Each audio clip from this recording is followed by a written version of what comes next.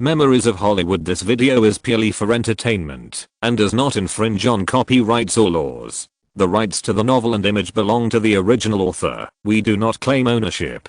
Don't like waiting and want to listen to this fanfic in full now? Subscribe to our Patreon, where you'll find the best fanfics. Chapter 76, Black and White. Even if you have never heard of Michael Jackson's songs or seen his photos, you definitely cannot have not heard of his name. Although we chat had not yet been born when he passed away, those young and old people who followed the trend could not turn their friend circles into mourning halls, just like mourning the lead singer of Linkin Park, and their grief over Michael Jackson's death soared from the mud to the sky like mushrooms after rain. But as the king of pop music, no matter which media selected the most influential celebrities in the world, he would not be excluded. You know, the record of winning awards he set was not tied by Taylor Swift until 10 years after his death. As for when it will be broken, Roland estimated that he would have to wait for another 30 years to see it. As for whether his influence will be surpassed by future generations, this question is just like the question asked by the King Deo lady to the reporter. Do you think you can surpass Mr. Jen? This era will not stop you from shining, but you can't cover anyone's glory. Because he was the pioneer of the world, and at a time like the *** movie, he was a filmmaker who created an era. We are just some younger generations who continue to move forward, and we dare not make any rash moves. Regardless of the lost childhood, the burning, the pedophilia incident, or the death threats, everything Michael Jackson suffered, and the reputation he lost, were all taken back after his death. Of course, the copyrights of Elvis, the Beatles, and his own songs, which are worth billions, eventually came into the hands of Sony, and just as they dreamed when they merged, Sony/ATV eventually became the world's largest music copyright company. Of course, even if Roland knows Michael Jackson's life experience like the back of his hand, it does not mean that he will be as surprised as when he met Francis Coppola when he heard this name, because for him, music is just a means for him to relax. He listens to songs, he likes singers like Taylor Swift, but he loves movies more. As for why he likes Taylor Swift instead of MJ, how many men have you seen who like to create male characters when playing games? Raising a daughter is much more comfortable than feeding a four-legged beast that eats money. Taylor Swift is beautiful and has a nice voice. Isn't it a very logical thing to like listening to her songs? Therefore, even if Francis and Scorsese clearly stated each other's identities, Roland only cursed in his heart because of his emotion and shock. After his emotions subsided, he returned to normal and asked the two bosses about the reason for the matter. However, in response to his inquiry, the people at the table, who were still chatting happily, suddenly fell silent, including Joe Pesci, Chris Columbus and others. All turned their eyes and cast their gazes to the center of the award stage, greeting the lucky person on the stage with a formulaic smile, and didn't want to participate in this topic at all. Compared to them, the big guys who brought up this matter also realized that the timing was not right. They didn't want to judge other people's privacy in such a public place. So, Scorsese and Francis, who felt that they had picked the wrong topic, looked at each other and directly reminded Roland with a very obscure word. They thought that a precocious child like Roland should be able to understand. Vitiligo. Let's put this matter aside for now. We will contact him and confirm it, and then tell you. Vitiligo? Vitiligo? When Roland heard this word, he suddenly understood. So, did they get together again? Even though the Jewish gang didn't say it clearly, Roland had already guessed which song Michael Jackson wanted to find a famous white child to record the MV for, except for the Black or White that talked about racial issues, set the highest record for music video ratings, and became the music video with the most simultaneous viewers in history. What other MVs must find a famous white child to record together? Yes, as a black man, Michael Jackson also spoke out for racial issues. However, unlike the Black Lives Matter movement and the racial celebration, when Mandela was released, Michael Jackson, although a black man, has always been deeply involved in racial issues and has been criticized by public opinion. As early as the late 1970s and early 1980s, Michael Jackson suffered from vitiligo due to his family's genetic history. At that time, he made headlines because of his black and white skin color in the photo of his idol Charlie Chaplin. In this era of information closure, the spectators believed the media's propaganda and thought that he was deliberately drifting and wanted to abandon the colored group. In this case, every skin grafting operation of Michael Jackson, who suffered the Pepsi burn incident in 1984, was described by the media as his struggle to become a white person. Faced with increasingly bad public opinion, MJ still firmly did charity. In 1985, he called 45 singers to a recording studio in Los Angeles to record One World, One Family co-written with Lionel Richie, and eventually raised $60 million in charity donations for Africa. In 1988, he became the largest donor to the United Negro College Fund. In 1989, he was awarded the highest humanitarian award for black radio in 1990. He donated all the $250,000 he earned from his performance at the Sammy Davis Jr. tribute event to the United Negro College Fund. But even so, people who were used to being guided by the news still labeled him a race traitor. Under such circumstances, MJ finally used his music to resist and created the song Black and White. Not only that, in Roland's memory, he also invited Macaulay Culkin, the original star of Home Alone, to star in the MV. In the independent opening prelude of the song, he inserted a picture of the other party blowing his father away with the super loud guitar. Of course, this brisk shot is just a prelude to attacking racial issues. All the shots in the MV were taken to fight back against racial discrimination. Not only that, in the 11-minute full version of the MV, there are more than 4 minutes of violent shots, smashing cars covered with racial slogans, and smashing glass windows with "Long Live the KKK" written on them. He used a solo dance without music, and exaggerated movements to vent his anger to the world. Yes, after a simple connection, Roland already understood why the other party wanted to find him.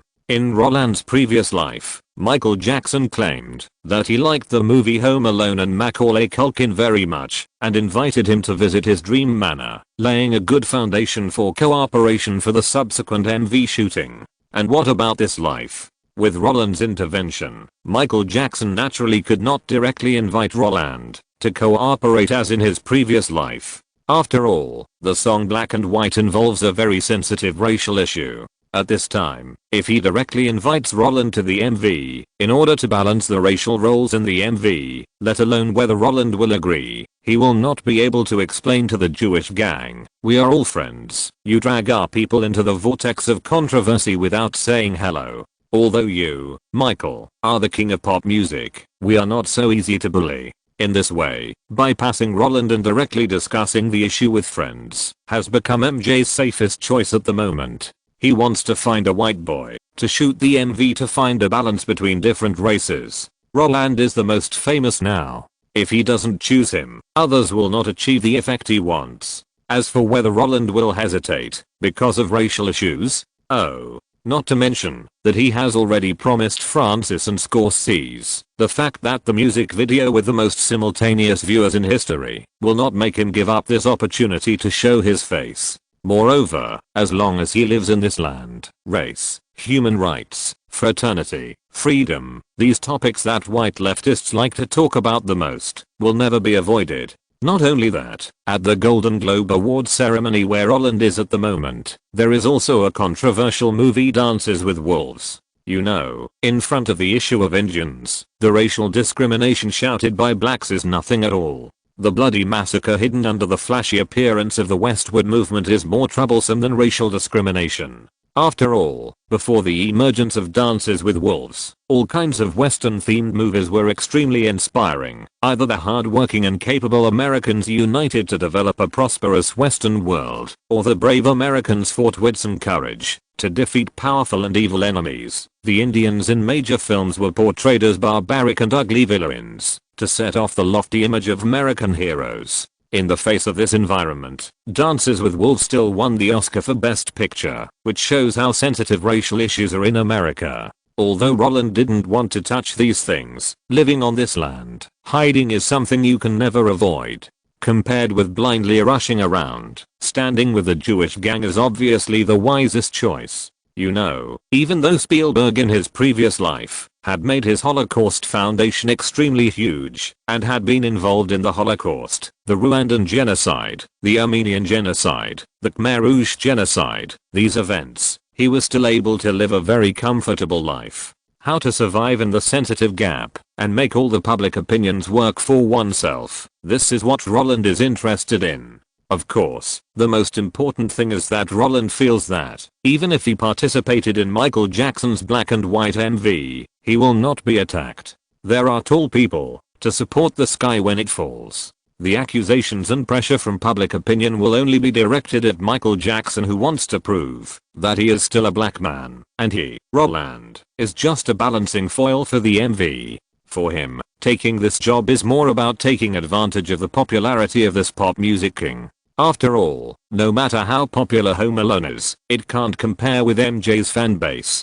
And once he shows something in the MV, then, forget it, he should just honestly take advantage of the popularity. What if one of his own crazy fans imitated the crazy fans of the trainees and jumped out to tell everyone that they taught MJ how to sing and dance? That would be a lot of fun. It's better not to have one hater against 10 fans, otherwise, the diss alone would be enough to make him suffer. Thinking of this, the surprise when he heard Michael Jackson's name, the caution when he guessed the MV project, the regret when he thought of the racial issue he agreed to Francis too quickly, all these mixed emotions disappeared. Although he wanted to continue chatting with those big guys, since the other party kept silent, Roland couldn't force it. After making a note of MJ's incident in his mind, Roland followed suit and turned his attention back to the podium. Since he didn't have a photographic memory, Roland had no idea whether there would be any upsets at this year's awards ceremony. That's why, when they stopped discussing and sat upright, every award was a new experience for Roland. After all, he had never participated in such a high-level event in his previous life. Once they were fully focused on cooperating with the organizers, the sense of immersion in the live ceremony was suddenly different. American jokes, lip singing, toasts, and celebrations. These things, Roland really wasn't interested.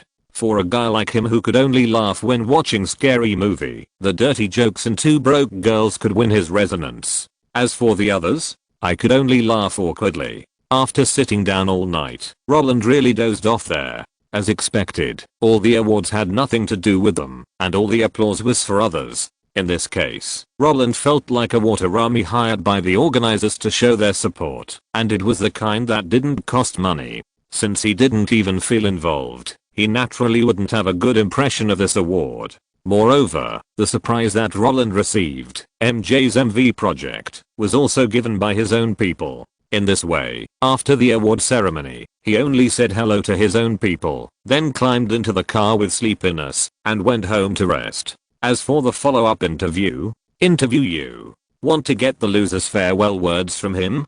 Go wherever it's cool. Don't you know that, if children stay up late for a long time, and don't rest on time, they are likely to stagnate in development? The Olson sisters are a typical example. The whole family is of good height, but the two of them who stayed up late for filming have become dwarfs. Since there is a precedent, Roland naturally doesn't want to become a second-class disabled person of about 1.6 meters. When he returned home, the lights next door were all off. Looking at the familiar porch, Roland yawned, got into the house, and rolled onto the bed. Perhaps knowing that Roland was too tired yesterday, but more like hoping that he could sleep a little longer. When Roland woke up naturally, he slapped up the bedside alarm clock and stared at the electronic time on it. The unusually clear 1:30 p.m. made him jump out of bed. Fuck. It's over. It's over. It's over. I'm going to see my brain. James said before that we would meet at Sony Studios on the 20th. It's already afternoon now. Isn't he going to skin me alive? Note, Black or White is a song that criticizes racial issues. Since there are shots of MJ venting in the MV, there are two versions. One is the normal version, where the song ends and the MV ends, and the other is the Black Panther version, which includes a 4-minute a cappella solo. In reality, after the hit movie Home Alone, Macaulay Culkin was invited by Michael Jackson to visit Neverland Ranch. The two had a very good relationship. Not only that, Macaulay is also the godfather of MJ's daughter Paris. After Paris attempted suicide in 2013, Macaulay was basically the one who took care of her. The media often took pictures of them together. As mentioned before, Spielberg has a Holocaust Foundation that specializes in collecting information on various massacres in human history. However, according to the currently published information, as of 2015, the entire foundation does not involve the issue of the Indian massacre. Chapter 77, Abandoning Friends in the Jewish Gang. You're finally here. When Roland hurriedly arrived at Sony Studios before 2:30 and entered the crew with a guilty look on his face, the first thing he saw was Cameron, who was leaning on the director's chair with his legs crossed and yawning. Just when Roland thought that the other party would tear off his shirt and turn into a tyrant in the next second and twist his neck with a slap, like he did to Leon, Cameron, who turned the brim of his hat upside down, waved his hand, and said in a tired tone, "Go put on makeup, the next 3 hours are all your shooting time. HMM. The sudden words made Roland, who was ready to die, stunned on the spot. You know, on the way here, Roland had even imagined 1,000 ways to die. Asking for leave from Cameron's crew, and not returning on time. If Cameron, who was already unhappy, didn't catch him, and fuck him to death, he would be unworthy of the nickname of Tyrant. However, just when Roland had chosen his final resting place, and prayed that the other party would leave him an intact body, what he faced was not a volcanic eruption, but a calm tone, a calm expression. Such appearances directly gave him an illusion. Could it be that this truck driver took the wrong medicine again? No, even if he took the wrong medicine, he wouldn't be as outrageous as he is now. This guy in front of him, is he not a Skrull pretending to be one? The real truck driver, is he not already in heaven? Just when Roland expressed his doubts about the truck driver's behavior and was lost in his imagination, Cameron, who was looking at him quietly, gradually showed an impatient look on his face. After waiting for a while, seeing that the little ghost in front of him was still analyzing him with an obscure look, the familiar anxious words came out of his mouth again. Henry, I asked you to put on makeup. Why are you staring at me? I haven't seen you for 2 days. You deserve to be scolded again, right? If you feel uncomfortable, let's sit down and have a good chat after the shooting. Now, don't waste my time. That's right. Although the sudden words were like thunder from the blue sky, Roland, who was in a daze, was shocked. But Roland was not angry, but relaxed a lot. As the saying goes, it is easy to change a country, but it is difficult to change one's nature. If a person's temper suddenly changes drastically, it is either stimulated by external things, or he is thinking about how to target you. No matter which situation it is, Roland doesn't want to face it. However, when he went into the dressing room despite Cameron's scolding, the huge shadow coming towards him directly hit him. When he looked up, Schwarzenegger, who had already removed his makeup and changed into casual clothes, was the first to laugh. Hey, isn't this Roland? You danced well last night. Looking at you, you must be too excited and can't get up this morning. But it doesn't matter, the time is just right. The shooting schedule in the afternoon is all yours. The slightly teasing words made Roland raise his eyebrows. Looking at the frivolous future governor, Roland bumped his old waist with his shoulder in annoyance and took the opportunity to ask, "Okay, Arnold, stop making fun of me here. Tell me, what's going on? I was late today, and James not only didn't scold me, but also asked me to come over to put on makeup and film in a calm tone. Isn't this a bit too weird?" When the puzzled questions appeared together with the sneaky look back, Schwarzenegger, who heard this, burst into laughter. He raised his hand and tapped Roland's shoulder a few times, then spread his legs, like the king of encircling a pillar, avoiding Roland's kidney attack. Not only that, he also took the initiative to close the door when he left the dressing room. However, although he playfully dealt with Roland's attack, he still helped Roland solve his doubts before leaving. James has a bad temper, but he is still a good person. When Robert T-1000 and I came here this morning, he told us not to wait for you and to shoot directly. We have all participated in various award ceremonies and know what state we will be in the next day after the ceremony. So even if you got up this morning, it was for you to rest. See that recliner? Have you seen us use this thing before? Yes, although Cameron often scolds people in the crew, it is also because he encountered shooting accidents and was emotionally excited. At other times outside of filming, he is still quite reasonable. Unlike Spielberg, who is a director, when he takes up the baton, and a businessman, when he puts it down, the difference in personality between the truck driver in and out of the film is quite obvious. He can rant about you in the previous second and chat with you about other things in the next second. In this case, how many women can get along with him? To say that he is schizophrenic is to flatter him. His strong desire for control is the best evaluation that suits him personally. But even such a guy knows how to care for others. Looking in the direction of Schwarzenegger's finger, the folded recline leaning against the side is the best proof. You can say that this is the same smell, or you can say that it is the care of the elders, or you can say that Cameron is responsible for his own movie and he doesn't want to see Roland in a very bad state appear in front of the camera. But this is more because he knows that no one likes to attend such a boring award ceremony. And understand that, after experiencing boring difficulties, Roland needs such a thing. Oh, don't use the argument that the Golden Globe Awards are not valuable enough to refute this point of view. Because even for the Oscars, few people really want to go. The big devil Cate Blanchett and the big mouth Julia Roberts went out for drinks during the Oscars. As the nominees for the Best Actress and the Best Supporting Actress, they can be so calm. It can be seen how helpless this kind of activity is for practitioners. After seeing the recliner, Roland, who felt that he had missed something, laughed immediately. Ignoring Schwarzenegger, who had already left, he put his hands in his pockets and his mouth curled up naturally. This is really a guy who is cold on the outside but warm on the inside. Although Cameron had divorced many times in his previous life, this does not prove that he is very difficult to get along with. On the contrary, it can prove that he has a strong personal charm. Apart from anything else, just this small move in front of him made Roland feel a little surprised. Although he understood that the composition of this recliner was actually very complicated. If it was another little actor, Cameron might have shaved off a layer of his scalp. But, putting aside the process and looking at the result, isn't he the one who benefited? In this case, why should he consider the difference in treatment and mental journey?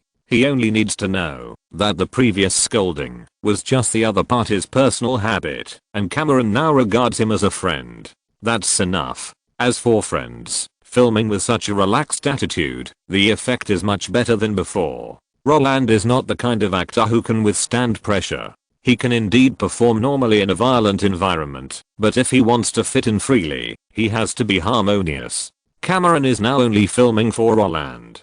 When most of the crew members have left, the two of them will communicate with each other without respect. Cameron scolded, and Roland immediately retorted. When various ideas from different souls are intertwined, filming becomes very simple. Like what, Roland? Just pretend that you took the family's money, went out to play games, and then were discovered by your parents. You desperately wanted to escape. When you turned your head to look around, the tension on your face should suddenly burst out, and don't be like a fool, with your mind half broken. Roland directly refuted Cameron's arrangement. Hey, James, first of all, T-1000 is not John's parent, and secondly, John in the script ran away because he was worried about being caught for stealing money. When facing the police, shouldn't he leave the scene calmly first, and then escape from the other party's sight, and then are you running for your life? If you cause a commotion from the beginning, you will definitely be discovered.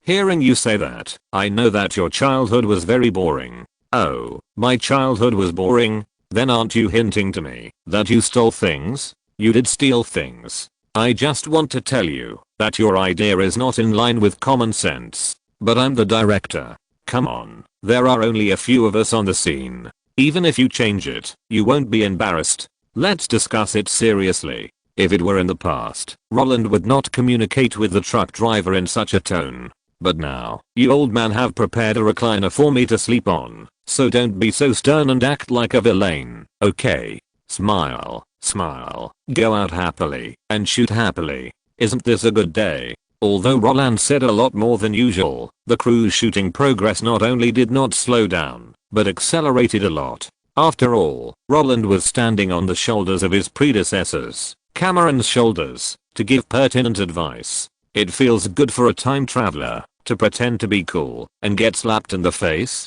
It doesn't exist. Okay. For Roland, nothing could be more satisfying than teaching Cameron how to shoot Terminator. Aren't you Cameron just a movie maker? You know shit about the Terminator. Funny, in a state of friendly communication, the whole crew shot until after 9 o'clock in the evening. Roland not only finished his work for the day, but also finished more than half of the subsequent shots in the studio. To put it bluntly, at most one day later, all his scenes in the crew of Terminator 2 will be completed. After that, whether he continues to shoot with Cameron or turns to Spielberg's crew, it all depends on his own preference. Anyway, he is now a crab, and no one in the entire Sony studio can stop him. Maybe it's because it's near the end, or maybe it's because Cameron is no longer out of reach. So when the crew members went back to their homes, and their mothers, Roland, who had been arguing with the other party for an afternoon, invited him to dinner, Cameron, who didn't want to go home, glared at the guy first, and then readily agreed to his proposal. The two didn't think about running somewhere else, and directly found a restaurant near the studio. Of course, Roland is not the kind of little girl who is in love. It is impossible for her to chat with the other party. I always thought you scolded me because you were annoying me, but I didn't expect that you actually care about me. I discovered your little secret. Your heart is so soft. Oh, James, you are cold on the outside but warm on the inside. You are really manly, and other contents that tend to develop towards Mary Sue. Although he really thinks Cameron's brain is quite interesting now, but it is better to leave the work of peeking into the inner world to Cameron's woman. Compared with people, in order to prove that he is still straight, Roland can only choose everything about movies in the other person's mind. And when it comes to movies, both sides have a lot of topics to talk about. Cameron first asked Roland about what happened last night. After learning that he had teased all the big names at the Golden Globe Awards ceremony, this guy who had never been nominated for a Golden Globe immediately slammed the table. Oh, Roland, you are really luckier than me. When I got into the industry, it was really troublesome. No one valued me. They didn't allow me to participate in post-production. If I hadn't pried open the door of the studio, then my first movie would definitely not belong to me. Roland knew what Cameron was talking about. Prying open the door of the studio to edit the movie. Didn't it happen to Cameron? Cameron just entered the industry when he was in the post-production of Piranha 2. But Roland thinks that the producers did the right thing at that time. You, old man, have made the piranhas grow wings and become flying fighters. You want to fly up to the sky and stand shoulder to shoulder with the sun. In this case, the producers are very kind not to kill you. However, the attitude of those people also inspired my determination to be a director who controls the overall situation. It is because of their obstruction that there will be the later Terminator and the current sequel. Compared with your experience, I think I'm really unlucky. Listening to Cameron talking about the past in a nostalgic tone, Roland, who was sitting opposite and listening, sighed in his heart. The Terminator series is really the success and failure of Cameron. The liquid metal robot T-1000 is really the product of inspiration. After that, regardless of the 3 sequels of Terminator 3, 4, and 5, or the orthodox sequel of Terminator 2, Dark Fate, or the destroyed Skynet or the Legion in the new universe, the sequels have been proving the greatness of Terminator 2, because the governor is still the governor, and the villain can't escape the liquid metal incident, no matter how he changes.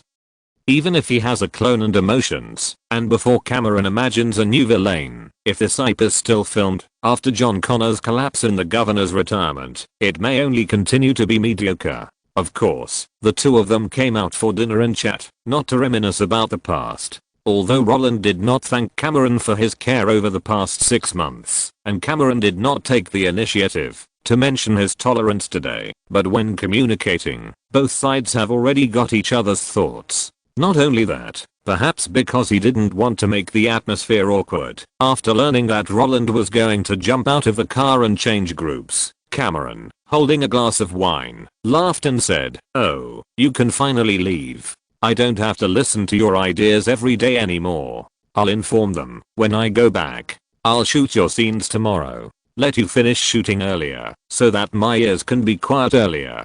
"Oh, James, do you want to do this?" Hearing Cameron's words, Roland laughed helplessly. He asked unconsciously, "Am I really that noisy in your eyes?" "Of course, you are the most annoying little boy I have ever seen."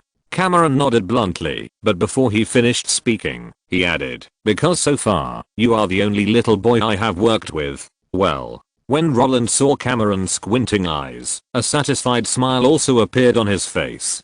Cameron, who can joke with him? This is the first time he has seen it. Although the filming of Terminator 2 is about to end, isn't the relationship between the two parties a new beginning? In order to quickly send Roland, the 100,000 Ys, away, and of course, to allow Roland to join the Hook crew as soon as possible, the last 2 days of filming were all centered around Roland. As a result, Roland, who had wanted to stay in the crew until the official start of Hook, encountered a very embarrassing situation. Terminator 2 had finished filming, and Hook would not start filming for more than a month. At this time, even if he pestered Cameron, he would not learn much, because the studio scenes were originally reshoots of the shots that he was not satisfied with before, and if he left, he had no plans, and seemed to have nowhere to go, except staying at home. So, he was bored, and set his eyes on his new friend Cameron's Dark Spider-Man script. He wanted to see how awesome this script, which he had never seen in his previous life, was.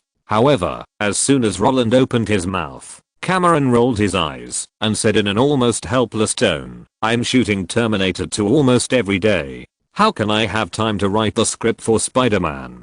Draw the storyboards for Spider-Man? You have the time to ask me for something. Why not draw one yourself at home? Don't worry, if you write it well, I will definitely adopt it. When the time comes, I will sign you as the first screenwriter. Won't you be more successful?" Well, Roland wants to see the brain hole of the Dark Spider-Man. You ask him to copy a trilogy based on the version of the previous life. Copy Homecoming, Far From Home, and Homeless. That's meaningless.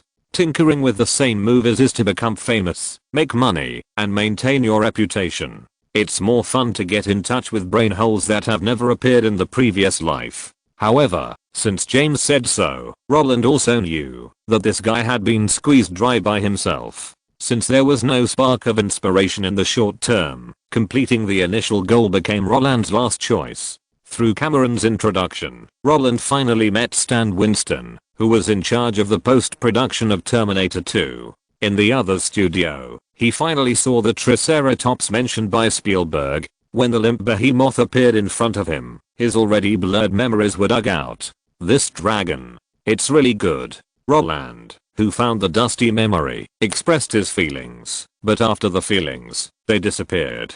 Getting involved in the Jurassic Park project was something he had never thought of. You know, even James Cameron couldn't work in Spielberg's project, so how could he, Roland, influence this project? It was already good to be able to see the genius ideas of these great directors before most people. As for the others, Roland felt that with Cameron's promise, his chances of influencing Spider-Man were much greater than those of Jurassic Park. Of course, if Cameron is still unable to come up with a Dark Spider-Man like in his previous life, then Roland is not going to leave this hype to Sony. Because Roland has long discovered that the Spider-Man series may be the best movie that can perfectly fit his growth. Note, at the 86th Academy Awards, the Actress of the Year, Cate Blanchett, Blue Jasmine, and the Best Supporting Actress nominee of the year, Julia Roberts, August, Osage County, left the ceremony for a while after the award ceremony and went drinking together, and did not come back until the award ceremony for the Best Actress.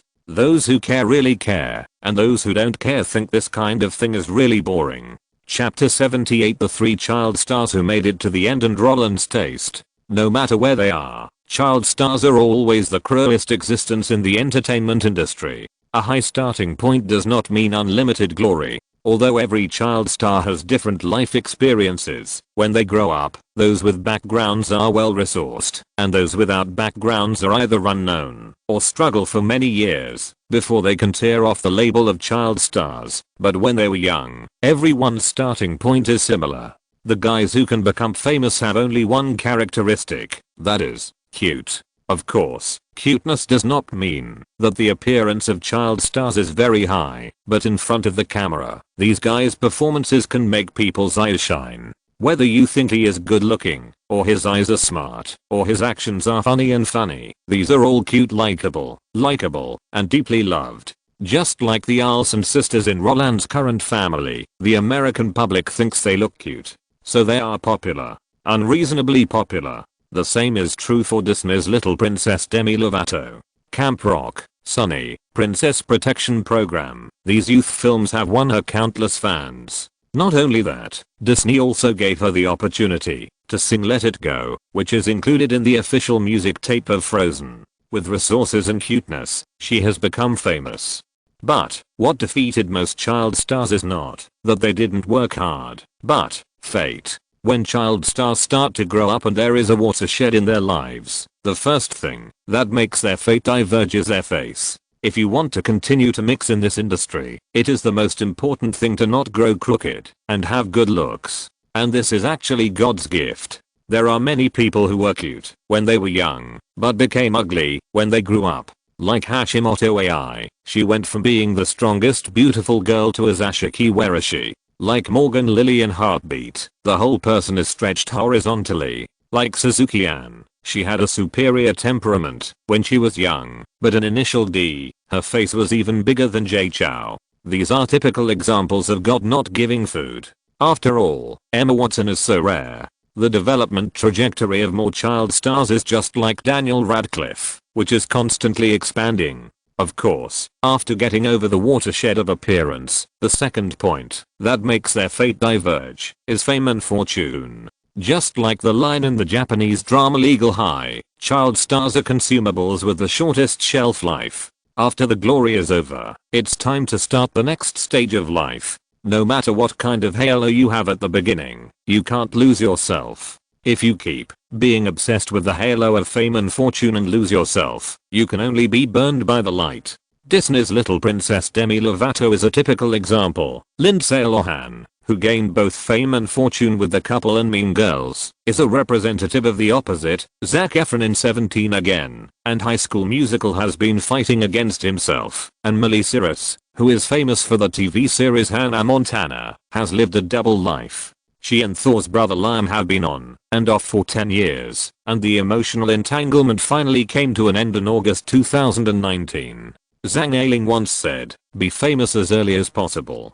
But how many people can walk the path of becoming famous early? The first two watersheds alone can eliminate more than 99% of the guys. And even if some people are not ugly and are praised as gods, they can face fame and fortune with a normal heart. Even if they have resources to protect themselves, there is no one who can finally climb to the top, who can make 20 million for a single film and win an Oscar, and who can win both commercial awards. The closest one is Jodie Foster, who was nominated for the Best Supporting Actress Oscar for Taxi Driver at the age of 14, and won 2 Best Actress trophies in 3 years for The Silence of the Lambs in 1991 and Anna and the King with Chow Yun-fat in 1999, and even took away 15 million yuan in salary. Next is Natalie Portman, who made her debut in Lion, the Professional. Of course, if Leo, who acted in TV series at the age of 5 and started shooting commercials crazily at the age of 14, is considered a child star, then he is the only one who can rise to the altar from a child star. When you look through their resumes, you will be surprised to find that Jodie Foster is actually a member of the Jewish gang. Martin Scorsese is her mentor. Natalie Portman has a good mother who can help her daughter get eat, and Everyone Says I Love You projects that are completely controlled by the Jewish gang after Lion, the Professional, and successfully let her daughter walk in front of Lucas and Leo. Even more so, Rob the Tyrant and the Jewish gang. Not only that, what can completely get rid of their child star status is either a hit movie or a word-of-mouth monster. The Silence of the Lambs, Star Wars prequel trilogy, Titanic. These child star transformation works are all special projects that rank among the top in film history, and their existence is even rarer than SSR. Without the blessing of the luck of these projects, most child stars will face the embarrassing situation of repeating their own ways and gradually losing the audience's favor like the Olsen sisters. Even Shirley Temple is not immune to this. Even though she has long been hailed as a legend, she had no choice but to withdraw from the circle after missing out on The Wizard of Oz. So, how to transition from a child to an adult is the problem that Roland needs to face after filming Home Alone and Terminator 2. This is more important than playing a cameo role in Hook, the sequel to Home Alone 2, or the casual mentions of Francis Coppola and Martin Scorsese, of course, provided that he doesn't grow ugly. Of course, if Cameron still scolded him after he was late, he would definitely not think about these things. Now, isn't the little Spider-Man who grew up from a high school student to a superhero the most suitable type for him? As the #1 brother of Marvel, his personal publication was published 30 years later than Superman and Batman, but his total sales, before Roland's time travel, had reached the 3rd place in the history of American comics. Not only that, it was also the guy with the highest peripheral sales in the history of American comics. In the 2018 World IP Value Rankings, Spider-Man surpassed the Marvel Cinematic Universe and ranked 8th. The only comic character above him was the Old Man. Many people like him because they can see themselves in him. Not only that, he is still the center of the commemorative badge of Marvel's 75th anniversary. With such an IP, why does he need to find the Silence of the Lambs? He is already 11 years old, only 5 years away from the age in the comics. As long as Cameron continues to work on True Lies with Schwarzenegger after the release of Terminator 2, the role of Spider-Man controlled by the truck driver will not fall to someone else. As for getting on the big ship before Leo, don't be ridiculous. The gap between him and the character of Jack in the script is too big. As a movie that started shooting in 1995, The Big Ship can't wait for Roland to grow up, and Roland will not use his 15-year-old age to destroy the classic. Since there are better and more suitable projects for him, Roland, who can quarrel with Cameron, has no need to think about other things. Just keep the Spider-Man hype that Cameron is holding tightly in front of you, and the other things can be discussed in 5 years. As for 5 years being too long, which Hollywood boss doesn't have a bunch of plans in his hands, and then slowly shoots movies? Seeing a good project, you should take it and hold it in your hands. This is a rule on the road to success in Hollywood. In this situation, Roland, who was bored and had nothing to do, prepared to write the script while practicing storyboard painting, while waiting for the official start of Captain Hook. When he got the scripts and storyboard drafts of Terminator and Terminator 2 from the truck driver, contacted Chris Columbus, asked him for a copy of the preparatory materials for Home Alone and Gremlins, and called Spielberg, who he met in Hawaii before, to ask him to borrow the scripts and storyboards of Indiana Jones 1, 2, and 3. James' scream was enough to pierce the sky when facing the script that was as high as a mountain.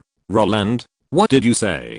Cameron asked you to write a script and draw a storyboard? Looking at the guy making a fuss, Roland, who was learning from his predecessor's experience, felt a little pain in his head. Oh, I told you, I was just bored and studying at home. Although James did say that, but wasn't that just a joke between friends? How could the script I wrote be as good as his? Besides, I haven't figured out the time allocation for the 5 major elements of a commercial script. There are requirements for the time allocation for the beginning, conflict resolution, secondary conflict, and final ending.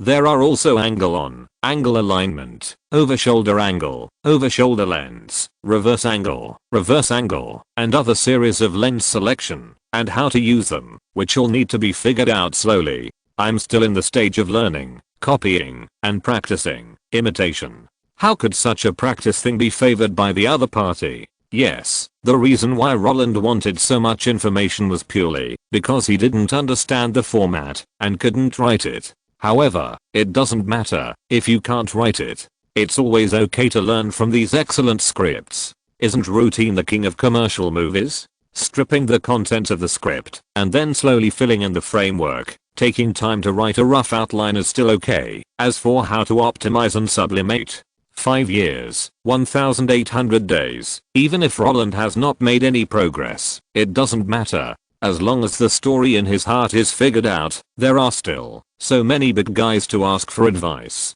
Because of this, Roland will use this method to spend time at home calmly with the manuscript of the big guy. It would be best if he could learn by himself. Even if he can't become a talent, it doesn't matter if he has 6 orifices and 1 orifice. Anyway, he knows the guys who have all 7 orifices. If he goes over and procrastinates, there will always be results. However, for James, the little fat man, Roland's calmness is simply a sure thing. I didn't expect that even you, a guy with thick eyebrows and big eyes, would change your career. While thinking so, he also looked at Roland with a look that normal men would understand. Is filming too tiring? Are you planning to switch careers and become a screenwriter and director? Do you think directors have more power and can interact with many beautiful actresses? HMM. After hearing what the fat boy said, Roland, who was still thinking about how to make up a story, suddenly frowned. What's in your head?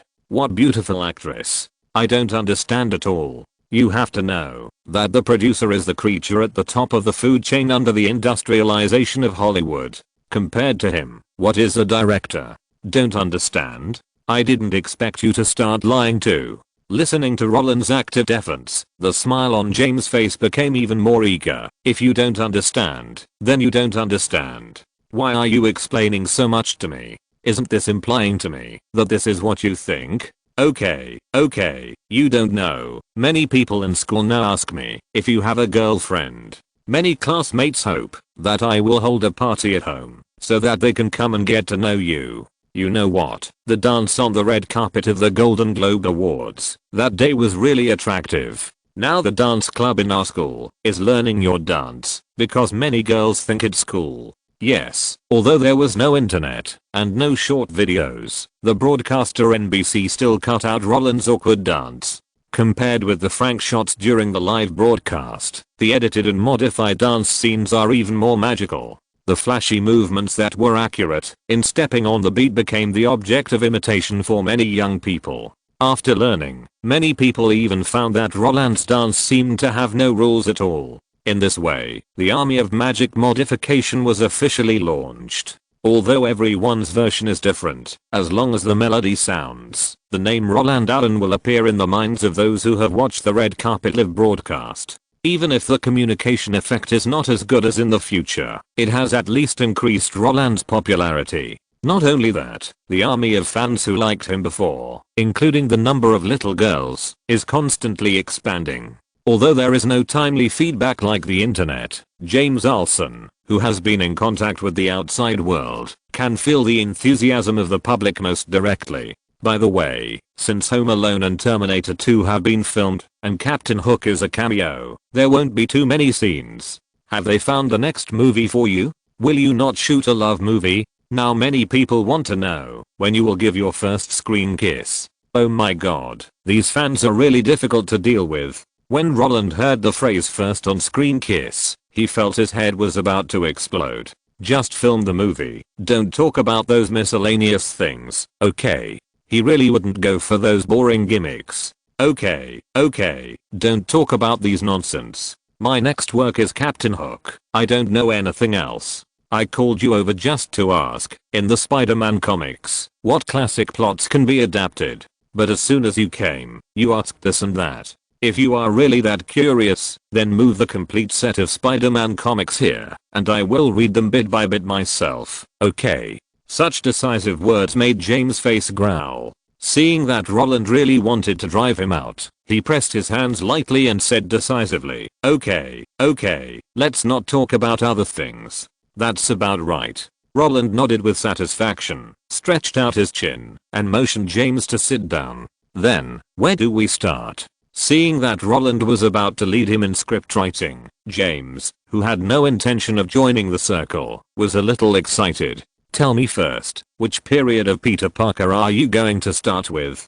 Peter Parker in the main world of the comics was bitten by a spider when he was 16 years old. Of course, I know that settings are like toilet paper to you and can be torn off at any time. So, you have to tell me, in the story you conceived, how old is this Peter? I have to find a plot for you according to age. Roland called James over, just to use this guy as a tablet. In the era without internet search engines, this kind of human computer that has read comics played a decisive role in the construction of the script. After all, if you don't read the original adaptation, isn't that just making it up? This kind of behavior, you have to apologize. Facing James, who has already entered the state, Roland suddenly blew his nose and said very frankly, "Let's talk about Mary Jane first. Who do you think is the most suitable to play Mary Jane 5 years later?" What? James, who was flipping through a book and trying to help Roland solve his doubts, felt bad after hearing these words.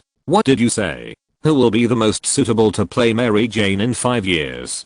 James raised his head again after lowering it. Staring at his friend in front of him with burning eyes, James firmly believed that the guy in front of him was only 11 years old. 11 plus 5. Roland, you are exposed. Although the blind monk finally found the highlight, it does not mean that James will mess it up. Besides, he is very interested in screen couples. However, before he could get excited, after thinking for half a second, he gave up. "Roland, I don't know how to read tarot cards. How can I know which guys will be beautiful in 5 years?" "That's right." Roland nodded in agreement. There are many beautiful female stars born in the 1980s, and there are also many who are about the same age as Roland, such as Jessica Alba, Kirsten Dunst, Eva Green, Anne Hathaway, Natalie Portman, etc. But the problem is that James doesn't know them. This is a bit disappointing. However, even if they can't think of any suitable female stars for the time being, this can't discourage their creative enthusiasm. When two guys with the same smell know each other's preferences, then the script creation becomes a seminar for female stars.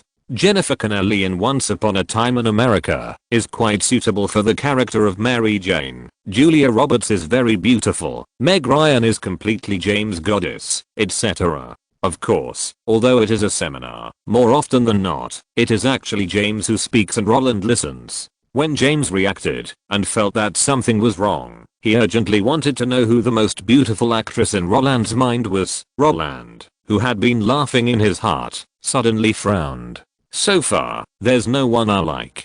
"Okay, stop pretending in front of me. We are brothers. I won't sell your privacy." "Really? I said I think Elizabeth is beautiful. Do you believe it?" "Oh, God, can't you be serious? If you don't want to mention a name, you can just say a style. Look, I've told you so much, but you don't have any sharing spirit at all." Okay, style. Then it's like Marilyn." "Marilyn?" "Yes, Marilyn Monroe." When James heard the name, he immediately scratched his head and thought hard, because in his memory, there seems to be no golden age actress like Marilyn Monroe in Hollywood now. However, just when he thought that Roland might be fooling him, his friend's calm face made him feel that something was wrong. "Roland, can you give me some hints? For example, what movies has she acted in?" Facing James, who was so entangled, Roland sighed with a wry smile. "If I say that, if nothing unexpected happens, she will act in Home Alone 3, do you believe it?"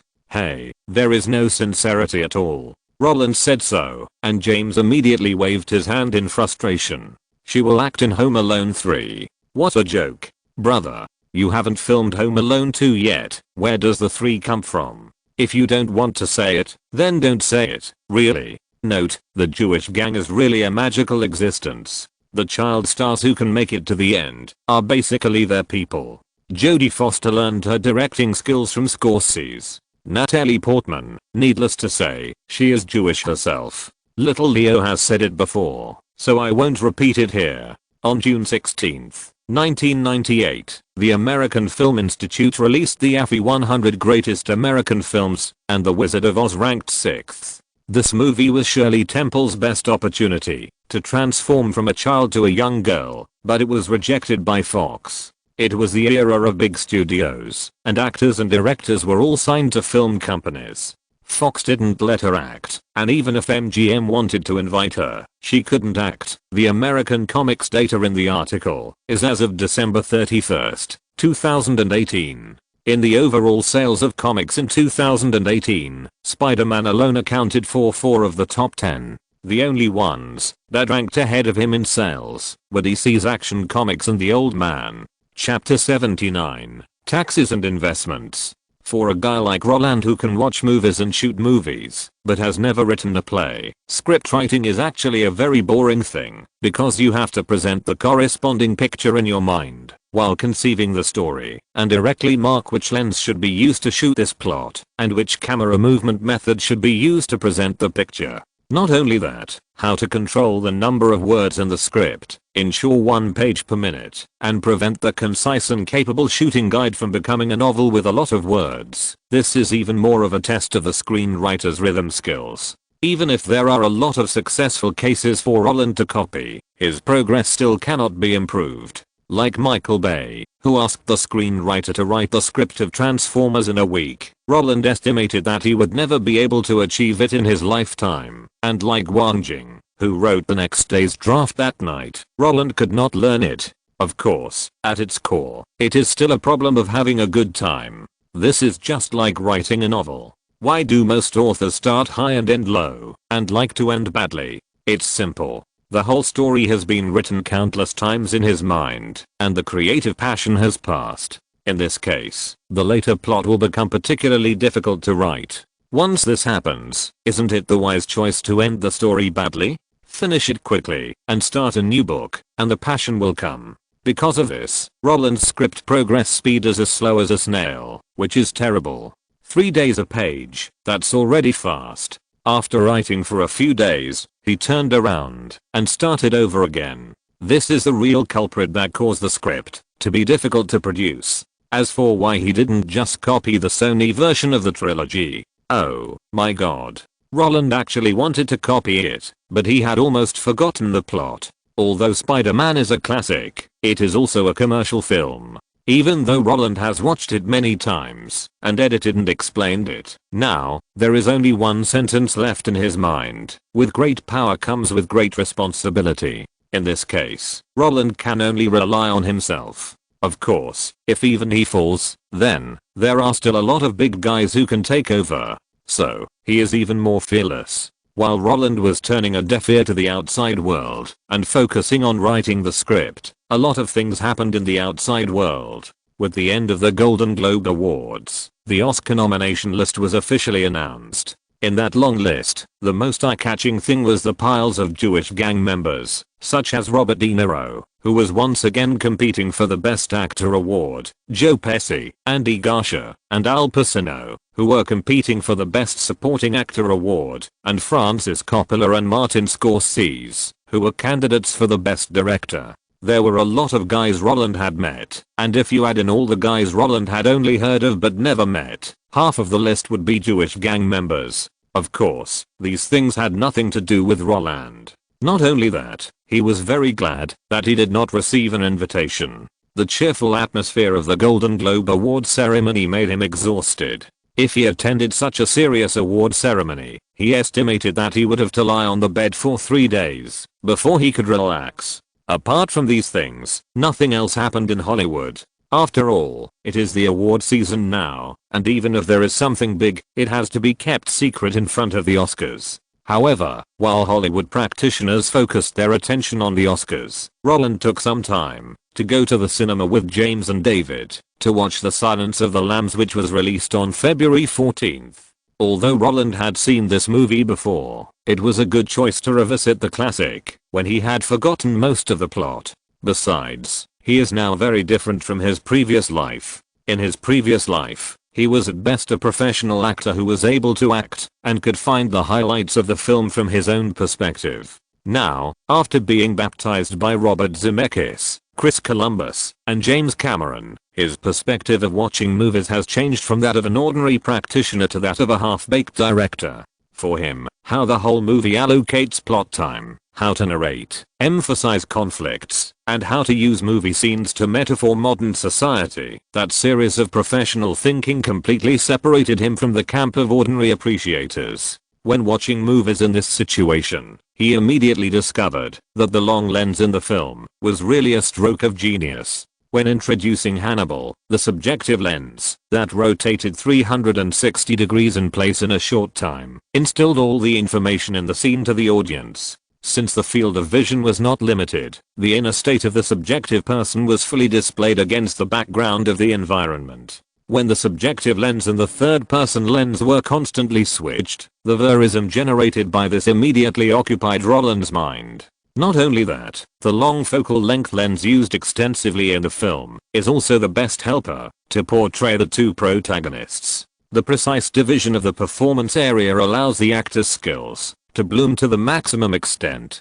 The sense of ease of accurate control makes Roland's scalp numb, and he finally understood why the distributor of The Silence of the Lambs suppressed this movie and did not allow it to be released in 1990. If The Silence of the Lambs and Dances with Wolves were released in the same year, it would be difficult to estimate who would win the Oscar for Best Picture in 1991. However, compared with Roland, who was very happy to watch it, James was not very interested in this kind of thriller. After the film ended, when the subtitles appeared, he had already stood up and wanted to leave. Roland had no good solution for his behavior.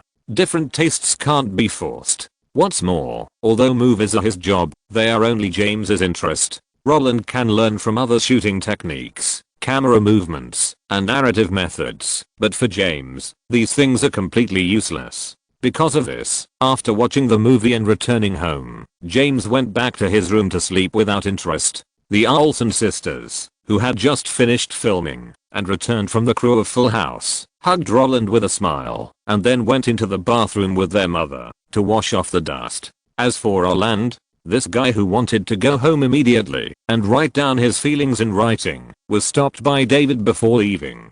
Not only that, he was dragged into the study by the other party to discuss a very serious matter. The tax filing period has come. You have to file your taxes for the large amount of money you earned last year and the income that will be visible in the future. We have to give an explanation. My personal suggestion is to set up a company. File taxes? Roland's face suddenly grew long after hearing this word. They just discussed this matter more than 2 months ago, but they didn't expect that 2 months later, they had to solve this matter. In order to legally avoid taxes, it is a very common method for the American people to set up a company. If Roland's income is collected in the name of the company and his personal expenses are used as company expenses, it would be too easy to make the account a loss. However, the corporate tax in America is actually very heavy. If he walks on the edge of the law, it will definitely affect Roland's public image if it is exposed.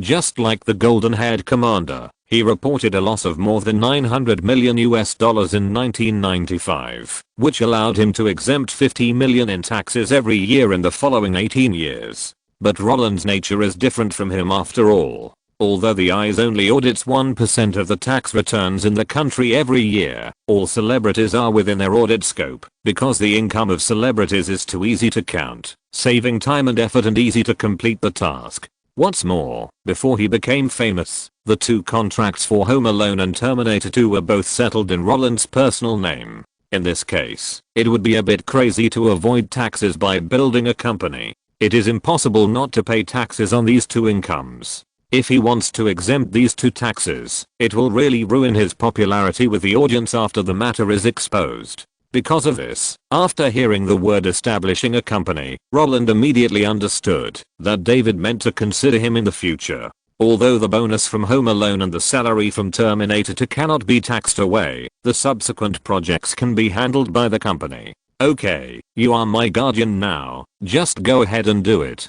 Even though Roland has only been with David for more than 2 years, including the time loop, he has completely trusted him. This is not only because he is his guardian, but also because David doesn't care about his small money. Unlike those Hollywood stars who trust their accountants and agents and are deceived into financial crises, Roland believes that David can help him handle it all. What's more, David is a businessman and has many accountants under him who all have rich experience in tax avoidance. Let the right people do the right things. This is Roland's principle of doing things. However, just when Roland wanted to throw the burden to the other party, David didn't think of letting him go. Roland, I know Spider-Man is very important to you, but don't worry, isn't money more important than the project 5 years later? It doesn't really make any difference whether you finish the script 1 day earlier or 1 day later, right? In that case, why don't we talk about what to do after the company is established, or what kind of company you need?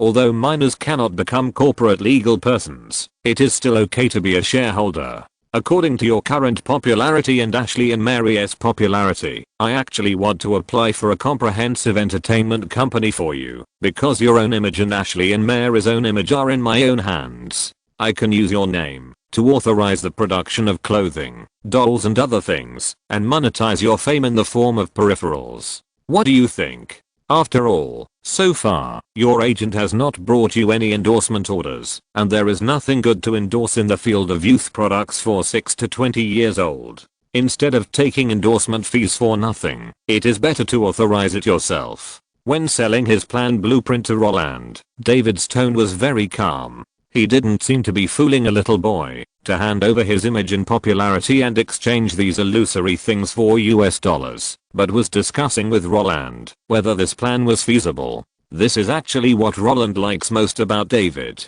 From beginning to end, he treats family members equally and does not impose his wishes on others because of age. But, for Roland, isn't the plan David mentioned the predecessor of the double star group that the Olson sisters were dealing with in their previous life? The reason why the Olson sisters became the most successful child star sisters in American history only refers to making money is because they actually exchanged their popularity for money. Because of David's persistence, when he first entered the industry, their personal image, name authorization and other copyrights are all in their hands, which also allows them to use their own images to package a series of products such as movies, television, records, photo albums, clothing, dolls, jewelry, cosmetics, etc. After all, authorizing others and selling by yourself are two different concepts. And only David, who was born as a businessman, can resist the temptation. If it were Macaulay's father, he would have sold his son to the bottom. After all, for them, doing it themselves, there is no capital at all. But the problem is that, even if the Olson sisters double star group developed well in their previous lives, Roland was not interested. You use my image to produce boys' children's clothing for sale. There is no problem at all. We are all family members. Roland can even authorize these things to the Olson sisters for $1, and even the share can be discussed, but if he is asked to participate in the shares, then there is no discussion. With this spare money and time, wouldn't it be better for him to invest in Mohammed? Wouldn't it be nice for him to sponsor him? Even if Mohammed is not short of money now, and the big hands of him don't need sponsorship, he won't go into the real economy. Opening an investment company to hold stocks for a long time is much less troublesome than doing business. You know, in America, there are only 3 reasonable tax avoidance methods commonly used by the rich. In addition to offshore companies and charitable donations, the remaining one is long-term holding of stocks. After all, according to American law, if you hold stocks for more than 1 year and don't cash out, no tax will be levied on the investment principal and profits. If you cash out, the middle and low income people are completely tax-free, and the tax rate for the top rich will not exceed 20%. Compared with the highest personal income tax of 43.4%, it has been more than doubled. When Roland told David about his idea, the middle-aged man seemed to be well prepared. Not only did he not refute Roland's idea, he continued to sell his theory of making money by selling goods to Roland. Instead, he looked at the kid in front of him with interest and said with a smile, "So, which company's stock do you want to buy? Let me guess, those technology companies, right? Apple, Microsoft, HP, Cisco, or IBM?" David remembered Roland's previous move to want a computer clearly. Since the kid is not going to do programming now, isn't investing in technology companies the most obvious choice? However, David's words made Roland laugh in his heart. It's February 1991 now. Isn't it crazy to buy technology stocks in this era? Apple before the gang leader returned had no value, and Microsoft made too little money. There will be an internet bubble in 9 years, and it's boring to get in now. What's more, with the movie in front of him, Roland has no time to manage his assets. In this case, wouldn't it be enough to find someone who can manage assets? Apple, Microsoft, HP, Cisco, IBM. He didn't want any of these. What he wanted was to save time and effort. How much money will I have left after paying taxes? Before answering the question, Roland wanted to know his principal. The entertainment industry has a very high tax rate, about 40%. Since he was talking to Roland about this, David naturally couldn't be unaware of Roland's wealth. Fox has only paid $3 million in box office bonuses so far. Add your previous salary for Home Alone and your salary for Terminator 2 after your agent's cut. Your after-tax income is about $1.8 million. Of course, this doesn't include other projects and local taxes. With those small projects added up, your safe income is about $1.5 million. Damn. This ice is really cruel. It took half of it in one bite. Although Roland had some complaints about such high taxes, he couldn't default on taxes like Wesley Snipes and Nicolas Cage. Not to mention that, even if it was $1.5 million, it would be enough. Okay, $1.5 million is $1.5 million. Help me register a company, and then we will buy Berkshire Hathaway stock. Its price per share should not be more than 10,000, right? $1.5 million can buy nearly 200 shares, so let's just buy it. Roland's brain is not a computer. He can't remember the content of the movies he is most familiar with, so naturally he can't remember which stocks are the monster stocks. But it doesn't matter, right? When you can't remember, it's right to buy Buffett's company stocks. Compared with the guys who have risen nearly 1,000 times, Berkshire Hathaway's annual compound growth rate is the real thing. Even if you don't have time to care about it and become a shareholder, it doesn't matter. Money is enough. Besides, even if you want to make money, you can wait for the wind to blow and then change direction. Before the strong wind blows, no company can be more stable than Buffett. Note, the distributors of Dances with Wolves and The Silence of the Lambs are both Orion. Not only that, these two films were distributed by the distributors to win Oscars. When they got Dances with Wolves, Orion knew that this kind of racial film had an extremely high advantage in the Oscars, so they postponed the release of The Silence of the Lambs from the fall of 1990 to the beginning of 1991. Moreover, they firmly believed that The Silence of the Lambs would definitely win an Oscar, so when the company declared bankruptcy, they still took out $200,000 to submit the film to the Oscars. Unlike our post-tax pay, Hollywood pays all pre-tax, and the tax is paid by oneself, while the federal income tax rate is 7 levels, with the highest being 39.6.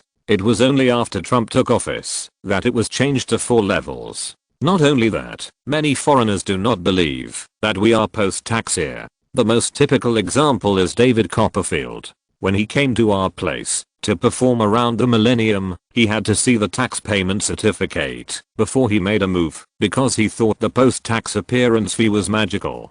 Setting up a company to avoid taxes is a very common thing in Hollywood. The most common thing is to invest in a company to avoid taxes. Generally, you can reduce 15 points, and the maximum can be reduced by 18 points. Of course, there are many people who make money from the company without making movies. The male lead of The Butterfly Effect is a typical example. Wesley Snipes, the male lead of Blade, was sentenced to 3 years in prison for concealing his income.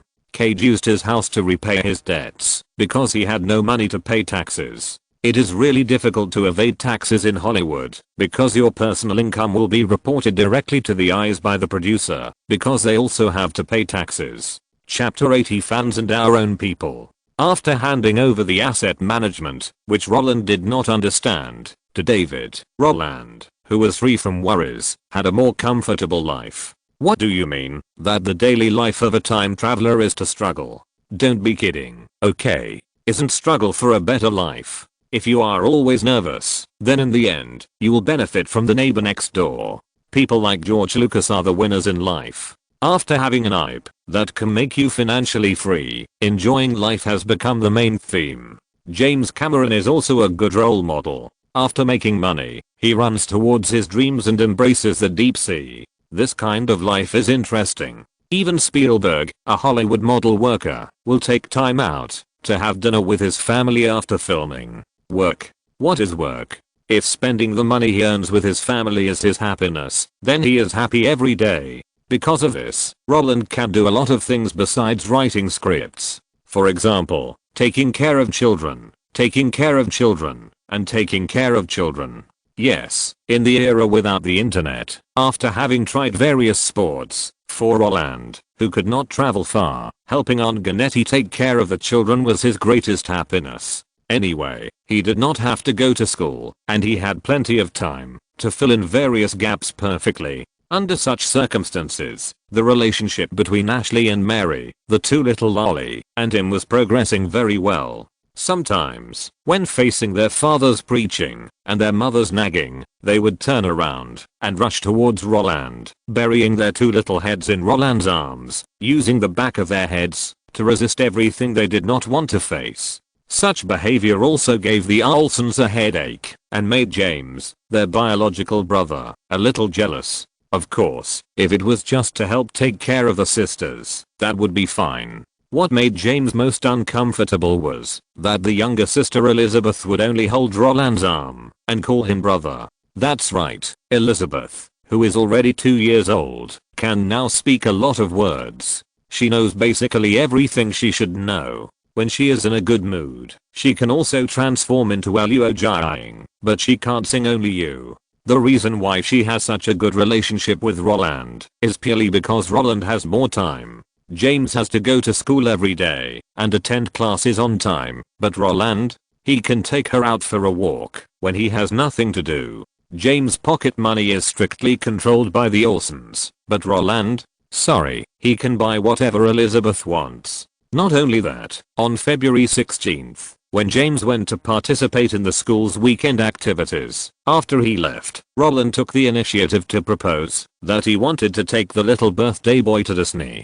So, James, who got on the school bus and participated in group activities, was gorgeously forgotten by his sister. Now, if you ask Elizabeth who James is, this little guy will definitely stare at you with big eyes full of confusion. If you ask who Roland is, she will definitely look around with her sparkling eyes, because she knows that this guy named Roland can bring her everything she wants, such as fluffy dolls, shiny clothes, sweet snacks, fancy toys. For her, Roland is even better than her parents. Because her parents can say yes or no, but Roland can only say okay. Why should children make choices? I want them all. Of course, while Roland dotes on his children, his every move is also clearly photographed by paparazzi. What about taking a walk, morning, with the three sisters in the early morning? What about the family going out shopping in the morning? What about Roland celebrating the birthday of his little sister at home? When these trivial matters about Roland's life turned into gossip and appeared on the street tabloids authorized by Lubianch, many of those who pay attention to entertainment news and like to talk about the lives of celebrities showed ant-like smiles.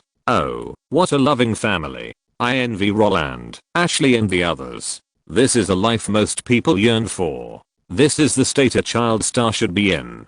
Compared with the vast majority of child stars who are deeply exploited and work hard, their lives are really like those of a child. Although child stars are a kind of fast-moving consumer goods, many fans even hope to see their favorite guys every day. However, with the progress of the times, the behind the scenes of the birth of child stars is also everything that many people want to peek into. They hope that the children they like can grow up healthily, just like the cloud-sucking cats in the future.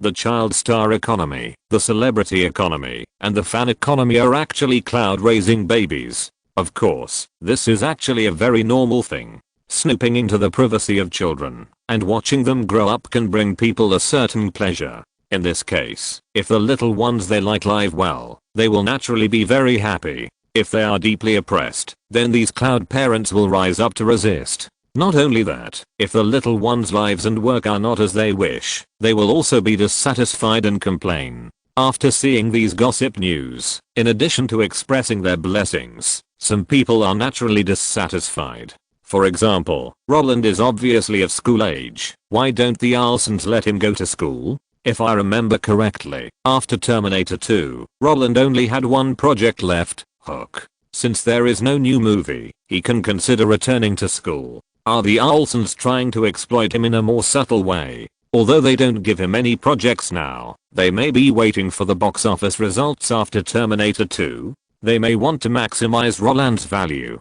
Just like the fans of Neneniu Wufang who tore up their rival studio in the future. Just like Ye was forced by fans to quit Nothing But 30 when they find that the development trajectory of the guy they like is different from what they thought. They will naturally express their opposition after spending money and time In the eyes of some people, Roland, who has not taken any projects, should return to school, instead of wasting time on daily trivialities. As for the problem with the film project, as long as Roland doesn't take projects from second and third tier directors, fans can accept it. There is no way who let their own doll run to the end of the child star as soon as it appeared. For the vast majority of fans, working with those guys below A-lister is simply damaging the value of their own dolls. Getting close to big guys like Spielberg is the best choice to cultivate their own children. Of course, no matter how noisy they are, Roland can't hear these voices anyway. Sometimes, the internet can help a person become famous quickly, but sometimes, many conflicts can be resolved without the internet. Although the fame of stars in this era can only be determined by box office, this practical way is much better than some empty data. Not only that, before the internet of everything, even if people disagree, they can't fight. At most, they just chat with friends for a few words. It is impossible to quarrel with people on the internet because of a small thing and then get angry for a while and directly quit being fans. The internet is a double-edged sword and a tool for fame, but without the internet, it is easier to maintain a fan base. Amid the topic of Roland's loving family, the North American box office of Home Alone finally reached 300 million. Not only that, the global box office also successfully crossed 500 million. After setting a record, the North American Theatre Alliance and Fox finally withdrew the film. At the same time, the videotape was also put on the shelves. The sales of the videotape had nothing to do with Roland. Even if Fox made a lot of money, he would not get a share. In fact, the only thing he had to do with was the last 2 million box office bonus. But, even though Roland acted very Buddhist, major media still reported their success. Landlord from Hell and JFK, these are the new moves of Joe Pesci that we already know about. In the ABC News report, the host put the trio of the film together. Frankly speaking, Joe has already proved himself, and the cooperation with Oliver Stone has actually long been a point that we are optimistic about. His value has always been very stable, and even if there is an accident in Landlord from Hell, it will not have any impact on him. As for Daniel Stern, he is also an old friend of ours. To be honest, I'm not optimistic about his City Slickers. I hope he can give us some surprises. Otherwise, his contract, which has just increased, is likely to fall back. As for Roland, in the past 1990, Roland Allen rushed out of the atmosphere like a space shuttle. It is unimaginable that the youngest 500 million box office man in Hollywood history was born. Considering that he has another Terminator 2 to be released this year, we don't know how long he will stay at the 500 million position. But, what we know, is that if the box office of Terminator 2 does not exceed 300 million, it will be their failure. Indeed, everyone felt that Roland Allen was the one who was most likely to have problems in the entire Home Alone crew. After all, the investment in Terminator 2 was as high as 100 million. In this case, if the North American box office could not exceed 100 million and the global box office could not reach 300 million, then even if the peripherals sold well, it would still be a loss. In front of the combination of James Cameron plus Roland Allen plus an old Schwarzenegger, if the box office did not reach 400 million, their value would drop accordingly. And over 400 million? Oh my god. There are so many movies produced in the world every year, and how many can exceed 400 million? Even if the fans of each company are full of confidence in this movie, it is still too risky for the data estimator. After all, so far, there are only two guys who can be called box office myths and sell every movie they make. If even their descendants can step on dog shit to continue the legend, then the Hollywood box office game is really unplayable. Isn't it better to all have the surname of your Jewish gang? Others can still shoot farts. However, even though these industry insiders are worried about Roland's film career, no one thinks that the sequel to Home Alone will end because of the failure of Terminator 2. If Terminator 2 fails, it doesn't matter. James Cameron may fail, but Spielberg obviously won't. Unfortunately, when the outside world's analysis was very reasonable, Roland directly treated their words as farts. An expert who won't be slapped in the face is not a good expert, just like a soldier who doesn't want to be a general is not a good cook. While conceiving the script and accompanying his family, Roland also waited for the notice to join the crew of Captain Hook. There is no way Although Roland is like an idle person and Spielberg is not in a hurry for a while, the other leading actors have film contracts after all. If it drags on, no matter whether it is Robin Williams, Dustin Hoffman, or Julia Roberts, they may not be able to get together for concentrated filming. Besides, Sony's money is not blown by the wind. Since the equipment on the set has been set up, it would be unreasonable not to start the filming. That is why the entire crew put the filming on the schedule before the Oscar ceremony. When Roland got the full script and read it carefully, he found that the final version of the story seemed to be exactly the same as the process of the movie in his previous life. In this way, Roland knew that the ending of the movie should be similar to that in his previous life. The reputation collapsed, and the box office soared. But these don't seem to have anything to do with him. He just came here to learn under the name of a guest appearance, so what does he care about whether the movie is good or bad? What's more, the reason why the reputation of the movie collapsed is entirely because the intention of the film itself does not meet the expectations of the public and has nothing to do with shooting techniques, narrative structure, and camera movement. Roland is not learning how the film is intended. In this way, whether the script is changed or not, it really doesn't affect his learning progress. So Roland, who holds a normal mind, did not entangle other things. He simply regarded the life of the crew in the next few months as clocking in and out. However, when he came to the crew with a mentality of learning is earning, the huge crowds on the first day of the startup blinded his 24K titanium alloy explosion-proof dog eyes because he saw a bunch of familiar faces in the crew member list. In addition to Steven, Robin, Cosmo, who he had met before, and Dustin and Roberts, who he had met once, there were Hoffman's two sons, David Crosby, a rock star in the 1960s and 1970s, the future female president in Air Force One, the small-town doctor in Rain Man, Princess Leia in Star Wars, Steven's goddaughter, and the future queen of the ocean, Pepper. All of them were Jewish gang members. Not only that, when Roland saw George Lucas on the list, he finally understood what a casual movie was. Most of the guys in the crew were Jewish gang members. This kind of nepotism is too awesome, right? But Roland thought about it and felt it was very normal. If it were him, he would also be willing to use his own people. This is not a question of whether to use them or not, but why should I support you when we are not related? Note, after having children, Spielberg became a director who likes to punch out of get off work. He likes to go home for dinner at night, and after establishing DreamWorks, he wrote this rule into the company manual. In his words, children are more important than movies. Members of the Actors Guild and the Writers Guild are the two groups with the highest unemployment rates in Hollywood. More than 40% of people are unemployed every year, so it is natural to rely on a big tree for food. Not only that, the crew is also like this. Many people can only follow one or two crews a year. As long as they get familiar with the director and the director has a bite to eat, they will basically not be unemployed. But, compared with these situations, the crew of Captain Hook is really excessive. What crew, what actors, even the background board for guest appearances, are all Spielberg's own people, and Princess Leia and Lucas really appeared.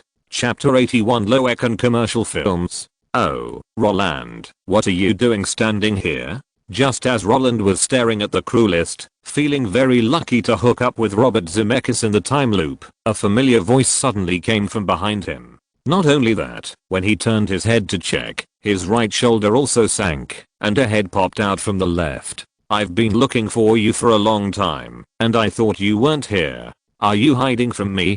Congratulations. Home Alone is a big hit, and your road to fame is much smoother than mine. That's right, the first guy who got close to Roland after joining the crew was naturally Charlie Cosmo, who had met him once, but brought great help to Roland. When this little guy in a baseball cap found Roland, he rushed over without hesitation, and his familiarity was even more sophisticated than James. Ouch. After seeing the other person's smiling face, Roland complained in a half-joking tone, and then raised his elbow in a friendly manner, and poked the other person's chest very rudely. Charles, do I have to hide from you? If it weren't for you, I wouldn't be able to join the crew of Terminator 2. If I hadn't joined the crew, how would I promote Home Alone? You have contributed to the box office record. If the shooting schedule wasn't too full, I would have invited you to my home a long time ago. Roland lied without blushing now. What do you mean by a full shooting schedule? He has been playing at home for nearly a month, okay? Exclamation mark. But Charles didn't know this. After hearing Roland's excited words, Charles, who had always regarded filming as a means of making friends, smiled even more. Don't talk about the Terminator 2 thing. I don't want to film it anyway, but I can go to your house as a guest. I saw the entertainment news before. It said that you are taking care of your sister at home recently. Oh, I really envy you. The three sisters of the Olson family are so cute. They look much more comfortable than the naughty boy in my family. Yes, in this family with several children, Charles naturally has a sister. However, even if he has a biological sister, the gap is still a bit big compared to America's little daughter. Just like the doctor sang in Red Rose, what you can't get is always in turmoil. In America, where you can form a group to steal babies by raising your arms, the charm of the Olsen sisters is unstoppable. And with the three Olsen sisters as the topic, they can talk about more things. However, before they could chat for a while, someone discovered the two people who were slacking off in the corner. They tiptoed behind them, then suddenly jumped out and slapped Charles' shoulders with both hands. When the sudden sound and the sudden touch appeared at the same time, the two people squatting there were immediately startled. Turning his head, Charles, who was still complaining to Roland about how difficult his sister was, rolled his eyes and looked at the girl behind him with an indignant look, saying helplessly, "Shit, Gwen. Are you trying to scare me to death?" "Oh, Charles, don't forget who scared me last time." Complaining words could not gain the other party's sympathy at all. Not only that, after seeing the familiar helpless face, the girl turned her eyes away mercilessly and looked at Roland beside him, smiling with surprise. "Roland Allen. It's you? I'm Gwyneth. Nice to see you. I've seen Home Alone. You acted very well." The unexpected voice that suddenly appeared really scared Roland. While turning his head to look around, he was still wondering in his heart which blind guy dared to mess with him and Charles. You know, this is Spielberg's crew. After the identities were made public, no one from the outside world came to provoke them. How could there be someone in the group who was stupid enough to offend them? But when Roland saw the face of the troublemaker, the familiar figure made him swallow his doubts. Because the only person who could be so naughty in the crew was Spielberg's goddaughter, Gwyneth Paltrow, and her appearance was indeed not considered to be unlucky, right? "Hello, Gwen. Nice to meet you." Although the pleasant chat with Charles was interrupted by him, Roland did not care about these details. Anyway, before the filming, chatting with anyone was just chatting. One more or one less person, it didn't matter at all. However, after seeing Roland's slightly formulaic smile, the little Pepper who came to say hello squatted down in a familiar way. Not only that, she also looked at Roland with interest. Just when Roland was puzzled by her rude behavior, a voice without barriers came out of her mouth. "Oh, Roland, I didn't expect you to be a little different from Kevin in the movie. You're cuter on the screen, but your current outfit doesn't seem to be cute. Is it because you don't want to play a child? You want to grow up? But I think it would be better for you to shoot a sequel. Dad doesn't have any scripts suitable for you. In this case, why not seize the opportunity in front of you?" Well, Roland, who wanted to respond with a smile, decided to take back his previous idea. The appearance of Pepper is indeed a bad omen. Roland thought that this Pepper, who jumped up and greeted him in a friendly manner, was different from the child's mother he saw on the screen in his previous life. But he didn't expect that Pepper in this era is really pretty and beautiful, which completely meets the conditions that Playboy wants to secretly take pictures of. And this emotional intelligence is not what the outside world says, that it is zero after dating and suffering a blow. It is really bad to comment on other people's dressing style right away and directly ask him to seize the opportunity in front of him in an adult tone. If Anne Hathaway is considered a pretentious person by all of America, then Gwyneth Paltrow is considered a pretentious person by all of America. You know, in the entertainment report that Roland had read before, Star magazine listed her as the first of the 20 most hated celebrities. Of course, the reason why people hate her is not because of the Water Queen. When the list appeared, it had been more than 10 years since the Water Queen incident. In this case, the reason why people still hate her is completely because of what she said in public, which was too unpleasant to hear. Just like Emperor Hu who said why not eat meat porridge, Gwyneth Paltrow is a typical spoiled rich second generation. Unlike the former host who publicly stated on a variety show that her family's monthly living expenses reached $700,000, Pepper's behavior was even more aggressive. She didn't even bother to take photos and post them on WeChat Moments, or take her dog on a private plane. What she wanted to do was to publish a book to show off her wealth. Not only that, she publicly dissed her ex in front of the media, dissed Scarlett Johansson for having big breasts, and performed facial liposuction on her 3-month-old daughter, etc. These were all her feats. It's no exaggeration to say that compared with the Water Queen, the stupid things she did were what really made others hate her. Roland thought that with this identity as one of his own, this guy's attitude might be better, but he didn't expect that. Forget it. Don't bother with this guy with zero emotional intelligence. In Roland's opinion, perhaps only the guy who said Shaq did it too could beat Pepper in terms of swearing. With the mentality of not caring about idiots, Roland chatted with the other party for a few words, then found an excuse to learn, and left the scene directly. When he thought of this kind of person who could leave Batman Ben directly on the bus, Roland had no idea of continuing to contact her. Now he would rather make mistakes in front of Spielberg and be scolded by the other party, and he was too lazy to communicate with the guy who couldn't talk. First, he was upset, and second, he was afraid that he couldn't control his fist. What's more, no one who got involved with Pepper Potts was not unlucky. After Ben Affleck broke up with Pepper Potts, he got involved with Jennifer Lopez, and then threw himself all the way to the end. After Brad Pitt divorced Pepper Potts, he experienced marriage, divorce, and remarriage. Although the box office remained the same, the awards were broken. Because of this, for the sake of his own future, Roland naturally wanted to stay away directly. Of course, after throwing Pepper Potts to Charles, the next crew members met for the first time, which was quite pleasant. Julia Roberts kept her word and brought a director's cut of Pretty Woman to Roland. Not only that, she was very friendly and signed an autograph for Roland.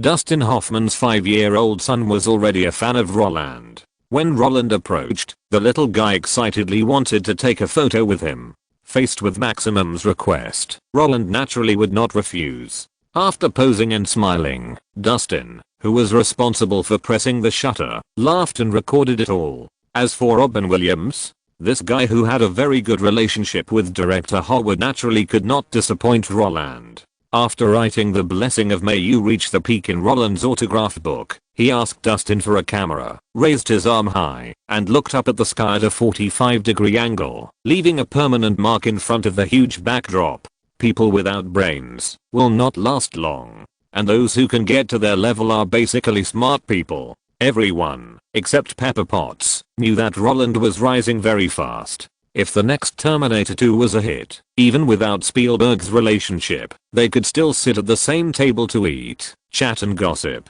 Now, it was just that the time was infinitely shortened. In this case, giving Roland convenience was also giving yourself convenience. After all, no one dared to guarantee that you wouldn't need him in the future. In fact, as long as there were no conflicts, the behavior of making good connections was very common everywhere. Not to mention, they were originally from the same camp. After going around in a circle, Roland touched Spielberg again.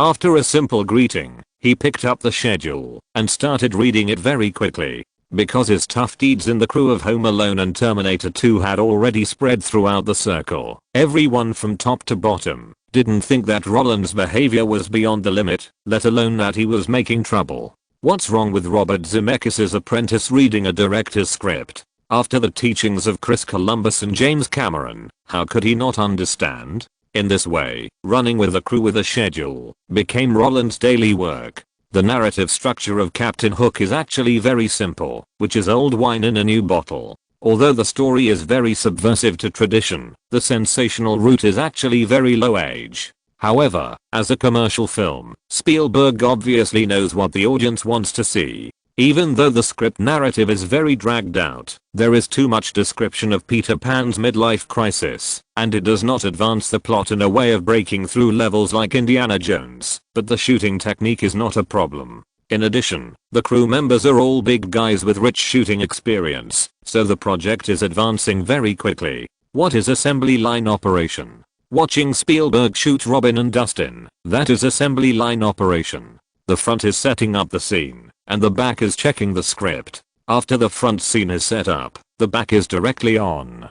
After all the units were in place, the photographers and actors started to move. Everyone knew what they should do. They only needed 3 takes at most. The behavior of not getting NG, not getting entangled, and not getting stuck in the process was really very different from James Cameron. What do you mean by shooting more takes and choosing later? There is no such thing at all. With full concentration, shooting one shot 3 times is actually the best state for the actors to perform. After all, people's energy is limited, and their passion for new things is also limited.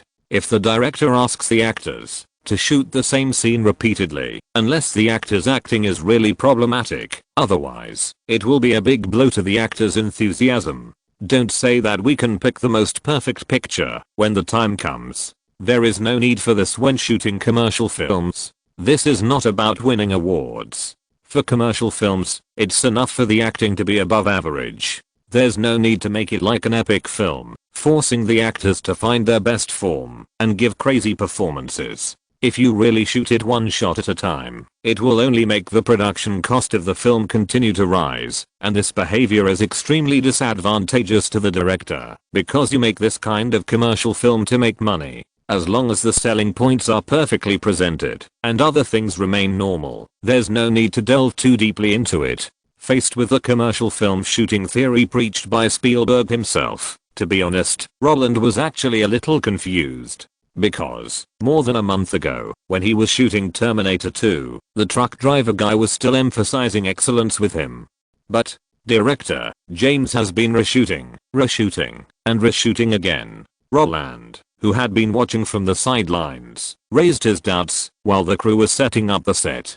James said he wanted to find the most perfect picture, and he did so. Because of this, we can't seem to shoot much in a day. Really? Then do you remember that James liked to reshoot those scenes when he was shooting? To be honest, even though he had long known that his apprentice was a walking questioner in the crew, when Spielberg really got in touch with him, he found that Roland had so many questions. However, compared with the naivety of those academics, the questions he asked were actually more interesting. The use of lenses, character division, and the introduction of images are all supported by examples. Unlike those guys who come out of the ivory tower, Roland doesn't know what the technique is called, but he doesn't understand how the various lens movements are connected with the upper and lower lenses. When it comes to editing, he will derive whether the audience will feel comfortable with such shooting and editing, whether the guided sense of substitution will make the audience's nerves tense or relaxed, and in this case, whether the audience may be mentally exhausted or bored. What Roland asked is actually the actual application of the film, and how to combine the film story with business is Spielberg's specialty. In other words, this kind of psychological research is actually the foundation of the Jewish gang's existence in Hollywood, because only by embracing business first can you get the favor of investors, and once investors are willing to invest in you, it will be much easier to win awards or sell films. So, Spielberg taught the theory he learned from Lucas. Or, it was he who taught Robert Zemeckis and Chris Columbus, George Lucas who taught Ron Howard, and Brian Palmer who communicated with him about eating. Under Spielberg's gaze, Roland thought for a few seconds, then replied, the scenes that James likes to reshoot the most are actually the fighting scenes.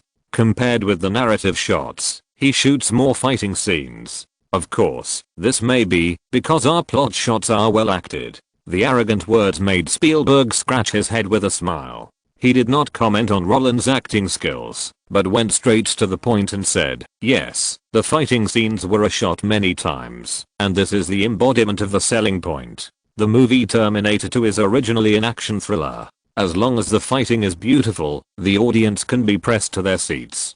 James's large number of reshoots is to strengthen the selling point of his own movie. You said it yourself, He won't reshoot a lot. Shoot your own narrative shot. Why? Because it doesn't matter whether there is drama in the actor's eyes. As long as the actor can fully show an emotion, the narrative shot can pass. Just like Arnold, ruthlessness is his label. Just wear sunglasses and keep a straight face. And what about Linda? Shanna Connor, as long as you show your hatred for Arnold and your motherly love for you, that's enough. As for you, I don't need to emphasize things like motherly love and fatherly love, right? I've read his script. If I remember correctly, at the end of the movie, James should ask you to cry. As long as you can show your reluctance and fascination with the departure of T-800, this shot will pass. If the actor performs well, it's a win. If not, then shout no again. It's not too late to make a good one. The most important thing in making a commercial film is to highlight the selling point. Just like when you auditioned, the selling point of Peter Pan's son is his childlike innocence. Without this, he really can't act the role. As long as the selling point is determined, it doesn't matter, even if the actor's acting skills can't reach the level of Robert De Niro, Robin Williams, or Dustin Hoffman. As long as it stays at the standard, there's no problem. Well, Roland said. Although he always knew that commercial films do not emphasize acting skills, and that guys like Dwayne Johnson who habitually shake their eyebrows can also act well in movies, he really didn't know that these big directors also made commercial films in this way. However, it seems normal. Just like Forrest Gump, directed by Robert Zemeckis. Even though this movie won 6 major awards including Best Picture, Best Director, and Best Actor, it was still criticized by fans of the original novel. Because Robert Zemeckis modified the original novel and chose to embrace commercialism. In the Star Wars prequel trilogy, Hayden Christensen, who played with Natalie Portman, was recognized as one of the most unchemical screen couples in history, and was Lucas' most failed casting. But even so, it did not damage the greatness of Star Wars, because their selling point was not this screen couple at all. Grasp the selling point, and then work hard. As for the rest, it's about the same. About 70 points can pass. Roland instantly felt that, even if he tied a dog to the director's seat, he could still shoot. But a moment later, he reacted. Even if he tied himself, he couldn't shoot, because the degree mastered by these great directors is something mysterious. Because only they know what pictures can be used, what pictures are good, and what pictures are the best. And it is much more difficult to distinguish these than to learn how to shoot. Is this perhaps the difference between Ron Howard and Chris Columbus and Robert Zemeckis? The first two learned the basics, while the latter understood how to distinguish. The basics are the basis for embracing business, and only by distinguishing the levels can we enter the door of art. Although this conclusion made Roland sigh, he didn't have a headache. Because he understood what it meant to be a good actor and a good director. Can you be a director if you act well? No. It's not enough for you to act well, you also have to know how to act other roles. Otherwise, you will only be a director who doesn't direct well. Directors are like chefs, who have to mix various ingredients together to make a delicious dish. How to find the taste of the public is a test of their skills and talents. A director who only tells the inner world may be a good director, but in most cases, only those who can satisfy the public can stand at the top. Art is actually a niche culture, but it can also be the spirit of the masses. After experiencing what his teacher taught him in his previous life, Roland, who ran to 3 big director crews, finally understood what he lacked. Is it hard work? No, that's a craftsman. What he lacks is actually his own distinctive mark. For George Lucas, the space opera represented by Star Wars is his distinctive mark. For James Cameron, the crazy pursuit of technology and visual effects is his distinctive mark. For Peter Jackson, the intoxicating Middle-earth world is his distinctive mark. As for Spielberg, perhaps, childlike innocence is his distinctive mark. He knows what the audience wants to see, because those things are the dreams he once longed for. And dreams are a bit out of reach for Roland.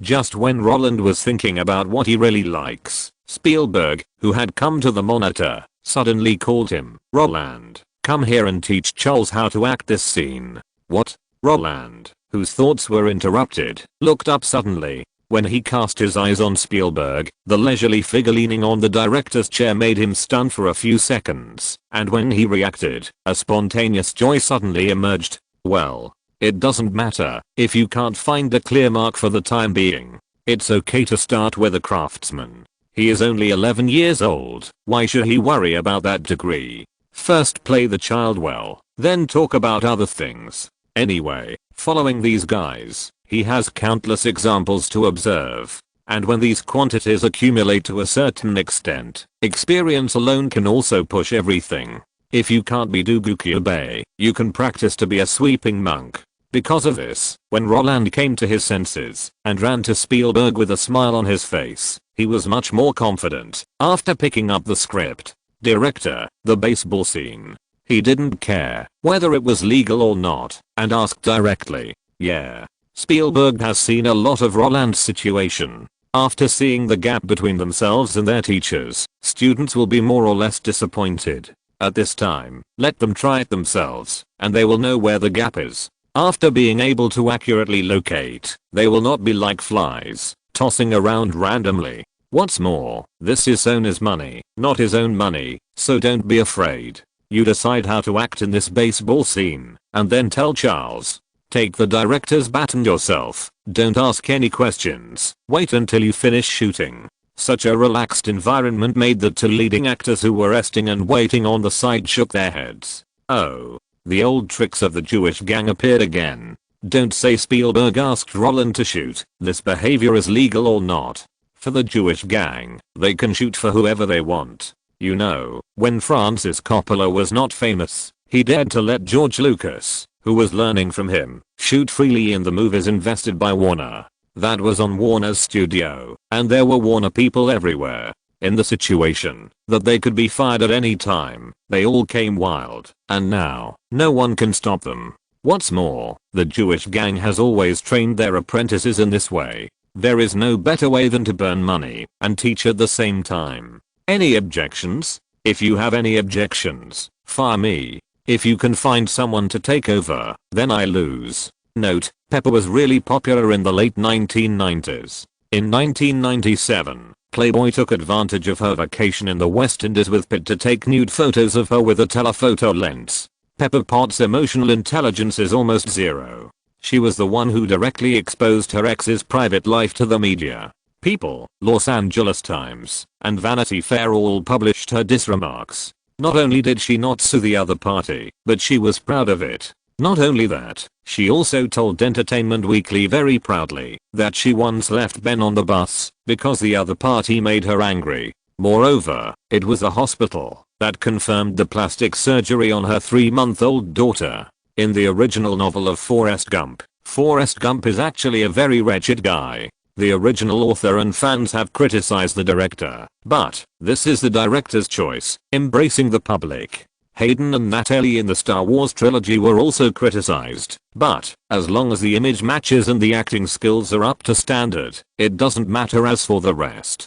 Spielberg's business theory is true. Of course, this is actually the business theory given to him by George Lucas. When filming Raiders of the Lost Ark, Lucas asked Spielberg to pass 3 requirements. As long as the core selling point is outstanding, the other normal levels are sufficient. There is no need to make a commercial film into an epic. It can be shot as a B-type film. If you're listening to this novel on a channel other than Fanfic World, it means they downloaded and uploaded it without effort. We cordially invite you to visit our channel, Mundo Fanfic Novelos. There you'll find the original version of this story and you can explore many other novels of various genres. We're waiting for you to immerse yourself in a world of incredible novels. Chapter 82. The world is bustling with people because of profit. The clip that Roland got was actually very simple. Peter Pan, played by Robin Williams, promised his son to go to his baseball game the next day, but he broke his promise because of his busy company affairs.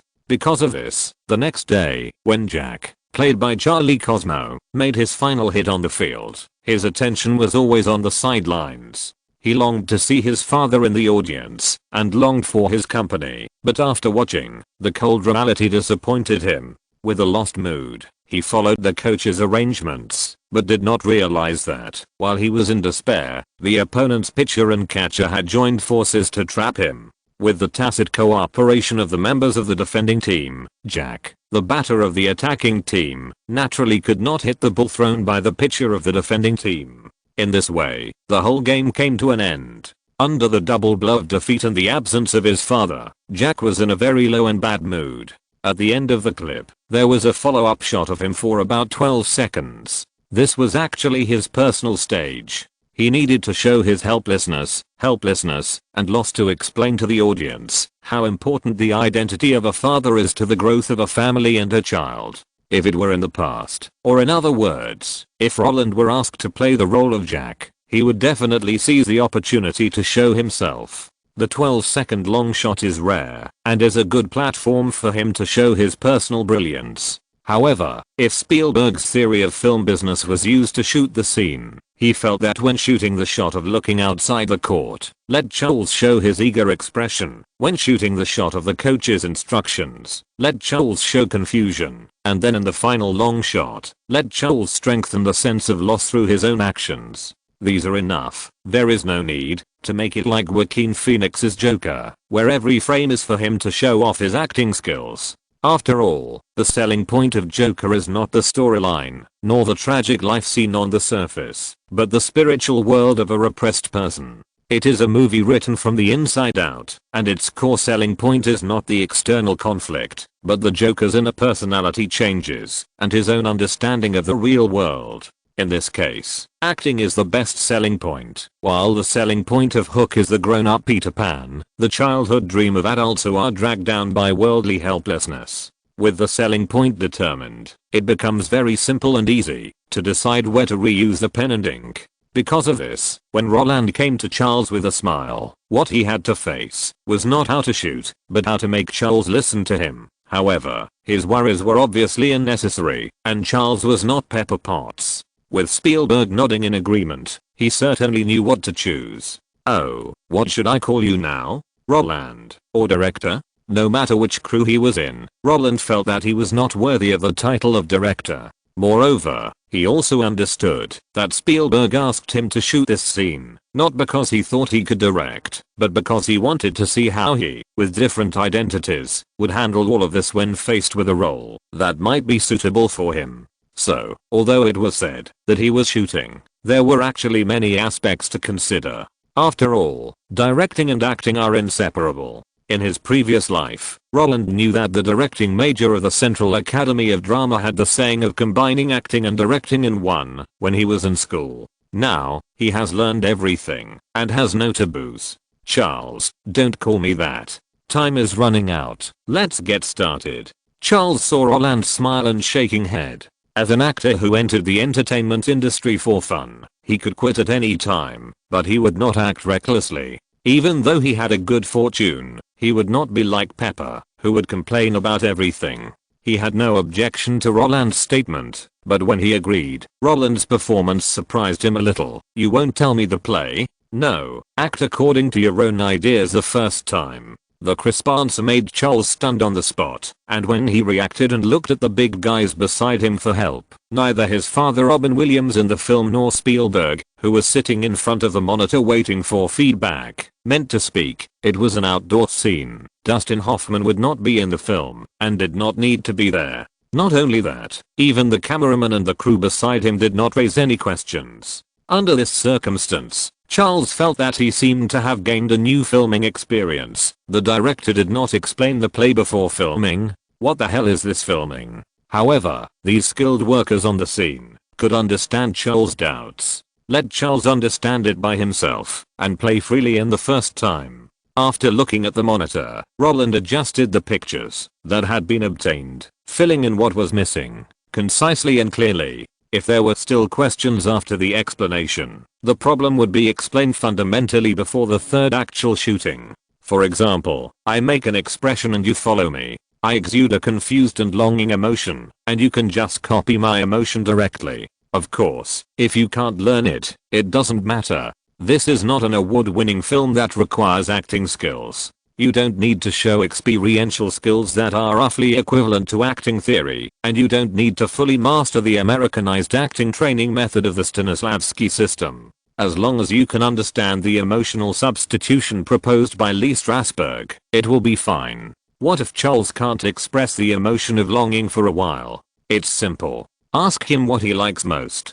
Just like Ryan Gosling, who has attention deficit hyperactivity disorder. Foods with a lot of sugar are his magic weapon for acting. Whether he is calling for freshness, desire, excitement, panic, curiosity, or fear, he will use the emotional substitution in the method school, with his favorite sugary food as the main line, and imagine different scenes one after another to meet the director's requirements. Although this approach is looked down upon by the experiential school, there are too many people who use this approach in Hollywood, whether it is Marlon Brando, Robert De Niro, Al Pacino, Dustin Hoffman, Jack Nicholson, Meryl Streep, all of whom are representatives of this type. Moreover, as long as you perform the scenes required by the director will not care about you, no matter what means you use to get into the role. For this reason, when Roland followed Spielberg's requirements for 3 times, the scenes he shot were actually not bad.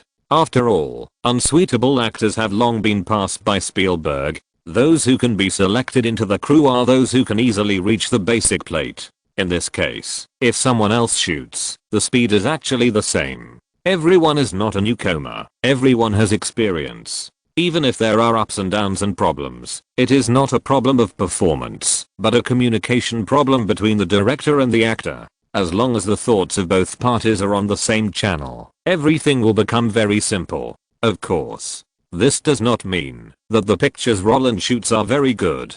After he spent 40 minutes filming this 30-second scene, Spielberg, who had been following him the whole time, smiled and said, "You are bolder than Chris and Robert. Those 2 cowards would not dare to shoot the rehearsal training as a feature film." Roland was of course very happy to hear such an evaluation for the first time. His first performance was better than Chris Columbus and Robert Zemeckis. This is simply the best compliment to him. After all, the former has Home Alone to support the scene, and the latter has the Back to the Future trilogy. However, before he could get excited for 2 seconds, Spielberg's subsequent objective evaluation actually added a bit of helplessness to the smile on his face.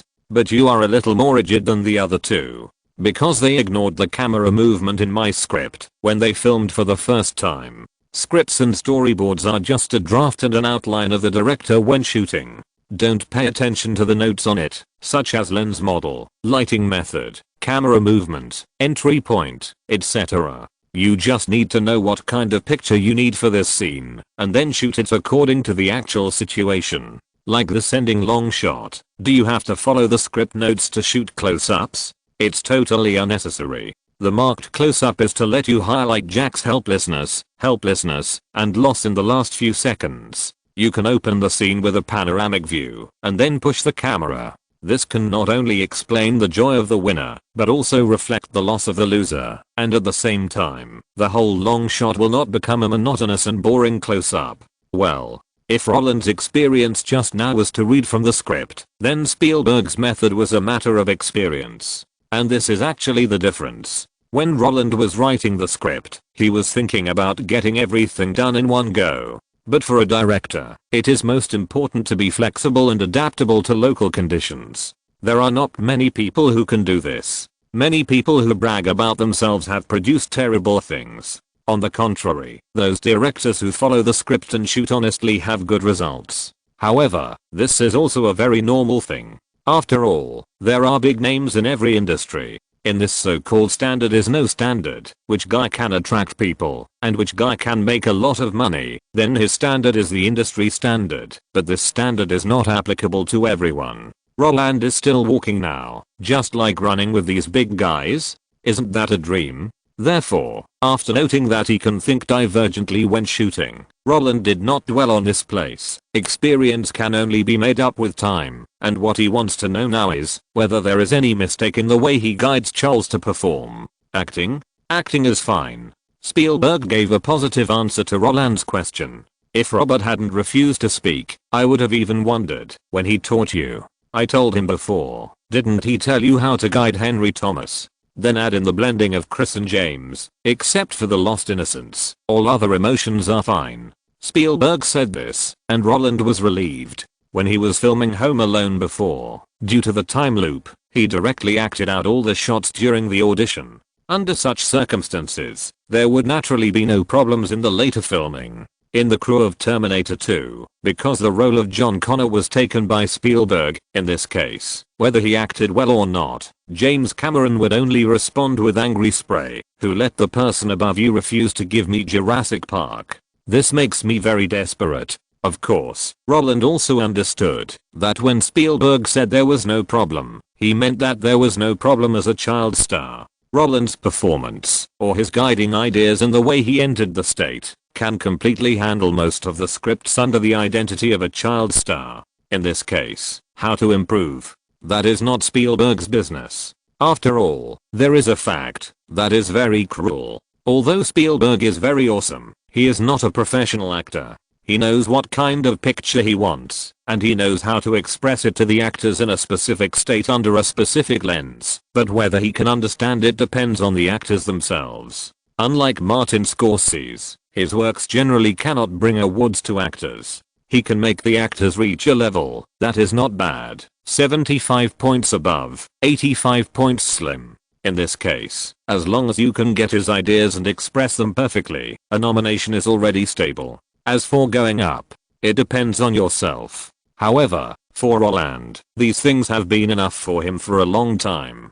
Compared with the truck driver who is not from a professional background and can only yell all day, ridiculous, not derogatory, Spielberg, who can guide the actors into the state, has too much to learn from him. Besides, Spielberg is a bold man after all. As a guy who dared to skip classes in college and sneak into the studios and production workshops of Universal Pictures to learn from others, he is also the only one who might give Roland a chance to practice.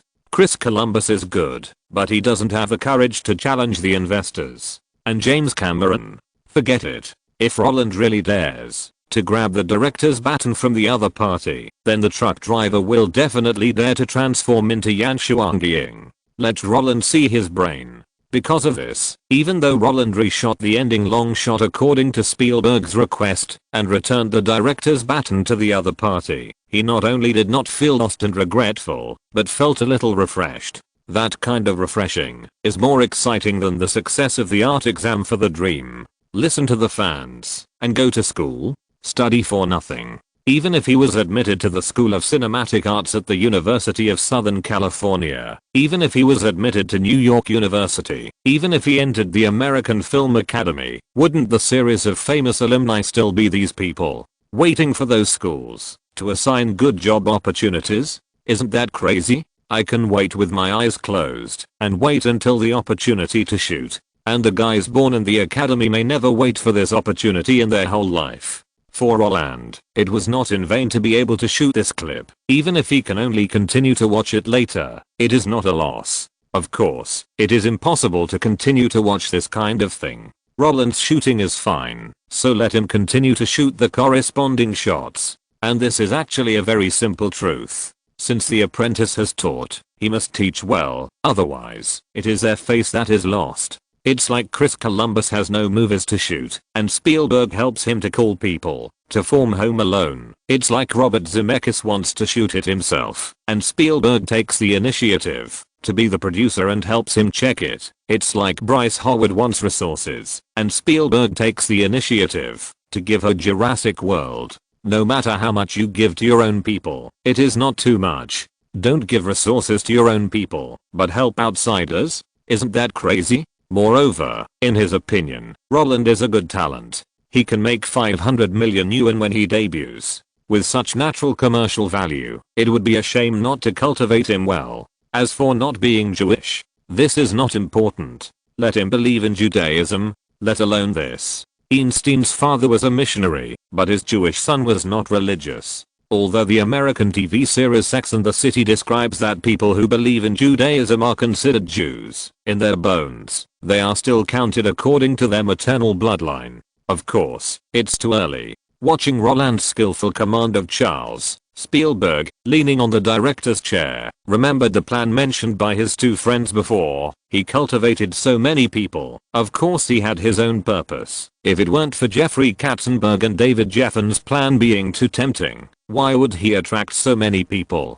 The top film companies are not so easy to deal with. If you can't come up with a national ape like George Lucas, then take the road of everyone adding fuel to the fire. No matter whose apprentice he is, as long as he is one of our own and has commercial value, we can support him. Of course, whether it is Spielberg's plan or Roland's own idea, they are actually confirming Simakayan's words: the world is bustling for profit, and the world is bustling for profit. If you have no value, people may help you when they see your relationship, but if you are valuable, let alone helping you get a project, even teaching you is no problem. And Roland didn't care about anything related to this. What's more, even if he knew Spielberg's idea, he would be happy about his own value. However, just when Roland was obsessed with learning, and Spielberg was mainly shooting adults and throwing the children's scenes to Roland to practice, these two guys who didn't care about anything didn't know that not far from the set, a staff member holding a camera directly took a picture of this scene. Note: Ryan Gosling really has ADHD. When he was a child, his mother stayed at home with him for a year. Although the symptom was alleviated when he grew up, the symptom of sugar addiction left by the disease cannot be changed. Not only that, he also used this method to get into the role. To be honest, I personally think this method of getting into the role is really inspiring. Spielberg's directing skills are also a combination of the strengths of many schools. He went to Universal Studios to learn when he was in college. Shamelessness is the characteristic of the Jewish gang. The reason why Martin Scorsese can train Leo is because he is a teacher. Bryce Howard is Ron Howard's daughter, the heroine of Jurassic World. This project was given to her by Spielberg. Not only that, her resources are also very good. Scorsese helped her contact Leo. She played Gwen in Spider-Man 3, the role of Stone in The Amazing Spider-Man. She also made a cameo in Twilight and played the heroine in Terminator 4. More importantly, her uncle is Clint Eastwood. She really has great resources. Unfortunately, small success depends on support. Big success depends on luck. Chapter 83, The World of the Otaku and Cole Needham's Childhood Wish. John is a costume designer for a film crew. She is pretty, but her figure is similar to that of most Americans, which is relatively sturdy. After graduating from high school, she wanted to develop in Hollywood and New York with her dreams, but unfortunately she encountered setbacks one after another, so she had to go back to a community college. With the support of her family and the experience of running errands for free in the Hollywood crew, as well as the costume major that does not even require SAT, she successfully got a position as a costume assistant for the crew. Of course, when you say assistant, you are actually a handyman responsible for the maintenance of costumes. After all, Hollywood crews are different from those entertainment circles in Hong Kong, wearing a set of costumes for more than 10 or 20 years. Don't dream. The crew has money, so things like costumes and props are naturally made with great effort. How to maintain the costumes during filming, and how to satisfy those big names became John's job. Although this job is a bit far from her dream back then, she is still in the crew after all. Even if she doesn't get a chance to be on camera, it's still no problem to make a living. After a few years, even though John was still interested in the acting industry, the idea of being an actor was ultimately defeated by the pain of losing weight. After repositioning herself, long-term stay in the crew became her goal. After achieving her goal and having a stable source of income, sharing what she saw and heard at work became a part of her life. Isn't it for fame and fortune that most people want to be stars? Since she couldn't be an actor who attracted everyone's attention, spreading news about the crew became John's biggest source of satisfaction. Of course, in order to keep her job, she certainly couldn't reveal the news to those street tabloids. In this way, the news discussion group she had joined in 1988 became her main channel for gaining attention. After taking a photo of Roland taking over the baton and directing the filming, and Spielberg crossing his legs and leaning against the monitor to check, John returned home and immediately turned on the computer with the Windows 3.0 operating system and excitedly posted a post in the Moth-aboard discussion area, the latest news from the crew of Captain Hook. In this era, when computers were still a luxury and the number of internet users only accounted for 1.5% of the American population, there was no such thing as clickbait and shocking society. Even though the title John came up with was really a bit like the ordinary Louis coup, the simple netizens still clicked in. The guys who could hang out here were all movie gourmets. When they found out that the poster was the guy who often broke the inside story of Hollywood crews, a series of messages suddenly appeared under the title. Oh. John, I finally waited for you. Tell me, what is Steven's Captain Hook about? Yes, yes, yes. Who plays Peter Pan? What roles do Robin and Dustin play in the movie? Don't talk about anything else. Tell me if Julia is beautiful. Can you send me a photo of Julia on the set? Julia. Julia. John, the news you revealed today must be about her, right? When a series of inquiries related to Julia Roberts appeared on the page, John, who was typing on the keyboard and thinking about how to write what he saw today, suddenly had countless black lines on his head. What the hell? These are all a bunch of oticus. There are so many big names in the crew of Captain Hook, no matter the big director Spielberg, or the two leading actors Robin Williams and Dustin Hoffman. These are all points to pay attention to, okay? Why don't you ask them about their news, but pay attention to a female star, who has just become popular. Although Julia Roberts moved the world with Pretty Woman last year, and successfully won a global box office of $463 million with a North American box office of $170 to $180 million, Roland Allen, who debuted with Home Alone, has a better performance. Not only that, he is so cute, and his attitude in the crew is also very kind and studious.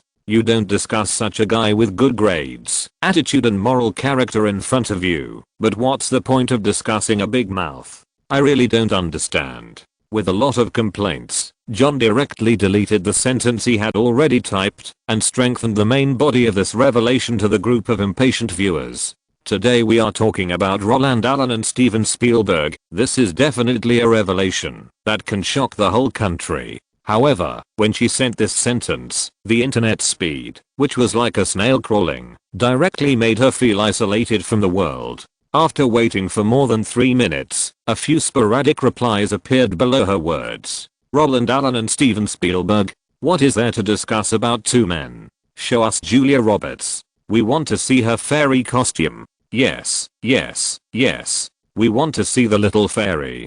Although Home Alone is a very good Christmas comedy and Roland Allen's performance in it is also very eye-catching, I still want to see Julia Roberts. John, didn't you say you are the costume designer of the crew? Then can you take pictures of her when she is putting on makeup? It's okay for a fee. ML to pay. Okay. After seeing such a reply, as a sister fan of Roland Allen, John was almost mad. Before, when Home Alone was popular, Roland Allen's popularity ranked first in the newsgroup page ranking. She thought at that time that these otakus actually liked boys, but she didn't expect that it has only been a few months, and Julia Roberts has replaced Michelle Pfeiffer as their favorite. Haha. Men are really eels. But there is no way. Who makes the network environment of this era like this? After all, there are only a few people who can afford to buy computers, use systems, and install network cables. And those who need computers are mostly men. Under such circumstances, even if the guys who hang around on the internet have the same smell, the fans of female stars occupy the vast majority. A beautiful female star may make two male netizens who have never met each other discuss it enthusiastically, but if it is a guy like Roland Allen who takes the children and family route, it is impossible to have such a big appeal. In this way, even if the news in Joan's hands is extremely explosive, and everything she describes in the news group is even more shocking, but for those dead fat otakus with big nerves, these insider information is at most movie anecdotes, which belong to the behind the scenes footage exposed in advance. Many times, they can just watch it for fun. Want to stir up a discussion? That's dreaming. This is the problem of mismatched information. If John handed the photo to the media, then that night, there would be a series of discussions about Roland and Spielberg's ambiguous relationship. The next morning, various relationships that had not been exposed before would be on the front page of major media. The topic of Supernova Roland taking over Spielberg would definitely make the distributor of Terminator 2 fall in love with this handsome kid who could create explosive topics. But after entering the internet, everything has returned to silence and nothingness. Of course, it is not appropriate to say so, when John's revelations were completely suppressed by Julia Roberts, who was needed by netizens. Cole Needham, the manager of the newsgroup's film database, saw this revelation. For someone who is keen on collecting various movie information, this revelation is quite interesting. In order to verify the authenticity, he directly left a bunch of words of surprise and excitement on the discussion page. He hoped that this crew whistleblower named John could provide him with more information. "Oh, John. I'm a loyal fan of Stephen and Roland. I'm so excited to see your revelations in the news group. Can you tell me what happened? Did Stephen really let Roland take the helm again? Can Roland Allen really act? Is he good at acting? This is what Joan wants to see the most." When she was depressed and found that someone had the same taste as herself, she was shocked at first and then excited, which turned her into a ruthless coder. Yes, Stephen really let Roland take the helm again, and he is now filming the children's scenes in the crew. Roland can really act, but no media has reported this. In fact, his news has spread like wildfire in our circle. Almost everyone knows that he is a student of Robert Zemeckis. When he was filming Home Alone, Chris Columbus and others taught him how to act and how to film. Later, when he was filming Terminator 2, James Cameron also taught him film techniques in person. After joining the crew of Captain Hook, he said he was here to make a cameo, but after 2 days of filming, Steven Spielberg let him touch the camera. Although I haven't seen the filming effect, since he can keep filming, there must be no problem. Moreover, his attitude in the crew is really super good. He will respond to anyone who greets him. When John shared his long suppressed joy with Cole Needham like a bamboo tube pouring beans, Cole Needham, who was far away in England, became even more excited. After reading the other party's message several times, he thought about how to get the real hammer information from the other party. After all, words are too deceptive, right? If you send me a photo by email, I might believe you. However, John refused his request for solid evidence. No matter which crew you join, you will sign a confidentiality agreement.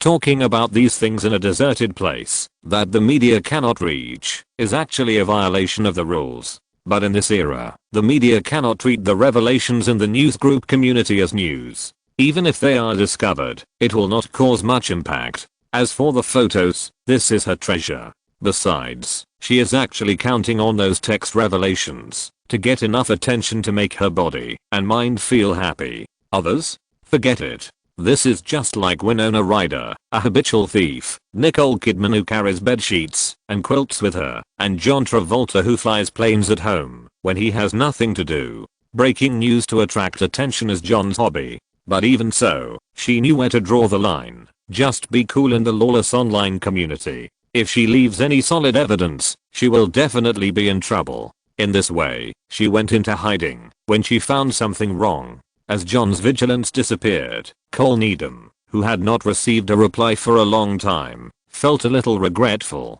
Sitting at home, he knocked on the table helplessly, regretting his eagerness for quick success. To be honest, unlike those guys who only gathered 4 female stars, and unlike those guys who looked through the information because of human instinct to peek into private lives, Cole Needham really liked movies. He grew up watching movie tapes, and he really wanted to know how credible John's revelations were. If there was solid evidence, even if those Otakus were not interested, he would immediately update his database. But now, the whistleblower ran away, so what was he going to write? If God could give him another chance, Cole Needham believed that he would never be so reckless. At least, we have to wait until we get more information about Spielberg. Yes, for Cole Needham, Home Alone is a very good Christmas comedy, and Roland Allen is quite interesting, but if he is put together with Spielberg, he will definitely choose the latter. Oh, too hasty. This time John was scared away, and I probably won't see him next time.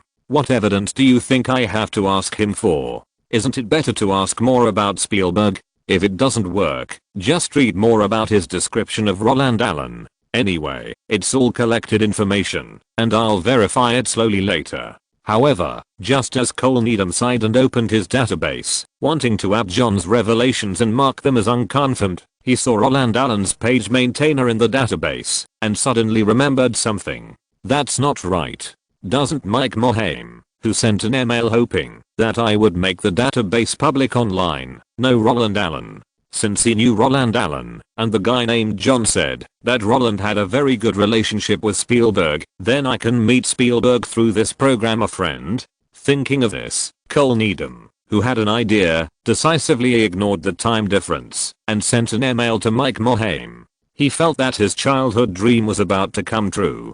If he could really meet Spielberg through the movie database, then his obsession for so many years would be rewarded. However, he didn't know that when he pressed the send button and used the internet to send his hope to Morhaime, Mike Morhaime, who had been working day and night for nearly 4 months, had just crawled out of the rented office. Note, Michelle Pfeiffer is the Catwoman in Tim Burton's version of Batman. When Amidst was launched in 1990, she was the most popular actress in the community, but she was killed by Big Mouth Roberts within 2 months. Most guys in Hollywood have hobbies. John Travolta is the male lead in Pulp Fiction. He has many planes at home and has different pilot licenses. He likes to fly planes when he has nothing to do. On the 25th anniversary of Amidst, Cole Needham, the founder of Amidst, said why he collected these materials. When he was 5 years old, he won the newspaper's coloring competition. His grandmother awarded him and took him to see his first movie, Snow White and the Seven Dwarfs.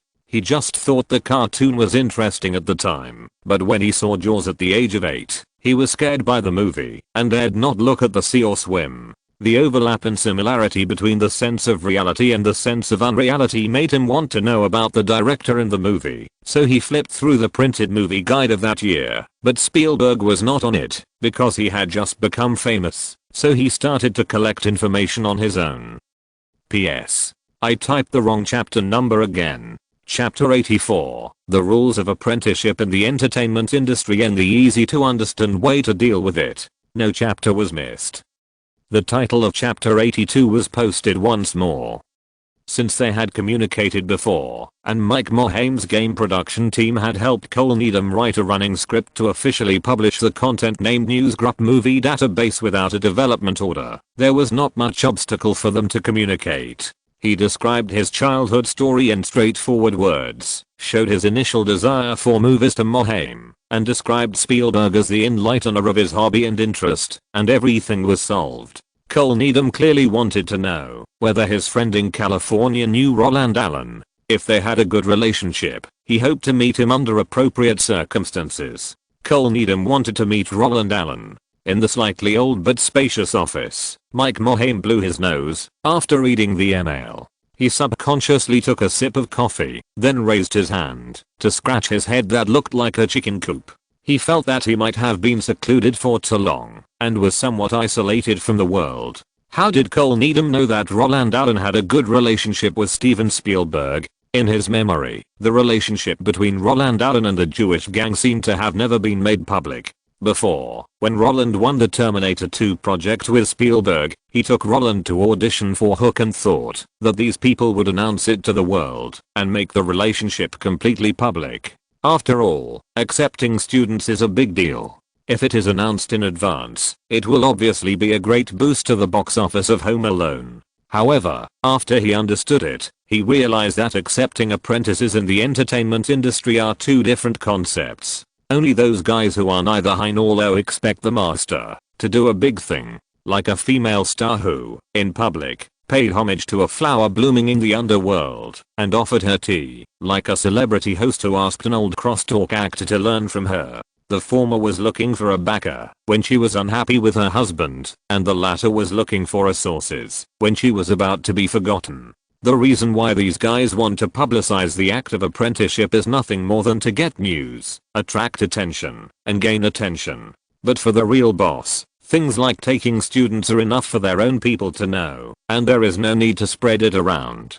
Just like the guy who graduated from French literature, but shouted when he saw injustice on the road. This guy's really a teacher. What's more, if the boss is taking apprentices is publicized, it will be bad. First, appearing with the halo of a certain student will inevitably give people a high expectation. Second, if the halo fails, it will definitely be a huge blow to the student's career, and it will not look good for the teacher. Therefore, the Jewish gang will definitely not make public such a thing as having one more person. Under this unspoken rule, whether the outside world knows about this matter depends entirely on their spirituality. As for the people in the circle, the insiders don't know that there is one more person under the boss. With this kind of information source, what kind of circle are you in? Get off your skirt as soon as possible. Because of this, after seeing the straightforward email, Mike Mohame, who has a certain understanding of Hollywood and has worked overtime for a month, was a little confused.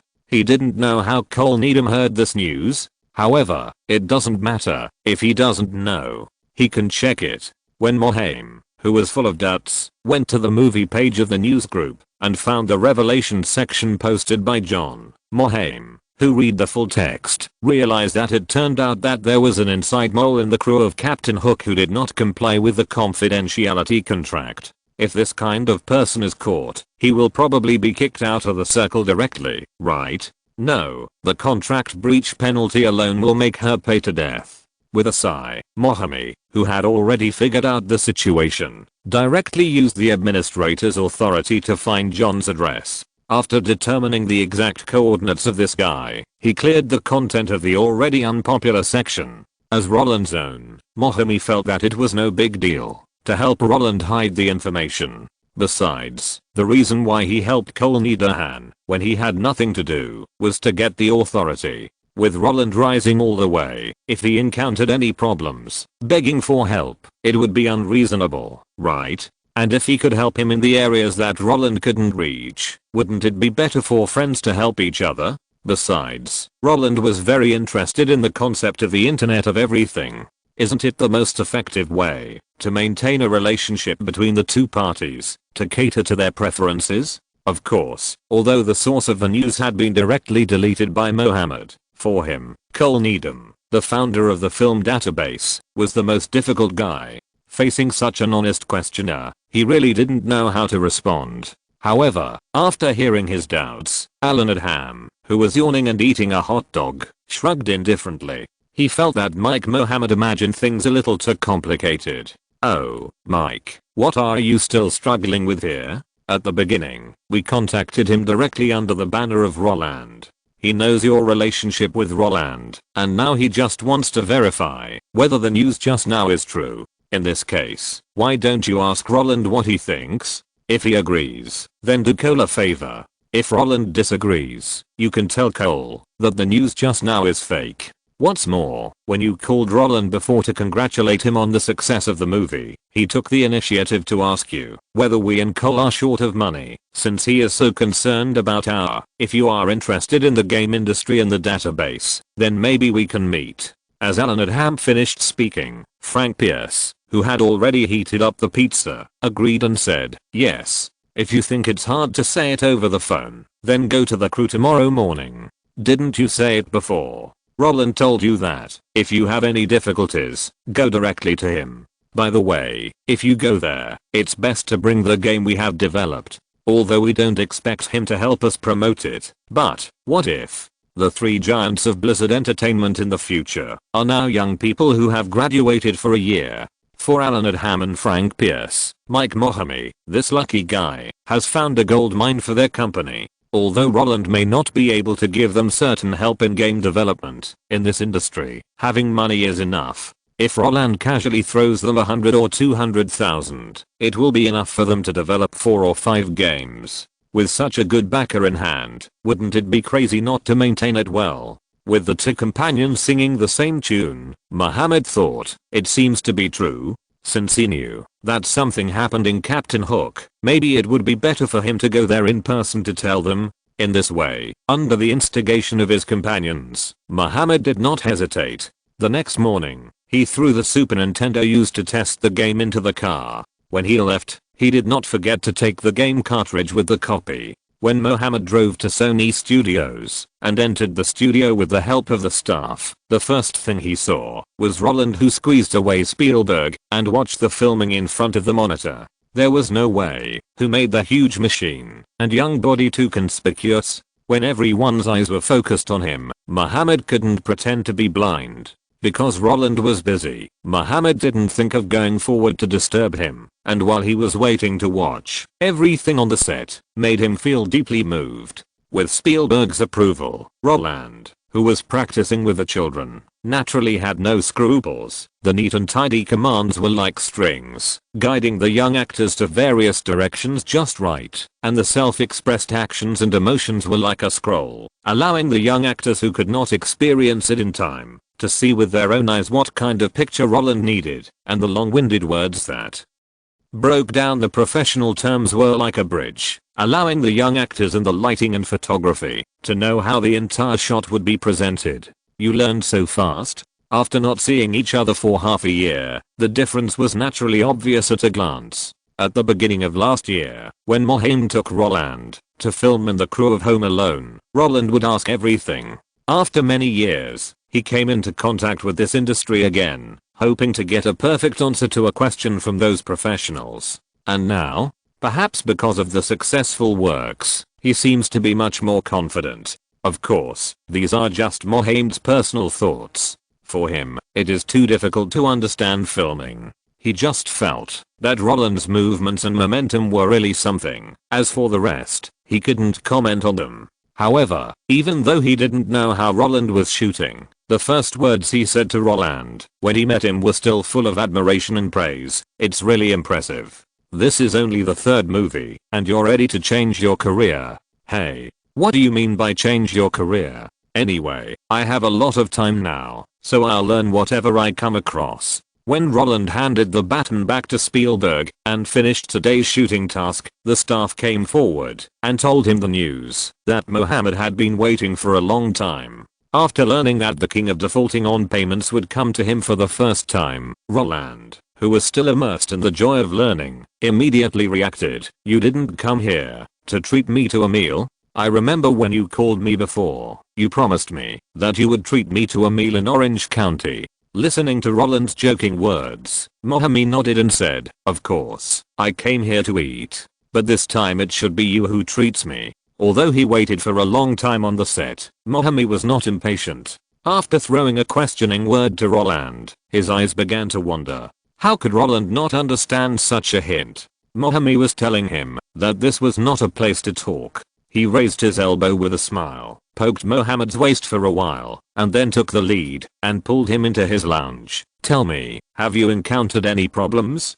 If it's not a trouble, you should call me." In Roland's opinion, if there is no difficulty, Mohamed doesn't need to come to the crew at all. And the matter that made him come from Ivine must be very big for Mohamed. However, just as Roland was estimating how much money Mohamed needed, a group of numbers that came into his sight made him raise his eyebrows. If it weren't for the decimal point to distinguish, Roland would even suspect that the other party was joking with him. "This is..." Roland took the note. "IP address." Although Mohamed's face was still full of smiles, his voice was heavy. "Someone in your crew violated the confidentiality clause and broke the news about your relationship with Spielberg in the online community." Knowing Roland's understanding of computers and the internet, Mohamed explained it very easily. At first, when Roland learned that some crew members were talking nonsense on the internet, he was actually a little depressed. But when he knew that the other party only revealed his learning results in the crew and was not induced by Cole Needham to give the corresponding hammer, he was relieved. And when he heard that Cole Needham, who knew about this, actually wanted to meet Spielberg by getting to know him, Roland's face was sunny and smiled.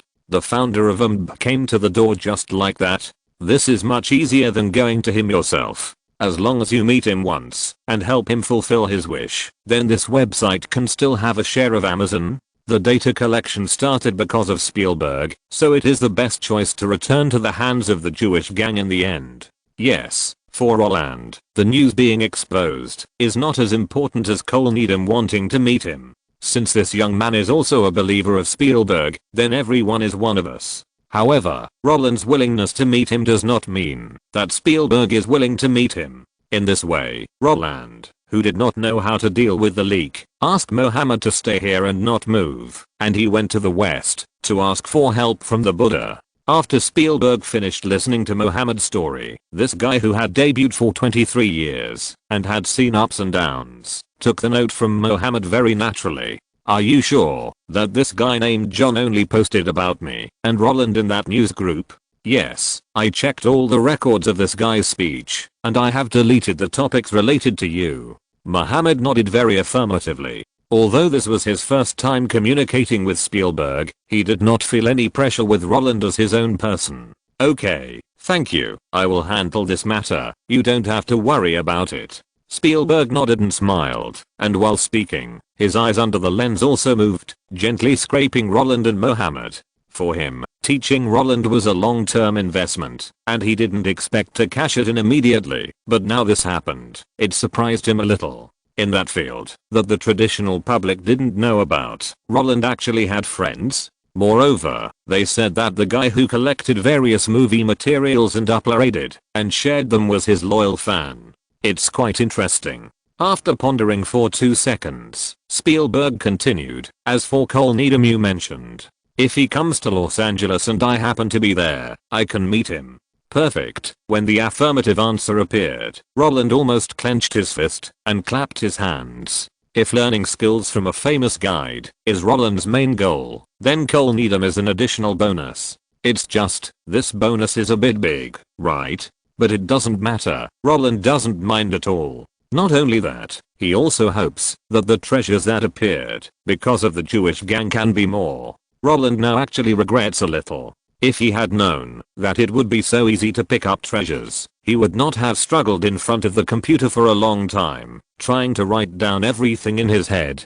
Wouldn't it be nice to be a pick-but-trashman? However, just as Roland was happy that his circle of interpersonal relationships had expanded, Spielberg, who was standing next to him, became very interested in Mohammed. After all, these days, there are not many guys who can take the initiative to help others clean up their messes for the sake of friendship. Although the relationship between the Jewish gang and Roland will be made public sooner or later, Spielberg feels that it is not now. What's more, John only revealed their relationship this time. If he sold the cruise situation to the media one day, they would be the ones who suffered losses. If there is someone to help watch, the situation will be much better. "Are you Roland's friend? I remember you were his tutor before." "Yes, director. I have seen Roland's information before. If I remember correctly, you seem to be from UCLA." "Yes, director. I graduated from the Department of Electronic Engineering." "Electronic Engineering Department? Where do you work now? Are you interested in computer visual effects? If you are interested, I can introduce you to Industrial Light and Magic. Of course, if you like to do development, Microsoft, Oracle, IBM, these are all fine." In Spielberg's view, the guy who can personally report the news during working hours probably doesn't have a proper job. Since he has reported the news, it is not a big deal to recommend him. Industrial Light and Magic is now studying digital synthesis and has business dealings with major high-tech companies. Where Mohammed wants to go, he can ask Lucas to make a phone call and solve all the problems. This behavior can be regarded as repaying the favor of the informant. However, just as he was wondering whether Mohammed would agree or refuse, the guy sitting in front of him rubbed his hands excitedly, stood up very embarrassedly, and picked up the box on the sofa. "Director, I run my own company. The company's name is Silicon and Synopsis. Our operating project is game development. We just received a development project from Nintendo at the beginning of this year and developed a racing game. I brought the machine and the copy. Roland likes to play games, so this is for him to try. I understand your good intentions, but I may not need a new job now." When Roland heard the phrase "start your own company," he didn't think there was anything wrong. Not only that, Spielberg, who wanted to return the favor, smiled and nodded in appreciation of the young man's entrepreneurial spirit. But when Mohammed mentioned game development and Nintendo, Roland, who was sitting aside and didn't think of interrupting, suddenly felt something was wrong. At the same time, the smile on Spielberg's face was also fading. When Mohammed took out the Super Nintendo game console and the copy cassette from the box to prove that what he said was true, Roland, who was slow to realize it, immediately reacted. He first glanced at the game console in front of him and didn't find anything unusual, then looked up at Spielberg, whose face had already fallen. "Damn it. Mohammed, you bastard. Are you actually trying to trick your grandfather?" When Roland saw the Super Nintendo game console and Spielberg's expressionless face, he just wanted to kick Mohammed to death, to draw a clear line between him and him. Mentioning Nintendo in front of Spielberg is like hanging yourself, looking for death. You can just say you are a game maker. Why do you want to mention Nintendo? Don't you know that the American video game industry was killed by Spielberg? If he hadn't been greedy for money, Nintendo's home game consoles would never have sold well in America. And this can be traced back to 1972. Note, because of racial discrimination, Hollywood stars generally do not say what their ethnicity is, especially Jews, like Harrison Ford mentioned earlier. Even if the whole world knows that Jews like to use Jews, they will not publicly admit it. This kind of group is in the circle, fighting for resources and projects together. If outsiders bully them, they will fight together, just like when they dealt with Mel Gibson. When their identities were not made public, only Lucas said once on his birthday that they were together. Amazon initially acquired them for $55 million, just to sell videotapes online through their information sources. In 1991, Industrial Light and Magic was already desperately researching digital synthesis. In 1999, 40% of the special effects of Star Wars prequel were done by computers. The American home console was killed by Spielberg, at least he thought so. Chapter 85 Spielberg's instinct to save the world and Roland Allen's love of games. For Spielberg, movies are his toys, since he was a child. When other children were still at the stage of occasionally going to the movies, he, who had a senior engineer father, was already a director who was holding an 8mm camera and shooting everywhere. Because of this, he didn't think there was anything wrong with Roland, who was 11 years old, making movies, because he also shot in this way. Of course, after he had a son, the importance of the child rose accordingly. He could give up overtime to accompany his children. He could turn down those night shoots for his children. He could stay away from those projects that required going abroad for his children. But he couldn't give up his hobby, games, for his children.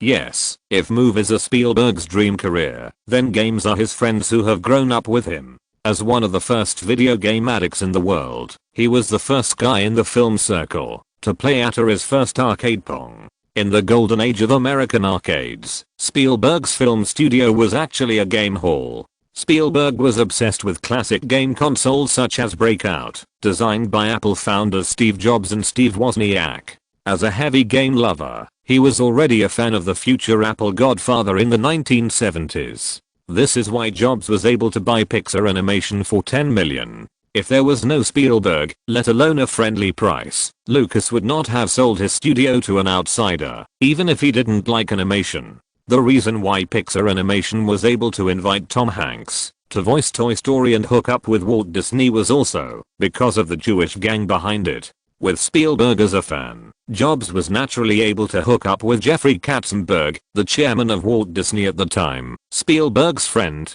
and one of the three giants of DreamWorks. Of course, Jobs was only one of the key figures in Spielberg's gaming career. The game that really made him addicted was the famous Japanese Space Invaders. Yada, which was only established in 1972, transplanted this game to its own machine in 1980. After playing this game, Spielberg, who had just achieved great success with Indiana Jones, directly locked himself in the studio, played the entire game, and wrote a guide himself. On the first page of the guide, he even directly marked it. I hope that the reader who sees this book is a game fan. If Nintendo and Disney are the two companies with the best IP operations in the world, then Spielberg is definitely the first guy in the world to madly produce derivative products without the concept of IP.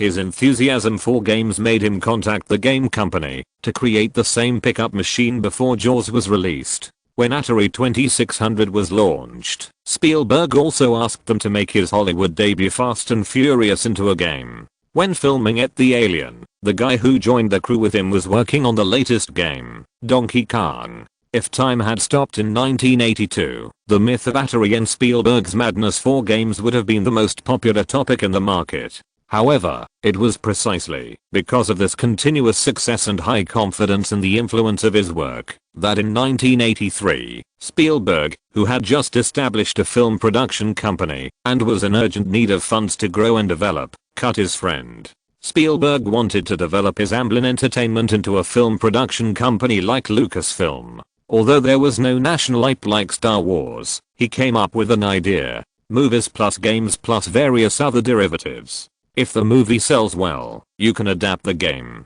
Adapting the game can make crazy money. Games strengthen the concept of movies. Unlike going to the cinema, it can enter thousands of households by itself. In this case, with their company, the value of derivatives will increase exponentially. So, when Atari came forward to purchase the copyright of the game Met the Alien, Spielberg, who was in the same boat with Universal, asked for a huge amount of $25 million in licensing fees and a high share of the profits. Of course, if it was just these, it would be fine. This kind of extortionate behavior made the entire negotiation last from the beginning of the year to the middle of the year. Not only that, when the contract was signed, they also required Atari, a subsidiary of Warner, to release the game that year. The contract was only signed in July, and it had to be officially launched in December. In the era without digital products, the development cycle was only 6 weeks, and what kind of game could be written in 6 weeks? If it were put in today's time, for a company like Rockstar, that couldn't perfectly port Red Dead Redemption 2 from the console to the PC in a year, 6 weeks wouldn't even be able to write a bug. Of course, if it were Ubisoft, perhaps the potatoes would have been planted. So, the failure was obvious. More than 10 million copies of the game were produced, but only 1.5 million were sold in the end. The countless cartridges that couldn't be sold were buried by Atari in the desert of New Mexico. Of course, if it was just a failure, that would be fine. What Spielberg could not accept the most was that his Met the Alien has always been hailed as the last straw to save the market, because at that time, the market was full of all kinds of shoddy and junk games. Because this industry makes money, even food companies want to get a piece of the pie. The quality of the games they developed was so low that it was speechless. While causing a lot of homogeneity, the enthusiasm of users was also fading rapidly. The public's enthusiasm for electronic games disappeared without a trace, and consumers were unwilling to buy games. People hoped that this director who loved games the most could bring a different experience to the market. But Spielberg finally chose money. In the internet age, any video host who has made a history of game development will mention the biggest collapse in the history of games in 1983, the Atari shock. Many people attributed the bankruptcy of all American game development studios, the official demise of the second-generation game consoles, and the transfer of the world's TV game development center from America to the island country, etc. All to Atari's stupidity, and to Atari's use of IP as everything to save the world, while ignoring the quality of the game. But only Spielberg himself knows that he stabbed his friend to death on the road to catching up with Lucas. He, who claims to be the #1 player, completely failed the expectations of all game enthusiasts. 25 million in licensing fees. This can already make hundreds of games. You know, the total R&D cost of Atari's new game console is only 100 million. And it is precisely because of Atari's failure that Nintendo's red and white machine has an opportunity to take advantage of it. Super Mario Bros., which was released in America in 1985, set off a frenzy of gaming. In just 3 years, Nintendo restored the American game market to the heyday of Atari. At that time, there was even a saying on the market that a toilet repairman saved the American game circle. Games with a sense of achievement, rich plots, and a strong sense of substitution are deeply loved by people. And all this should have belonged to Spielberg's glory. But he personally ruined his savior identity. After the complete failure of the game Met the Alien, Spielberg never mentioned his love for video games again, and no longer cared about who his movies would be licensed to by the film company, or what kind of games would be made. He felt that he was sorry for the game fans who placed their hopes on him, so he would rather re-establish DreamWorks than continue to pull Amblin Entertainment. On the road to the company's development, he did not lose to anyone. He just lost to himself. No matter how good his movies were, he could not accept the act of strangling his friend to death with his own hands. Because of this, when Mohammed brought out the Super Nintendo home game console and a game cartridge they had just made, Spielberg, who wanted to introduce a job to Mohammed, felt that his heart was stabbed by his own hands. At a certain moment, he even had the idea of asking Mohammed and Roland to get out together.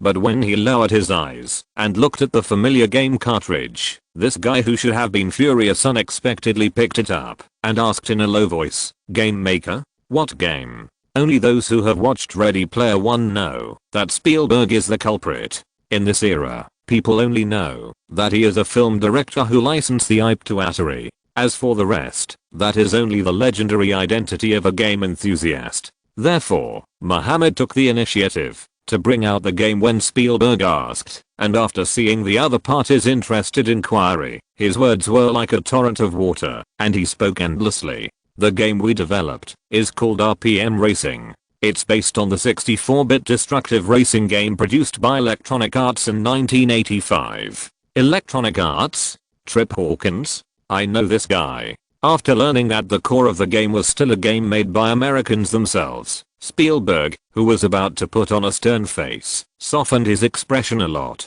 Didn't Trip work for Steve Jobs before?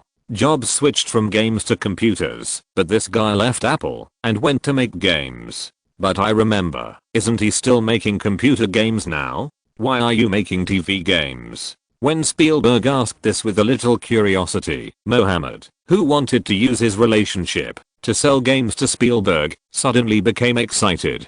Because Nintendo sales reached $2 billion in 1989, the TV game market is recovering. At the same time, Sega also brought their Mega Drive came to America, hoping to compete with Nintendo. Since the TV game industry has a good prospect, we certainly hope to make a name for ourselves through this industry first. Make a name for ourselves first. Spielberg's voice rose. Aren't you going to help Nintendo all the time? No, we want to make computer games. Mohammed shook his head repeatedly, and while speaking, he also cast his eyes on Roland. Roland knows about this matter. We all think that computers are the trend of the future. We are now making Nintendo's TV games, just hoping to accumulate funds. After home computers become popular, we will immediately change our business. Of course, this is just our plan. If we want to get to that point, we have to hope that this game can be successful first. Pragmatic words are the development path that Mohammed and his friends have studied in the past 6 months. But after hearing Spielberg's ears, the situation is not the same. These game people really don't want to care about Nintendo.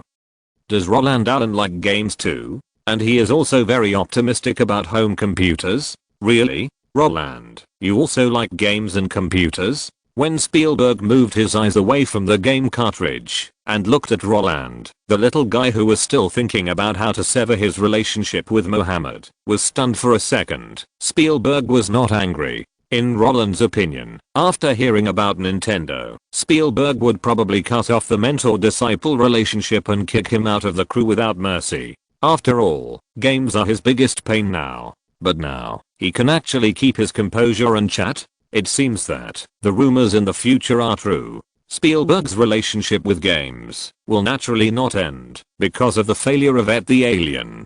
As Liankicheo said, 10 years of drinking ice cannot cool the hot blood. Even though Ed the Alien failed, Spielberg never mentioned that he was a game player, but he had actually been writing scripts for Lucas Games. After directing Saving Private Ryan, whenever he thought of the scene where the Allies were attacked on the Normandy beaches, he insisted on making that scene into a game. However, both DreamWorks and Amblin strongly opposed it. In their view, games with World War II themes are outdated. This kind of realistic FPS game is very boring. Not only that, the failure of Ed the Alien is right in front of us, and there is no need to wade into this muddy water again. But, this time Spielberg did not compromise. Because his son likes to play the classic FPS game 007, GoldenEye on the Nintendo N64 platform very much, isn't playing Nintendo's games against me? So, Medal of Honor, produced by DreamWorks Interactive and exclusive to Sony PS, appeared. Medal of Honor was a huge success once it was released. In the year 2000, DreamWorks, led by Spielberg, also made a sequel, Underground Resistance. Since the most popular platform for FPS at that time was still PC, Spielberg left his ideas and inspiration behind after selling the IP to his friend Electronic Arts. Of course, this was also related to the fact that DreamWorks was besieged by Hollywood giants at that time and could not open up the overseas distribution. However, although Spielberg completed half of the regret and handed the rest to others, the creativity and people he left behind were directly poached by EA. They found the 2015 studio in the way of old and new and asked them to bring Medal of Honor to PC. The veterans from DreamWorks Interactive naturally use the scripted real-time performance left by Spielberg to interpret Saving Private Ryan in the first-person way. In the generation of joint assault when Medal of Honor was brought to PC, the sales of all platforms reached an astonishing 3 million. Later, due to the terrible sales and money, half of the 2015 studio, which was led by the old and the new, was poached by Activision. The veterans led by Spielberg were divided into two groups. One group established Infinity Ward, and the other group joined EA's Los Angeles studio. Both sides worked hard to extend the creativity left by Spielberg and made two games. One is the hardcore military multiplayer shooting game Battlefield that has survived for nearly 20 years. The other is Call of Duty, which is called the cancer of the industry, but has repeatedly created sales myths. Yes, after betraying the trust of players in 1982 and destroying the American video game market with his own hands, 15 years later, Spielberg relied on his own persistence to add two super rights belonging to America to the PC game market. Although Nintendo is still popular, no one can compete with them in the field of FPS. It is precisely because these two games wiped out the remaining half of Spielberg's regret that Ready Player One was born. Many people think that this movie is playing with memes, and the last line should be changed to "Thank you for watching my movie," but in fact, what Spielberg really wants to say is that sentence, "Thank you for playing my game." Spielberg, who was supposed to save the world in 1982, finally brought his regret to the screen after 36 years. While cooperating with Atari's parent company Warner, Spielberg also abandoned DreamWorks and chose Amblin Entertainment, the source of the mistake that year, to produce it. When Oasis's father Halliday appeared wearing his favorite Space Invaders, when Oasis's father left the virtual door with his childhood, "Thank you for playing my game" became Spielberg's most affectionate confession to those players who bought game cartridges because of him and continued to support video games in the future. He knew he was wrong, and he had made up for it. As for whether the former players would forgive him, he didn't know. But he may never be able to forgive himself, because he destroyed the dreams of a generation with his own hands. He likes to watch children play games, and he never thinks that games are electronic heroin. He also thinks it is normal for adults to play games. Everyone likes to dream. Which child doesn't want to be a hero? At the age of 5, he saved the world in Hyrule Fantasy. At the age of 15, he charged into the Azeroth continent. At the age of 25, he returned to the Legend of Zelda to revisit the old place. Although the people who play games have grown up, who doesn't want to be the child who dreams? When these deeds are like spring water, constantly emerging in Roland's alarm clock. Roland, who was still nervous and wanted to break off relations with Mahami, breathed a sigh of relief. What's the use of being rich? Sometimes taking a wrong step will make you regret it for the rest of your life. Many people can't understand why the rich always have some inexplicable pain. Because many times, the pain of these guys can't be eliminated with money. Just like Spielberg, he instinctively saved the world, and as the owner of the E-Type, he asked Atari to make good games. But he took the initiative to give up all this, and the identity of the savior cannot be bought with money at all. Feeling Spielberg's curious eyes, Roland suddenly felt that the guy in front of him was a little different. If before, Spielberg only regarded Roland as Robert Zemeckis' apprentice, if these days, Spielberg just thought that Roland was a very good investable person, then now, he is like looking at himself. At the age of 11, he could already take an 8mm camera and shoot everywhere. Now Roland shoots much better than he did back then. When he was 19 years old, he graduated from high school and wandered around Universal Studios, hoping to get advice from people in the industry. Now Roland seems to have known Robert Zemeckis from Universal Studios. At the age of 26, he was already frantically collecting various arcade machines. Now Roland has advanced his interest in games by 15 years. At the age of 29, he finally tasted the taste of being popular. Now Roland has become a big hit. The similar feeling is getting stronger. Not only that, this 44-year-old guy suddenly felt that compared to Roland, the first 30 years of his life seemed to have been lived like a dog. If Home Alone corresponds to Jaws, then Terminator 2 will correspond to Close Encounters of the Third Kind? No. Terminator 2 may become Indiana Jones. I hope this kid won't make the same mistake I made back then. No. I can't let him make the same mistake I made. Spielberg didn't believe that Mike Mohammed would directly bring the Super Nintendo and the newly developed games over when Roland didn't like games. In his opinion, only if Roland was interested first would he do this. In that case, whether Roland admitted it or not was actually not important. Since this kid's preferences were the same as his own, and since his life trajectory was a microcosm of his own essence, then, Spielberg's biggest idea was not to repeat the same mistakes. As for miracles, isn't it just a dream to overthrow the current Nintendo? It was his biggest wish to hope that these guys who were interested in computer games and had the ability to do it could hold on to this market. As for other things, why do you ask so much of an 11-year-old? If Spielberg felt that Roland's training value had to be re-evaluated after seeing the IP address of the insider, then now, the guy who was extremely similar to his life microcosm could no longer be introduced by someone's students. Robert Zemeckis couldn't remember whether he had taught Roland or not, so now, just pretend that he hadn't taught him. How could an apprentice teach his master?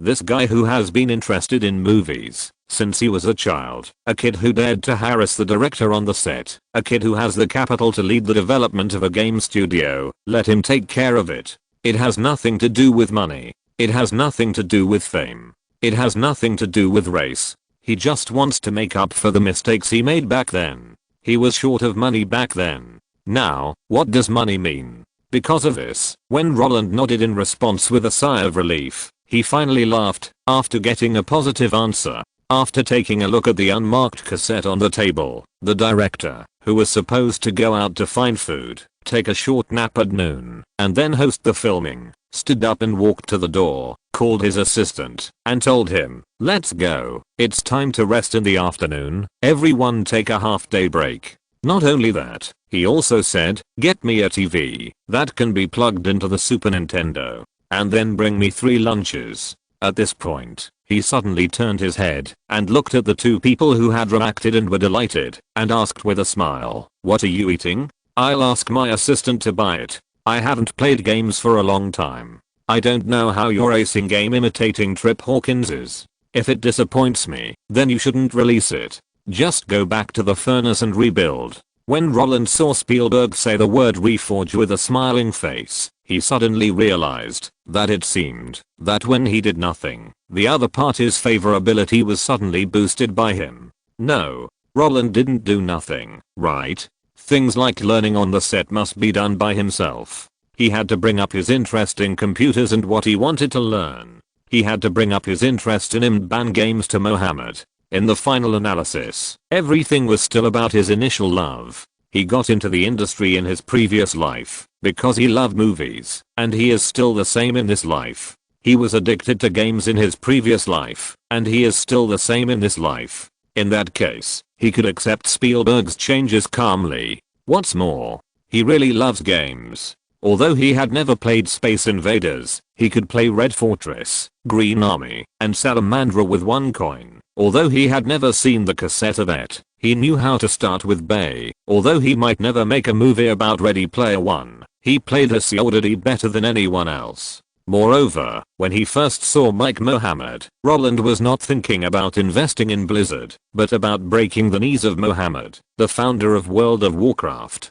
Just like Spielberg, Roland's first reaction was the joy and anger of the game, and the second reaction was to invest. He loved movies. He also loved games. Note, Jobs was the 40th employee of Atari. He knew Spielberg during the Atari period. When acquiring Pixar, Lucas, who wanted to lay off the computer animation department, offered $45 million, but the deal was finally closed at $10 million. At that time, Bill Gates also wanted to acquire Pixar. Even though Pixar suffered losses 4 years later in 1990, Gates still wanted to buy it from Jobs for $90 million, but Jobs still didn't sell it. Just like Spielberg wanted to surpass Lucasfilm, he also wanted to surpass Amblin Entertainment in the film field.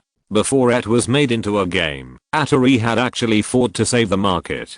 They bought Namco's Pac-Man in the hope of using the big hype to promote the sales of game consoles, but unfortunately, due to operational problems, they produced 12 million copies when there were only 10 million machines in the market, but only sold 7 million copies. It was actually the hope of the whole village, but the shoddy game was rated as a nightmare for American children. So much so that some people still criticize Spielberg, saying, the best director in the world, the best movie, but the worst game. The founder of Electronic Arts knew Spielberg when he was at Apple, so when he was making Medal of Honor, Spielberg sold the IP to EA directly. This is also why Spielberg did not sue the other party when the third generation game copied the plot of Saving Private Ryan, because those were all scripts he had written. Chapter 86, The Treasure House, after becoming a miniature. However, 2 hours later, the game player from the future was going crazy. Oh, shit. When the off-road vehicle driven by Roland was smashed by Spielberg's car for the nth time, he felt so angry that he held his head with both hands and cursed, Steven. This is a racing game. But the problem is that this game does not have any punishment for damaging other people's vehicles. Looking at the little guy with sharp eyes, as if he wanted to dig a piece of meat from his body, Spielberg, who had already won the shameless victory by forcibly scrapping Roland's car, did not have the director's posture of holding the director's baton and directing the country on weekdays. Fuck. The collision should be attributed to normal physical collision, instead of destroying other people's vehicles by collision as a way to win. This way of playing is extremely immoral. Roland was not convinced, but he could only be helpless and furious, because he could not win. Although Roland was foul-mouthed, Spielberg didn't mind at all. Or rather, the pleasure of playing games online with friends was all reflected in the rage of being unable to beat or kill of the other party. At this moment, he smiled like a child. Since there is no damage penalty, it proves that my way of playing is fine. It is a special design of the game developer. Am I right, Mike? What? You dare to stand on his side and try it? Although Roland's eyes can kill people, and Mohammed wants to apologize for the bad game experience he encountered, but Spielberg is really right. Using your own skills to eliminate others is the core gameplay of their game. Yes, the ability of vehicles to attack each other is the biggest feature of our game. Hearing this, Roland rubbed his fur hard. Get lost. If you look at it from the perspective of 30 years later, the game RPM racing is really terrible. Although Mohammed and his team borrowed from the destructive competitive racing game produced by Electronic Arts 6 years ago and adopted the other party's successful experience, they created regular mode, personal mode, and even like the future Warcraft map editor, you can create your own map and set your favorite route parameters, but its main gameplay is actually driving a car in an infinitely repeated scene. After a long time, it feels like it is constantly going in circles. That feeling is just like the lonely desert highway made by Paykan next door. Abnormal sand sculpture. Of course, unlike those games that are purely for losing money, the life and death speed of the game RPM racing is still very fast. Due to the poor operating feel, a little more force will cause the vehicle you control to oversteer. Therefore, the refreshing feeling of completing the race is immediately replaced by a high degree of concentration and patience that ordinary people can hardly imagine. However, after adding the setting of the health bar, concentration and patience make the real selling point of the whole game manifest, because using the control handle to directly crash the opponent's vehicle is also one of the ways to win.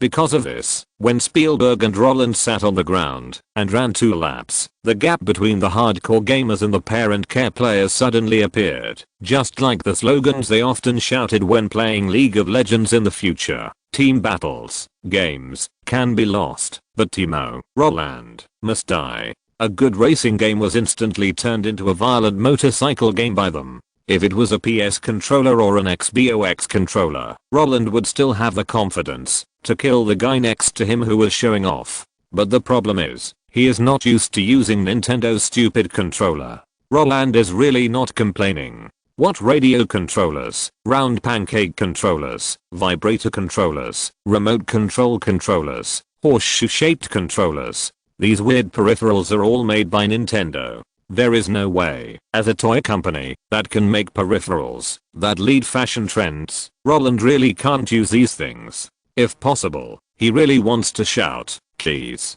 He thinks that keyboards are better than these round and straight controllers. I don't want to play anymore. I don't want to play anymore. As a hardcore player who can press enter at 0/9/0 and complain to his teammates, what a broken server. My delay has exceeded 1000. Roland dared to smash the market when he couldn't feel any game experience. When he saw the little guy throwing the handle, he stood up angrily, took a bottle of mineral water, and poured it into his mouth. Spielberg, who had won many games, smiled even more. While putting down the handle, he also leaned back with his hands on his head. Don't want to play anymore? Isn't this game interesting? Mike said you like games, but I didn't expect your interest to last only for a while. Who said that? It's obviously this handle that doesn't work well. At this moment, Roland perfectly explained what it means to shirk responsibility. If possible, he even wanted to give a quality 8-game winning streak.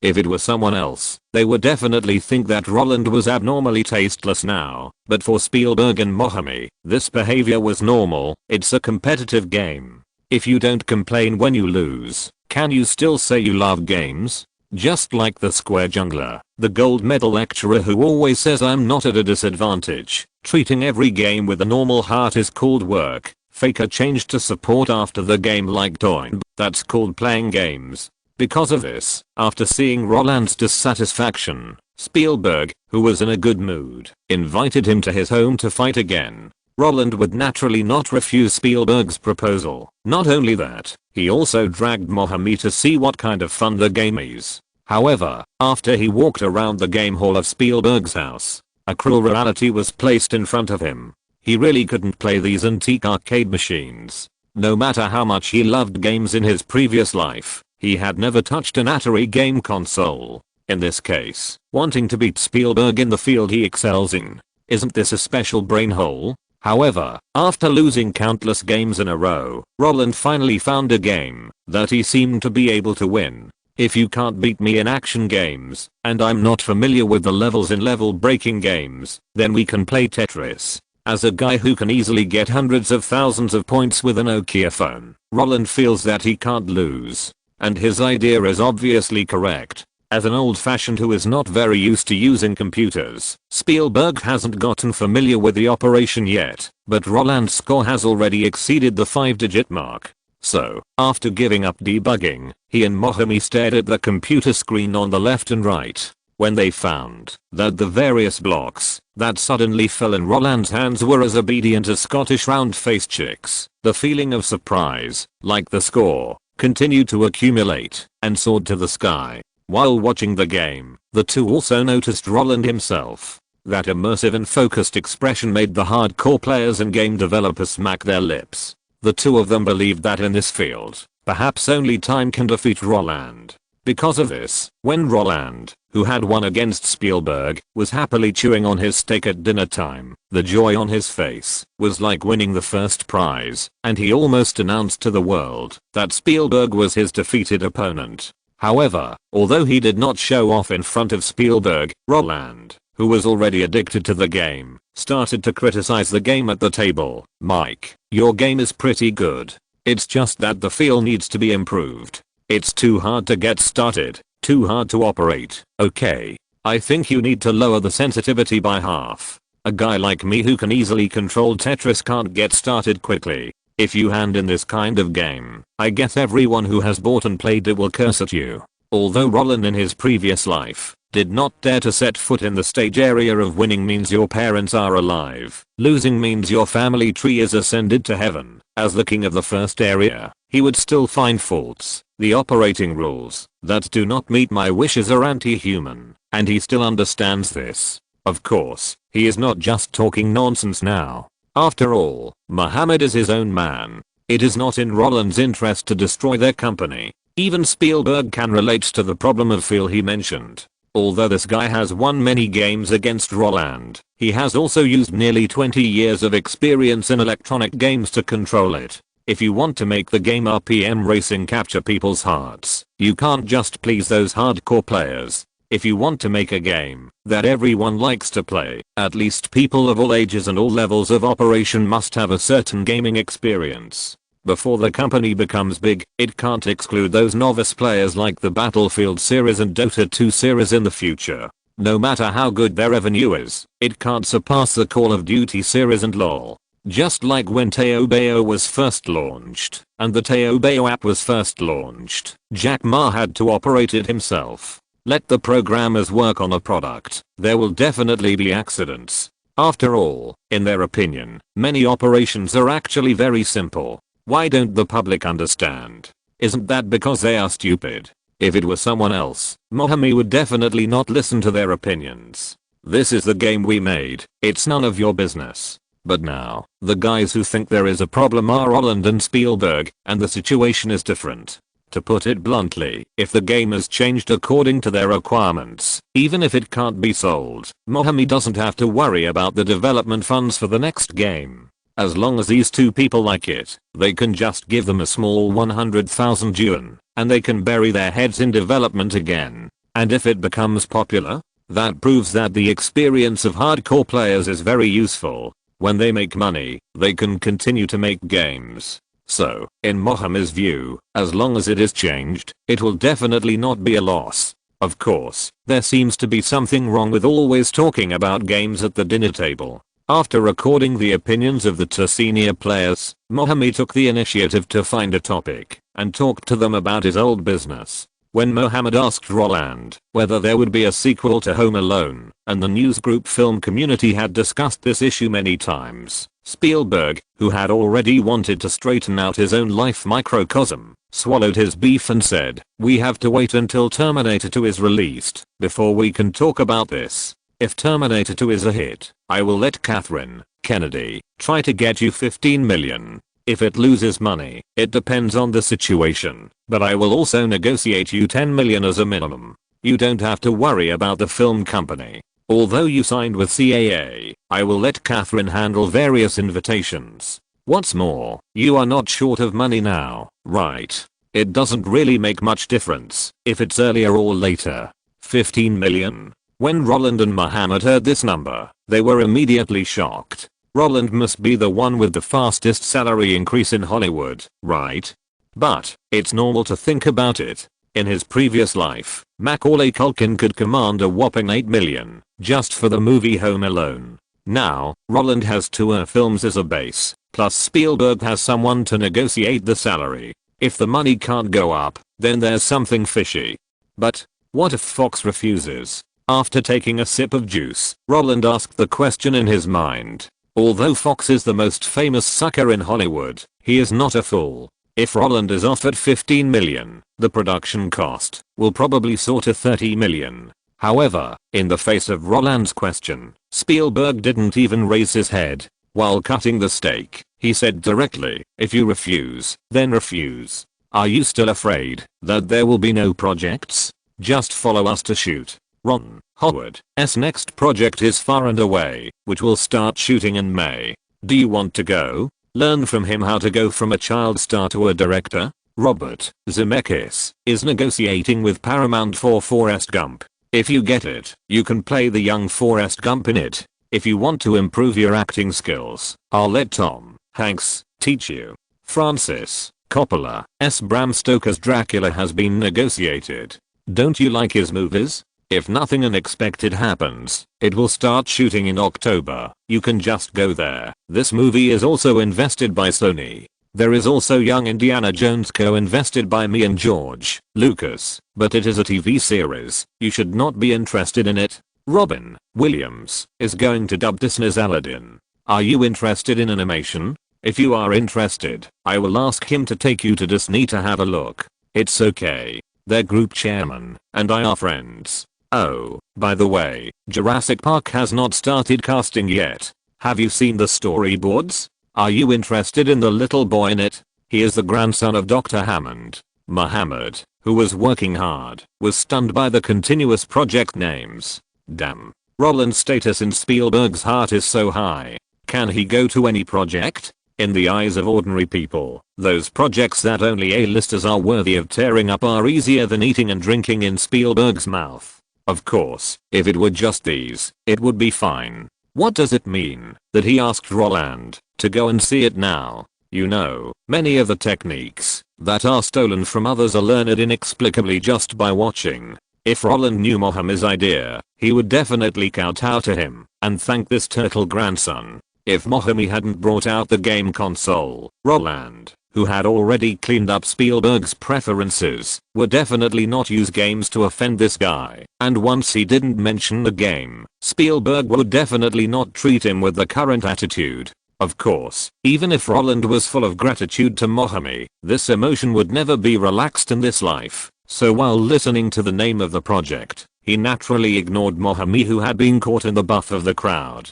Because for him, the projects mentioned by Spielberg are all too attractive. Far and away is the love story of Tom Cruise and Nicole Kidman. Forrest Gump is an epic work that can surpass The Silence of the Lambs. Bram Stoker's Dracula truly embodies the saying, even if the mountains are gone and the sky and the earth are united, I will never part with you. And Aladdin is a comeback for Disney after years of decline.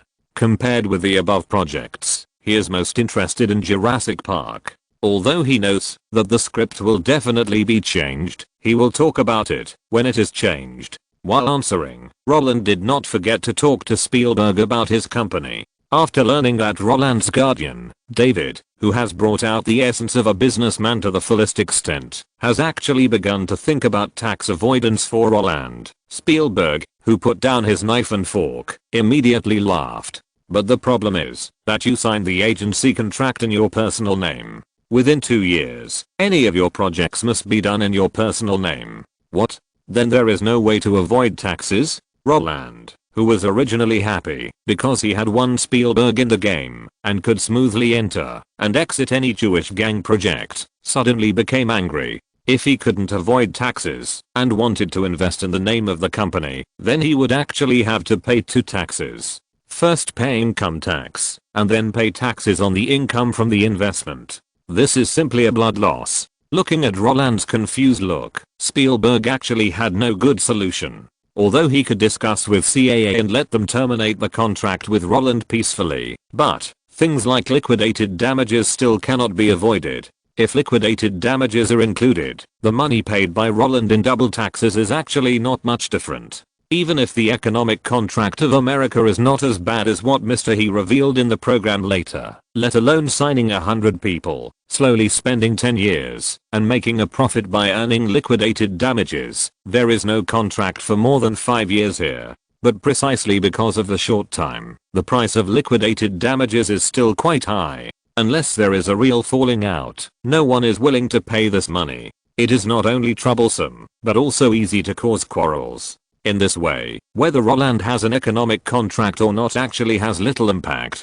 After listening to Spielberg's explanation, Roland was relieved. Although paying 2 taxes made him very unhappy, he was not short of money. Many people think that singers make money the fastest in the entertainment industry, and singers are often at the top of the artist income rankings. But in fact, the money earned by the real head bosses is not from film contracts. In Roland's memory, Spielberg took away $250 million just with Jurassic Park. You know, this is the money obtained when the global box office has not yet broken $1 billion, and a large part of the investment came from Universal. And like the later fans of The Emperor of the Storm, what Will Smith said is awesome, and no one can match the box office. But he didn't earn more than a fraction of Spielberg. After all, Marvel's Men in Black, which showcases his comedic skills, is just one of the many resources in Spielberg's hands. Compared with a big man like him who owns copyrights, no matter how much money Taylor Swift makes, she can't adapt the movie and have to fight with her former employer. The most frightening thing for those in the entertainment industry is not having resources. Since you have the resources, it doesn't matter whether you pay more or less tax. What's more, the agency contract will expire in June 1992, and in more than a year, he won't be deducted much money. Oh, by the way, at the Golden Globe Awards dinner, Francis and Martin told me that Michael wanted me to shoot a music video. After putting aside the money-related issues, the conversation at the table became more casual. But, after so much time, they don't seem to have replied to me. Spielberg obviously knew about this matter a long time ago. He wiped his mouth with a napkin and shook his head and said, "It was filmed a long time ago." I asked them to record and shoot the MV first. Wait until Captain Hook is finished and then go and make up a title. Michael's problem is very troublesome. It has little to do with racial discrimination. You just need to know that someone wants to deal with him. Things are complicated. It doesn't matter if you go to shoot an MV. Just don't get involved. Although they won't target you for my sake, the public's mouth is not so easy to bet on. Francis and Martin really think things are too simple. They don't know the inside story, so they told you about it first. Anyway, just don't worry about these things. Make movies when you should make movies, and play games when you should play games. If it were movies and games, Spielberg might talk freely, but he didn't want to talk too much with Roland about racial issues related to Michael Jackson. After all, this is not their business. Although he kept saying that he would resist racial discrimination. But whenever people mention racial discrimination, isn't it racial discrimination? This deep-seated contradiction has nothing to do with them. Spielberg knows who he should speak for. He won't do anything beyond the limit, nor will he let his own people fall into the trap. Since Spielberg has said so, Roland doesn't care. Anyway, he doesn't have much talent for singing. Even if he goes to shoot an MV, he will treat it as a movie. As the business came to an end, the dinner was coming to an end. After meeting and greeting Spielberg's wife and children who had returned home, Roland took the script of Jurassic Park and asked Mohammed to take him home. Note, in reality, RPM Racing has good sales, and the game share supports them to develop 2 games at the same time. However, when it was exhibited at the Retro Arcade booth at the Blizzard Carnival in 2010, people found that this game was really boring. It was comfortable to play with friends who liked to fight each other, and it was easy to get bored when playing alone. And the operation feel is really problematic. After the exhibition, some people dug up the media reviews of that year. They felt that the game operation was anti-human, so Blizzard deleted the development process of this game from its official website in order to cover up the black history. Ron Howard is also a child star. He started filming at the age of 1.5. In the first version of the script of Jurassic, it was not a sister and a brother, but a brother and a sister. It is true that Jurassic made Spielberg take away $250 million because it was Universal that begged Spielberg to shoot it. He wanted to shoot Schindler first, but the president of American Music Company, Universal's owner at the time, knew that if Spielberg's father prepared for half his life, he would definitely get a lot of awards. Then he would not be asked to shoot Jurassic at the current price, so they would rather raise the share and let him shoot Jurassic first. Men in Black is an IP acquired by Marvel. It was originally SL Comics, and then SL Comics was acquired by Malibu Comics, and then acquired by Marvel.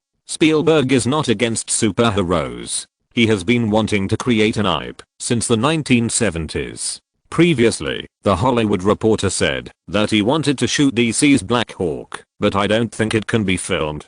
Chapter 87. Who else? Roland is a guy who is willing to share. He believes that a group of like-minded guys can collide with different spiritual sparks when they get together.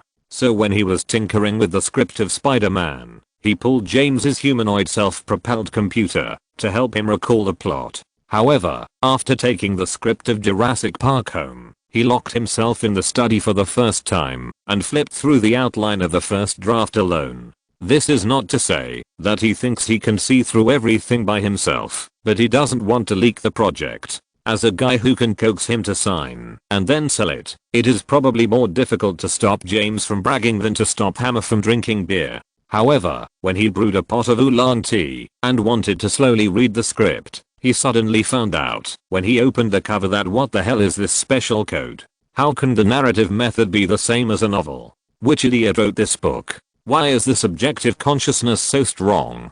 As a half-baked screenwriter who just entered the industry, after reading the scripts of Indiana Jones 1, 2, 3, Terminator 1, 2, and Home Alone, even if Roland cannot grasp the essence of narrative, he still has the ability to distinguish whether the script is right or wrong. In his opinion, the script in his hand is simply a narrative story outline and then filled with character dialogues. If it is just that, it would be fine. What he can't stand the most is that the whole script is filled with a sense of preaching. If you have to make an analogy, it is equivalent to Tom Hanks' Castaway and King Deodade's A Good Show. The former, under the revision of Robert Zemeckis, uses more than 4 years of life on a desert island and chucks pain and torture to interpret a story of how much a man has to go through to become a man. When Hanks, who is busy with work, returns to the world after living on a desert island for 4 years, his almost perfect side tells everything the director wants to express, while the latter is filled with nearly 40 minutes of straightforward preaching, as if all the conflicts and dialogues are to make the audience in front of the screen understand the ultimate mystery of life.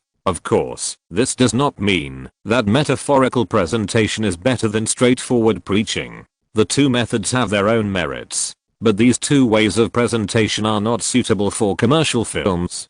Take Jurassic Park for example. Its selling point is dinosaurs. In this case, let the audience enjoy it first. After the audience enjoys it, insert the changes of technology to humans and the thinking of biotechnology to humans. Isn't it over? Why do you describe the possibility of technological progress destroying the human world from the beginning of the film? Aren't you a lunatic? Exclamation mark.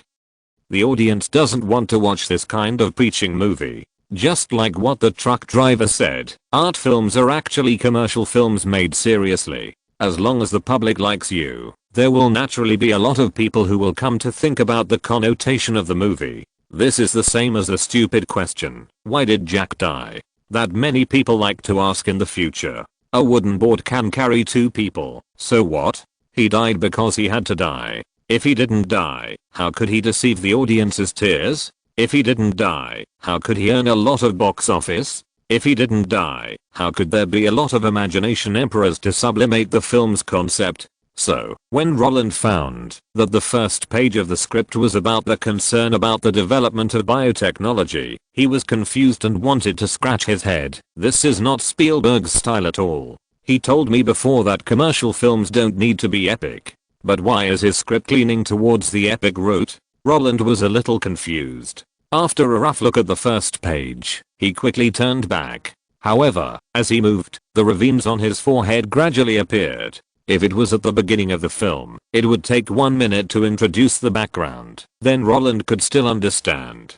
But the continuous research dialogue for several minutes was hard for him to accept. He came to see dinosaurs, not to see dinosaur research reports. So, after turning a few pages, Roland, who couldn't read anymore, closed the script. He wanted to know who on earth could write such a thing. However, when he took a closer look, he found out that this screenwriter was the original author of the novel! Exclamation mark.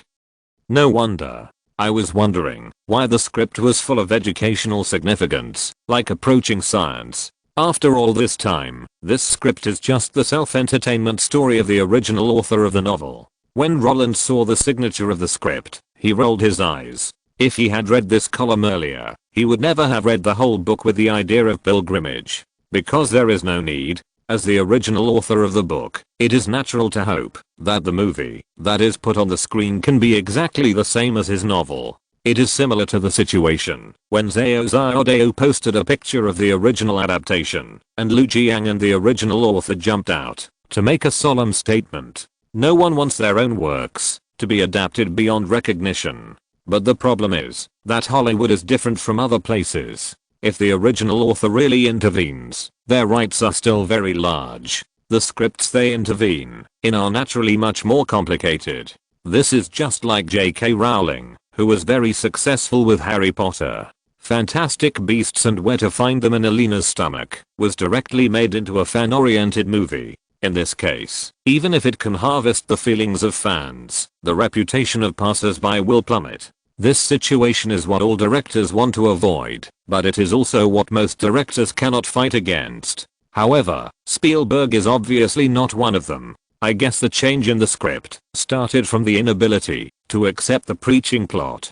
Don't say Spielberg, even if it's me, I want to change it. When Roland found that the first version of the script was really low, he immediately felt that he was mentally ill to read the script now to prepare. Even if he is an outsider, he will not shoot this script. In this case, it is not important whether he thoroughly understands the script before shooting, because it will still need to be overhauled in the end. Of course, this does not mean that Roland's current preparation is meaningless. Although he thinks the entire script is very low, it is still very useful. Didn't he fail to write the Spider-Man script?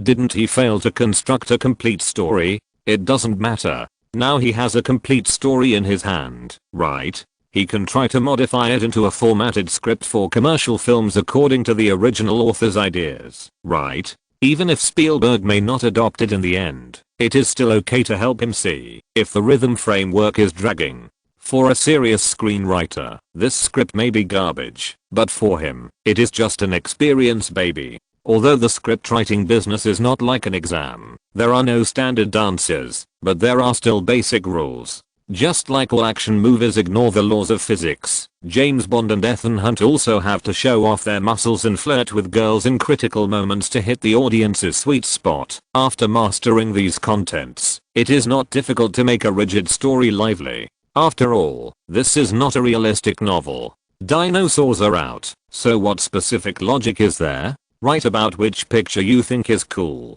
Of course, he can't change the silly and sweet plots in the movies of his previous life. For example, he can't directly apply the scenes where the sister yells, attracts dinosaurs, and forcibly drags the team to himself. Since Spielberg wants to pull him into the group, Roland will definitely insist on the role of brother and sister instead of sister and brother. But if that's the case, then how about we just change it to a scene where a brother protects his sister? Girls are young, and it's normal for them to be afraid, cry, and scream after being frightened. But in order to prevent the actors' performances from being too stupid, the age group of 10 and above can be directly excluded. Hiss. That's not right. Why don't I just write it according to Ashley and Mary's appearance? The movie won't be shot until next year at the earliest, and they will be 6 years old by then. 6 years old is the age when children are most curious. Even if they are afraid and want to cry or are confused, they can weaken the concept of stupidity in the minds of the audience and perhaps even generate pity for them. In the eyes of the public, I have always been smart and flexible. Whether it's Home Alone or the upcoming Terminator 2, or the Spider-Man I want to shoot, I have to at least maintain a great and glorious image until I reach adulthood. In that case, protecting my sister in Jurassic Park would just be a perfect example of my age. Is it connected? In the case of preconceived ideas, even if I act a little too rational, most of the audience will think it is normal. After all, my roles are always like this. As for dinosaurs, it is better to present the battle between Triceratops and Tyrannosaurus Rex. Triceratops protected the two children, dealt with Tyrannosaurus Rex, and was finally defeated. At the moment it fell, a flash of lightning flashed in the dark night, illuminating the surroundings. The boy who had a good relationship with Triceratops looked ahead in shock and loss. He didn't expect that Triceratops would die like this. The sister leaned on his waist, observing the world timidly and confusedly. Although she was afraid of dinosaurs before, the protection and sacrifice of Triceratops made her appreciate the charm of nature. As for the collision between man and nature, these things are developed by excellent audiences. What I want is actually the bravery of the boy and the weakness of the girl in the script. Thinking of this, Roland's eyes became brighter. This growth path is simply perfect. As long as Spielberg can finally accept his character arrangement, it doesn't matter, even if all the plots he has imagined are overturned. Because in this way, all the movies in his growth period can be connected in a line. Home Alone, Terminator 2, Captain Hook cameo, Home Alone 2 not discussed, Jurassic Park, Spider-Man in preparation. Who else? Who else? Who else? Who can fight him?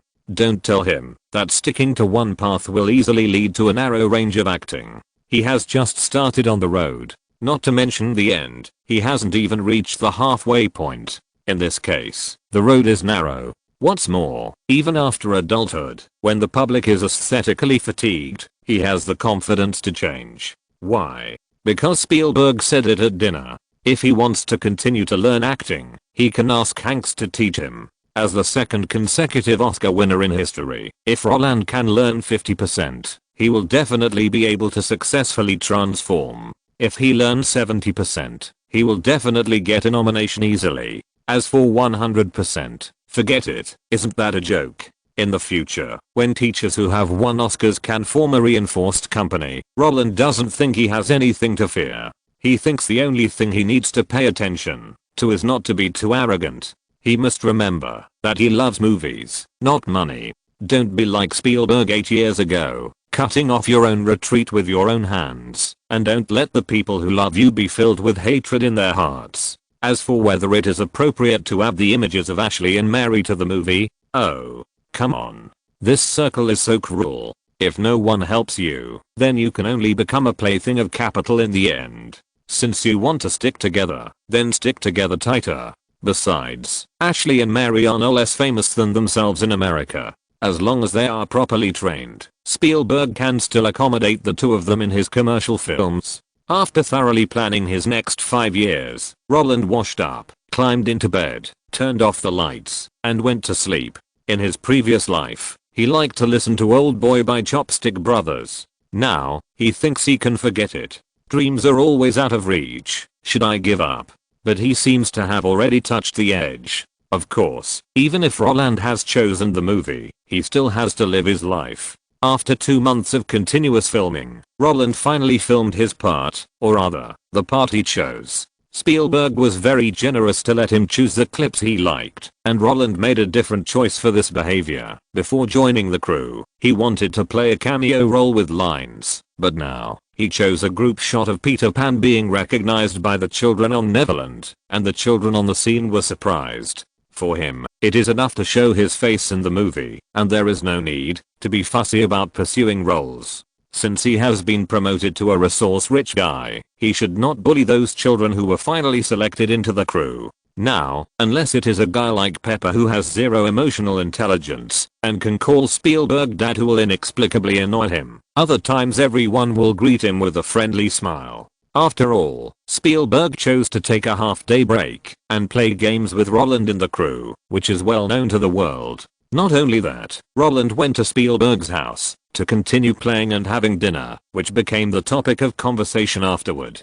In this case, if Spielberg asked Roland to shoot the adult group's scenes, Robin and Dustin would also cooperate with a smile. Even if Roland had problems shooting, they would not diss, but take the initiative to tell the young director their ideas, and then try to turn the script and storyboard into reality. After all, everyone is a friend. Helping each other is nothing big. Of course, the adult group's scenes will naturally not be given to Roland. However, there is a shot that Roland personally took charge of. That is the scene where George Lucas, who came to the set to guest star and played a pirate in the film, kissed the Star Wars princess on the bridge. The two played a pair of background lovers and would be swept by the long lens. Although the overall difficulty is not great, he is a big shot after all. In addition, given his current relationship with Spielberg, if there is a RNG, wouldn't that just give Lucas another joke to laugh at Spielberg? This, of course, is not what Roland wants to see.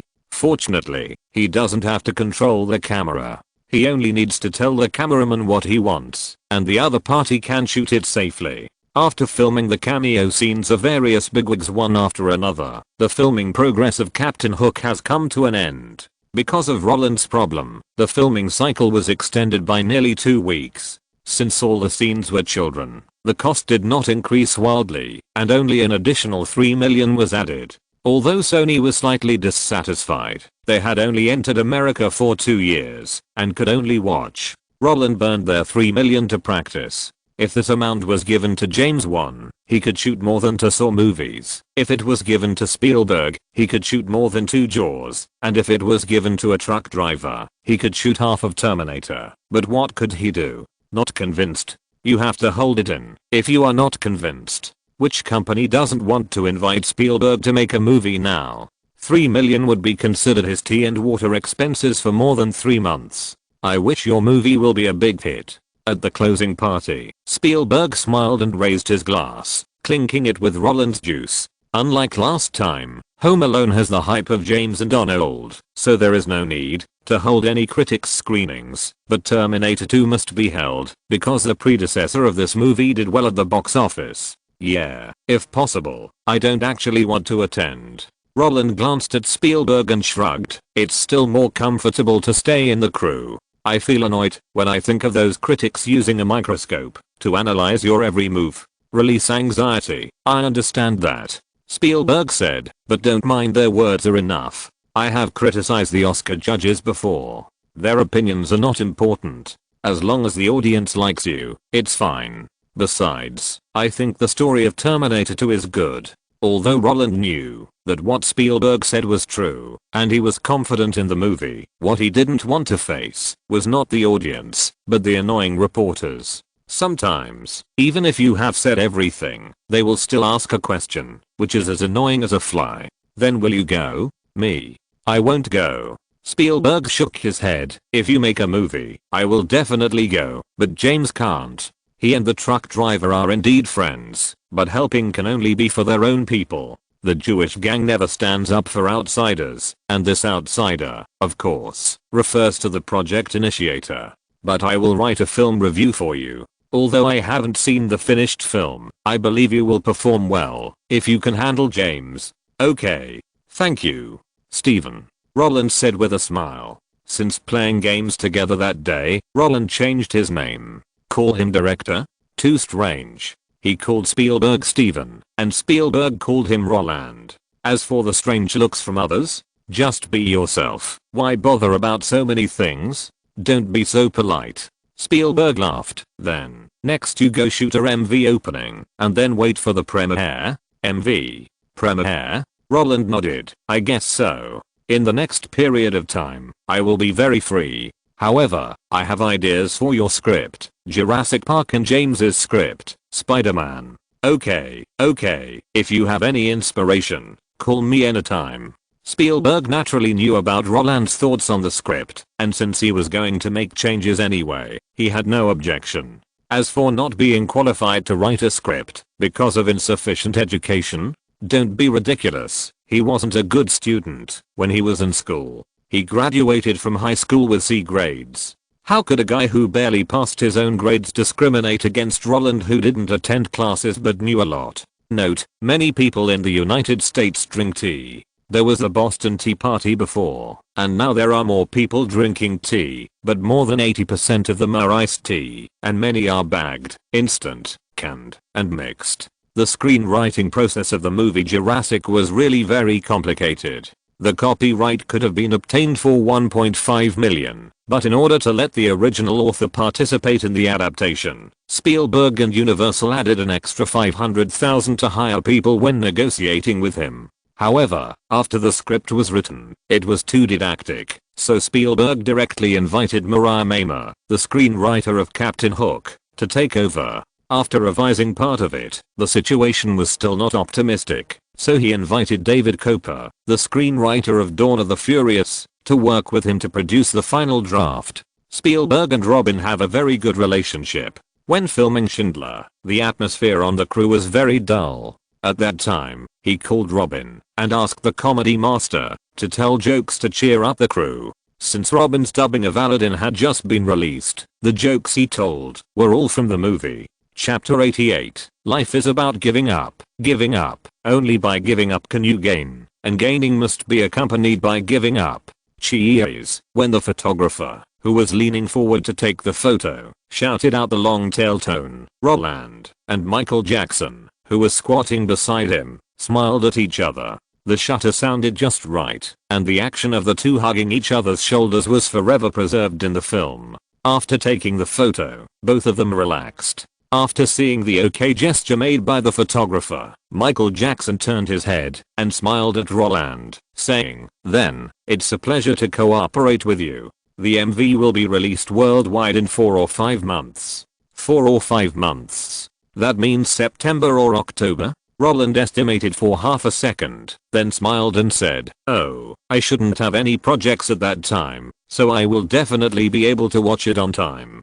"Really? So what you mean is that if there is a project, you won't watch it?" Michael Jackson showed a sad expression, covering his chest, and almost said, "You are really cruel and cruel like in Kanye's drama." Such an expression also made Roland frown. "Oh, no, Michael, what I mean is, if there is a project, I will drag the crew to watch it together." "Really? Don't lie to me." "Of course. I'm also in this MV, why would I lie to you?" I don't know if it was because of Spielberg, or maybe Francis and Scorsese discovered something belatedly. In short, when Roland went to Michael Jackson's Los Angeles music studio to record the MV of Black and White according to the address they gave, he was treated generously, and the attitude of the MV director and the on-site staff was polite. As for Michael Jackson himself, it was also official. That's right, although Michael Jackson liked children very much and was friends with the four giants of the Jewish gang, his hobbies and relationships did not make him and Roland closer. Even though the two communicated extremely smoothly, both sides could clearly feel that there was an invisible but tangible barrier in front of them, blocking their steps. Even without Spielberg's reminder, Roland would not take the initiative to get involved in racial disputes, and he didn't want to understand what was hidden behind Michael Jackson and the Capitol game, because all of this had nothing to do with him. Although he understood that the so-called free speech means that you cannot comment but cannot oppose black people, LGBT, international refugees, environmental protection associations, animal protection associations, vegetarianism, health, feminism, etc. And if you join one of them, the traffic news will rise, just like the Swedish girl who can enter the Nobel Peace Prize selection queue just by arguing with people. But he really doesn't want to label himself. He doesn't want to do something he is not very interested in for traffic and attention.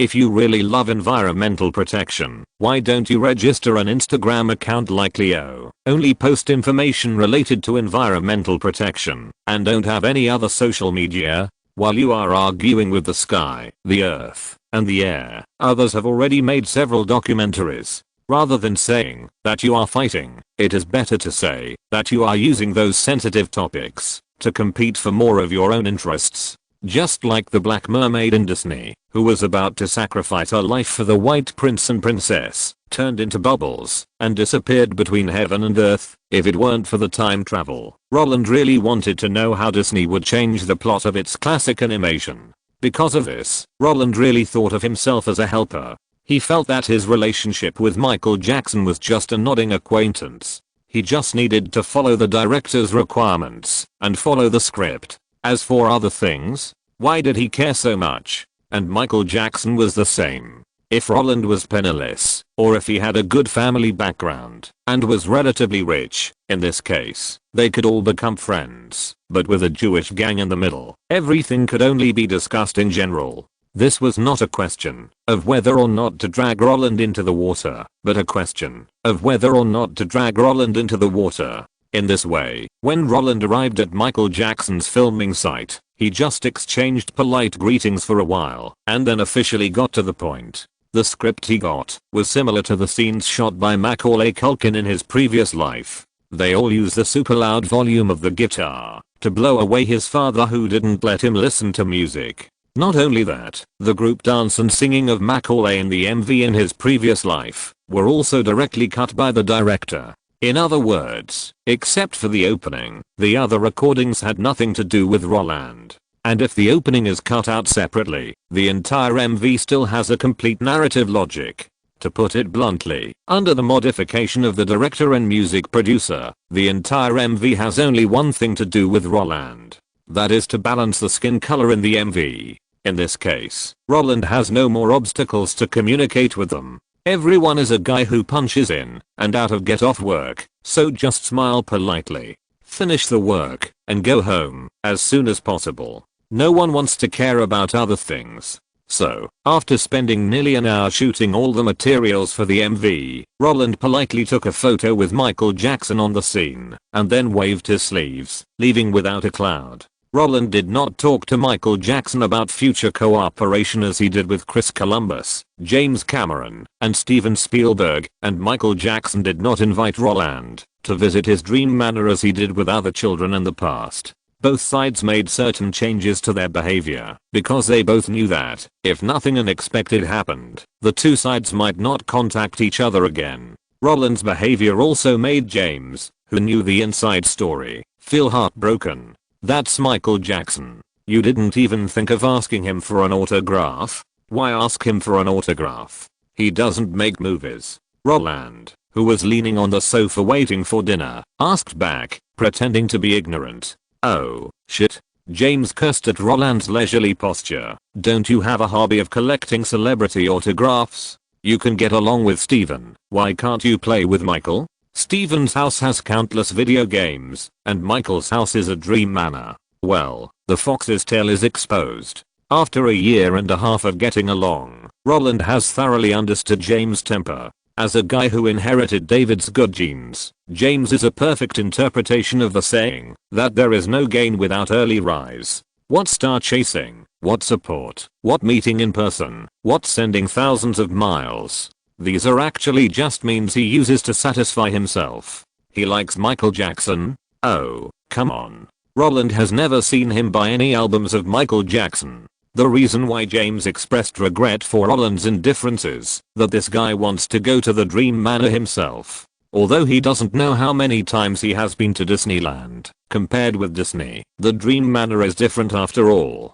As a children's kingdom built on the basis of the novel Peter Pan, it is incomparable to the attraction for children, especially boys. Not only that, even Elizabeth Taylor, when she married her 8th husband this year, chose Neverland Manor as the venue for the wedding ceremony. How could Roland not go to such a star-studded place? This really made James scratch his head. Unfortunately, James didn't know what it meant to be innocent but guilty. A black man owns most of the copyrights of modern pop music, which is something that many capitals are jealous of. In this case, taking the copyrights from this black man has become the most wanted thing for capitals. Roland can indeed have more contact with Michael Jackson, but Spielberg, his backer, can't. Among the world's 3 major record companies, Universal Music, Sony Music, and Warner Music, Universal Music and Spielberg are in the same boat. With everything they need and harmonious treatment, Spielberg and Michael Jackson are too close. So what? You really want to join forces? Spielberg didn't think of joining forces with Michael Jackson. In this way, when the whole world, insiders, knew that Roland was his man, if Roland got too close to Michael Jackson, it would inevitably make people suspicious of other things. Spielberg now wants to tinker with a brand new film company. In this case, being targeted in advance would make him appear passive. He didn't want to fall into a passive position without doing anything, so he told Roland that Michael Jackson was in trouble. Although Spielberg didn't tell Roland all this directly, Roland is not an 11-year-old boy. As a time traveler, he naturally understands what it means to be willing to give up. Holding Spielberg's thigh is called giving up, and meeting Michael Jackson by chance is called giving up. This is also the first problem he encountered after the group, but he thinks it has little impact. Not to mention the resources that Spielberg opened to him. Just the smell is the same. He also knows how to choose. If you have the free time to contact Michael Jackson, you might as well go to Spielberg's house and play games with him. But unfortunately, James doesn't understand. However, just when Roland wanted to be vague and fool the whole thing, Ganetti, who had already taken his daughter downstairs and was preparing to have dinner with everyone, helped Roland solve a big problem. James, if you want to go to Neverland, ask your father to make an appointment for you. Neverland is not a closed private estate. As long as you make an appointment and queue up, you can go. However, this touching words made James curl his lips. He wanted Michael Jackson to invite Roland to Neverland. Only with such an opening can he go to school to brag. If he goes in by appointment, just like the public, what's the point? However, since even his mother said so, he put away the intention of continuing to persuade Roland. He climbed onto the table with everyone and buried his head in the food. After seeing that his son had calmed down, Ganetti turned his eyes and looked at Roland. The premiere of Terminator 2 is scheduled to be held in Century City on July 1st. There are still 3 days. Have you thought about how to get there? This question made Roland yawn. He thought that after James calmed down, he could finally be freed from a suicidal problem, but unexpectedly, this guy Ganetti dropped another bombshell on him. I don't know. I haven't thought about it. If it doesn't work, I'll go to James' house first and take a car with him. Who knew they chose Fox's territory? It's really a headache. If it was just a movie premiere, Roland would definitely not be as tired and depressed as he is now. But who made the distributor of Terminator to arrange the premiere in Century City, Los Angeles, which is owned by Fox? As the film company that Roland least wants to contact now, Fox is really annoying him to death. Ever since the filming of Hook was completed, Fox actively transferred the remaining $2 million in box office bonuses. However, unlike before, they did not transfer the money directly, but happened to meet Roland when he and Gennette took the Olson sisters and Elizabeth out to see a movie. When the project vice president of Fox Films was communicating with Roland, he directly told him the good news that the box office bonus would be settled soon. Not only that, he also hinted at it, hoping to get more information about the sequel from Roland. As for what sequel, Roland no longer wanted to mention it. It's no use for you to go to James. They won't give up until Steven helps you to formally reject it. Looking at the helpless little guy across the table, while preparing a salad for Elizabeth, Gennette said to Roland, "I really don't know why Fox is so persistent. Many analysts are not optimistic about the movie Terminator 2 now. In this case, they can lower the price by waiting for the work to fail. In this case, why do they always come to talk about this matter recently? It feels like, if you miss it, you will suffer a huge loss." Although Gennette's words were not very pleasant, Roland had to admit that what she said was actually the truth. Just like when James Cameron made Avatar in the future, there was a moment of silence across the board, and Fox was ready to take a knife to cut its own throat. Just like when the box office results of Titanic came out in the first week of its release, Hollywood in North America was gloating and waiting for Fox's senior executives to jump off the building collectively. Now Terminator 2 is actually also viewed with sadness by the media. Of course, this kind of sadness is actually formed in an instant. When Roland was promoting the film with the help of Cameron and Schwarzenegger, most people in the outside world still thought that the film Terminator 2 could be made well. But when the entire project entered the exposure and promotion stage, those media analysts immediately discovered a problem. Damn. 70% of the investment of 100 million yuan was for special effects. It's okay to make special effects, but what are computer special effects? Isn't a computer the kind of thing used to make precise calculations for Wall Street elites? Can this thing be used to make movies? It would be strange if it didn't flop. Many times, people are always very strange. When a strange thing appears in front of everyone, they always use common sense to measure it. And when they find that they can't explain everything in front of them with what they have learned, they will think that this thing is fake. In this way, when everyone doesn't know what computer special effects are, Terminator 2, a masterpiece with an investment of 100 million, instantly became a mountain that can crush Cameron, Schwarzenegger and Roland. Of course, if Roland were to think with the thinking of the natives, he would also think that this movie would probably fail. But the problem is, he knows the future. Even though he hasn't seen the finished film so far, in his opinion, Terminator 2 is nothing more than a question of how much it will be a hit. James Cameron can pull the box office, Arnold Schwarzenegger can pull the box office, and he, Roland Allen, can also pull the box office. So, when Gennette asked the question in his heart, before Roland could speak, James, who wanted to block his mouth with food, quickly looked up and said, "Mom, you are wrong. Many of my classmates are going to watch the movie when it is released on the 3rd. Really? Why?" James' words surprised Roland and made him ask what he was thinking before Gennette. Most of his fans are children. Since James said so, many people must have walked into the theater for him. Because many people think your poster looks very handsome. While swallowing the food in his mouth, James also shifted his gaze from his mother. "Haven't you seen your movie poster? It's the same look as the one at the Golden Globe Award ceremony that day. They think your side bangs and the guitar on the red carpet look very cool, so it should be cool in the movie too. At least it should be better than Home Alone. Many people are looking forward to you fighting the Terminator." Sure enough, children are always the cutest. The reason James gave made Roland laugh and Gennette shook his head helplessly. Watching Roland fight the Terminator? Aren't you afraid that your favorite little actor will be punched out by Arnold Schwarzenegger? Everyone dreams of saving the world, but you have to do it within your ability. If those children knew what Roland and Gennette thought, they would definitely refute it. Why can only adults do the work of saving the world? You know, no matter DC or Marvel, they all have the young superhero series. And this may be the reason why Fox is chasing Roland.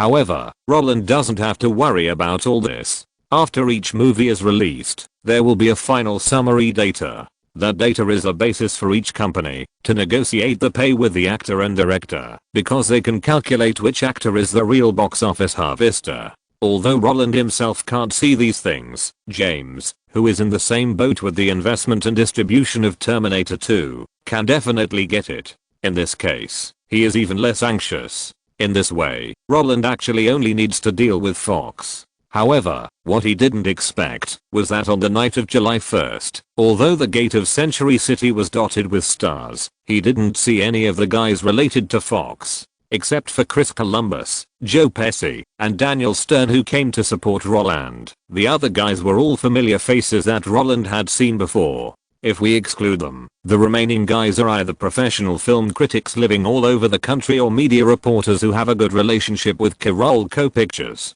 For them, the focus is on how this movie, which was promoted with a banner of computer special effects, is actually doing. As for the little thoughts of Fox and Roland, they have no right to care. Because of this, after the brief photo session and the director's speech, without any extra greetings, the critics and guests were all led into the screening room of the Century City Cinema.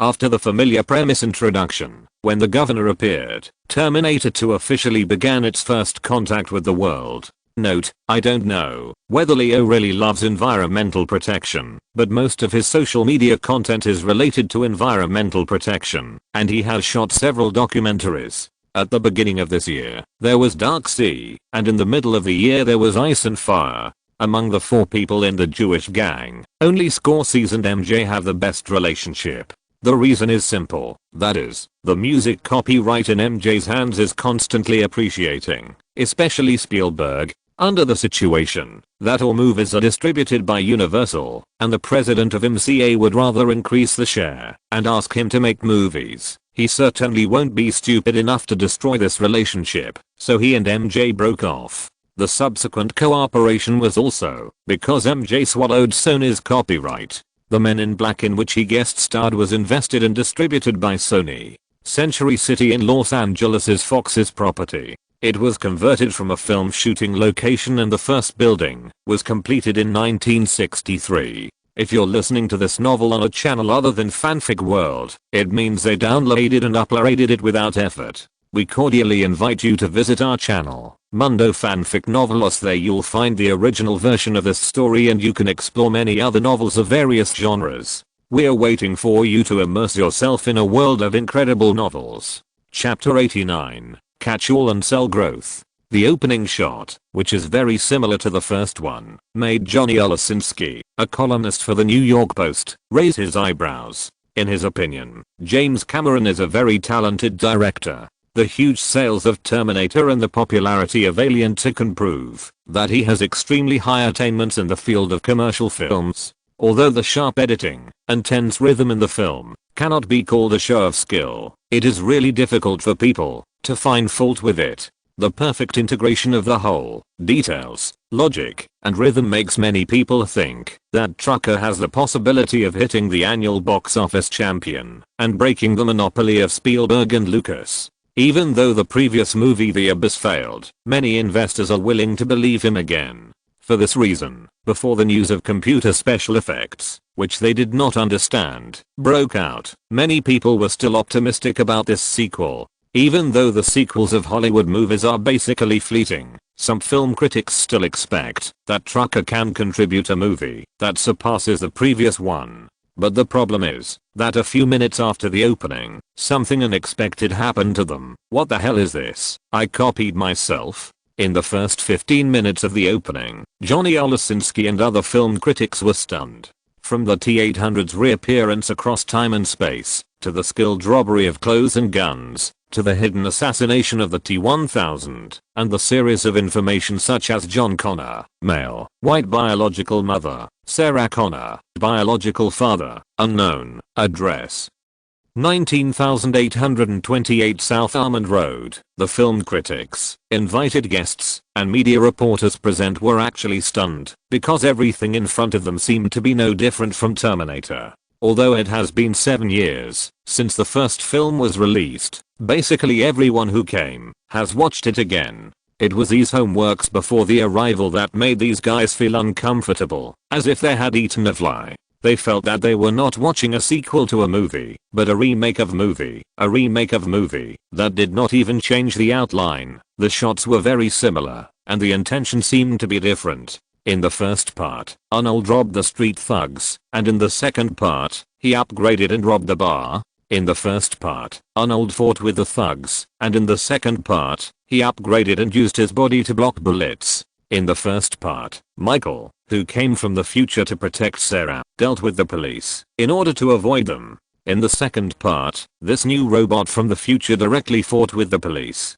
If it were the general public, they would definitely not be like the audience on the scene, full of questions. Isn't Schwarzenegger handsome? The feeling of hard confrontation is the romance of men. Isn't the liquid metal robot cool? The sudden change without any flaws is the highlight of that scene. But the problem is that the guys who can attend the premiere are all insiders. Of course they can see the highlights, but the flaws that exist at the same time are like an old trough stuck in their throats, making them feel uncomfortable. For them, this high degree of overlap in the plot is no longer plagiarism, or in other words, if Johnny Olson knew about the 3 major comics of migrant workers 8 years later, he would even suspect that the truck driver had dug out the eyes of the ninja world and directly copied his previous script. How can this be a new movie? This is simply a money-making rubbish. Heartbroken. Heartbroken. Such a movie can be invested 100 million. Isn't it really money laundering?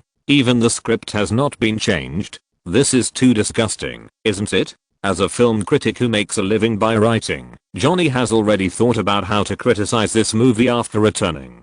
Even if Kiralco Pictures Company gives him more money, he will not go against his conscience to praise all this. It's not that he doesn't love money, but this thing really can't be blown. The audience is not blind. After the film is released, they will naturally see whether the plot of the film has been cloned. Although plagiarism is not considered plagiarism in the film industry, it is considered submitting the same manuscript to multiple publications in the academic field, and can be called academic misconduct. I didn't expect James to do such a thing. He is really making a joke of his career. Not only that, the reputation that Arnold has accumulated with great difficulty will be ruined, right? And the most unlucky one may be Roland. The good reputation brought to him by Home Alone will be completely ruined as soon as Terminator 2 is released. Looking at the John Connor on the big screen, who was bending over to repair the motorcycle, and then handsomely raised his head and shook off his bangs, and did not pay any attention to the words of his adoptive mother,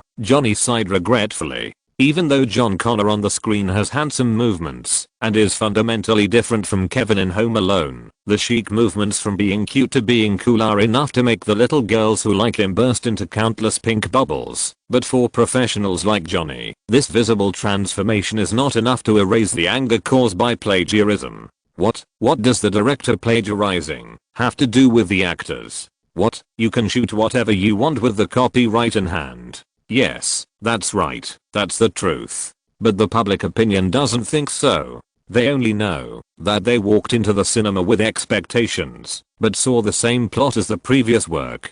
Play it again in a different way. Do you think you are Avengers 4? Even if Avengers 4 copied a lot of the previous work, the opening of the film still has the plot of several big men are extremely vicious, and the honest fruit farmer died tragically at home, and Terminator 2? Exactly the same. Can the audience tolerate this? Johnny doesn't know if the audience can tolerate it, but he knows that he definitely can't tolerate it. Moreover, in his opinion, if the current rhythm is followed, the plot will be very simple. John Connor and his mother Sarah Connor are being hunted down, and then a black sheriff who is related to the Cheekman appears. Under his interference, the guy who protects the two and the Terminator robot start a fierce battle. I just don't know if Arnold in this movie is still the same as before, and shooting is very funny. Johnny no longer expects the plot of the movie to bring him a bright feeling. He only hopes that there will be some refreshing entertainment scenes when the plagiarism plot is decreasing. If even the action is plagiarized from the previous one, and it is the same as the hippies with guns, then this movie is really boring. There are many guys who have the same idea as him, or in other words, most of the guys don't even understand how such a similar movie can get an investment of 100 million. If you can get investment by copying your own successful works, then Spielberg will make a fortune. However, just when they were puzzled and wanted to figure out the source, a different plot finally appeared. After the three main characters, T-800, T-1000 and John Connor, were introduced one after another like endorsements, the camera on the screen suddenly flashed, and the signs of California State Hospital and the Detention Center for the Mentally Ill appeared in front of the public. In the previous film, Sarah Connor, who was pregnant with John Connor, became a mentally ill criminal. The transformation from a mother to a criminal made the audience frown slightly. What is the drug in the truck driver's gourd? The inexplicable setting is completely inconsistent with the previous work. Yes, it is indeed inconsistent. The reason for the inconsistency is that James Cameron will not plagiarize his own work. In other words, what really makes Terminator 2 shine in the entire series is not the shitty T-800 robot, nor the first liquid metal robot villain made of computer special effects in film history, nor the brisk plot in the real gunfight, but home. If the first Terminator is the beginning of the entire series, a real science fiction action film, and the third part, 2018, Genesis, which is not controlled by the truck driver, is a derivative money-making work, then the second part is not actually about a robot from the future chasing humans, but a typical American family under the cloak of science fiction. The divorce rate of Americans is very high. Both data and film and television works can reflect it. Just like in $1 Million Baby shot by Clint Eastwood, the family of the heroine Mackie is actually a microcosm of the American family. A mother with several children lives on the relief funds issued by the government. They dare not accept those unexpected gains because they are worried that they will lose their minimum living security if they get rich in a short time. Before there is no stable source of life, surviving is the biggest guarantee. Children who grow up in this environment will naturally have various problems.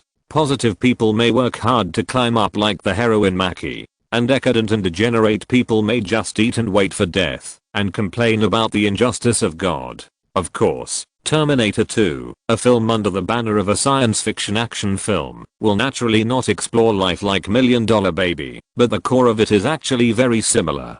Sarah Connor, who lost her lover in the first film, is actually the embodiment of those single mothers living in America. They may have mental illness, they may be physically healthy, they may have logical confusion, or they may be sober, but no matter what state they are in Cameron's eyes, they always love their children. Like Sarah, who was imprisoned in the detention center for mentally ill criminals in the movie, she could hide her true thoughts when facing the doctor's continuous questioning and examination in order to leave the hospital and protect her son. In the first film, John Connor, who only exists in the text, is the epitome of those children living in single-parent families. Without the discipline of their biological parents, they are rebellious, they are self-centered, and they have learned some social vices. Stealing and robbing are not a psychological pressure for them, because these misconducts can make their lives better. When faced with threats, these guys who seem to be doing evil, but only want to live, will also be afraid. Just like when the T-1000, who turned into a policeman, appeared in front of John. John's first reaction was to run away. What is the Terminator? What does it have to do with him? He is just like those little brats who did bad things and wanted to escape, and he didn't want to be caught by the police. As for the T-800 who came out halfway with a spray gun and sunglasses, this warrior from the future, who was ordered to protect the mother and son, is not the expectation of these children from single-parent families. They want to have a father like those normal families. They want to have an omnipotent father like those happy children. Even if this father is not a human. Even this father has to learn. After introducing the four protagonists one after another, the camera turned instantly. T-1000 chased John Connor, and T-800 struggled to protect the fight, which made everyone on the scene feel refreshed. And when the T-800 took John Connor to escape from the pursuit and told the child the whole truth, John Connor, who was rescued by the T-800, sat on the hood of a car with his body slightly bent, elbows on his legs, looking downward, and his eyelids slightly moving. Due to his previous dodging and running, his handsome and fitting side bangs hung down like stray hair. Even though he was not facing the camera directly, the emotion in his eyes was like a bucket full of water, constantly overflowing. Do you know her? We spent a lot of time in places like Nicaragua. For a while, she was like a madman, selling guns. She lived with anyone who could teach her, just to teach me to be a military leader. Later she was arrested, and people told me, "Don't you know your mother is a psychopath?" They overturned everything I believed in before. I hate her for this, but everything she said is true. But no one believes it, including me. When John Connor recalled his past in A Tone of Pursuit, to fill in the gaps that the film has not yet explained in his unknown childhood life, the guys who were dissing plagiarism before all shut their mouths. They felt that their faces hurt. Plagiarism? What to copy? The identical appearance at the beginning foreshadowed an endless reincarnation. The T-800 in the first film was really a machine that killed people without blinking. And the T-800 in the second film was the truck driver's thinking about artificial intelligence. Now he really only knows how to complete orders. After John Connor vented his emotions, he refused his action of going to the hospital to save his mother. But after John Connor discovered his operating mechanism, the Terminator who obeyed orders officially embarked on the road of transformation. At the same time, after discovering that this robot who would never stop, would never leave him, would never hurt him, would never yell at him, or beat him when drunk, or make the excuse that he was too busy and had no time to accompany him, was the only qualified one among the many father roles he had been looking for over the years. This guy who killed without blinking, and I became John Connor's best choice in this crazy world. Wow. From this point of view, the one who made the most money in the whole movie is Roland. If Home Alone made countless children realize their dreams, let them see the fun and danger of being alone at home, brought joy to everyone, and presented the harmonious family after the quarrel to the public, thus winning countless fans, then the movie Terminator 2 can make all children envious. No father can make his children feel perfect. No father can unconditionally meet all the needs of his children like T-800. No father. How many children wish to have a father who can protect them from the wind and rain, grow up with them, have no bad habits, and obey their orders? When Kenneth Turan, the columnist of the Los Angeles Times, could not contain his surprise and looked at John Connor on the screen with complicated eyes, stopping his mother from destroying the chip of the T-800 robot, an indescribable emotion had already occupied his heart. Did Schwarzenegger, the Terminator who was learning to be a father, play a good role? No. Did Linda Hamilton, who has become a mother, play a great role? No. Is the movie made by James Cameron very powerful, with exciting pictures and excellent stories? No. It is Roland Allen, the John Connor in this movie, who is the drag in the current story. As the saying goes, laymen watch the excitement, while experts watch the doorway. As a professional film critic, Kenneth naturally understands how correct it is to choose Roland for the movie Terminator 2, or rather, Roland's participation in this movie is simply a godlike choice of film. This does not mean that the whole movie will definitely be a big hit, but that the role played by Roland has completely made up for his personal shortcomings. If Home Alone makes children from harmonious families fall in love with Roland, who is about the same age as themselves, then Terminator 2 is trying to please children from single-parent families who may not be attracted by Home Alone.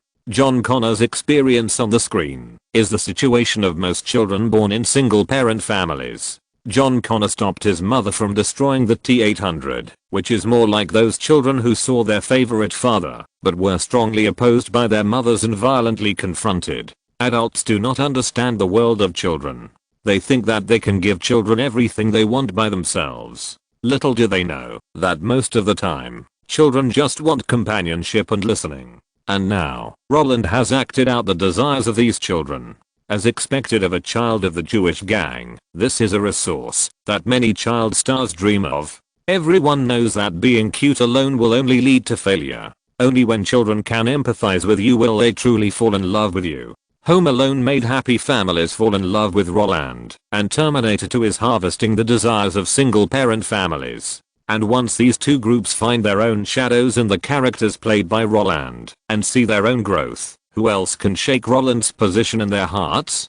Disney has always wanted to create dreams. It wants to live around children forever. But what about Roland? He may not be able to be like Disney, harvesting wave after wave of children. But he can definitely surpass Disney and catch all children of the same age. as long as his movies are always centered around the theme of growth. When the current batch of children grow up with him, which movie star can surpass him? This generation watched his movies and grew up with him little by little. As long as he doesn't do anything stupid, whoever steps on him in the future will be against this generation, right? Roland wants to be the perfect incarnation in the minds of his generation. He is trying hard to create dreams for these children. Once his dreams are violated, what will happen to those children who don't think there is anything wrong on weekdays? Kenneth. I didn't dare to think further. Because everything that has been shown now is terrifying enough. Sometimes, film selection is really more important than acting, but more often, actors don't actually know what their selling points are. Yes, just like movies have selling points, actors also have selling points, or in other words, personality settings. What fooders, what funny, what icebergs, what cute, but no one has ever dared to sell growth. No one dares to use works to sell growth. Not only because growth is not a personality setting at all, but also because people don't know how to sell the process of growth. Especially in many cases, it is not easy for an actor to have a play to shoot, and it is simply a fool's dream to try to use 2 movies to catch a generation like Roland is doing now. No matter whether it is Lucas, Spielberg, or other masters, no one has ever dared to say that their target fan group is a generation of the same age as themselves, but now Roland is doing all this. Kenneth doesn't know if he will succeed, but he knows that the only one who can stop Roland now is himself. Under the protection of the Jewish gang, all the scripts related to growth on the market will become his possession. As long as he can act well and have some luck in avoiding bad movies, innocent children will always be captured by him. Kenneth dare not guarantee luck, but he believes that Roland will do better than anyone else in terms of acting. Because Roland on the screen began to compete with the governor. Note, the first 15 minutes of Terminator and Terminator 2 are extremely similar, which has been criticized by film critics. Chapter 90 Perfect Match. Financial Giant. When John Connor persuaded his mother to stop the other party from destroying the T-800, the plot continued to advance. Not knowing what happened in the outside world when he stopped the machine for inspection, the T-800 became the most loyal support of Connor and his mother. After taking care of the 2 for a night, the 3 came to a gas station where they needed to rest for a while. Throwing the US dollar to his mother, letting her go out to buy, and wandering around with the T-800, John Connor hoped that he could be more humane, but unfortunately, his teaching plan was not successful. After being frustrated in teaching T-800 to learn to be an adult, the picture on the screen suddenly turned. Sarah Connor, who had already purchased it, was leaning against the car and chewing bread, while John Connor was eating French fries to fill his stomach. John Connor, who was sitting in the driver's seat, leaned sideways, threw the fries into his mouth nonchalantly, and pouted his lips. He seemed to have thought of something, turned his body to the right, and put his shoulders on the seat with an experienced movement. He glanced up, and his eyes kept converging on the figure with his back to him. "Would you like some fries?" Facing his question, Sarah Connor, who was leaning against the back door, with dull eyes and mechanically chewing bread, did not say a word. Such a situation made John Connor helplessly shake his head and sigh. Without dwelling too much on his mother's absent-mindedness, after putting down the box of fries in his hand, John Connor, who was already full, skillfully wiped the corner of his mouth with the back of his hand, and then held the steering wheel, got out of the car, and leaned towards the front hood of the car with a little boredom.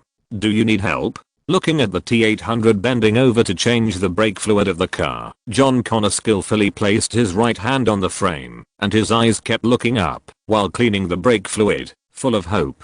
As a child who had reunited with his biological mother after a long absence, John Connor had a lot to say to her, and as a guy without a father, and longing for fatherly love, John Connor wanted to get along well with this machine. Unfortunately, in the face of his inquiry, because his thoughtful mother ignored him, the T-800, who would never leave his machine, and was trying to move closer to the direction of adulthood, rejected him with emotionless words. "No. Okay. Okay. John Connor shrugged his shoulders, and did not force it. Because he understood that, if this father had something that could not be solved, then he probably couldn't handle it either. However, just as he was secretly thinking about how to communicate with these two guys with no entry written on their faces, two children holding toy guns suddenly passed by them, shouting loudly, "I killed you, you are dead." No way. The children's game fights, the bravery and fierceness in their mouths, and the fighting and pushing in their behaviors attracted the attention of John Connor and T-800. 4800. This scene was just a manifestation of human inferiority, but for John Connor, it was his real experience a few hours ago. A day ago, John Connor might be addicted to all kinds of fighting games like these children, but now, he has smelled the cruelty of death, and doesn't want to recall all this. He doesn't want to die. John Connor, who was still on the hood, slowly turned his head. At this moment, his face was full of confusion that didn't match his age. He squinted at the two children with complicated eyes. Where was the excitement of meeting his mother for the first time, and meeting his father by chance? The so-called thinking and trade-offs all disappeared. What replaced them were nightmare-like memories. His eyes blinked lightly, his cheeks twitched slightly, and while staring at the fight, he instinctively asked what he was thinking. "We can't make it, right?" When this sentence came out of his mouth, John Connor immediately felt that something was wrong. Wanting to remedy the situation, he quickly turned his head and looked up at the T-800, trying to cover up his inner uneasiness with additional explanations, but the feigned calmness on his face betrayed his true thoughts at the moment. "I mean humans." Oh, good acting. This kid is lying. He wants to hide his uneasiness in his heart. When John Connor on the screen flashed with worry, expecting the T-800 machine to slow down its learning progress, trying to deceive the other party's logical thinking by lying, that lack of wanting to, the panic of concealing something reminded many audience members of their own children. When they do something wrong, or when they want to hide some of their own little secrets, or when they want to cover up some of their true thoughts, they will reveal all kinds of flaws. At this time, some parents will pretend not to know and end the topic according to their children's wishes, while some parents will ask questions and want to know everything about their children and don't care whether their questions will embarrass their children. Is T-800 the former or the latter? The audience members at the scene don't know. However, in the face of John Connor's two inquiries, this emotionless robot blinked several times in a row. Finally, he slowly turned his head and focused his sight on the two children. Oh, very good, very good. This should be the first time that T-800 has developed feelings. Or, he has extended his thinking ability. Although we don't know whether it was because of the program that made him ignore John Connor's instinctive questioning, or the emotional logic that made him choose to face the topic of humans. Everything on the screen is what all children want. Sometimes, children just want to hide something they think is very important. In this case, it is best for parents who protect them not to ask further questions. Although children's secrets are important to adults, for children, it may be a trivial matter, but for children, retaining privacy is the embodiment of a complete self. Even parents have to keep a certain distance from them. The distance is not a natural barrier that separates blood ties, but the construction and shaping of their own world. Terminator 2 is indeed a science fiction action film, but in the eyes of Kenneth and other film critics, it is more like a warm family movie. Compared with the previous film, this one has a fuller emotional line. T-800 self-learning and John Connor's desire and extravagance are like a boy who has just become a father and pretends to be calm and wants to deal with his son. They don't know how to face their new life, but they are trying hard to learn. Roland Allen on the screen changed their views. If he gave a formulaic performance in Home Alone, like a comedian, using his exaggerated movements and expressions to impress the audience and make them laugh, then in Terminator 2, he was as mature as an adult. Kevin's lively self was gone, replaced by maturity. The personalities of the two characters were extremely extreme, and this was not a skill that a child star could master. Is he really only 11 years old? A reporter who was invited asked strangely. These are simply two people. Another reporter stared at the screen in disbelief. He simply couldn't understand how a child star who acted entirely by instinct could have two movies and two faces. However, some guys thought it was normal for their companions to question their souls.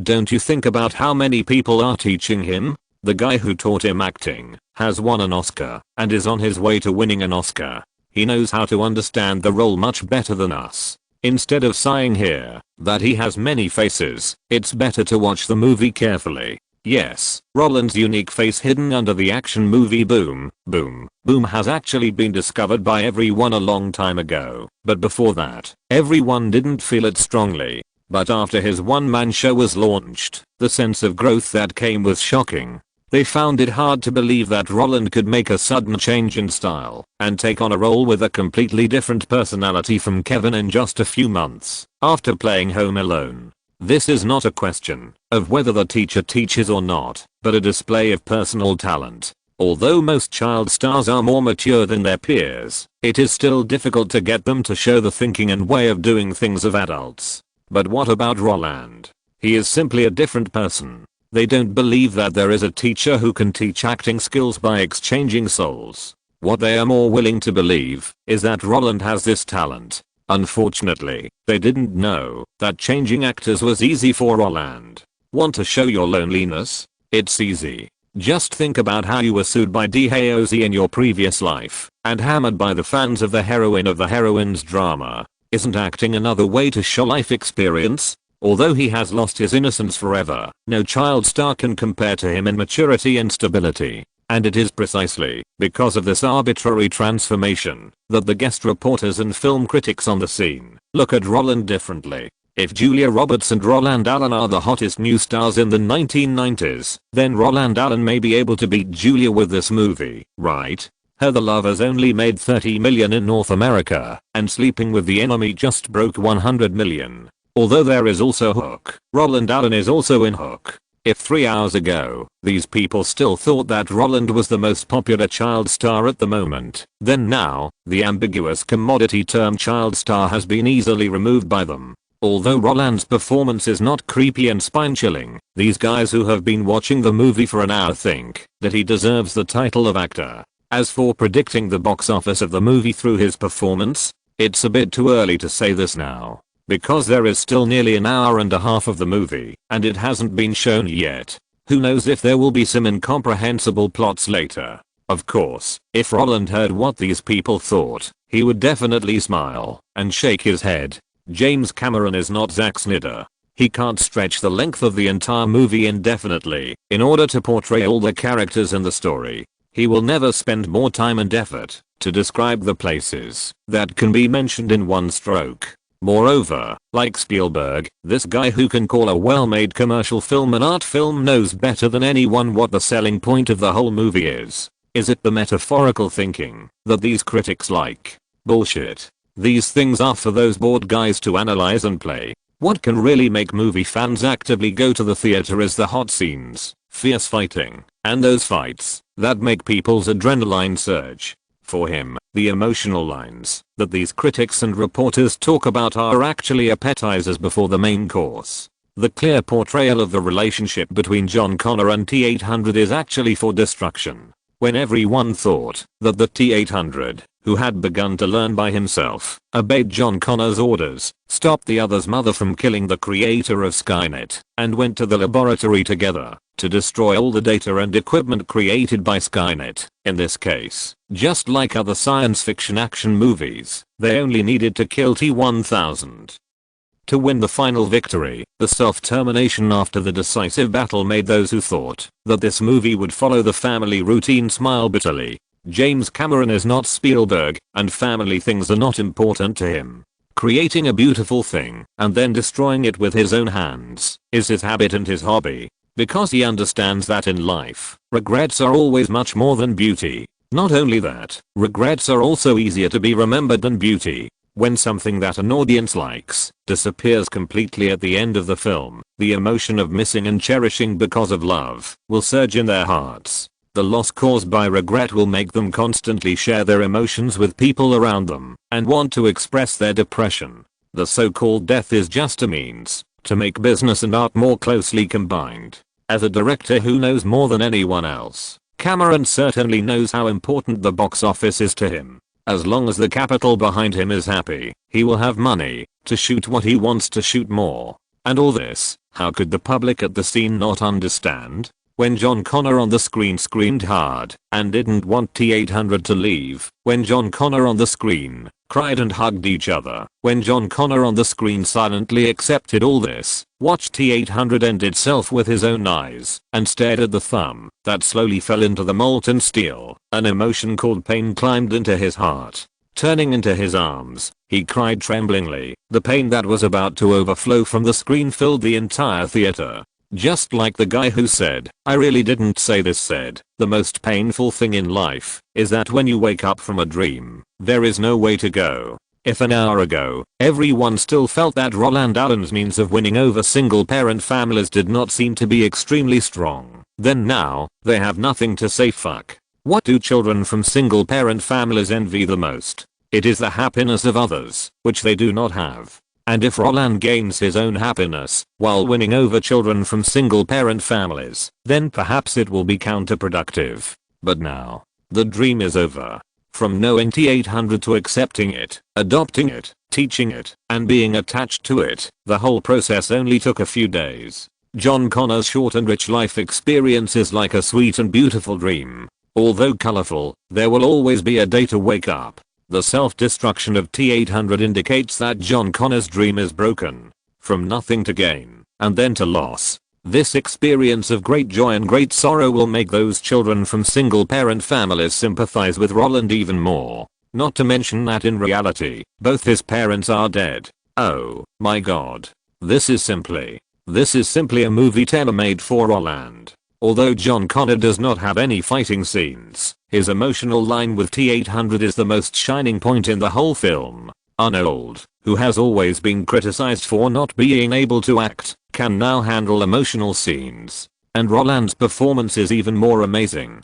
I really don't know how he switched to adapt. The rhythm is brisk, the characters are vivid, and the emotions are rich. It perfectly fits Roland's personal plot, which is surprising. As the end credits appeared, the lights in the theater also lit up. Looking at the excitement on the faces of their colleagues around them, the film critics and reporters who were invited to come all knew how they should write their own articles boast. Of course. After all, this is the best science fiction film they have seen since the 1990s. Of course, before they go back to write the article, they want to know what the original intention of the whole movie is. Why does this movie fit Roland's growth path so perfectly? Is it possible that Roland is the illegitimate son of a truck driver? Illegitimate child? How is that possible? He was recommended by Steven. The day he came for the audition, I was discussing a project with Steven. After seeing his performance, I chose him. As for why the script is a perfect match for him,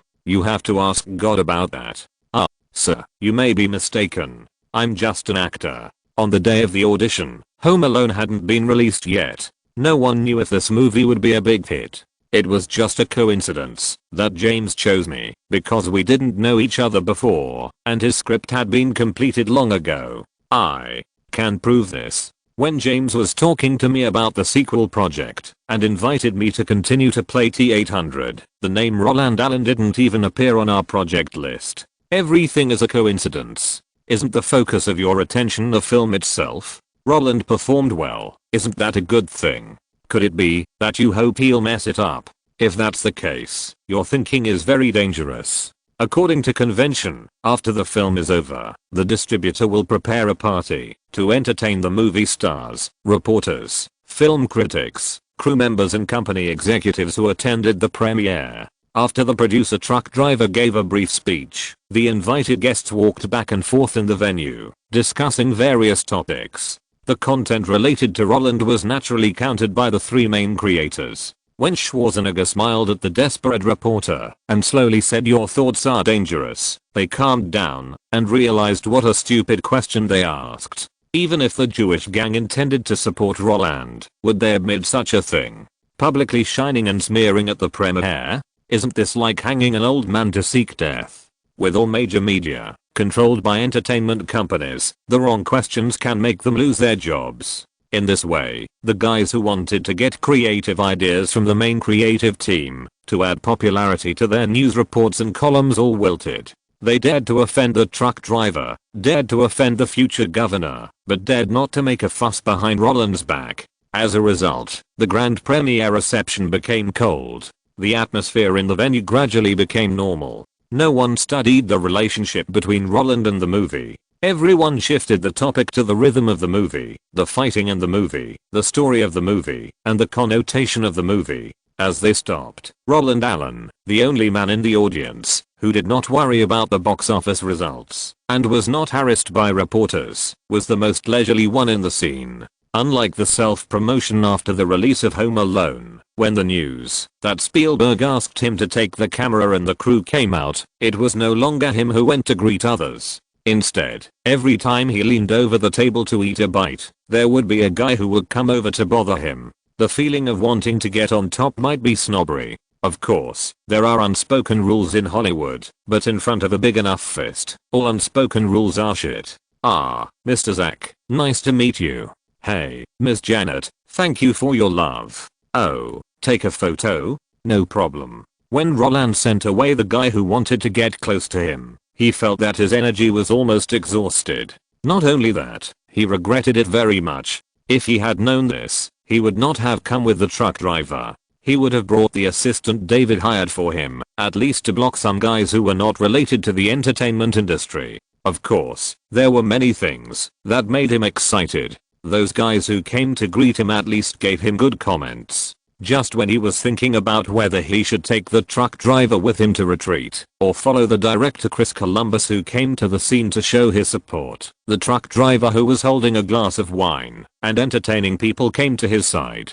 Tired? The truck driver had already seen Roland's fatigue. I think you are talking nonsense. Roland rolled his eyes and asked unhappily, I just want to know when we can leave. Leave? At least 1 hour, right? The truck driver didn't like this noisy environment. He hadn't finished his meal yet, so he quickly picked up a piece of meat from Roland's plate and stuffed it directly into his mouth, regardless of whether it was hot or cold. You have to know that I'm more annoyed than you. Why do you ask the same question so many times? What does the sublimation of the film's intention have to do with me? I'm just a filmmaker. Writing articles is their forte. Listening to the other party's unceremonious complaints, Roland, the only one who was eating secretly at the scene, laughed immediately. Although the adult world is full of social events, but most of the time, these are helpless. Unless there is a special fetish, who likes to get drunk, enjoy the flashy rides under the glamorous life.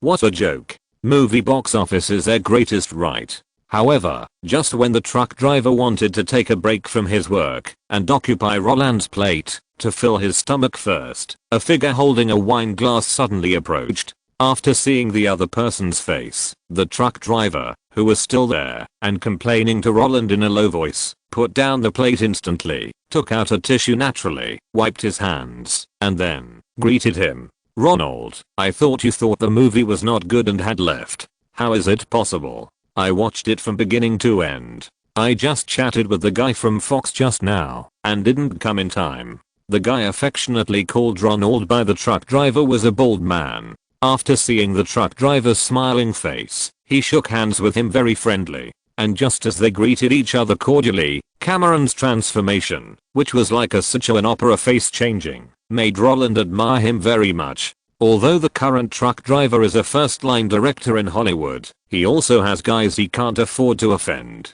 And the bald man in front of him is obviously one of them. However, Roland couldn't recognize the other person. Have you talked to Fox? Could it be Rupert Murdoch? Cameron smiled and directly reported the name of Fox's boss. After hearing his inquiry, the bald man shook his head decisively and said regretfully, it would be better if it was Rupert. Those people under them can't make the decision. It's really a pity. But it's a pity that Rupert is not here recently, and when he comes back, I guess I have to go back to New York.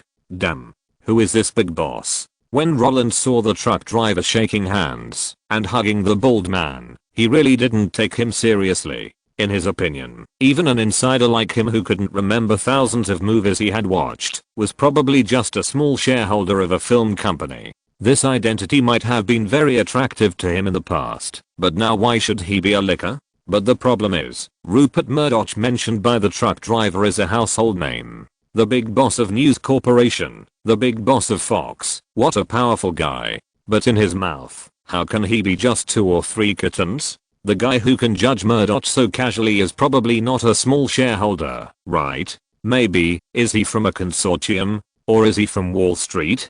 Just as Roland was secretly guessing in his heart who this fat big-eared bald guy in front of him was, the bald guy who had already hugged the truck driver turned his eyes to Roland. Not only that, he also took the initiative to extend his right hand to Roland. Roland Allen. Nice to meet you. You acted very well, especially when Arnold ended himself. Your eyes really made me feel sad. Although Roland didn't know him, he had to give him face. Especially when the other party was still so enthusiastic to greet him. If Roland put on a face, wouldn't it embarrass him? He took the initiative to greet them, with his mouth slightly raised, while showing a formal smile. He also politely responded, "Oh, thank you. I'm so happy to get your affirmation on my acting skills. What excites me most is that someone can directly tell me the clip, instead of saying to me, hey, I think you acted really well. I've heard enough of those empty and boring words. Haha." The bald man laughed loudly, and Roland's straightforward words made him smile and narrow his eyes. Although he knew that Roland was just being polite to the truck driver. But it doesn't matter, right? Everyone is confused when they first meet. After Roland gets to know himself, won't the gap disappear? I know you don't know me, but it doesn't matter. I can introduce myself. My name is Ronald Perelman, from New York. I'm the chairman of Revlon Group. Oh. Roland suddenly realized. It turns out that this person is the chairman of Revlon Group. No wonder he can narrate the things between himself and Murdoch in a casual tone. However, before he could even smile for 2 seconds, he was stunned. Wait, the chairman of Revlon Group. Ronald Perelman. Oh my god. He remembered this bald guy. What the hell is Revlon? This guy is a financial tycoon. He is a major shareholder of Golden State Bank Group.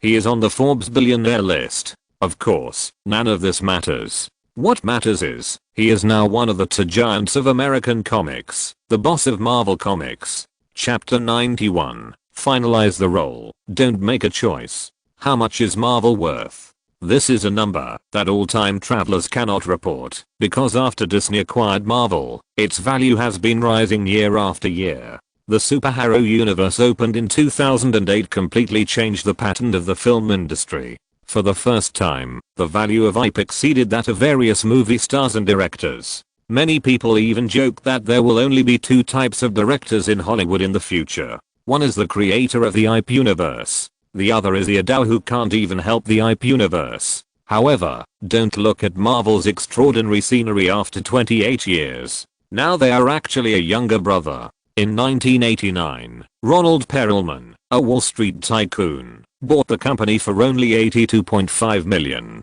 But for capitalists, Marvel Comics are just a tool to make money. He never reads comics, and he doesn't know what's so good about these things, but he understands how to make these popular things create more value. For example, collecting cards. When many people were young, they should have collected water margin cards in Little Raccoon instant noodles, such as Red-Haired Ghost Liu Tang, Dragon in the Clouds Gong Sun Sheng, 9-pattern Dragon Shijin, Unrestrained Mu Hang. Every new card that came out could make the children at that time very excited, and a series of various cards such as small cards, medium cards, plastic film cards, broken flash cards, and colored flash cards made the children dazzled. Although many people still don't know how to distinguish them until now, they understood at that time that the price of collecting 108 main cards and 6 villain cards was to save money and forcibly dig out the money for breakfast, lunch, and dinner.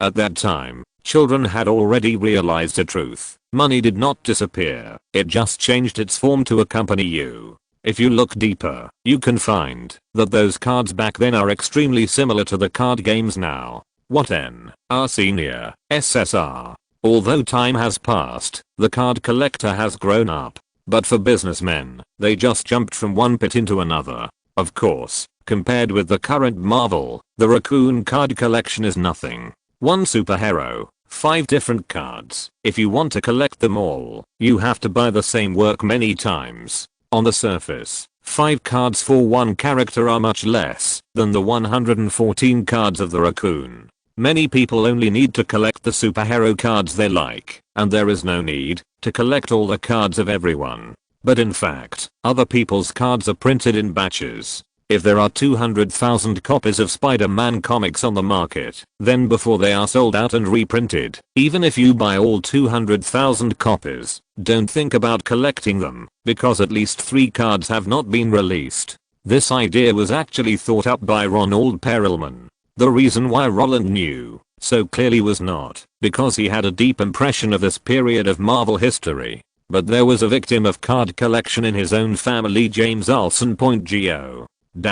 Roland, just leave the plates here, the waiter will come and collect them. Aren't you tired? Let's go to the private room next door for a while. As 2 important creators of Terminator 2, the truck driver is also the soul of the whole movie. It seems a bit unreasonable for them to leave the party after the premiere, but who asked them to entertain Ronald Perelman? As the most famous guest at the scene, he certainly deserves such treatment. Although Roland didn't understand why the truck driver who was hugging Perelman intimately wanted to drag him over, but since the other party said so, if he didn't go, wouldn't it be embarrassing for this guy? So, after greeting the on-site staff, Roland, who didn't want to continue dealing with others, followed the 2 and went into the box next to the party banquet hall. As the 3 of them sat down and snacks appeared, Perelman casually picked up a cigar and stated his purpose. James, how is the script? Last year, Carolco Pictures bought the copyright of Spider-Man and went to New York many times to communicate with Stanley. Stanley's real name is Stanley Lieber, but you were filming Terminator 2 at the time and had no time to conceive. Now that the movie is finished, the plan will be put on the agenda, right? This was indeed the first time Perelman and Roland met, but he and Cameron had known each other for a long time. When old friends meet, there is naturally no need for so much small talk. Getting straight to the point can save everyone a lot of time. Moreover, Perelman had come from New York after receiving Cameron's invitation. In addition to appreciating Terminator 2, his fundamental purpose was to see what the mysterious visual effects in the movie looked like. After seeing the amazing infiltrating Terminator, he became more confident about the Spider-Man movie that the truck driver was about to make, so it was natural for him to come forward and ask about the film plan. However, in response to his inquiry, Cameron, who had not started anything, smiled and shrugged, shook his head and said, "Ronald, don't worry, there is a little problem." James, who was leaning on the sofa, raised his right hand and gestured to Perelman with his thumb and index finger to form a fingertip universe. According to the plan, after the Terminator 2 project is completed, I will start the adaptation and creation of the Spider-Man movie script, but the problem is that my technician told me that he has no time to help me make the movie visual effects in the next 2 years. As a superhero movie, it can't be filmed without a visual effects team, so the project can only be shelved temporarily. What? Such words made Perelman, who was still full of expectations for Spider-Man, frown. The visual effects team has no time, and the project is temporarily shelved for at least 2 years. What is going on? Can you tell me more specifically? What's the problem? Can I help you solve it? Do you need money to build a team? 3 consecutive questions showed Perelman's full confidence. As a financial tycoon with a net worth of billions, he is confident that he can help Cameron solve all the obstacles in filming. On Wall Street, money never sleeps. For them, as long as the problem can be solved with money, it is not a problem. However, after hearing the other party's inquiry, Cameron smiled and shook his head, raised his chin, and pointed directly at Roland. Problem? The problem lies with him. After entering the box, Roland began to play dumb, like a puppet, sitting aside and listening to their conversation. In his opinion, he was a small person, so it was best not to get involved in the 2 big guys' discussion of any project. What's more, the Spider-Man project is now in Cameron's hands. With the copyright already sold, as long as Cameron agrees, no one can compete with him. Even if Perelman wants Cameron to put the project on the agenda as soon as possible, he has no right to finalize the candidate. Moreover, for such a financial tycoon, it's enough for the movie to make money. As for who plays the role, what does it have to do with him? In this way, even if Cameron and Perelman were talking about Spider-Man, Roland didn't seem nervous at all. Not only that, after learning that the filming couldn't start within 2 years, he was actually quite happy. Because after 2 years, no one would be able to compete with him. However, before he could secretly rejoice for a few seconds, how come this truck driver put the blame for the filming not being able to start on him? Could it be that this guy also thinks he can act? Damn. If that's really the case, then great minds think alike. Unfortunately, before Roland could feel good about himself and imagine all the processes of Cameron's optimism about him, the truck driver bluntly told the truth. Roland's next project, or possibly the next one, will occupy all the special effects teams of Industrial Light and Magic. George and Steven can't give up their own projects for my movie. What's more, Universal has already approved the project and may inject capital at any time. Well, Roland thought that the truck driver had chosen him and deliberately said that the special effects team didn't have time and wanted to put the project aside, but he didn't expect that the special effects team was actually occupied. That's right, after the filming of Terminator 2 was completed and the editing work was completed, James Cameron decisively turned around and started to tinker with Spider-Man, which he had been thinking about. However, after he communicated with Stan Weston, the visual effects master of Industrial Light and Magic, he found that Industrial Light and Magic might not be able to undertake his project in the next few years. Because the second owner of Industrial Light and Magic, Spielberg's Jurassic Park, has been put on the agenda. All the teams are tinkering with the dinosaur models he needs, and the dinosaur visual effects in the distance. In this case, wanting them to customize the visual effects in the Spider-Man movie according to the truck driver's wishes? Isn't that a dream? As a company, it is natural not undertake the project, but facing the schedule given by Industrial Light and Magic, the truck driver immediately lost the desire to shoot the movie. The earliest is 1993. Are you shooting a movie? Or are you just making a satellite? Is that so? Then this problem may be a bit troublesome. After listening to Cameron's complaints, Perelman shrugged with some disappointment, looking at Roland, who was sitting opposite him and was pulled over by the truck driver to act as a sandbag with an innocent face. He was a little discouraged. According to common sense, after the film and television adaptation rights of any work are sold, the previous creators will not care about the process of film and television adaptation, because they have already received the buyout money, and the box office share generated by the adaptation filming is naturally happy if there is a share, and there is no desire if there is no share. Moreover, the copyrights sold by Marvel are all time limited. If the filming is not approved within the specified time, they can take back the copyright again. Therefore, as the boss of Marvel, he is naturally not in a hurry.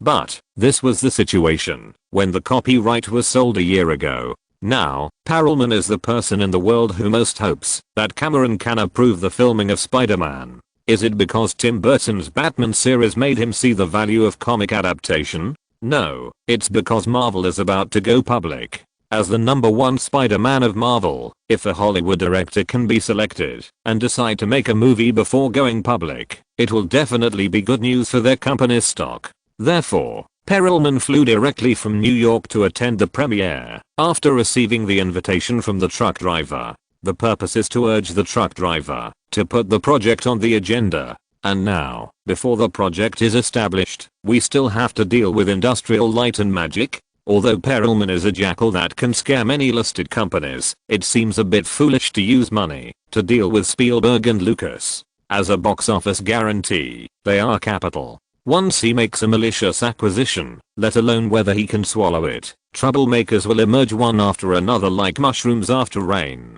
Not to mention that the project of Jurassic Park was shot by Universal with Spielberg tied to it. It is absolutely stupid to oppose these guys in order to raise Marvel's stock price. What's more, Roland Allen is still on the scene. He only needs to go back and say a few words in front of Spielberg, and those guys can prepare early. So, Perelman put away the idea of filming immediately and smiled and said, "Then, you mean, there is no script at all?" Although it can't be filmed for a while, for Perelman, a businessman, there is still a way. It doesn't matter if it can't be filmed immediately. Let Cameron publicly announce his filming plan. Anyway, the filming plan is just a statement, not a commercial contract, and it is not counted. It has no binding force on Cameron, but for those shareholders, it is definitely good news, although it is much weaker than the news of direct filming. But Perelman, who has watched Terminator 2, thinks that he can make a lot of money by taking advantage of the popularity of this movie.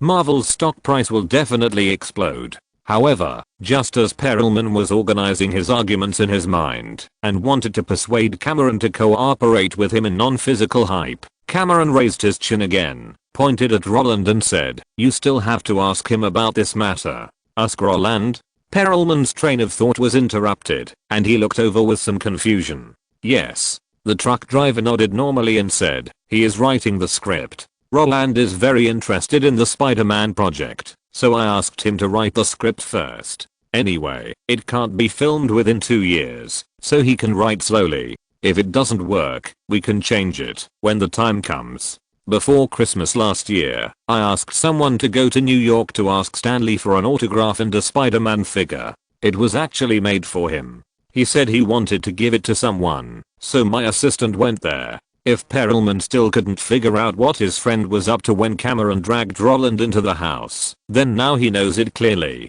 Although Roland's backer Spielberg has occupied all the resources of Industrial Light and Magic, making it impossible to start the Spider-Man project immediately, this kid likes Spider-Man. And if that's the case, wouldn't things be simpler? Pulling Cameron alone to hype it up, and pulling Cameron and Roland together to hype it up, that's two different concepts. You know, Spider-Man, the superhero, was created to capture children. In this case, if they announce that Terminator 2 director James Cameron and lead actor Roland Allen would create a movie related to Spider-Man in the future, for investors, this effect would be much better than Cameron's hype alone. Home Alone has earned $500 million in box office worldwide. In this case, how much influence does Roland have on those families? It is impossible to calculate. But Perelman knows one thing. As long as Roland agrees to let them announce the news, then he can make more money. As a result, Perelman, who had wanted to persuade Cameron to join him in the non-material hype, suddenly showed a friendly smile and asked Roland, "Roland, I didn't expect you to be interested in Spider-Man. This is really good news. I think you should just play Peter Parker. Anyway, we have to wait for Steven to shoot Jurassic Park first. Since we can wait for 2 years, we might as well wait a little longer. We don't even need to find a 15-year-old Peter." Damn. When Roland saw Perelman's smiling eyes, he cursed in his heart. He hadn't spoken since he entered the house. Just like the emoticons of later generations, he just quietly watched the two big guys pretending. However, how did he pretend to be pretending? Marvel is going to go public. As the boss, Perelman hopes to inject good news into the company by starting the filming of the movie, so he wanted Cameron to announce that he would take over the filming of Spider-Man. Since Spielberg's Jurassic Park took up too many resources of Industrial Light and Magic, Cameron was unable to start filming smoothly, so Perelman wanted to use the project establishment hype to release good news to shareholders. In this case, Cameron put the blame on Roland for not being able to shoot immediately and said that Roland liked Spider-Man, so Perelman wanted to use this to hype. Marvel boss Perelman wanted Cameron to announce first that the role had belonged to him. Roland? This is simply stepping on dog shit. Roland understood that in this world, where capital is respected, without a contract, everything is in vain. Even if there is a contract, various accidents may occur. Hype is just hype, helping Perelman work for nothing. At most, it is to gain the favor of this financial crocodile. But after the hype is over, everything will be calm. It is impossible for him to happen. As long as this news is released, unless he gives up, no one will be able to compete with him for this role in the future. After the official announcement, which actor would dare to risk his life to get involved in the project in the pocket of the Jewish gang? Even if Cameron doesn't care, the investors will think it does matter. He just came to help Cameron take the blame, and then he got the role he had always wanted. Roland was still thinking about how to tell Cameron that he wanted this project. Now, bullshit. Your good friend, the boss of Marvel, has already recommended it. In this case, you still want to push me away. Now all you need to do is make an official announcement and everything will be settled. And at this time, if Roland shook his head and said no, he could have committed suicide first. So, of course, Mr. Arnold, I like Spider-Man very much. If I didn't like it, then why did I ask James for the script? He didn't have time to write, so I started working first. If you are willing to wait until I grow up, then of course I will accept it. As for announcing it in advance, no problem. I like Marvel very much, and it's my honor to work with you. However, if you directly announce that I'm Peter Parker, I'm afraid it won't be of much help to Marvel's listing. After all, the movie can't start shooting immediately, and things that happen a few years later are not considered major benefits. Roland's ability to instantly get into his own role made Perelman laugh. He didn't care whether Roland was sincere or not, and shook his head and said, "Wrong age. It doesn't matter, as long as you agree Steven and George are working on young Indiana Jones. DC and Marvel also have the concept of young superheroes. As long as the reporters ask, we can say that it is no problem to film the growth history of Spider-Man. As long as you are willing to play this role, all problems are not problems. After all, things like company listing are my expertise. You just need to nod, and you don't have to worry about anything else. You just need to know that, after leaving this room, Peter Parker is you, and you are Peter Parker. That's enough. And I believe that James will not refuse, right?" When Roland and Perelman set their sights on Cameron, who would have any objections to this bridge between the two? At first he wanted to make Jurassic Park, but Spielberg got in first. Now he wants to make Spider-Man, but Spielberg got in again. If that was all, that would be fine. For Terminator 2, Spielberg stuffed someone in, and for Spider-Man, the person Spielberg stuffed in took a fancy to. He felt that he was just unlucky, and he had to fight with the Jewish gang wherever he went. Since he couldn't avoid it this time, he might as well forget about it. They can take it if they want. It's just a role. There's no need to get angry with them. What's more, Cameron has figured it out. Since he can't get someone to do the special effects, let your own people do it. Doesn't Industrial Light and Magic dislike me as an outsider? Then when Roland wants to make Spider-Man, you tell me that no one does the special effects. I don't believe it. You dare to lose face for your own people. As for waiting for Spider-Man, he has waited for so many years. Even if he waits for a few more years, it doesn't matter. In this way, with Cameron's nod, Roland suddenly felt that these things were so simple. A year and a half ago, when he first came, he was still worried about a Home Alone project. And now, there are all kinds of scripts. Connections are really useful. After finalizing the whole thing simply and clearly, Roland, who was still dizzy from the noise of the party, also regained his previous spirit. After all, the premiere started at 6 o'clock, and the movie was only 8:30, and it was not even 10 o'clock now. As a guy who had to go to bed around 12 o'clock every day, Roland felt that he could still chat for a while. In the process of chatting, Perelman, who was in a good mood because of the positive response, also discovered the difference in Roland. "Roland, is it because your family has the famous precedent of the Olson sisters? So I feel you don't seem very surprised about becoming famous. I've talked to many child stars, and they all have one thing in common, which is to express their opinions to others. And you seem to be more willing to listen." Feeling Perelman's curious eyes, Roland, who was a listener most of the time, laughed. "Maybe it's because I feel safe. Even if my movie fails, I can live a good life. So, there is no need for me to express my opinions before others, because I don't need to attract attention. Maybe this is a reason why people from good families are successful. Even if we fail, even if we don't get some things, it doesn't matter. At most, we can start over again." "Start over?" Perelman smiled and nodded. "Well said. It seems that the Olsons treat you very well."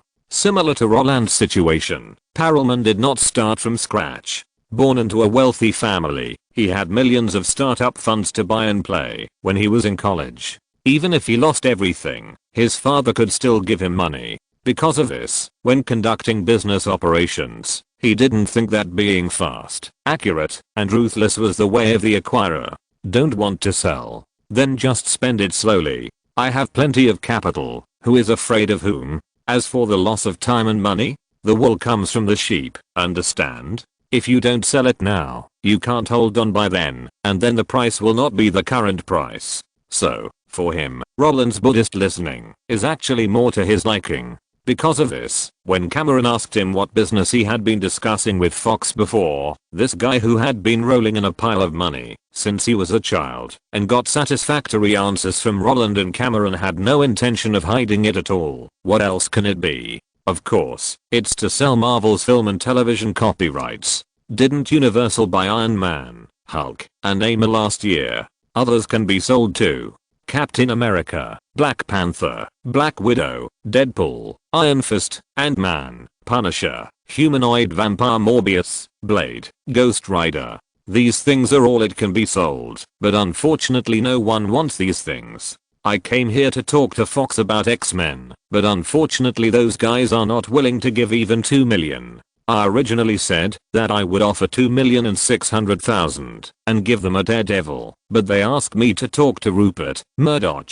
They don't even dare to make a decision on a $2 million order. What can they do? If they don't want to hype up the stock value through trading, why should I care about such a small matter? Ahem. When Roland heard Perelman's complaint, he almost choked to death while drinking juice. When he covered his throat and looked at the other party with red eyes like a man who fell into the water, the fierceness scared Cameron and Perelman. Roland, what's wrong with you? Do you need me to call a doctor for you? Seeing that Roland's face was not right, the truck driver quickly stood up and wanted to go out. But just as he stood up, Roland waved his hand and motioned the other party to sit down. But the sight was always focused on Perelman. James, I just choked, it's okay. Ronald, you want to sell Marvel's film and television copyright. Roland's words calmed them down. Looking at the troubled kid, Perelman nodded naturally and said, yes, do you know who wants it? The transaction should be completed on July 16th, before Marvel goes public, and I have only one condition. The other party must agree to make the transaction public, and allow the media to spread the report. Compared with stocks, copyright is nothing. In fact, the copyright of the novel Jurassic Park is only $2 million, and those comic characters are even less valuable. After hearing Perelman's generous remarks, Roland stretched out his left index finger and tapped his cheek a few times. Ronald, do you think I can buy it? You? Perelman, who thought Roland would introduce him to Spielberg, frowned. If Spielberg is willing to take the copyright, he can even lower the price of the copyright. If Spielberg is willing to say in front of the media that he is confident that he can challenge Star Wars with Marvel movies, then he can sell these characters at half price. If Lucas is willing to come forward to support Spielberg and say that he accepts the challenge, then he can even sell them at a 30% or 40% discount. If Roland wants to buy it now, the situation will be a little different. If he sells it to Spielberg, his Amblin Entertainment will have the ability to pull these movies out, and the media and shareholders will have more confidence in their ability. But if he sells it to Roland, although Roland agreed to his hype plan, it does not mean that he is optimistic that Roland can set up his own company like Spielberg and others. And even if he can set up a company, it will be difficult to put the movie on the screen. So, in Perelman's view, Roland is not a suitable buyer. But, what if he does not represent himself? Thinking of this, Perelman regained his previous smile. As a businessman, although he wanted to know why Roland wanted to buy the copyright, at this moment, he didn't want to ask directly, but changed his way to test. You? Of course you can buy it. I just didn't know how to thank you for cooperating with me. I'll sell you the copyright at a 50% discount. What do you think? Who do you want? Just say it directly. The term I gave Universal last year was 20 years, and I will give you this number too. It is a necessary skill for a successful businessman to infer the original intention of the customer through the customer's goals. Copyrights are different for different purposes. The choice at this time can let people see your thoughts. However, Perelman, who thought he was sure of success, miscalculated because Roland was not a child. Children would do multiple choice questions, but adults want everything. After hearing Perelman's heroic words, Roland took a deep breath, smiled, and asked very seriously, then, can I ask, if you package all the existing copyrights, how much will you bid? Note, I don't mean to discredit Marvel, but after Perelman took over, before he was kicked out of the board, the reason why Marvel sales were able to crush all major comic companies was because of the card collection. Between Terminator 2 and True Lies, Cameron took a 2-year break. In addition to the fact that all the people in Industrial Light and Magic were working on Jurassic, one of the reasons was to accompany his son. Stan Weston also joined the digital field after Jurassic was completed. Perelman and Cameron really did hype stocks together. After the official release of Terminator 2, as the box office figures rose, Cameron announced that he would shoot Spider-Man, which directly caused a sensation in North America and was regarded as a major positive. On July 16th, after the announcement, Perelman made a move and enjoyed a dividend of $10 million on the same day. This incident was recorded in the documentary Marvel 75th Anniversary produced by Disney. Cameron did not dare to ask Fox for money with a knife. In Hollywood, those who dared to challenge capital were either capital themselves or had capital backers. Moreover, Perelman was also the beginning of Marvel selling copyrights at a low price because he pocketed all the money himself. And because of this behavior, when Marvel went bankrupt, it was investigated, but his backer was the Clintons, and he was their campaign fundraiser, so everything was fine. X-Men is really only worth $2 million. In 1993, Fox spent $2.6 million to buy X-Men and got Daredevil. Chapter 92 Prodigal Son.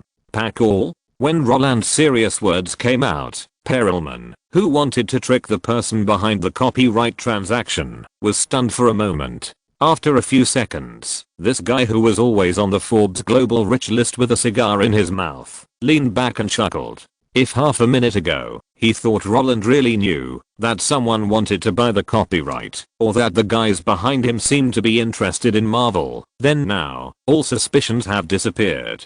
Perelman can say with certainty that the one who is interested in the copyright is Roland himself, because Roland's question is really cute. So cute that he doesn't want to beat around the bush. Putting the cigar next to his mouth, he took a deep breath and slowly exhaled. As the light blue smoke ring continued to spread, Perelman, who was sitting with his legs crossed, felt that he could teach the young Roland a lesson. Roland, do you know why I want James and you to use the movie project method to increase the stock value? Because I want those investors to know that I have great confidence in Marvel's film and television adaptation. Now, the entire American comic book market is saturated.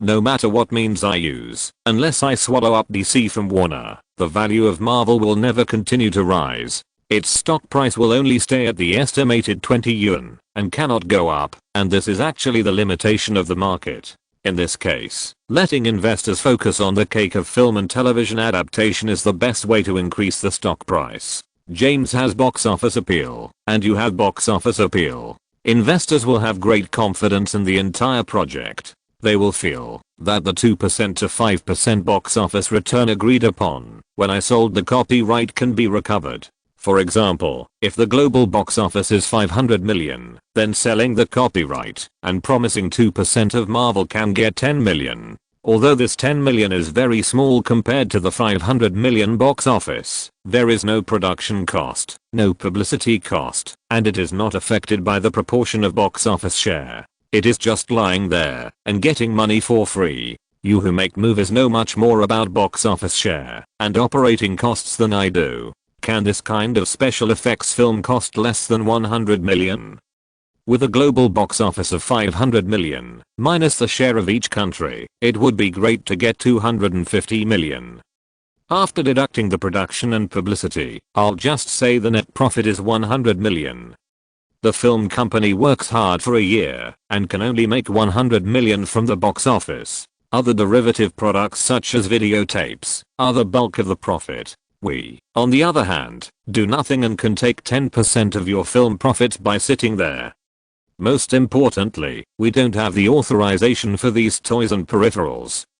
If the film company wants to sell them, they have to pay us. So here in this case, how can I sell you all the copyrights? For James' sake, and for your willingness to cooperate with me, I will sell you 2 sets at most. These 2 sets of copyrights are actually equivalent to injecting a dose of adrenaline into investors, making them feel that our Spider-Man plan is just around the corner. As for the others, I don't think you can make a movie now. I've made it so clear. Do you understand? As James Cameron's big backer, the guy who will make the truck driver have the courage to hold a knife and force Fox's senior management to make additional investments in the future, Perelman does not think that there will be any problems with his straightforward words. Since Roland agreed to his hype plan very happily, they are grasshoppers on the same rope. He wants the horse to run fast, but he also wants the horse to not eat grass. He can't do such a thing. Although he is a jackal on Wall Street, who of the guys who work with him doesn't make a lot of money? Money is just a number for them. Constantly acquiring companies and increasing the value of mergers and acquisitions is their source of fun. Just like many movie stars and directors hope that their films can be a big hit, the box office number is their greatest pleasure. Even if it is invisible and intangible, it is the greatest embodiment of their value. And all of this, Roland understands. The reason why Marvel in later generations can surpass DC in valuation is because it has opened up the entire industry chain. From comic creation, to the film and television process, to the sale of various derivatives, and then there is the Marvel Park that Disney is tinkering with. All of this is to squeeze out all the value of the entire IP as much as possible. He also notes that the reason why Perelman personally wants to take action is to let those Hollywood giants eat up their own copyrights, because selling at a low price is not his purpose at all. His real purpose is to paint a pie in the sky for those investors through selling at a low price again and again, so that they can change their initial impression of Marvel and evolve from a comic company to a copyright licensing and trading company. From a copyright licensing and trading company to an upstream production enterprise in the IP industry chain. After all, the entire American comic market has actually been saturated for a long time. If you want to make a fuss about comics, you will only die miserably. In this way, Roland's serious inquiry was just to see how good the relationship between Perelman and Cameron was, and whether this financial giant would really sell him something. As for swallowing it all, don't be ridiculous. Even if he could come up with the money to acquire Marvel, let alone whether Perelman would sell it to him, other film companies would not watch him take it for nothing. Even if Marvel was worthless, it would not take too much effort for film companies such as Sony, Universal, Fox, and MGM to swallow it. Not only that, with the Jewish gang around, Roland would be even less likely to swallow it all. This kind of transaction that broke through 8 figures made it hard not to imagine that the one who really wanted the Marvel IP was the Jewish gang. In front of the Jewish gang that owned Star Wars, the first IP in America, swallowing up all of Marvel's IP would really provoke the nerves of the Hollywood giants, and this was actually the disadvantage of being close to the Jewish gang. The Jewish gang could help Roland clear all enemies on all projects and get the best resources in the circle, but they were restless and had their own industries, so they had long been a thorn in the eyes of the 7 big companies. The world's most powerful special effects company, the world's largest film and television IP. If these things are not owned by capital, then that's a joke. Of course, even if Roland knew it well, he would not show it. After Perelman's careful explanation, he pretended to be stupid and finally showed a look of sudden enlightenment. So that's how it is. Ronald, with you here, Marvel stock will definitely soar. Unfortunately, if I wasn't afraid of being investigated by the secretary, I would have wanted to buy Marvel stock after it went public.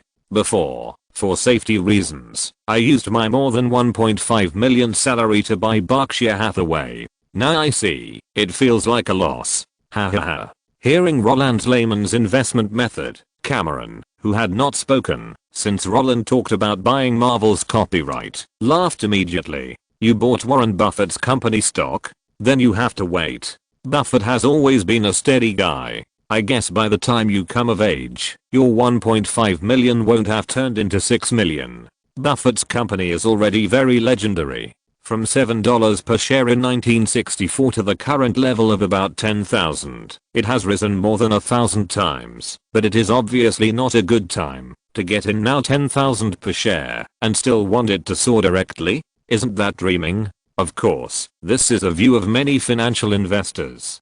Compared with them, Roland knows that when the internet bubble bursts, the unit price of this company's stock will be at least 90,000. When he traveled through time, there was no company in the world that was as stable as it. Okay, James, If I knew your relationship with Ronald, I would definitely buy it with you. Don't laugh at me anymore. Let's get back to the topic of Marvel characters. After showing his unfamiliarity with investment in front of Perelman and Cameron, Roland took the initiative to bring the topic back to the film and television copyrights that Perelman wanted to sell. No problem. Who do you want? This time, Perelman answered happily. For him, the two copyrights were just toys thrown to Roland. If Roland wants it, then give it to him. As long as he takes it, the hype will be stable. But, for Roland, these two copyrights are of extraordinary significance. Perelman agreed to authorize him for 20 years, so he can buy the copyrights with peace of mind and sleep at home. Can't film? If you can't film, just leave it there. 20 years. That's until 2011. Such a long time is enough for him. So, after thinking for a while, Roland changed direction and asked the first goal in his mind. Will X-Men sell? Before Kevin Feige started to make movies, the most profitable Marvel IP, besides Spider-Man, was X-Men. Of course, even if it was making money, it made less money and lost more. The first movie invested $75 million and the global box office was $296 million. The second movie invested $110 million and the global box office was $407 million. It seems to be going up, but what is the reality? The third movie directly lost all the money earned from the first two movies. $210 million investment, $459 million global box office. This is simply working hard for half a lifetime and returning to the pre-liberation era overnight. And the next three movies, First Class lost money, Days of Future Past finally made over $100 million, and Apocalypse went back to the way it was. As for personal movies, let alone Wolverine lost money, Logan 2 made a small profit, and Logan 3 made money from nostalgia. As for Dark Phoenix, can we not mention that shampoo commercial? So, although X-Men really has the bonus of 20 years of nostalgia, but this thing is really a flop. Only 5 of the 10 movies made money. There were only 2 movies that made hundreds of millions in profit. To put it bluntly, after Fox tinkered with it for 20 years, the entire X-Men only made them less than $300 million. If it is considered an investment, this deal is simply a loss. However, even so, when Roland mentioned X-Men, Perelman, who was originally very cheerful, shook his head. Roland, I'm sorry, I can't sell this combination to you. You can look through the annual comic sales list. Apart from Spider-Man, there is X-Men. The rest are either individual publications such as Wolverine and Gambit, or guys like Fantastic Four. I can't sell these famous characters on the sales list to you personally. If Marvel's most valuable superheroes are sold to you, then isn't the hype we talked about before all empty? The leading characters are sold to individuals, so what can I show to investors? With Cameron around, Perelman was already very sincere. He almost told Roland directly that, if you choose 2 guys you like, but are not very popular, I will give them to you for free.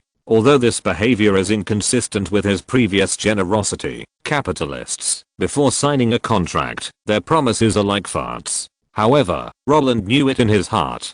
Perelman had said before that, if X-Men wanted to be sold to Fox, a big company, then he would definitely not consider himself. He asked this question because he wanted to know if the other party was willing to sell the combination to him. If he was not willing to sell it, then he would choose something else. And if he was willing to sell it, he would not be polite. Then, Avengers for sale? After being rejected by Perelman twice, Roland, who was sitting there, seemed to have a headache. He racked his brains for a long time before he reported this combination that appeared at the same time as X-Men, but was not very popular. After decisively rejecting Roland many times, when Perelman heard the name of this second-tier combination, he was finally not as decisive as before. After pondering for a few seconds, he slowly shook his head and said, "This is not easy to sell. Not easy to sell. Then there is a chance." Roland was happy in his heart, but he still looked at the other party with a "why is it so troublesome" look. Under his gaze, Perelman quickly organized his words and said, "I sold Iron Man and the Hulk to Universal last year, so there are 2 less characters. Thor and Captain America are the popular characters I mentioned before, so there are 2 less characters. In this way, the 6 founders of the 616 universe can only be sold to you and Man and the Wasp. If you don't mind, I can sell them. If you think it's too little, the 3rd and 4th tier characters, such as Hawkeye, Swordsman, Fantasy World, Black Knight, Black Widow, including Shield Hydra, can all be counted in. As for the Guardians of the Galaxy, count them in too. Yes. What Perelman said about it being difficult to sell is that this combination has been disassembled almost completely and there is nothing in it at all. Although he planned to sell some junk to Roland from the beginning, when Roland really selected the junk, he felt that it was always a bit wrong to deceive a child who was willing to cooperate with him. The Avengers, it's popular, right? But, what's the point of selling it after removing 4 of the 6 founders? The valuable things were either picked up by Universal or authorized to be made into movies. In this case, what Roland picked up were all scraps that no one wanted. In this case, it would be better to sell the entire worldview to him. Anyway, this kind of dissected thing, no one would buy it if sold to others. It's just a waste. However, when Roland heard Perelman dumping those guys who couldn't even get a place like garbage as compensation, and packed up the Avengers worldview that lacked a backbone, and handed it to him, he almost laughed like a pig. Yes, these characters are indeed garbage now, and after the loss of the 4 giants, the entire hype of Avengers has lost most of its luster, and has no investment value at all. But for Roland, this is not important at all. He can make a fortune just from Guardians of the Galaxy. Okay. With them around, what's the point of a bicycle?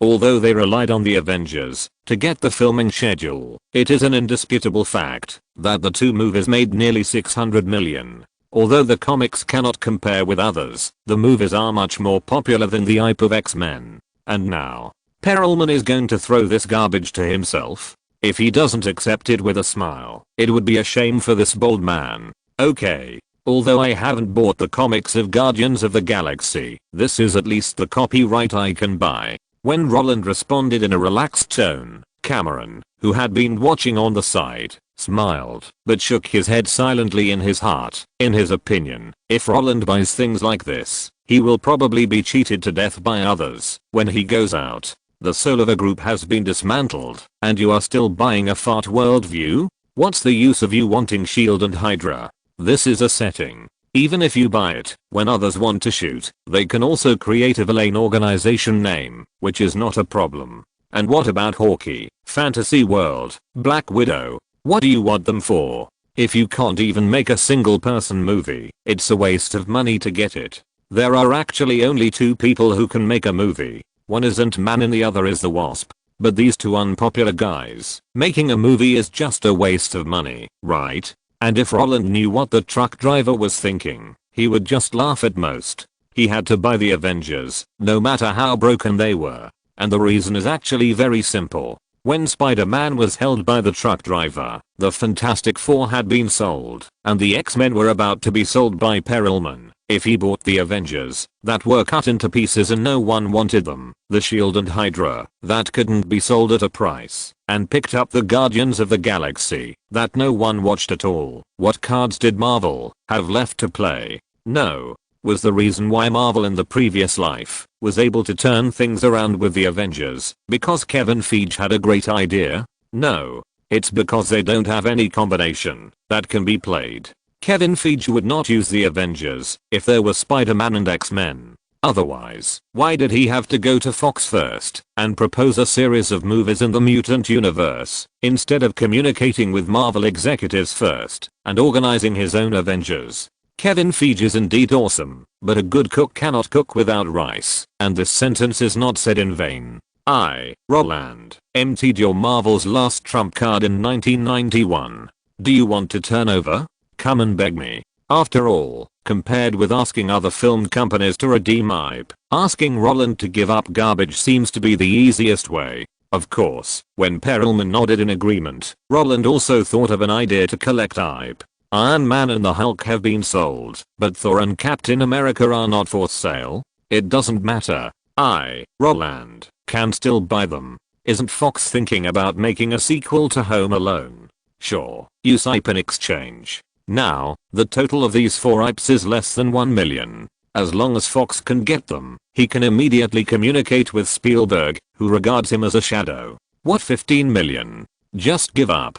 The two parties signed a sequel contract for 10 million, of which 1 million was used to pay off the debt with Hype. Trash Hype in exchange for a hot sequel. If you miss this opportunity, you will never get it again. As long as the other party agrees, it will be a win-win situation. Fox got the sequel guarantee, and Roland got all the trash.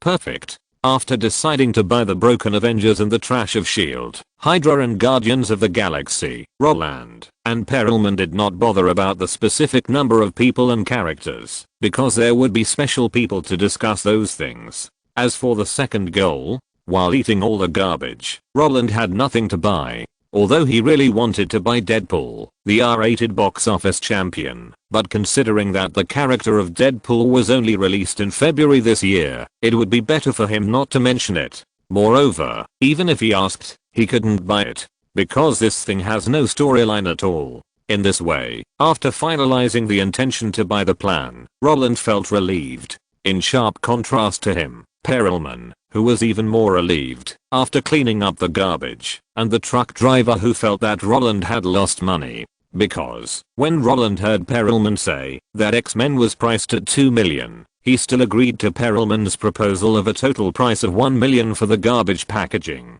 1 million. The copyright of half of Jurassic Park. What a waste. However, even if Roland saw what Cameron was thinking, he had no intention of explaining. After raising the juice and gently clinking it with Perelman's glass, the two parties who became temporary allies chatted even more happily. When Roland was curious about what the truck driver who had been silent and witnessed the transaction between the two parties would gain after he got the broken Avengers as a reward for his hype, Perelman, who was in a good mood, shook his head and said, "You will know about this tomorrow morning." Note, in 1990, Marvel's annual sales exceeded 70 million. Plus 11 million in copyright income, and the net profit was only 5.4 million. The 2% to 15% pure box office share was just a pie in the sky. For example, X-Men allowed Marvel to receive a pure dividend of 5.92 million. This money allowed Marvel, which had just gone through bankruptcy and reorganization, to recover. Although the money was little, they were a business with no capital. This is why Marvel's stock price soared when Cameron announced that he was going to make Spider-Man, because as long as they could have the box office of Terminator 2, 1 year of dividends was equivalent to Marvel working hard for 2.5 years. The most important thing is the box office dividend, not the profit dividend. Don't look at that time with today's eyes. At that time, Perelman's way of hype was to hit the market directly, and not everyone was a time traveler. The first thing Marvel did after bankruptcy reorganization was to sell Spider-Man to Sony. They also wanted to sell all rights for 25 million. Sony didn't want it at the time because they thought the broken Avengers had no value at all. It is unrealistic to acquire all copyrights in the name of the Jewish gang. After Marvel went bankrupt, Michael Jackson wanted to acquire it, but as soon as the news came out, Universal, Fox, and Sony directly bid and squeezed him out. Then after squeezing out MJ, they didn't buy it again. Just like DreamWorks overseas distribution was pitted by the 7 major companies. The giants don't want it, and they won't let you buy it. In 1990, the movie of the Hulk and Captain America was released, but it ended up being a big hit. Compared with The Batman Next Door, the value of Marvel's movie copyright plummeted. Chapter 93. No one can succeed easily. Terminator 2 will definitely be the best movie this summer. I can't wait to see its feedback in the market. In the limited 2.5 hours, James Cameron told us a rich science fiction story. Arnold Schwarzenegger's Terminator is definitely the most distinctive character in this year's film market. If last year, Arnold used Rescue and Kindergarten Cop to prove to us that his best role was expressionless amnesia, then this year, his performance has changed dramatically. I can't find any similarities between him and the robots in other science fiction films. His performance can reflect the sense of transformation in every aspect. Of course, it is also worth noting that Roland Allen contributed a completely opposite image to Kevin in Home Alone and the movie, showing the public a high degree of plasticity. The plot is concise and the rhythm is just right. There is no lengthy preaching in art films. The fighting conflicts are linked together, and it is impossible to find fault with it. I firmly believe that it will be the biggest winner of this summer. Arnold's T-800 and Roland's John Connor are full of sparks, and Sarah Connor in the previous film is also full of personality. Whether it is Robin Hood, Prince of Thieves which has been released for half a month, or The Smell of Terror which met with everyone last week, these movies cannot be compared with Terminator 2. I firmly believe that Terminator 2 will become the box office champion this year. Whether it is in America or the world, no movie can compete with it. Yes, when Roland got up in the early morning of July 2nd, went to the mailbox at the door, took out the newspaper inside, and looked at the front page headlines with similar content, he immediately understood what the truck driver who was willing to cooperate with Perelman to hype Marvel's stock price got from the other financial crocodile. Hush money like money? Come on. Regardless of whether it is cash, securities, or physical assets, they are all things that are extremely easy to be targeted and investigated. And copyrights like what Roland got? That's even more impossible. The biggest Spider-Manite has fallen into the hands of the truck driver, and he is not interested in other projects now. Since he doesn't take money or projects, the only thing that is beneficial to the truck driver is media opinion. And when consistent praise appears in the newspaper columns of major authoritative film critics, everything is clear. Regardless of newspapers such as the New York Post and the Los Angeles Times, or magazines such as Empire and Variety, regardless of contracted film critics or resident entertainment editors, everyone believes that this is a movie that can sweep the summer, and in the fiercely competitive summer season, it will crush all enemies who want to share the cake with the crushing momentum. Of course, if these reviews that tell the truth are not considered to be unscrupulous flattery, because the quality of the film is not bad, these reviews are just to publicize the excellent content and play a role in sharing, then the earnest persuasion to lure children into the theater after the flattering reviews made Roland dumbfounded. Among them, what he found most unbelievable was the strong and passionate words of the top film critic in North America, Roger Ebert. Everyone knows that I'm an open opponent of the MPAA rating system. I hate movie ratings, especially those guys' judgments on movie ratings, which makes me sick. Terminator 2 is a movie about thinking about advanced AI, questioning electronic life, and recasting the dreams of children from single-parent families in America.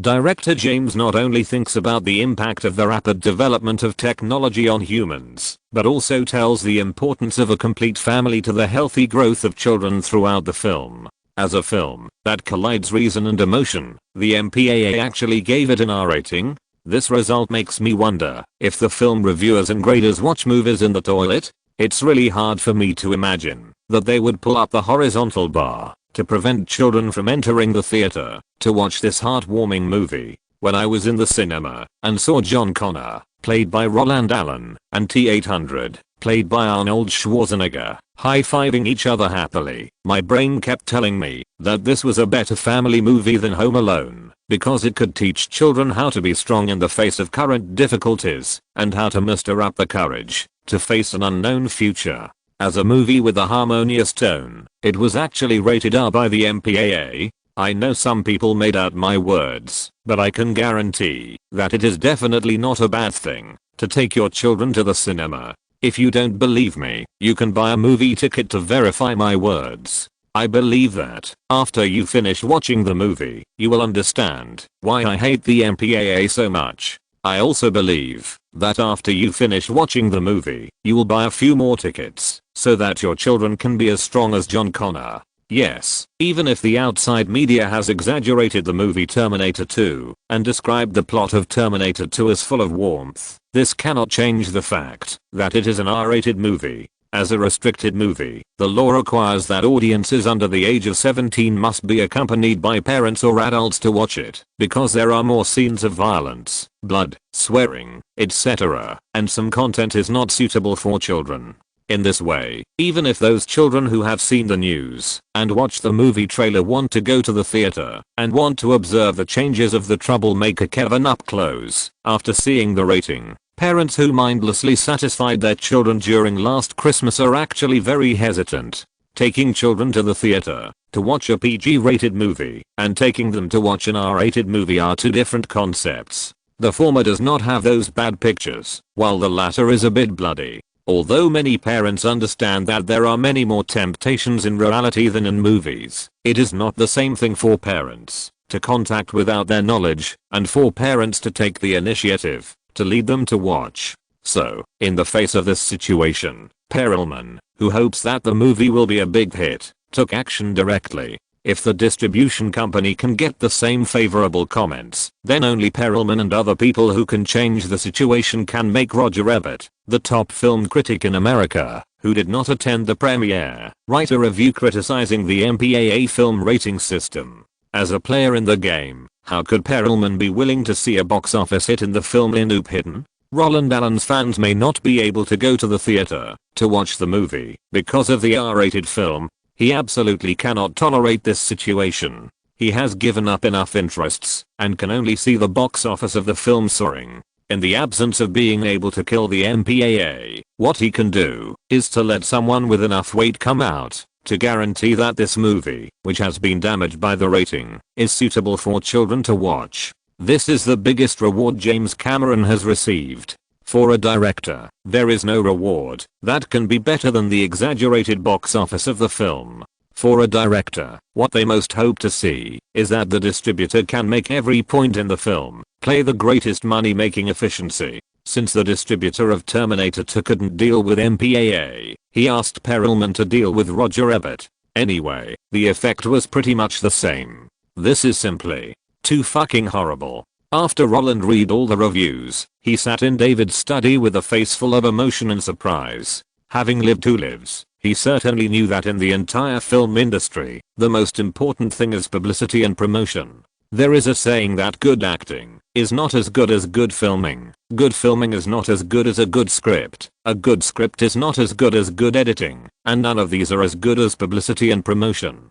In this situation, where publicity and promotion are the most important and everything else is secondary, a good publicity and promotion can increase the box office of a movie a lot. The Blair Witch Project is such a typical example, but he really didn't expect that when MPAA classified Terminator 2 as an R-rated movie, James Cameron still had a way to save the situation and let those children who might be isolated at the door of the theater enter smoothly, and this was to ask Perelman to ask Roger Ebert to write a review? This is simply too fucking awesome. Money can indeed solve a lot of problems. Roland's surprise was noticed by David, but he didn't think there was anything wrong with this film review. If you have investigated Ronald Perelman, you will understand that Carl Icahn, the Wall Street Wolf who was one of the directors of Revlon and acquired Marvel with him, is a director of Viacom. It is too easy for him to influence the Chicago Sun-Times, which has a long-term cooperation with Roger Ebert. If they don't publish normal film reviews, let alone the Chicago Sun-Times, even PBS, Public Television Network, which has a long-term cooperation with Roger Ebert,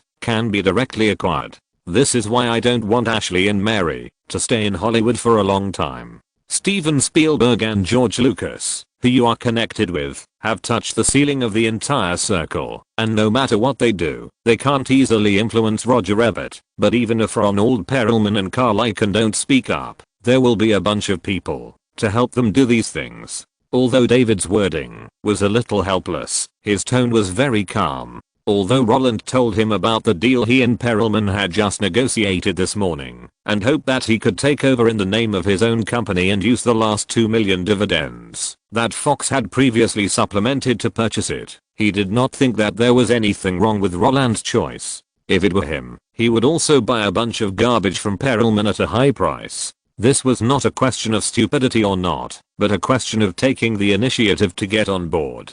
Cooperating with Perelman to hype stocks was something that he, as a businessman, agreed to. Since everyone was already in the same room, if they didn't get on board, then if the news leaked out, after they got out, the first person to be liquidated would definitely be the guy who was the most ignorant at the beginning. People have big fists, so you just take what they give you. Selling at a premium? Don't be ridiculous, okay? It's something that we both agreed to, so how can there be a premium? What's more, you didn't get nothing. Although they helped Cameron find public opinion to blow water, you can also benefit from the high box office. You know, there is also a box office bonus in the Terminator 2 project. However, what David didn't know was that the surprise and emotion on Roland's face was not because he had eaten a bunch of Marvel garbage. He was actually sighing that Roger Ebert, an upright film critic, was also affected. Although Roland had heard in his previous life that after Tom Cruise bought good reviews for Valkyrie, Roger Ebert went against the public opinion and took the initiative to support Tom Cruise, which made people wonder whether he also received money. But at that time, he was in the late stage of his life, and it would not be strange for him to do anything while fighting cancer. But now, Roland was sure that he didn't see him last night, so he could only say, "It smells good." Well, it seems that he really overestimated everyone's integrity. He also underestimated the influence of those financial tycoons on this land. Money can make you a god. This phrase is very applicable everywhere. Of course, although the appearance of Perelman calmed Roland, who had been brainlessly praising Terminator 2 in his previous life, and everything hidden behind the success made the film a sudden hit, and the touching deeds of reaching the peak of life were all natural. Roland did not think that there was anything wrong with all this. Once a good movie is made, it is only a certainty of success. There are too many movies that are well received but not popular. Blade Runner and The Shawshank Redemption are indeed overturned, but what about those guys who were buried? There are more. Since James Cameron has connections and can let more people see his movies, then why not? There are so many things that are always urgent. The world is turning and time is pressing. 10,000 years is too long, so we must seize the day. It is obvious that it can harvest box office and win awards like Forrest Gump. So why learn from The Shawshank Redemption and hang at the top of the IMDb top 250? Compared with the first in film history in people's minds, isn't it good to have a box office of nearly 700 million? Just like Roland would only thank the Jewish gang for helping him write a film review, Roland would not expose these things about the truck driver at all. This has nothing to do with whether he is a beneficiary or not, but he thinks that this kind of publicity method that does not steal, rob, cheat or deceive is fine. It is not like showing a bad movie like The Blair Witch Project to movie fans. Good things should be shared by everyone. For this reason, when Roland knew the reason why the movie Terminator 2 was a big hit, he no longer worried about word of mouth and film reviews. Instead, he took David's assistant's car and went around the major theaters around Los Angeles in the early morning of the 3rd. When he found that many office workers in suits and leather shoes were patiently waiting in the long queue, he felt that the fans were about to be cashed in, which made him a little excited. Midnight shows have never been the world of child stars. R-rated movies cannot reflect the appeal of child stars at all. But with Perelman's intervention and the emergence of film reviews, Roland believes that tomorrow will be better. Because those who are willing to watch the midnight show for their children will definitely bring their children to watch the movie. And at that time, the one who makes the most money will be him. Note, as early as the 1990s, some people suspected that Ebert helped hype Terminator 2. Ebert has a habit of announcing his 10 favorite movies every year, but in 1991, although he wrote a praising review of Terminator 2, he did not select it into the top 10, and one of the top 10 was The Rapture.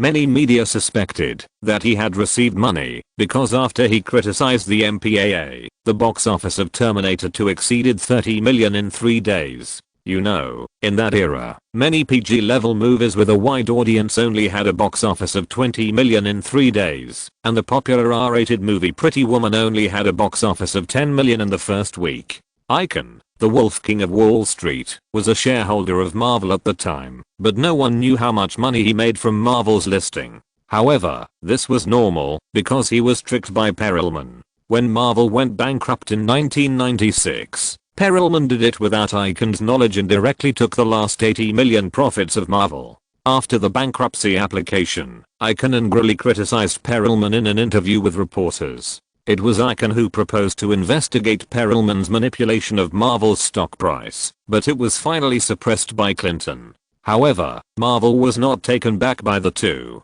What happened later was more interesting. Marvel filed for bankruptcy in 1996, and the two were out of Marvel for restructuring in 1997. In 1998, the Zippergate incident broke out. What toy tycoon saved Marvel? That's all funny. Wall Street tycoons have gone to the president. Tom Cruise did buy good reviews for Destination Hitler, and it was directly exposed by the TV station. Chapter 94, The Cold Summer Season, The Table Flipping Gamma Play. As the long road continued to recede, and Sarah Connor's inner monologue slowly came out from the speakers, a list of employees scrolled out on the dim screen. Normally at this time, most of the audience would get up and leave, but the audience at tonight's midnight show had no intention of moving. Unlike those chick flicks, these men stayed here not to track down the sponsors at the end of the film. For them, what brand of motorcycle Arnold Schwarzenegger rode, whether the children's clothes on Roland Allen were available for purchase, these one-sided things are not important at all, because no matter whether it is the joy and happiness that fills the heart, or the sadness and thought that lingers in the heart, these different emotions caused by watching the movie have nothing to do with the appearance of the movie characters. It's so satisfying. This is even better than the first one. Arnold in the first one couldn't make peace, had no emotions, didn't know fear, and his purpose of existence was to kill Sarah Connor. But in this one, without humans, they had more fun fighting. These robots can do things that no one can do. Especially the shot of Arnold taking out a shotgun from a rose box and stepping on the roses. It's so cool. Yes, and there's also the shot of the T-1000 chasing Roland. Arnold controlled the accelerator with one hand, blocked Roland in front of him, then raised his shotgun and blew up the vehicle directly. It's so handsome wearing sunglasses. For these big boys, the biggest experience of going to the cinema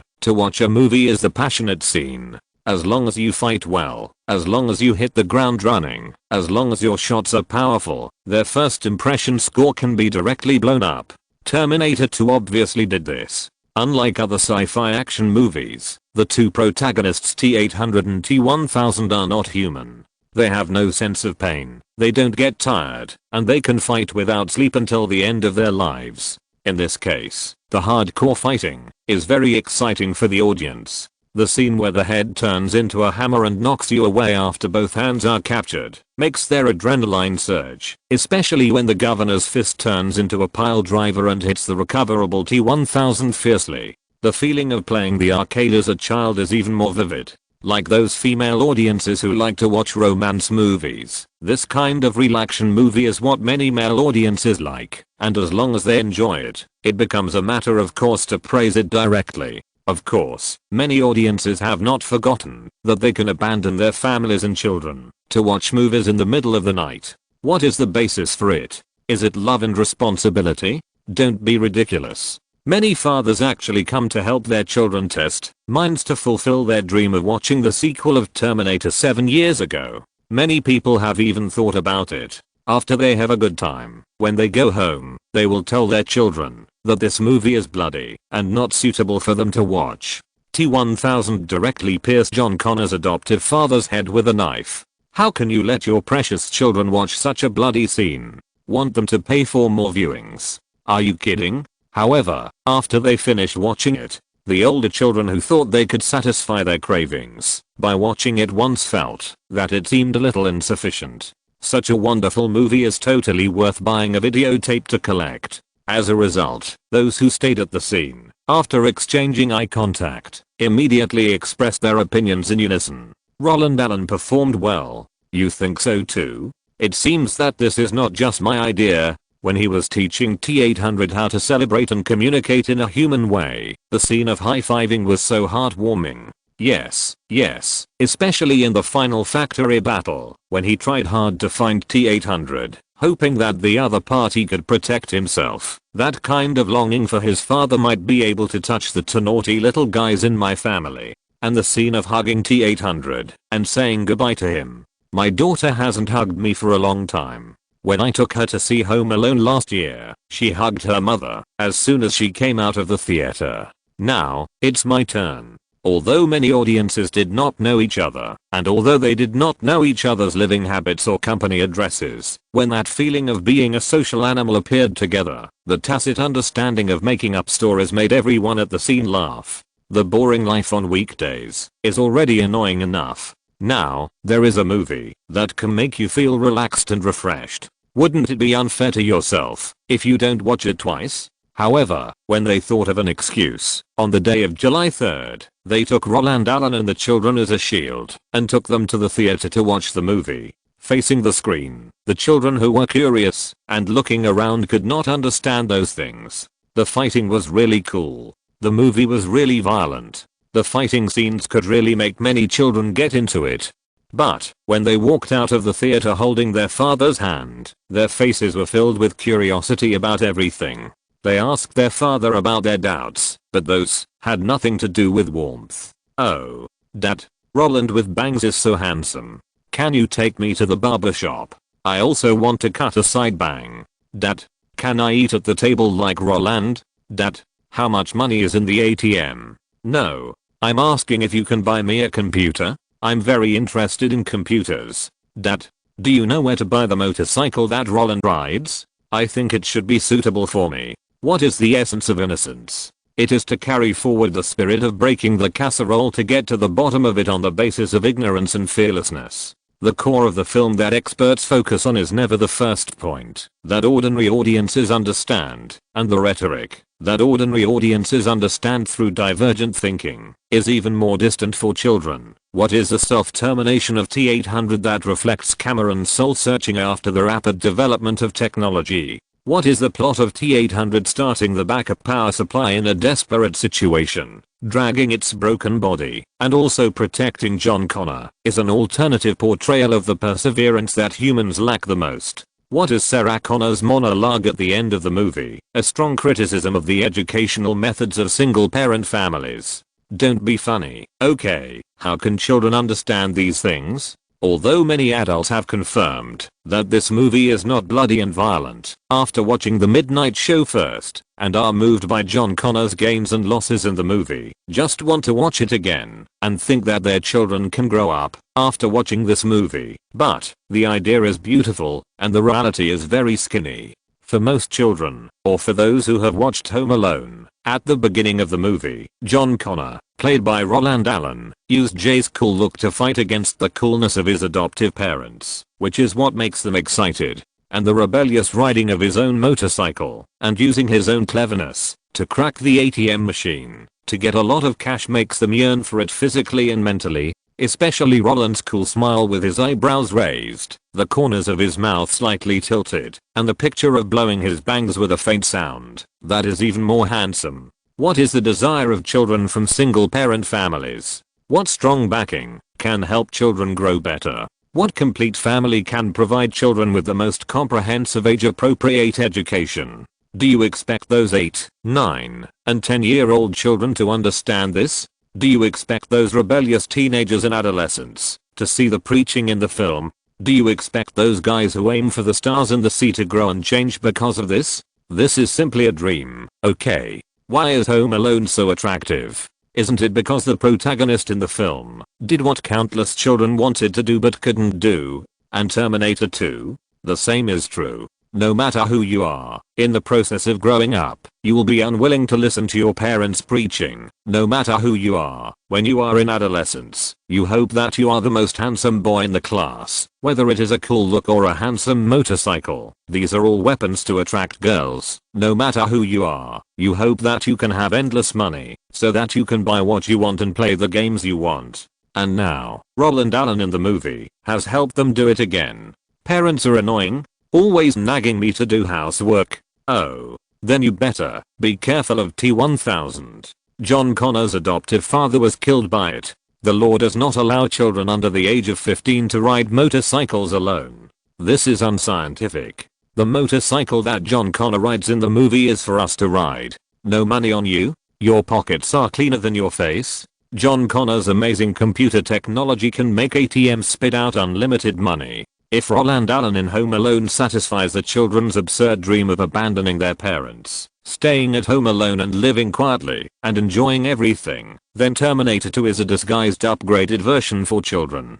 What family? What parents? That's all bullshit. After watching the movie, what the children want most is to have a T-800 to protect themselves like Roland. Have you been bullied? Then let T-800 beat the bully to death. Have your things been stolen? Then let the T-800 put the shotgun into the guy's mouth. He wants to see the watermelon explode. Do you really not want to do your homework? Report to the teacher. My T800 lit my homework as if it were a cigarette. It's a waste of youth if you don't act recklessly. Expect these guys who have not experienced the beatings of society to understand the meaning? Isn't that a joke? After watching the movie, when these kids went home and talked to their neighbors, they didn't have any profound thoughts. They only know, oh, the movie Terminator 2 is so cool. The liquid robot in it is so powerful. It can get through any gap and can be transformed at will. Roland Allen is really cool. I have already told my dad that when the green jacket is on the market, I will ask him to buy me one. What? You haven't seen the movie yet? Then I won't tell you. If I tell you that Roland in Home Alone is racing on the road with the devil robot in Terminator 2, isn't that a spoiler?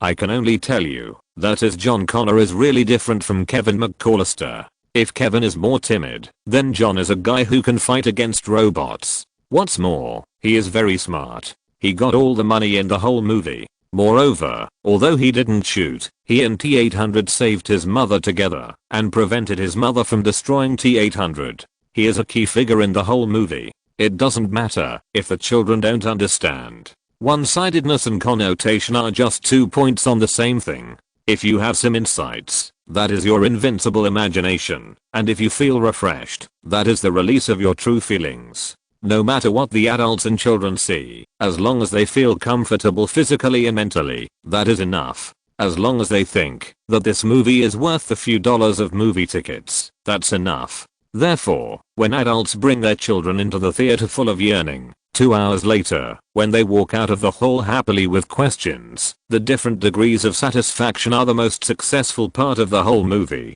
A good work cannot move everyone. Everyone has different knowledge, experience, and social level. It is simply a fool's dream to want them to be satisfied with something. A truly good work allows everyone who watches it to see what they want from it. Social animals want to vent, they want to fight heartily, men want to be strong, and T800 is the direction they strive for. Guys with superhero dreams can imagine themselves as immortal T1000, and women who worry about their families can also see their own shadows in Sarah Connor. As for children, no matter whether they are guys who have experienced cruelty or children full of naive fantasies, they can find their own points and faces in John Connor. Because of this, with the release of the film, those colleagues who went to the theater to watch the film secretly had very complicated feelings. Every year, Hollywood will produce hundreds of movies, but those classic characters can be counted on one hand. If the most successful character last year was Kevin, who was able to capture all the children in America, then this year, John,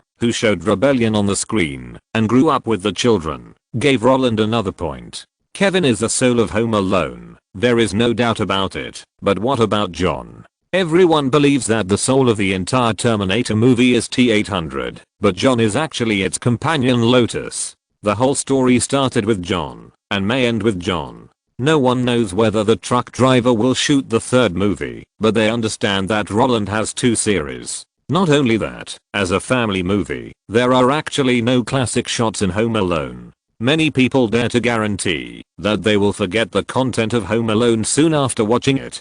Only the protagonist Kevin's mischievous smile will remain in their brains. But John Connor is different. The scene of him and T800 high-fiving will inevitably become a classic segment that the audience will talk about and will not forget for more than 10 years. Just because the children nowadays can't understand it doesn't mean that they won't understand it in the future. When they really grow up and start to recall it, this scene will become a kind of iconic classic like it and the little boy touching fingers back then, becoming a representative of the actor himself, and will always remain in the hearts of the audience. For actors, the ability to win box office alone is very important, and award nominations are also very important, but compared with them, classic scenes are more important, just like Tom Cruise's sideways smile in Top Gun, like Leo and Rousey facing the sea in Titanic, like the last little girl in Red in Schindler's List. These classic shots can make people eat for a lifetime, and the power of feelings is not as simple as cashing in.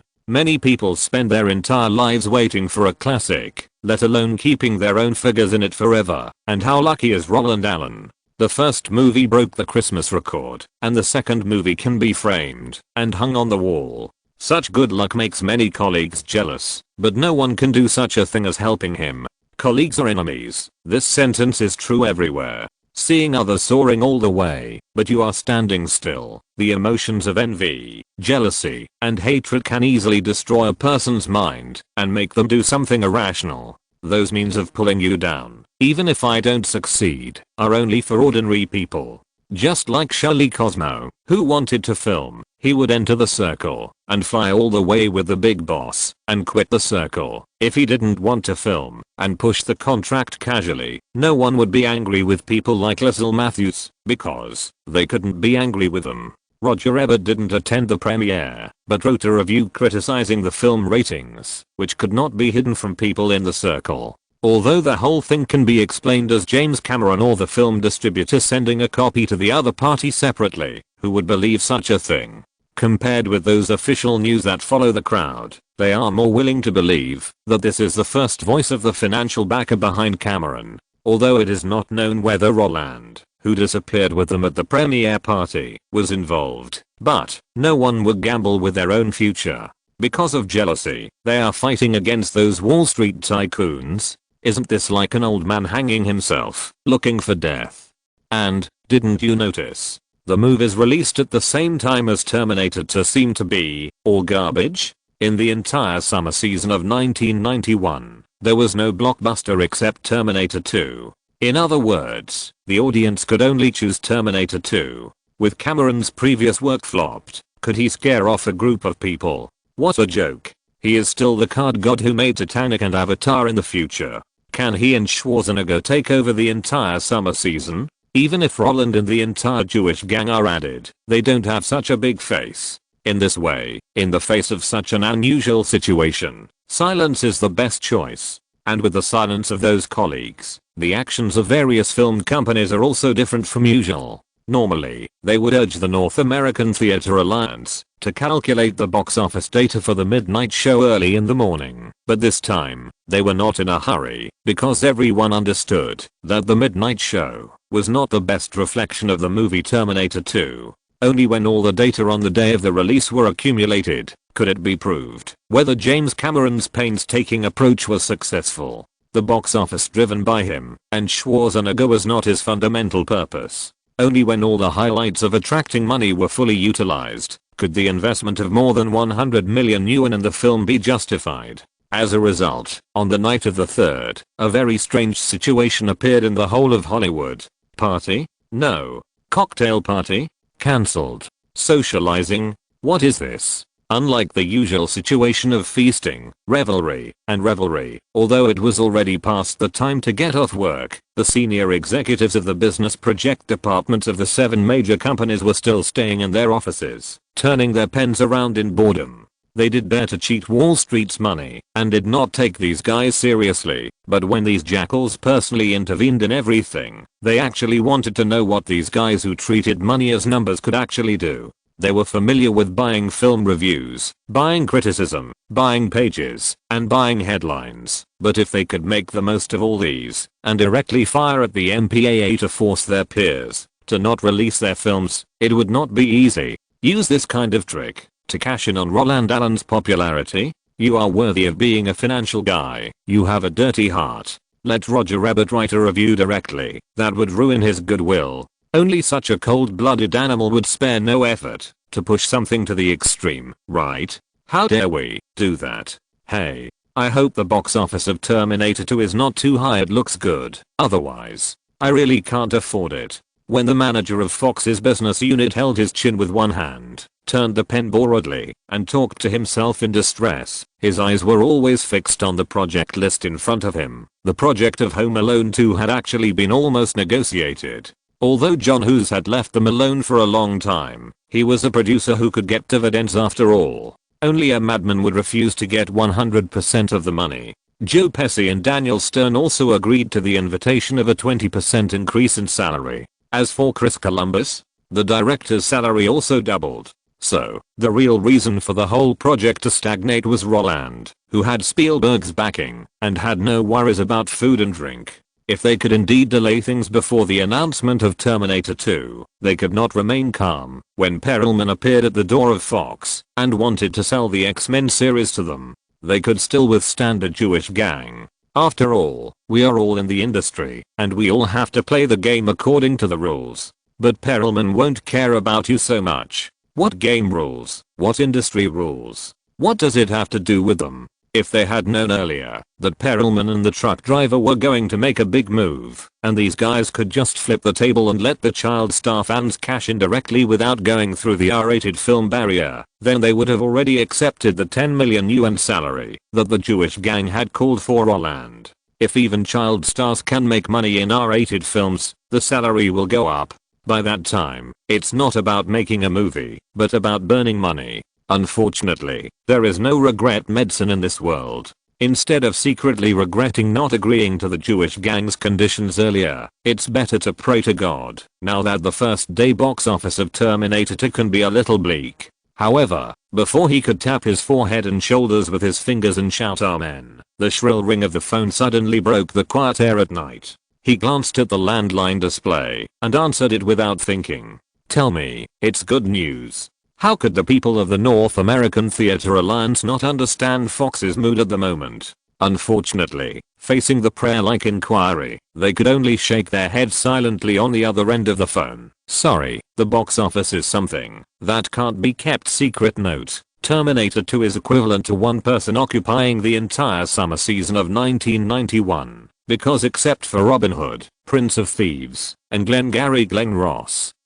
Smell of Terror, none of the other movies can compete. The Condor Heroes, Boys on the Hood and Doc Hollywood are considered to be the better movies of the summer season that year, but the North American box office of these three movies combined is only 160 million. And Disney, which originally wanted to put Beauty and the Beast in the summer schedule, also withdrew it and replaced it with 101 Dalmatians. This alone can show how much advantage Terminator 2 took. That was the most unimaginable summer schedule. No film company promoted a movie. For example, in 1992, Hank's A League of Their Own, Eastwood's Unforgiven, Harrison Ford's Patriot Games, Goldie Hawn's 1.5 Wives, Meryl Streep's Up. Compared with this kind of fight between the gods, Terminator 2 is equivalent to swallowing up the entire summer market by one person. This is also the reason why Paramount and Fox did not want to make additional investments when filming Titanic later.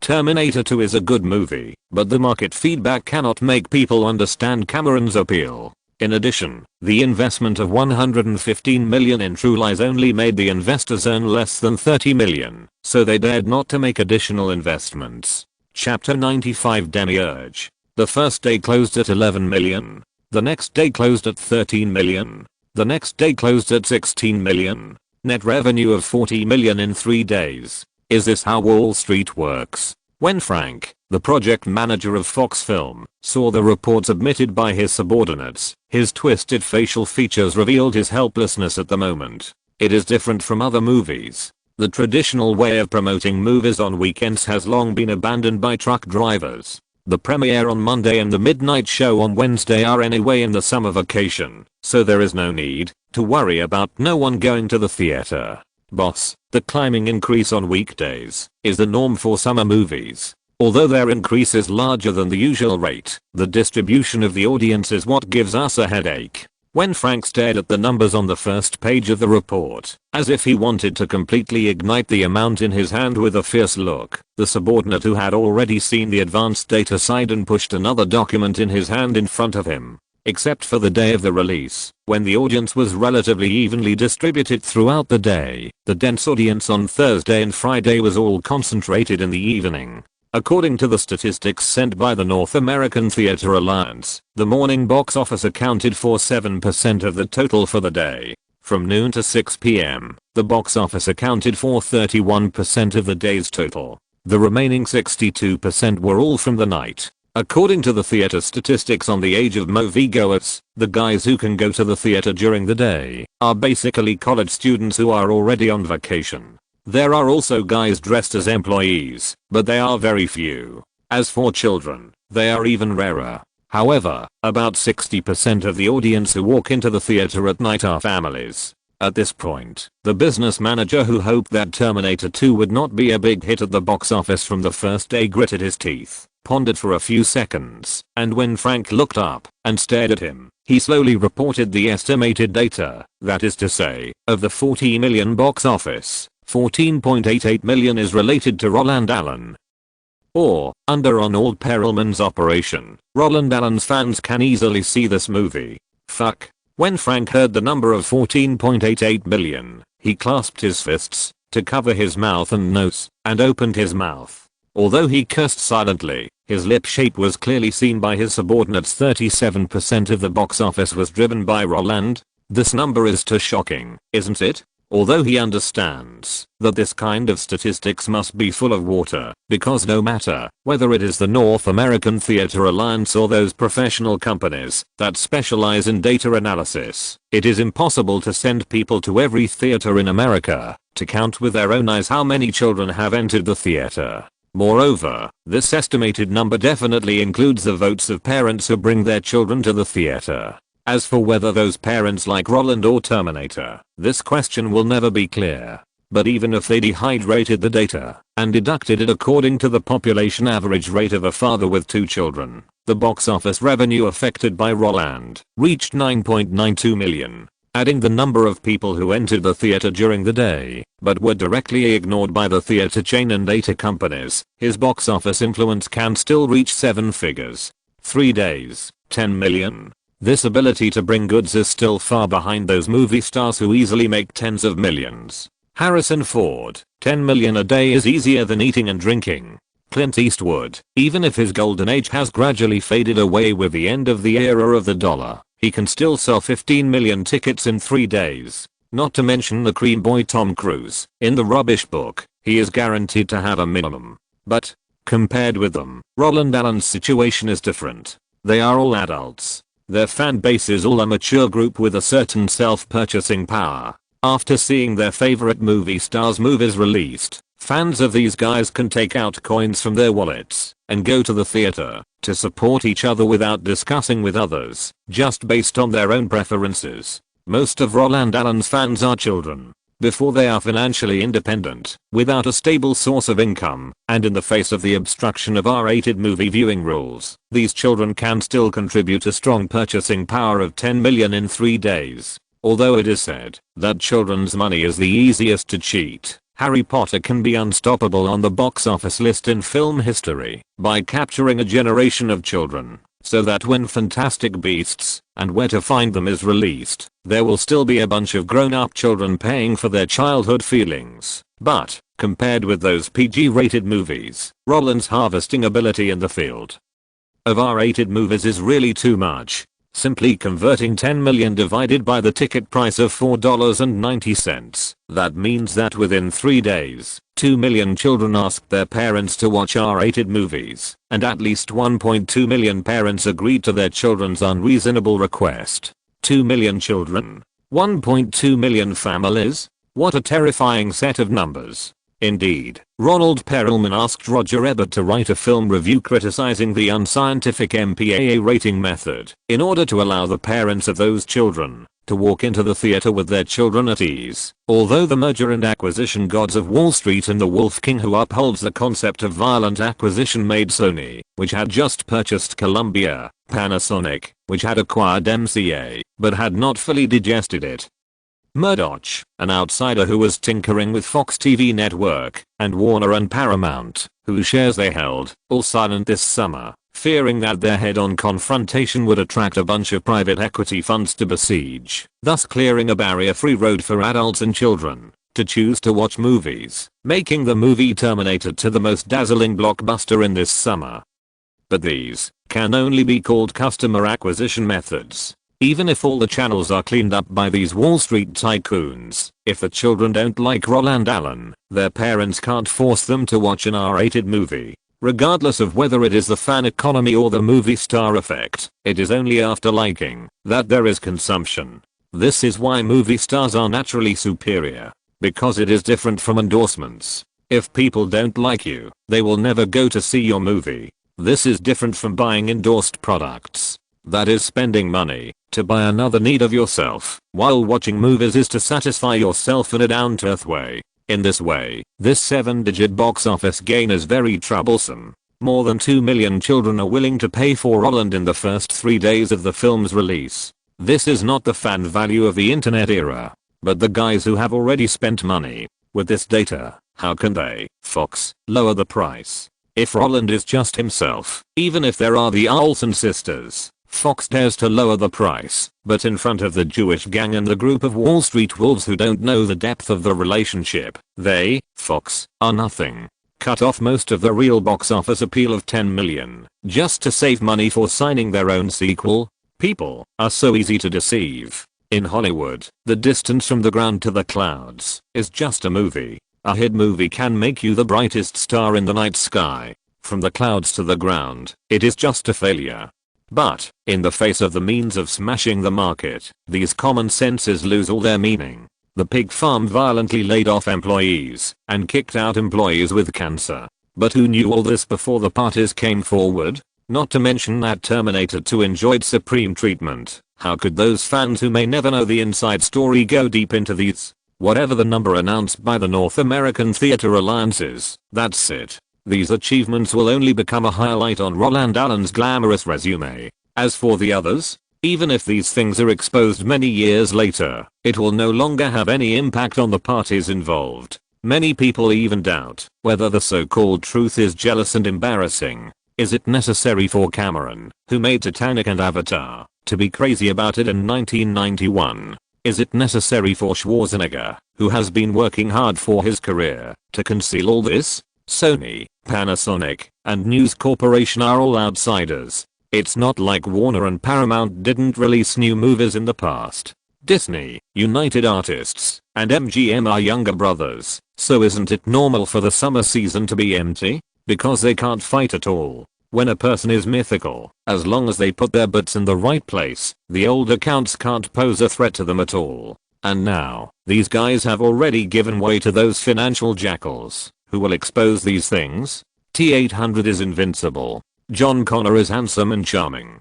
James Cameron has created the best science fiction action movie for people. These arguments are the basis of current public opinion. Not only that, the appeal of the box office of tens of millions is also a gap in front of Fox. The gap that made Fox regret not signing a contract with Roland as soon as possible. Never mind these. Frank, who was distressed, closed the report in his hand. These things were just a piece of waste paper to him. What will the box office of Terminator 2 be like? How bad can a movie that can dominate the entire summer season be? As for how much money can be earned in the end, it has nothing to do with them. After all, that is a 100 million investment. If the global box office does not exceed 300 million, it will be a net loss. Tell me, what is Roland Allen's target price?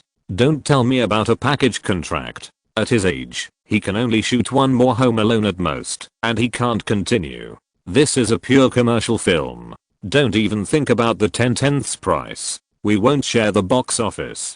10/10ths, of course, refers to the 10 million box office plus 10% of the North American box office share. If there is no special agreement, the global box office will generally only be the basis for the issuance of box office bonuses, because each country has different dividend policies, and some places even use the method of buying out copyrights for distribution operations. If the North American theaters are used to calculate the share for the actors, then all film companies should simply not open them and directly give the boss position to the actors. But even so, 10/10ths, it was a long time ago. Now the big names either take the film salary or take the share of the low salary directly. The former is not confident in their popularity, hoping to get more guaranteed income, and the latter is the real big name, because this approach can not only help the film company reduce costs and make the filming smoother, but also the greatest confidence in their own popularity. If even the actors themselves feel that their ability to attract money is not very good, how many film companies dare to pull them to make a movie together? Not to mention that they will live and die together. They don't even have the confidence to increase the box office. So what kind of movie can they make? However, just when Frank thought that the heartless Jewish gang would help Roland to ask for a sky-high salary in the name of the skyrocketing box office, the subordinate who came to report actually brought him a good news. Ever since Roland Allen went to Steven's house and played games with him, Catherine has officially taken over his film contract economic business. I thought they would ask for a sky-high price, or even take a share of the profits without paying him anything, but they didn't do that. After the box office data came out yesterday, Catherine sent us an email. The salary for Home Alone 2 is still the 10 million mentioned before, but they hope that we can purchase the film and television rights of Marvel's Hulk and Iron Man from Universal, and then buy Thor and Captain America from Ronald. The copyright transaction amount will be directly taken from the salary, and the transaction tax generated will also be deducted from the salary. They have only one requirement, that the 4 copyrights must be delivered before the filming of the movie, and the remaining salary amount can be paid after the filming is completed. What kind of a deal is this? When Frank heard that Roland was determined to hold on to the 10 million yuan salary, he was stunned. But when he heard that the so-called determination was to exchange it for the film and television copyright, countless black lines suddenly appeared on his head. Film and television shooting copyrights are the lifeblood of all film companies. The film library is being coveted? This is too much. However, after thinking about it for a while, he immediately discovered the strangeness of the whole thing. Perelman wanted to sell the copyright of X-Men to them, Fox. This matter has long been spread among their senior management. Everyone knows that this guy wants to raise the stock price through hype. In this case, Roland, who benefited from him, actually wanted to get the Marvel copyright through them, Fox. Isn't this a disguised hint that they should play a role in the calculations of those financial giants? At this time, if they, Fox, made a purchase invitation to Universal and Marvel, they would definitely be hyped by Perelman. After the scene is warmed up, Cameron and Roland will announce the news of the Spider-Man project. Then, the effect may be better than directly hyping the news of the project. After all, compared with Perelman's active promotion, they actively buy, which is more attractive to investors. Roland and Perelman are so close. Frank, who was overthinking, felt that he had discovered an incredible new world, but a second later, he directly denied his idea. No, Perelman and I are Jews. This may be the conspiracy of the Jewish group. Wasn't there news before that Spielberg recommended Roland to Terminator 2? In this case, perhaps the entire listing hype was planned as early as last year. The Jewish gang helped Roland get Terminator 2. At the same time, Cameron also got Spider-Man through the picture company. When it was released this year, they cooperated with Marvel to raise the price. When the film companies were not interested in Marvel hype, they took advantage of our eagerness to sign Home Alone 2 and finalized a deal first. This is simply Frank, who felt that he saw through everything, almost cursed. It is no wonder that Frank would think so. After all, the fact that Jews stick together is known to the world. And now, Roland, who is so close to the Jewish gang, has been mixed up in Terminator 2. The tricks in it are even more suspicious. If everything is fine, then how do you explain that when John Hughes boycotted the Jewish gang, he chose Roland Allen to be the male lead of Home Alone? Then how do you explain that Spielberg recommended Roland to star in Terminator 2, and at the same time, Cameron took Spider-Man? And now, a year later, Catherine, who is in charge of Roland's contract, hopes that Fox will acquire the Marvel copyright first. If all this is a coincidence, then it is too much of a coincidence, right? If it weren't for the Jews, Frank would dare to eat shit upside down. After knowing that everything was a calculated conspiracy, Frank felt that he should not think about other things. Reject? Reject your balls. Not only will he not refuse, but he will also report the whole thing immediately. 10 million yuan in salary? Give it. Roland wants the copyright. Buy it. Not only that, he also thinks that, since others have done this, then X-Men should also be bought. Our Fox is just an honest film company. We really can't afford these things in finance. More than a year of planning, just to make a few more small goals? You are awesome. Can't we buy the copyright? Uncle Roland, please come over and sign the contract, okay? Let those guys behind you take back their magic power. We can't afford to play this game.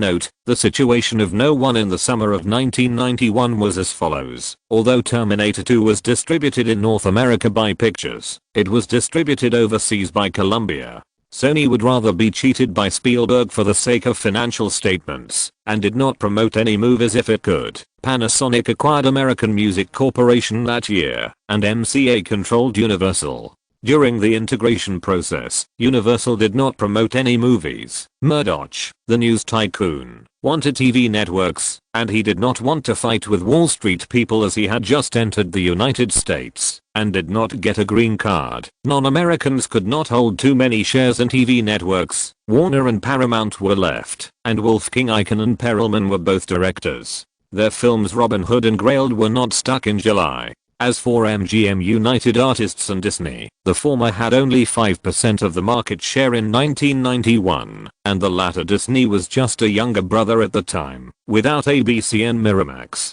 their market value was all inflated by Touchstone Pictures selling adult movies and selling home videotapes at a discount. With their inflated stock prices, it would be a death wish to fight with Wall Street people.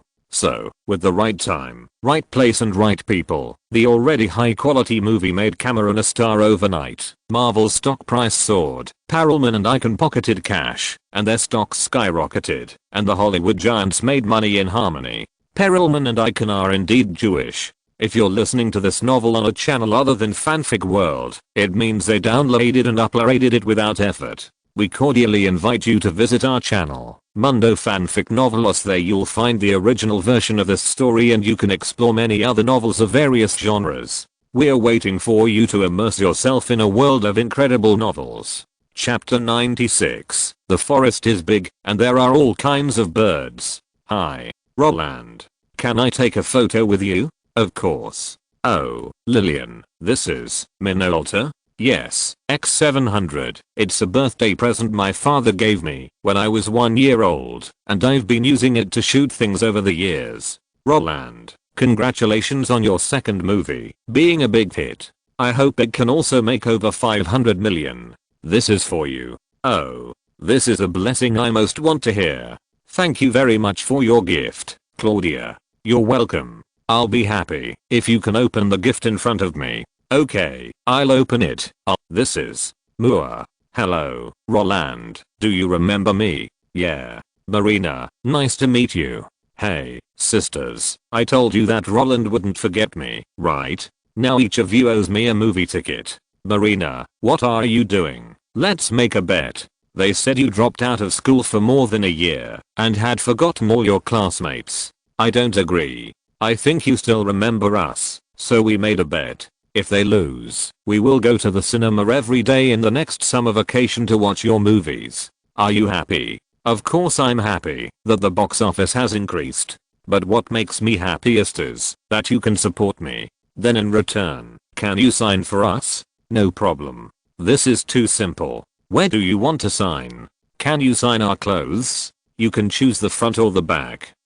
I think I'll just give you an autograph. When Roland escaped from the crowd, took the freshly squeezed juice handed by James, and drank it without any image, his already flushed cheeks could not show his true heart at the moment. Was it the heat after being surrounded by the crowd? Or the shyness after being attacked? Or both? Only Roland himself knew. However, when he put down the cup and leaned against the corner to catch his breath, James, who had witnessed the situation, came over with a smirk on his face. TSK TSK TSK. Did you feel good when Claudia kissed you on the cheek? She's the most beautiful girl in our school. Before, George wanted to date her, but Claudia didn't agree. And Marina, the girls in their group are pretty too. What do you think? Do you have any ideas? At this moment, Roland really wanted to put a small hat on James, who was winking at him. What's the difference between his treacherous face and the turtle man in Evangelion? This is all pimping. Okay.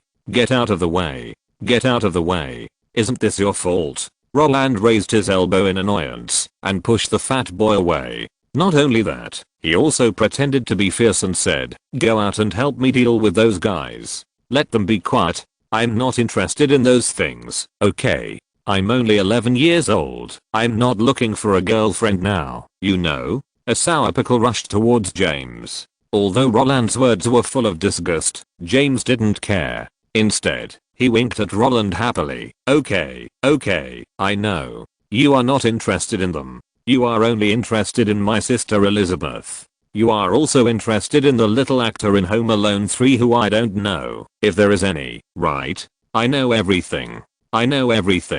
Then, I'll help you deal with them. I promise I won't let you worry. Before he finished speaking, James picked up the cup that Roland had just drunk from. At the same time, he also stood up and kept approaching the crowd, looking at the ball lightning that was gradually moving away. Roland, who was still fierce, smiled and shook his head. Looking around, the backyard full of laughter made him feel a little emotional, because these guys were all coming for him. After earning 40 million in 3 days and 72 million in the first 7 days, surpassing The Detective 2 to win the box office championship of the week, Terminator 2 had a big drop in the box office in the second week, but it maintained a relatively stable million data on weekdays from Monday to Thursday. The 2 weeks of unrivaled success successfully pulled the box office to the same level as the book cost. Although it may not be the fastest movie in film history to break 100 million, the data of 72 million in a week will be ruthlessly trampled by the exaggerated performance of Jurassic Park in the same week of 81.7 million in 2 years, and the unrivaled summer season will also make industry insiders quite dissatisfied with Terminator 2.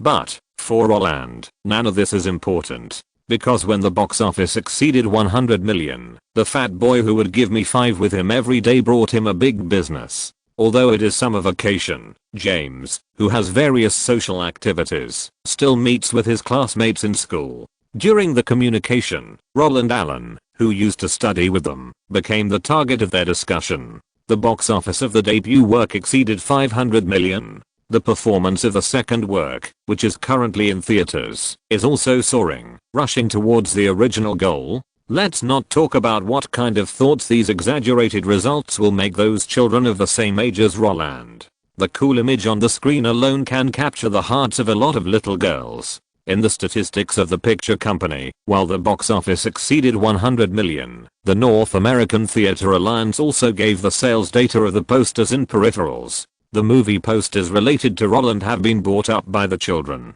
In David's words, many manufacturers have called to inquire about the price, wanting to know whether Roland will accept the image endorsement advertisement. If possible, they hope to use Roland's image to produce dolls and other derivatives to meet the needs of children. Just from the piles of invitation posters, it can be seen how popular Roland is now. Unlike those guys who want to meet but have no chance, these guys who came today have a foundation of meeting. After surrounding James and begging him, the party held in the backyard has naturally started. Since these guys came for Roland, it would be unreasonable for Roland, the host, not to come out to receive them. But when Roland, who thought it was no problem to hold a party, met this group of enthusiastic former classmates, he realized how popular he was among the children. Similar to the airport blockade when he went to Hawaii for vacation at the beginning of the year. What a joke. If the little guy who came today was half as restrained as those older sister fans, Roland would be happy to fly. Okay. It would be easy to suddenly kiss him on the face in the name of giving a gift. Like, I want an autograph, but I only want you to sign on my clothes. Like, let's take a photo together, and an octopus appears. Like, in a few days, our family will hold a party. I hope you can come to participate. Like, my father likes the Terminator very much. Come to my house, if there is a chance. These strange requests and suggestive words made Roland have a headache. Signing is fine, but it is a problem if you stick out your chest, pull in your stomach and lift your hips while wearing a white t-shirt. Taking a photo is fine, but please don't hug me, okay? As for attending the party, that's a problem. Have you heard that the vassal of my vassal is not my vassal? Your friend's friend is not my friend. Since we don't know each other, why should I go? And your father likes the Terminator. This matter has nothing to do with me. I play a human. If your father likes the Terminator, he should invite Schwarzenegger. Why do you want me to go to your house to meet your father? How can a good thing be made, like meeting your father-in-law? As fans continued to come, Roland had more and more complaints in his heart. He had never had this experience in his previous life, and after those young girls full of youthfulness took pictures with him by his arms, he finally understood that being handsome can really make a living. Before, he thought that Jeremy Meeks was just hyped up, but from the current situation, America is really a magical country, because appearance is everything. Not only that, he also knew why the big bowl of why noodles happened. It's not that our army is not strong, but the enemy has Gundam. Some male fans of female stars can drink a bucket of bath water, but what about male stars and beautiful female fans? Some things that are consensual, don't they unfold naturally? Besides, it is normal for stars and fans to get together. Didn't the Milk Tea King get together with his own Yalemi?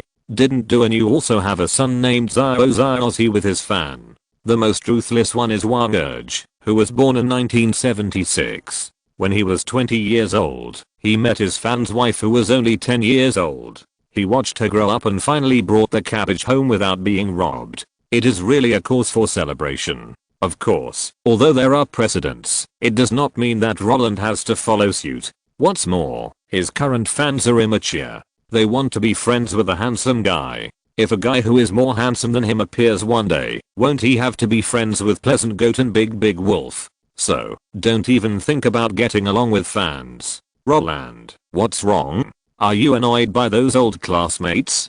Just as Roland was wondering whether James could complete the difficult task he gave him and make those former classmates restrain themselves, a familiar voice came from behind him. Seeing that you were missing, Lizzie wanted to look for you. It was only after I asked James that I knew you were hiding here. When Elizabeth staggered to Roland and grabbed the corner of Roland's clothes with her chubby little hands, Roland, who was thinking about something, directly threw the enthusiastic fans to Java, stretched out his hands skillfully, grabbed the little guy under the armpits, and directly hugged him to sit on his thighs. As he moved, Elizabeth also giggled. After taking a glance at the cute chubby face, Roland looked up at Ganetti. Yes, they are so enthusiastic. It's too troublesome.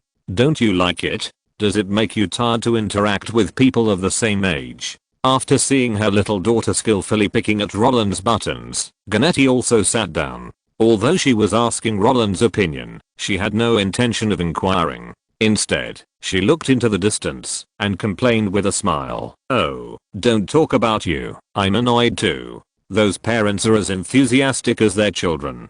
They kept asking me how I educated my children, but I obviously didn't educate you. I just satisfied your preferences. Your grades have nothing to do with me. But when I said that, none of them believed it. Ganetti's real words made Roland laugh. Yes, just like those children who thought Roland was so handsome and wanted to be friends with him. After watching Terminator 2, the parents who accompanied their children to the appointment also wanted to learn some parenting tips from Ganetti. It's okay that the twin daughters have become the favorites of Americans, but can a child picked up at random become the hottest child star at the moment? The unique charm brought by Home Alone and Terminator 2 made those parents jealous. With the box office of Terminator 2 exceeding 100 million, Fox, which has fully imagined the whole process of Roland's growth, also announced that it had acquired the IP of Iron Man and Hulk from Universal. Not only that, they also took the initiative to swallow up X-Men in Perelman's hands.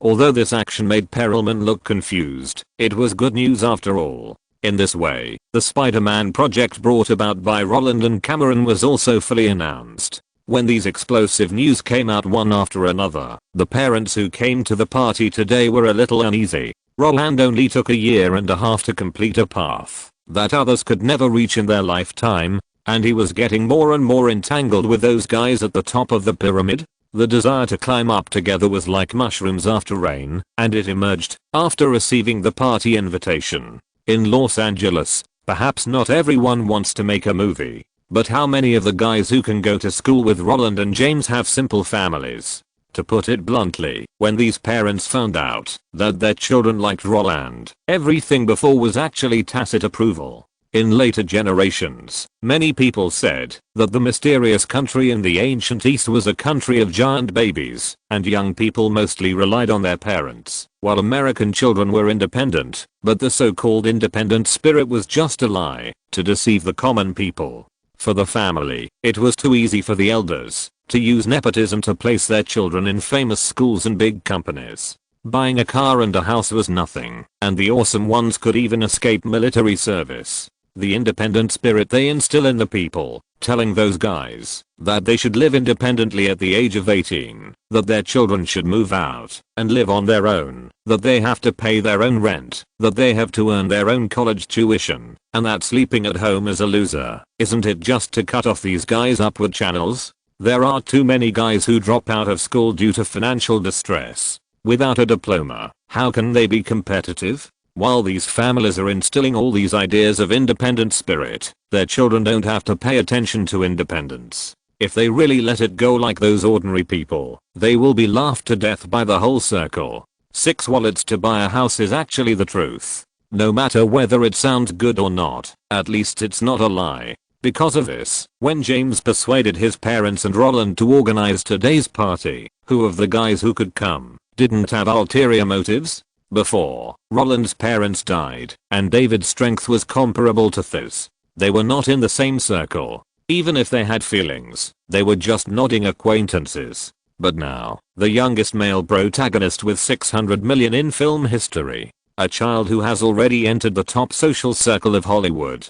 Just these 2 items have already thrown their business far away. And if they knew that the news released by Fox, Marvel, and the truck driver were all the result of Roland's obedient cooperation and hype, and after a sudden inspiration, these guys who came today might be even crazier. No matter if it is a merger and acquisition god or a hedge fund boss, as long as you can get close to them, the money is like picking up for free. What kind of entity are they still doing? Isn't it nice to pick up money from their buttocks? No matter whether Roland is smooth or good at getting along with everyone, these things are what they have never had and want to have. In this case, if they are not enthusiastic at the party at Roland's house, who else will be enthusiastic?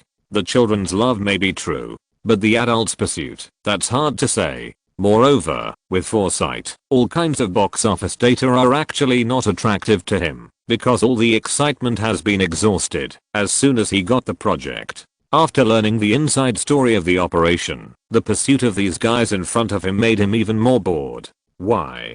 Because they don't like the movie itself, but the people who can make a movie more valuable. Since you don't like me, why should I be open-hearted with you? Just like Roland can play games with Spielberg crazily, only this kind of communication method can be regarded as friends. Auntie Ganetti, if you feel tired, then let's end it early. Looking at the parents of the children who are eager to communicate in the distance, Roland, who was holding Elizabeth, patted the little guy's paw lightly, indicating that the girl should not chew her clothes buttons with her mouth. For him, what pursuit and what celebration are all troublesome. If it weren't for James's love for this kind of occasion, and he seemed to be pursuing the girls in the class, Roland would not agree to the little fat man to organize this celebration party. Wouldn't it be nice to take the 3 little lalas out to play with this free time? Moreover, when Fox agreed to his request, the contract for Home Alone 2 was officially finalized. Although it has not been signed yet, no one would change their minds at the last minute. Roland wants the copyright, and Fox doesn't want to provoke Wall Street people. Since both parties get what they want, what's the point of signing the contract? Everyone is smart, and no one will slam the table at the last minute. End early? Sure. But you have to announce this. After all, you are the host of today's party. Ganetti glanced at Roland. She could deeply feel that Roland's interest in Elizabeth even exceeded the entire party itself, but she could also understand that no matter the box office figures or people's pursuit, all of this is just a quantifiable number. In addition to being a great help to Roland's career, it will not actually cause much change to his life. He still has to eat, drink, defecate, urinate and sleep. Everything has been arranged. However, compared to those guys who are watched by PR every day, Roland is much luckier. With a strong backing, no one will ask him to run around for announcements all the time. What about publicity, dinners, parties, endorsements? You can go if you want to, don't go if you don't want to. Take the job if you want to, don't take the job if you don't want to. As a product on the industrial assembly line, Roland doesn't have to worry about being exploited by the agency, let alone recording a show in the middle of the night and dying suddenly without anyone to care about. Compared with other artists, he is lucky. But it is this kind of luck that makes him gain a lot of attention that should not belong to him. However, no matter how annoyed he is, those people with ulterior motives will still exist. Isn't it the same as the saying that there are all kinds of birds in a big forest? In this way, when Roland heard that Aunt Ganetti wanted him to end everything in front of him, he patted Elizabeth on his thigh and said, "Hey, hey, hey, it's time for you to work hard. Every time I hug you, you will tear my clothes. I have never bothered with you because of your young age. But today, you have to do me a favor." Note, Jeremy Meeks, the most handsome criminal in the United States, was arrested for illegal possession of weapons and terrorist acts on the streets, but because he was too handsome, he signed an agency as a model while serving his sentence. Now he is even involved with Chloe Green, the daughter of Philip Green, the owner of the BHS department store chain, No. 617 on the Forbes Rich list in 2019. From 1940 to 1972, the United States implemented a draft system. At that time, it was mandatory to go unless there was an accident, but many people had accidents. As for how many people had accidents, except Comrade Guan Hay, the previous few had problems. Chapter 97, James was rejected, the meaning of spending money recklessly. When Roland took Elizabeth and Aunt Canetti to the party again, the old, young, classmates, fans, who had surrounded him before did not rush over. Looking at the green spot among the flowers, Roland couldn't help but sigh that this was the biggest difference between the natives and outsiders. For James, dating someone if you like them is the most normal way of thinking in America, but for Roland, these guys are really too enthusiastic. This kind of conflicting concept cannot be changed in a short time, and Roland didn't think about changing it. He felt that his current life was pretty good. With Elizabeth as a shield, the frustrating thing of announcing the end of the party became a matter of course. Although many old classmates wanted to communicate with Roland for a while, their parents were extremely rational. Even if they wanted to get close to the hostess, Ganetti, they still understood the rules of the social circle. The behavior of pestering would only make people hate them. In addition, Roland was 11 years old, so these guys didn't have to worry. Even if Roland dropped out of school, he might never enter the same school as his children in his life, but his good buddy James was still studying hard. Although it was impossible to give up the near and seek the far, they still knew how to play the long line to catch the big fish. Just like today, letting the children instigate James to have a party is also a way to create opportunities. In this way, after Roland pointed at Elizabeth and apologized to the guests that the child was noisy and wanted to go home to listen to stories, the parents of the students who had already had lunch at noon expressed their understanding. "My little one also babbles for stories every day. I asked the nanny to tell him, but he still doesn't want to. He cries and makes a fuss, asking me to read to him from a picture book.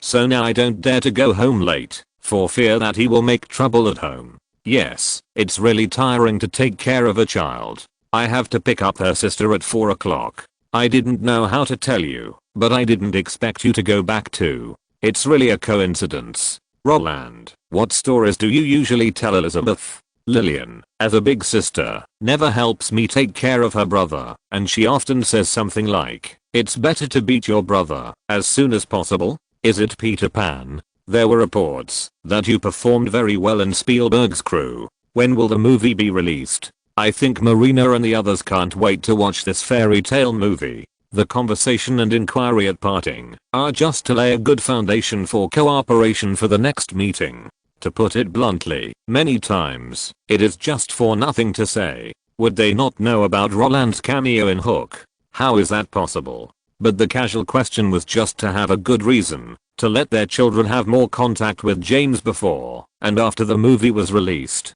Moreover, Roland did not think that there was anything wrong with this desire to climb up. If a person lives a life of drifting with the tide and has no thoughts when opportunities come, then he will become a walking corpse. Even Officer Terry, who is no longer considered a human in Undead Police, has his own desires. If these parents can be as free of desires as saints, then perhaps many years later, others will believe in them. Therefore, even though Roland was not interested in this kind of socializing, he still said goodbye to the ladies with a smile. However, as everyone left, Roland, who had been pretending to smile for a long time, saw a girl shaking hands with James, and the next second after the action ended, the little fat boy put the hand he had shaken into his trouser pocket. Such behavior naturally attracted Roland's attention. When all the adults left, he also pulled James into his room and asked with a snicker, "That guy is called Wendy. So, you like her?" Roland really hated this kind of pure get-together party, but he didn't hate James, this rascal. To put it bluntly, if it wasn't for the fact that James is sweetheart like the movie he acted in, this little fat guy would beg him to organize a party. Roland, this guy, wouldn't bother to do such a thing. For him, spending half a day to find out who the girl James likes is a very meaningful thing. This kind of self-spying satisfaction is much more interesting than the flattery at a social party. What's more, wasn't it James who broke the casserole and wanted to find out what type of girl Roland likes last time? Now it's just an information exchange, no big deal. At least Roland thinks so. After hearing Roland's quiet question and his smirking eyes, James, who usually liked to compete with Roland, was surprisingly proud this time. He patted his pocket and squinted his eyes with excitement. At the same time, he asked in a tempting tone, "Do you want to see what she wrote to me? Aren't you talking nonsense? Hurry up, take it out." Looking at the little guy who was blindly showing off, Roland almost raised his hand to cut him. "I agreed to hold the party, I paid for it, and I created the opportunity for you. If you don't let me know how far you have progressed, then don't even think about asking me to do things for you in the future." The fierce words made James laugh even more. He knew that Roland was joking with him, but he was willing to cooperate. "Okay, I'll show you. But let me make it clear first, if you see anything that makes you uncomfortable, don't be envious. Stop talking, open it quickly." Roland's eyebrows suddenly raised. He felt that he couldn't be envious. It's just a love letter written by children. He didn't know how many times he had passed this stuff around in class in his previous life. Although he could relive his past life and leave a bunch of black history of middle school students like writing penguin sayings, but this was completely meaningless to him. Instead of forcing himself to regain the feeling of the past, it would be better to record James' black history. Now he would write down the love letter he received and recite it word for word at his wedding more than 10 years later. It would be very interesting to relive the interesting things of others during their middle school years. Okay. However, when Roland lay on James' shoulder and watched with interest as the 5-carat-like fingers carefully opened the folded square love letter, the clear words that came into view stunned the two of them instantly. James, who was still full of excitement and smile, gradually became silent as his eyes swept over him. There were also ravines on his flat forehead, and his blinking eyes were full of confusion about reality. Roland, who wanted to record James's dark history, kept squinting his eyes, carefully analyzing the meaning of the sentences on the paper, while the corners of his mouth kept rising. About half a minute later, Roland, who had finished reading the entire article, patted the chubby boy's arm with his hand, and from his throat, which was moving up and down, he uttered a questioning voice that was almost corrupted by holding back his laughter. James, are you sure Wendy likes you? Or, I think she may have given her to the wrong person?" The appearance of Roland's voice made James, who was already frozen, slowly turn his head and look at the damn face closely. He asked in a tone of "I really want to kill you, what do you think?" As their eyes met, a spontaneous excitement instantly surged into Roland's heart. Even if he was trying to hold back his laughter, James could still clearly sense his trembling body. Who made him lie on James? "Can you stop shaking? I try my best. Can you calm down a little? It's not my fault. It's mainly because of this letter. Say it again. Hehehe. I won't say anything anymore. Ha ha ha ha." Wendy really dares to say anything. When Roland leaned back, curled up into a ball, and looked at James with a crazy look, the panting little fat man had already clenched the love letter in his hand into a ball. At this moment, he just wanted to take out a knife and stab Roland, who was covering his mouth and shivering constantly. What love letter? What don't envy? All of it is bullshit. If he could choose again, James would never open this letter in front of Roland. Oh, no. He wouldn't even let Roland hold a party. It was so hurtful. It's true that he likes Wendy, and this party was also because Wendy told him that she was a fan of Roland, so he came back to let Roland watch. But after the party, after meeting Roland, this girl actually told him bluntly that she liked skinny guys like Roland and didn't like honest people like him. What's the difference between what you said and an employee being fired for walking in with his left foot first at work? It doesn't make any sense. If you don't like me, why did you date me before? If you don't like me, why did you accept invitations and attend parties? Isn't everything just to meet Roland? And this, isn't it messing with him? Fuck. Fuck. Fuck. After crumpling the letter into a ball, James kicked the sofa next to him and cursed. As for why he didn't kick the coffee table, it's simple. Because it hurts to kick the coffee table. Looking at James, who was clasping his arms and breathing heavily, and who looked like he was cosplaying as the Bull Demon King, Roland, who was leaning on the side, waved his hands and said, okay, okay, okay, don't they just think you're fat? Wouldn't it be fine if you lose weight? James, who had already realized that he was being fooled, instantly gained the upper hand in terms of IQ. Lose weight? Do you think I'm a fool? Didn't she tell me clearly that she likes you? I like guys with a body like Roland, not strong athletes. In the entire article, besides me, there's only your name. Okay. Okay. Roland, who had already read the entire article, naturally wouldn't think that James was maliciously making up a story and extending the topic. In fact, when Roland saw the first sorry at the beginning, he knew that something was wrong. Because the entire letter was actually written around "you're a good person."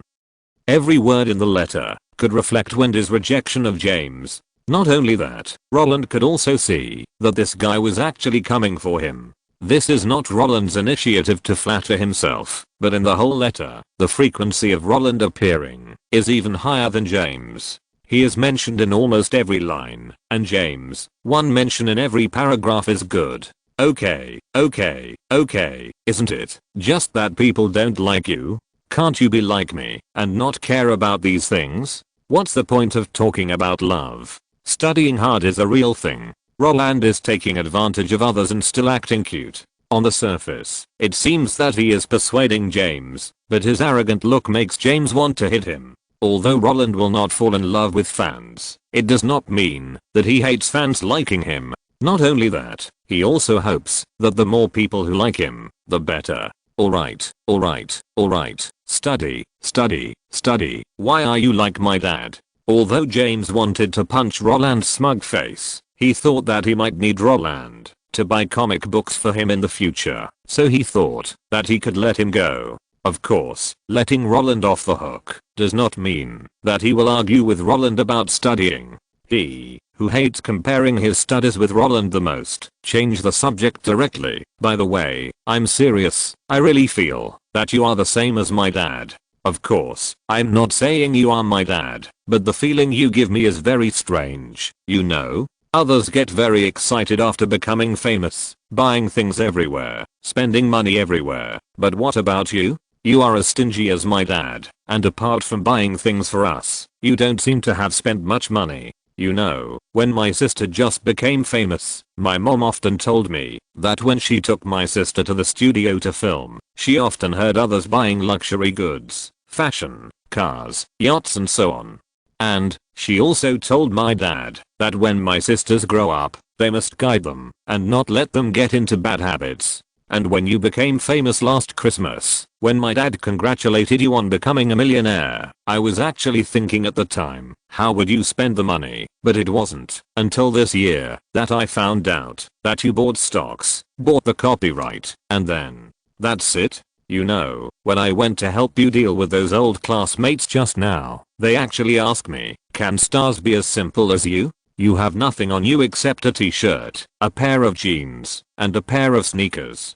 Don't blame me for telling the truth. When your uncle and aunt were here, you spent more than you do now. At least, that's the case for daily necessities. And now? The comics you bought for me, the gifts you bought for Ashley and Mary, and the money you spent on Elizabeth every time you went out to play, are dozens of times more than what you spent yourself. Or hundreds of times. Do you know? I always thought that only guys like my dad would spend all their money on us. Although James wanted to change the subject at the beginning, he didn't want to discuss learning with Roland, who always said I love learning, but when he talked about how Roland was like his father, the words were like a flood that could not be stopped. After hearing his words, Roland lowered his head and glanced at himself. Black t-shirt, blue jeans, shoes produced by the director who would later shoot Bumblebee. The total cost of his entire outfit seemed to be less than 500 yuan. That's right, although his outfit was ordinary, it was all bought when he went shopping in a specialty store with David last time. Although the combination was simple, the price was actually not cheap. Of course, compared with those men's clothes that cost 5 or 6 figures, his outfit could be considered a beggar's outfit. Even a guy like James who had no source of income, or the boys in his former class, would not wear the same clothes as Roland. However, Roland didn't think there was any problem. Clothes, pants, and shoes, shouldn't you wear them however you want? Especially when he is still growing up, buying a bunch of big brands, and throwing them away after wearing them for a year. Isn't that a waste? Why does everyone have to wear the same clothes as Angela? Although the clothes of Steve Jobs, Mark Zuckerberg and other guys are actually all big brands, there is still a certain gap compared to real luxury fashion. They don't show off their wealth all over the world, so what can he, a half-baked man, show off? It is true that clothes make the man. Many businessmen need these things to fill the door. The same is true for celebrities, but he doesn't need these things. Is the quality of clothes related to the actor himself, or the director himself? No. In this case, is there a difference between him wearing expensive and cheap clothes? Will people look down on him because his clothes are cheap? No. As for the luxury cars and yachts, it's even more funny. Roland's travel needs can be met with David's inventory alone. In this case, why should I spend that money? It's meaningless. But don't you think, if you dress well, your identity will be different?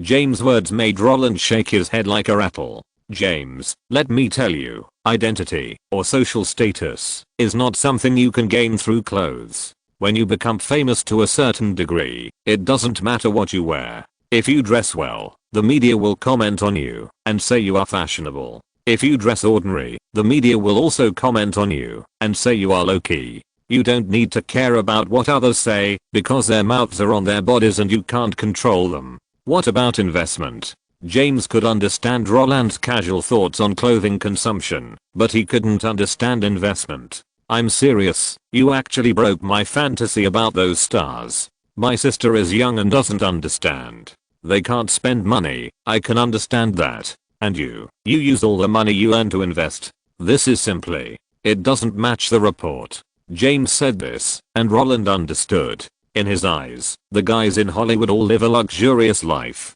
Living a life of drunkenness and dreams, surrounded by smoke and clouds. If you don't indulge yourself when you have money, isn't it a waste of life? But, is it meaningful? There are many ways to relax. Why do you have to spend money and hurt your body? After becoming famous, do you have to spend money like water and women? This idea is actually very strange. James, I actually don't understand your idea. Why do you have to buy a house, a car, a watch, and play with women after becoming famous? For me, it's enough to live on. Of course, I will buy the things you like. Happiness is actually contagious, do you know? It's not that I will be happy if I turn money into luxury goods. It's that I meet your requirements, and if you are happy, I will be happy too. Just like Elizabeth, if I buy her a piece of candy, she will laugh for half a day. And when I see her laugh, I can laugh for half a day too. Well, James felt that he was going to lose to Roland. Celebrity, rich, where are the labels on you? Why are the things that those top people pursue not exciting in Roland's eyes? Moreover, every time you give an example, you always mention my sister. What does that mean? Damn. Could it be that you are a lolly control? No. Do you really like my sister? Roland naturally didn't know what James was thinking, but his inquiry made Roland discover his own abnormality. When he first came last year, his first goal was to make money. But now, after he really made money, he didn't have the heart to spend it. Does he like the process of accumulating wealth? Or does he like the exhilaration after the wealth jump? I'm afraid not, because apart from not wanting to pay tax on his film salary, he didn't think much about other aspects of spending. If James wanted something, he would buy it, and at most he would just procrastinate for a few words and see the other party's pretentious begging. If Ashley and Mary wanted something, he would also buy it, and the two little Lalas would always smile sweetly and say thank you. As for Elizabeth, this guy is easier to deal with. She likes everything and wants everything, and every time he teases her, she will giggle. Does Roland look like he likes money? Maybe. But he knows better that what he likes is this place and this group of people. It's no big deal to spend money on his own people, and in the process, these little guys are happy, and he is happy too. So, the accumulation of wealth and climbing up by time travelers are all empty. Okay. He has never understood why time travelers should focus on upgrading, and in addition to upgrading, they are just picking up girls. Wouldn't it be better to stop and play with the guys around you when you have nothing to do? Throw a party, watch James being rejected, push Elizabeth's stroller, and take her out for a walk. Isn't this a good life? What? This is like the life of an old carder after retirement. Come on, relaxing in a gentle way is considered retirement? Is it only when you have luxury cars and beautiful women to accompany you that you can be considered on vacation? Money is something you can never make enough of, so what's the point of rolling around with something that has no life? No matter how much money you make, if you don't have someone you like, it's all in vain. Chapter 98 Box Office Impact. Damn Fox. Unfortunately, James, that little bastard, could not understand the thinking of middle-aged and elderly people like Roland. To him, only people like his father, who were in middle age and could not help themselves, would focus on their family. You, Roland, are obviously the same age as me. Why do you speak so old-fashionedly? Wait, people in middle age cannot help themselves. Could it be you can't do it? Thinking of this, James immediately lowered his sight a few points. In his opinion, if Roland has a problem, he should see a doctor as soon as possible. Don't use my sister as a shield. Delaying treatment will affect happiness. However, when James reminded his brother in a tactful tone, hoping that he could pay more attention, Roland, who wanted to continue preaching, was immediately full of black lines on his head. If James just felt embarrassed when he saw the rejection letter, then Roland really swung the pillow to hit him at this moment. Shit. Can you say something nice? What do you mean by believing in science, and that all difficult and complicated diseases can be cured? What do you mean by we have money, so don't be afraid of the high cost? See how you dare to talk. Then do you dare to go to the bathroom with me? I dare to throw the soap. Do you dare to pick it up? Roland picked up the pillow and threw James out of the house with anger. Not only that, when he found that James had left a stinky shoe at home, when he ran away, he kicked it out like a bull. I worked hard to enlighten you, but you just smeared honey on your mouth. What do you mean by treating the disease early? I think you are the one who is sick. Okay. Mencius was right. The taboo of people is to be a teacher. Roland swore that if he continued to nag about these things in front of James in the future, he would be stupid. Of course, Roland's rage and James' melancholy were just a small episode after the celebration party ended. Even though the two of them didn't like each other, the Olsons didn't hear about it.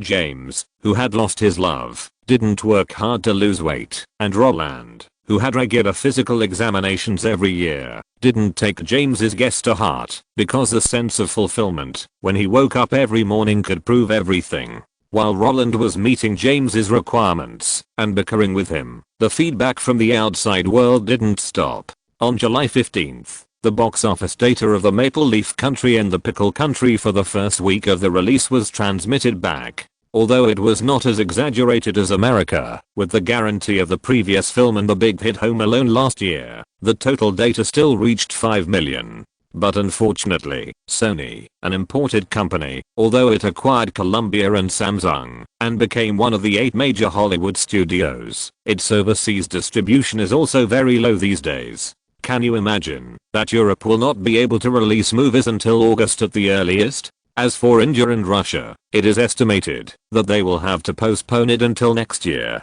Although global distribution is the main means for Hollywood giants to control the market, but, in this day and age, even they have to spend time to do it. Want to release it simultaneously around the world? That's just a dream. Not to mention Sony, Panasonic, News Corporation and other outsiders. Even Warner and Paramount will have to spend nearly 3 months to fully expand the global market. In this case, Roland no longer expects to see overseas box office in the short term. And as for the box office bonus, with Cameron, he is not afraid that the picture company will delay it for a few years. Of course, although there is no overseas data as a detailed reference, the high curve in the local area has already explained everything. With no one to beat plus Schwarzenegger plus the top child star in North America plus the summer season, the North American box office market has been squeezed out after more than half a month of the movie's release. Although the Theatre Alliance still maintains the plan and schedules Terminator 2 in the absence of movies to schedule, it is obviously impossible to achieve the same explosive growth as before.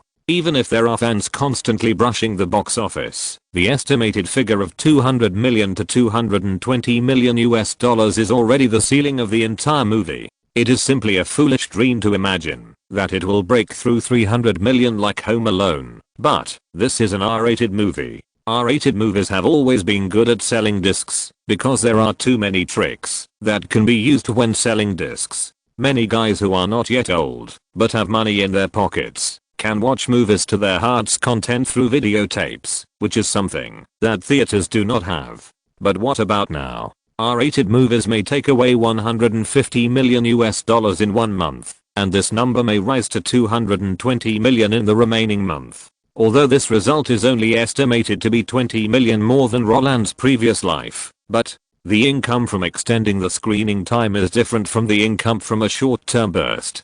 To put it bluntly, the picture company in this life can at least make more than $20 million because of him. And the North American Theatre Alliance suffered a net loss of $20 million due to the short-term box office explosion. Although this loss is simply an unbearable existence for the North American Theatre Alliance, for major film companies, this is real extra money, because the money from the first 4 weeks of the film's release has the highest dividend. Not only that, the theater must also start the first dividend after 28 days. Only a fool would refuse to get cash in his hands in a short time. When this horrible dividend rate was exposed, the news that the truck driver and Roland wanted to make a Spider-Man movie was like the last straw that broke the camel's back. On July 16th, Marvel went public. Compared with Perelman in a suit, a special actor dressed as Spider-Man was extremely conspicuous. He was jumping around in the New York Stock Exchange, as if foreshadowing the upward trend of the stock K-line. At the close of the day, Marvel's stock price also rose from 16.5 yuan to 18.6 yuan. Even if Roland will not make Spider-Man now, investors are very optimistic about him and Cameron's violent money-making combination. Although this increase cannot help those Wall Street tycoons realize their dreams. But, according to the truck driver, Perelman and others, after seeing the stimulating curve of the day, positioned the company, that is $3 billion. If the operation is good, it is a simple matter to earn $1.8 billion in 2 years. This is just cash. By letting Marvel bear the debt, the other attached values will only be higher. And this result also made Roland smack his mouth. The guys on Wall Street are all devils who eat people without leaving any bones. Oh, if Ronald heard this, he would be very happy. 4 weeks after the release of Terminator 2, Marvel officially went public and the stock price stabilized. Roland called the truck driver to go diving. When Cameron heard Roland's emotional words, he put his hands on his head, leaned on the canvas chair, wore sunglasses, and enjoyed the summer sun. He immediately laughed. Those who are engaged in finance are different from others. The more others scold them, the happier they are, because this can show how fierce their methods are. Only when others fall into fear, when they hear their names, can they be successful in acquisitions again and again. But for those retail investors, their behavior can only cause pain. Roland, who was sitting on the edge of the deck, staring at the sea rod and fishing with peace of mind, turned his head and glanced at him. Money can't appear out of thin air. No, no, no, you are not right. If they enter the market without being mentally prepared, then they don't deserve to play this game at all. Cameron did not agree with Roland's statement. Everything has risks, including Ronald and his group. if the original shareholders of the company had been tough, or in other words, their original boss New World had not sold the company to Ronald, then none of this would have happened today, because New World is not a listed company. What's more, although their actions may harm the company's development in the long run, if you only look at the short term, they can bring huge returns to current shareholders, and isn't that what those shareholders want? What the truck driver said was not without reason. Although these financial jackals are difficult to deal with, there are still ways to fight back. The simplest way is to spend money to buy your life, just like when Icahn acquired Netflix. Before he began to intervene in the company's affairs, Netflix immediately announced the poison pill plan. If an individual acquires more than 10% of the shares and an institution acquires more than 20%, the company will issue additional shares at a low price. Netflix would rather commit suicide than hand over the sovereignty of the company, and their behavior left Icahn helpless. After making a net profit of $1.9 billion in 3 years, Netflix spent money to buy out the company. Although many people say that Icahn's behavior caused him to lose $9.6 billion, because if he had continued to hold those stocks, they would have swelled to $12 billion. But, as long as these giants exist, the company cannot develop steadily. Do you expect Icahn to spend money to tinker with streaming media? Don't be ridiculous. They only have money in their eyes, and their goal is to make money quickly. Of course, these things are still a bit too far for the truck driver and Roland. Although they cooperated with each other to make a fortune, it does not mean that they have entered the market. In Perelman's eyes, Roland and Cameron are just tools who are willing to cooperate with him. They can help when they are free, but take them to play? Can you afford the $1 billion admission fee? However, although Perelman will not take them to play with money, his name can already make Cameron and Roland worry-free. The simplest manifestation is that after the great success of Terminator 2, the whole team did not intend to hold a celebration banquet, because blindly showing off is really very annoying. Don't do such things as taking advantage of others. Can't you just keep a record? Why do you have to provoke others? Like Leo, he is arrogant. After winning the box office championship, criticize the Oscar judges, refuse to attend the awards ceremony. Isn't this a fool's behavior?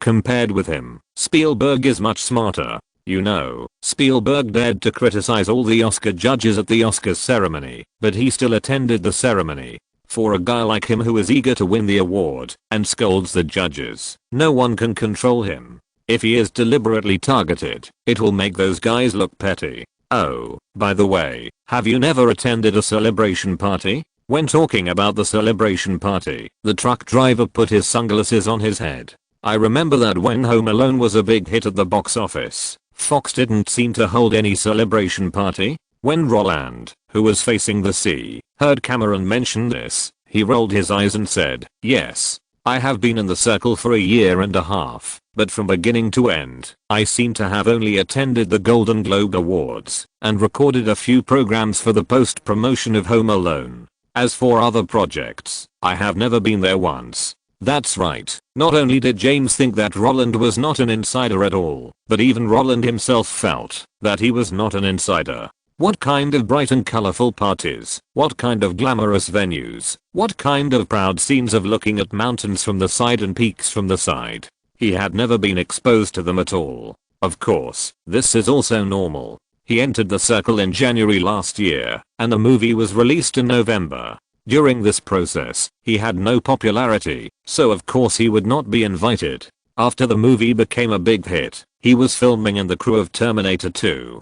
In addition, Joe Pesci was going for an Oscar, and John Hughes was too lazy to meet the Jewish gang. Therefore, all the celebration banquets and party invitations disappeared. After the filming of Terminator 2 was completed, the whole of Hollywood was busy with the award ceremony. Before the award ceremony ended, Roland joined the crew of Captain Hook and went directly to the director's house. In this way, no one would be stupid enough to send an invitation to Roland to invite him to participate in some more interesting adult activities. In front of Spielberg, who likes children, he tricked a child he likes. Isn't that crazy? Now, the financial vultures have just arrived. Facing those guys who are clearly trying to make money, they don't know how to face Roland and Cameron at all, let alone invite Roland to any circle party. So, Roland's entertainment methods have become extremely scarce. so scarce that he can only go diving with Cameron and go fishing out of boredom. As for why there were only 2 of them, because they were the only 2 guys who had met with Perelman. Wow. Then you are unlucky enough. Although you are famous in the circle, you can't see anything. After Cameron finished listening to Roland's narration, the truck driver immediately picked up the bottle and blew it directly. After gulping down a few mouthfuls, he felt relaxed and continued, "But this is also good. At your age, you shouldn't participate in those activities. Just film well, don't get involved with those guys. After all, you don't know if anyone will hurt you. Yeah. If you don't want to go, then don't go." Roland nodded, deeply agreeing with Cameron's statement. The truck driver said this from the bottom of his heart, because there are too many guys who have been ruined by the intoxicated life. If there were many invitations, Roland would not go, which would be a disrespect anyway. But now, since no one called him, wouldn't he be happy and comfortable? A natural barrier, don't use it for nothing. What's more, unlike advertising artists and variety show hosts, actors are not suitable for being in the limelight. Yan Wang is overexposed, and he looks like a bull terrier in any drama. Cheo and Xiaoli Bao are even more so. When they were paired in shadow, everyone thought that King Pei was going to fight with Jing Sao for his name brand. If you want to make acting your life, don't expose yourself if you can. Of course, this exposure means not appearing on shows very often and not having face-to-face contact. Not no news. Even in the later internet era, many big names in Hollywood don't have social accounts, and the only way for outsiders to contact them, apart from their agent's social account, is through the email and their personal information on the professional version of Amidst. But many people also leave that thing to their public relations. I have nothing to do recently, so what are your plans for the future? Spider-Man is not urgent. Jurassic Park will not start until next year at the earliest. These 2 projects can be put aside for now, and Home Alone 2 is your top priority right now, right? Cameron got to the point this time.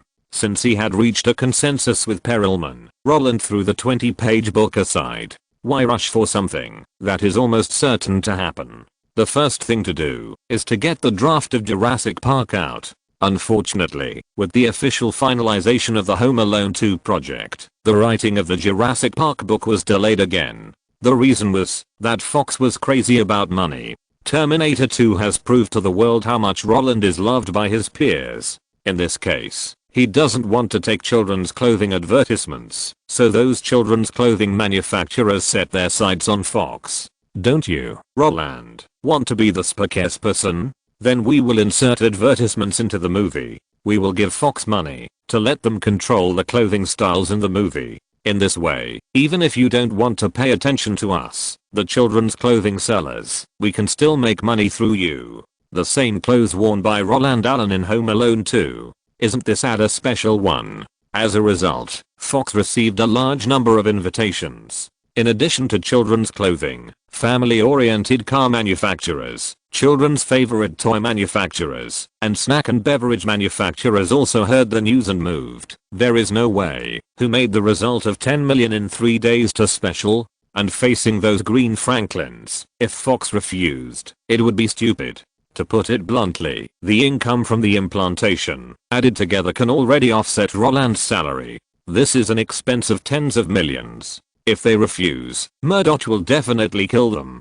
But, even if Fox accepted the implantation invitations very happily, and accepted their advance funds, it does not mean that they will hide it from Roland and directly let John Hughes, the screenwriter and producer, finish the script. After all, Roland has too many backers, and he has to tell them. If Roland was just an ordinary actor, Fox could have treated him the same way as other child stars, turning him into a walking billboard to make more money for themselves, because even if the actors knew all this, they couldn't resist. But Roland was different. This kind of behavior seriously infringed on the actor's personal image. The guys behind him had countless ways to help Roland tear up the contract. At that time, it would be considered a breach of contract by Fox. So when John Hughes was writing the script, they, Fox, kindly informed Roland. Not only that, they also welcomed Roland, who could hold the camera in Spielberg's crew. To participate in the script creation. This is the script. You participated in the creation of the whole process, and we have told you the idea of product placement.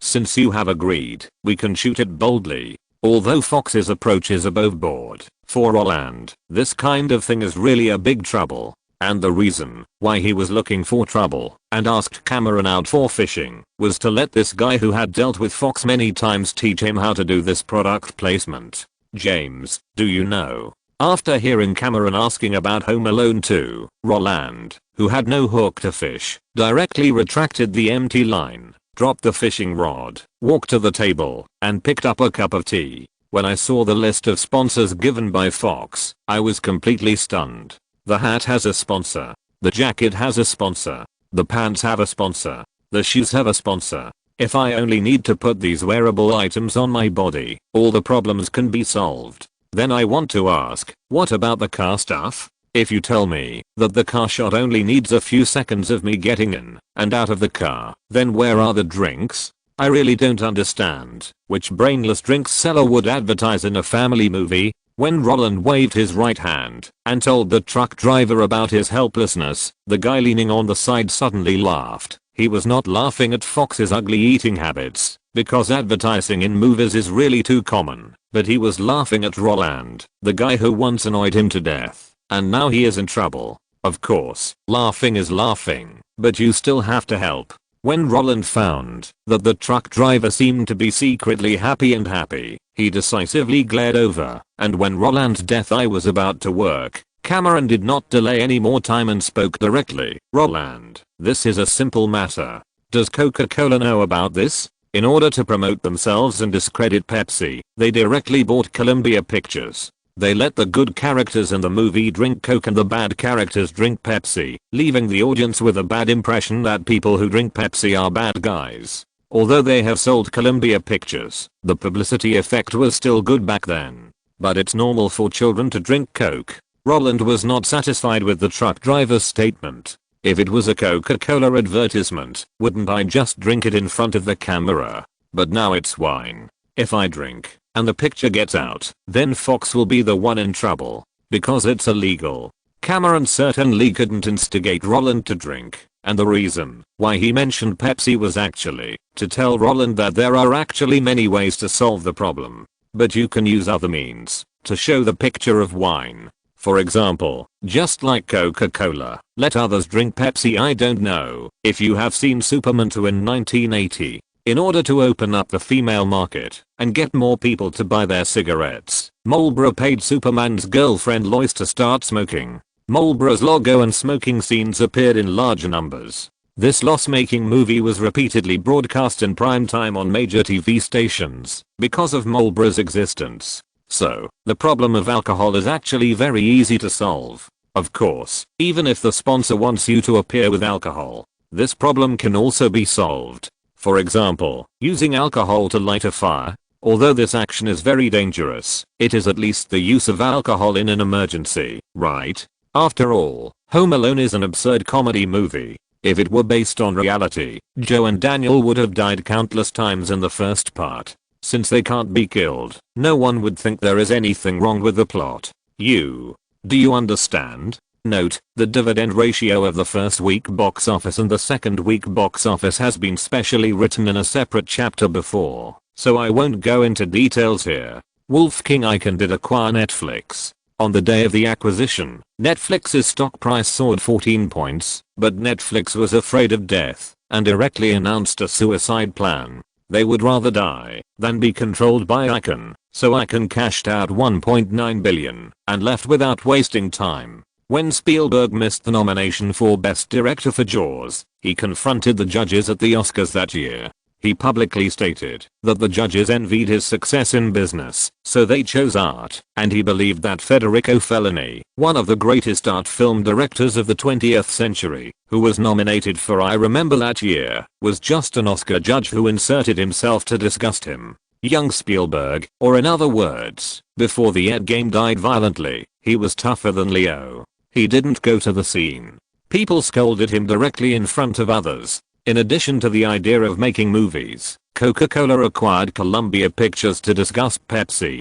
Superman 2 in 1980 was indeed sponsored by Marlboro. Marlboro wanted to open up the female cigarette market at the time, so they sponsored this movie. Even though the movie flopped, they still kept it on TV for many years, in order to get women to buy cigarettes. Chapter 99. Cut off a mouse arm and pull away a hairy bear. After helping Fox act as a shield, and rejecting Seagram's advertising invitation, and getting 4 comic characters for free, Roland actually already had the copyright of the Avengers. After seeing the 20-year authorization period and the 2% box office dividend, he felt relieved, and directly threw the authorization text into the safe left by his deceased father. If nothing unexpected happens, these things will not be used within 10 years, and once the filming starts, the copyright will have nothing to do with Marvel. Just like Fantastic Four, spending $1 million to make a shoddy movie that will not be released can also reset and extend the copyright countdown.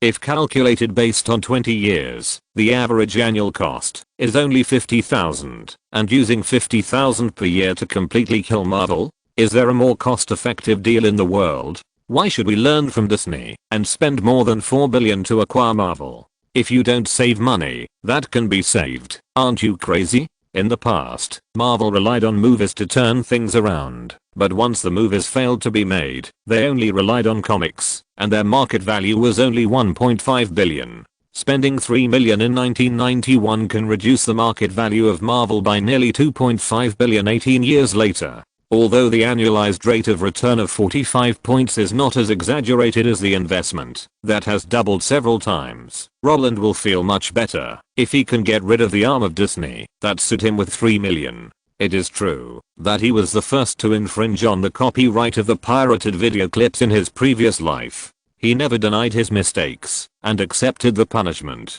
However, since there is another chance, it is okay to get these things in a fair way. After seeing the true face of Capital in Terminator 2 and Home Alone 2, Roland no longer has much good feelings for these guys. If you have money, you are the master, and if you don't have money, you are the grandson. If you are in power, you will be glorious, and if you lose power, you will be attacked by a dimensionality reduction. Since they have already exposed their cards so nakedly, why should Roland be polite to them? After sorting out the copyright contract, Roland also found David and told him that Fox wanted to rent the villa used last year as the filming location for the sequel. After listening to Roland's detailed description, David, who had expected this day, smiled and said, "Finally, I've waited for this day. I'll rent it to Fox for $1 million. Do you want it or not?" What? This number surprised Roland.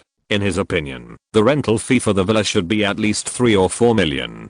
Don't you want to get back last year's money? Looking at Fox's current situation, it should have received a lot of sponsorship. Since they have decided to shoot at the Plaza Hotel, they can't possibly not pay, right? It's different from before. It's not Hollywood that wants to shoot at the Plaza Hotel, but they want us to shoot there. Roland's words made David laugh. What does last year's money have to do with the sponsorship Fox received this year? Why don't you say that there is a huge gap between you last year and you this year? You were not famous last year. The reason they signed the box office bonus contract was to return the rental fee they should have paid to me in disguise. Since the money has been paid, it doesn't matter. David could indeed blackmail Fox, but he felt that this approach was meaningless.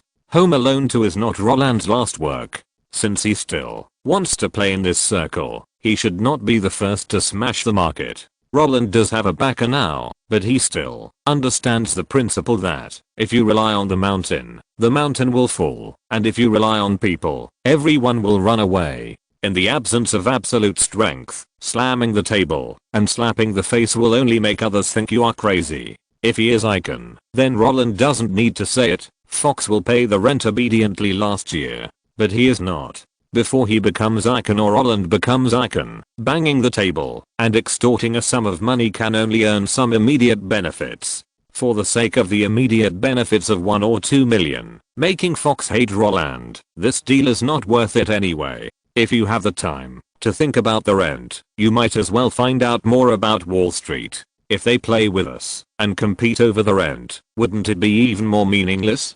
Hearing David's words, Roland immediately laughed. David, don't tell me that you are going to liquidate and play with finance. Roland, what's in your mind? What kind of finance can I do with my wealth? Even if I tie you up, we can't enter the market. I just want to hear inside information and buy some stocks. David pretended to be angry and glared at Roland, but before he finished speaking, he laughed. The so-called insider information of stocks was just something he said casually. Although he was wealthy, most of it was real estate. Real estate can indeed be sold, but what about after selling it? It can't even make a splash on Wall Street. As for Roland, let alone. Of the $3 million box office bonus Fox paid him in advance, more than $1.5 million had already been declared for taxation.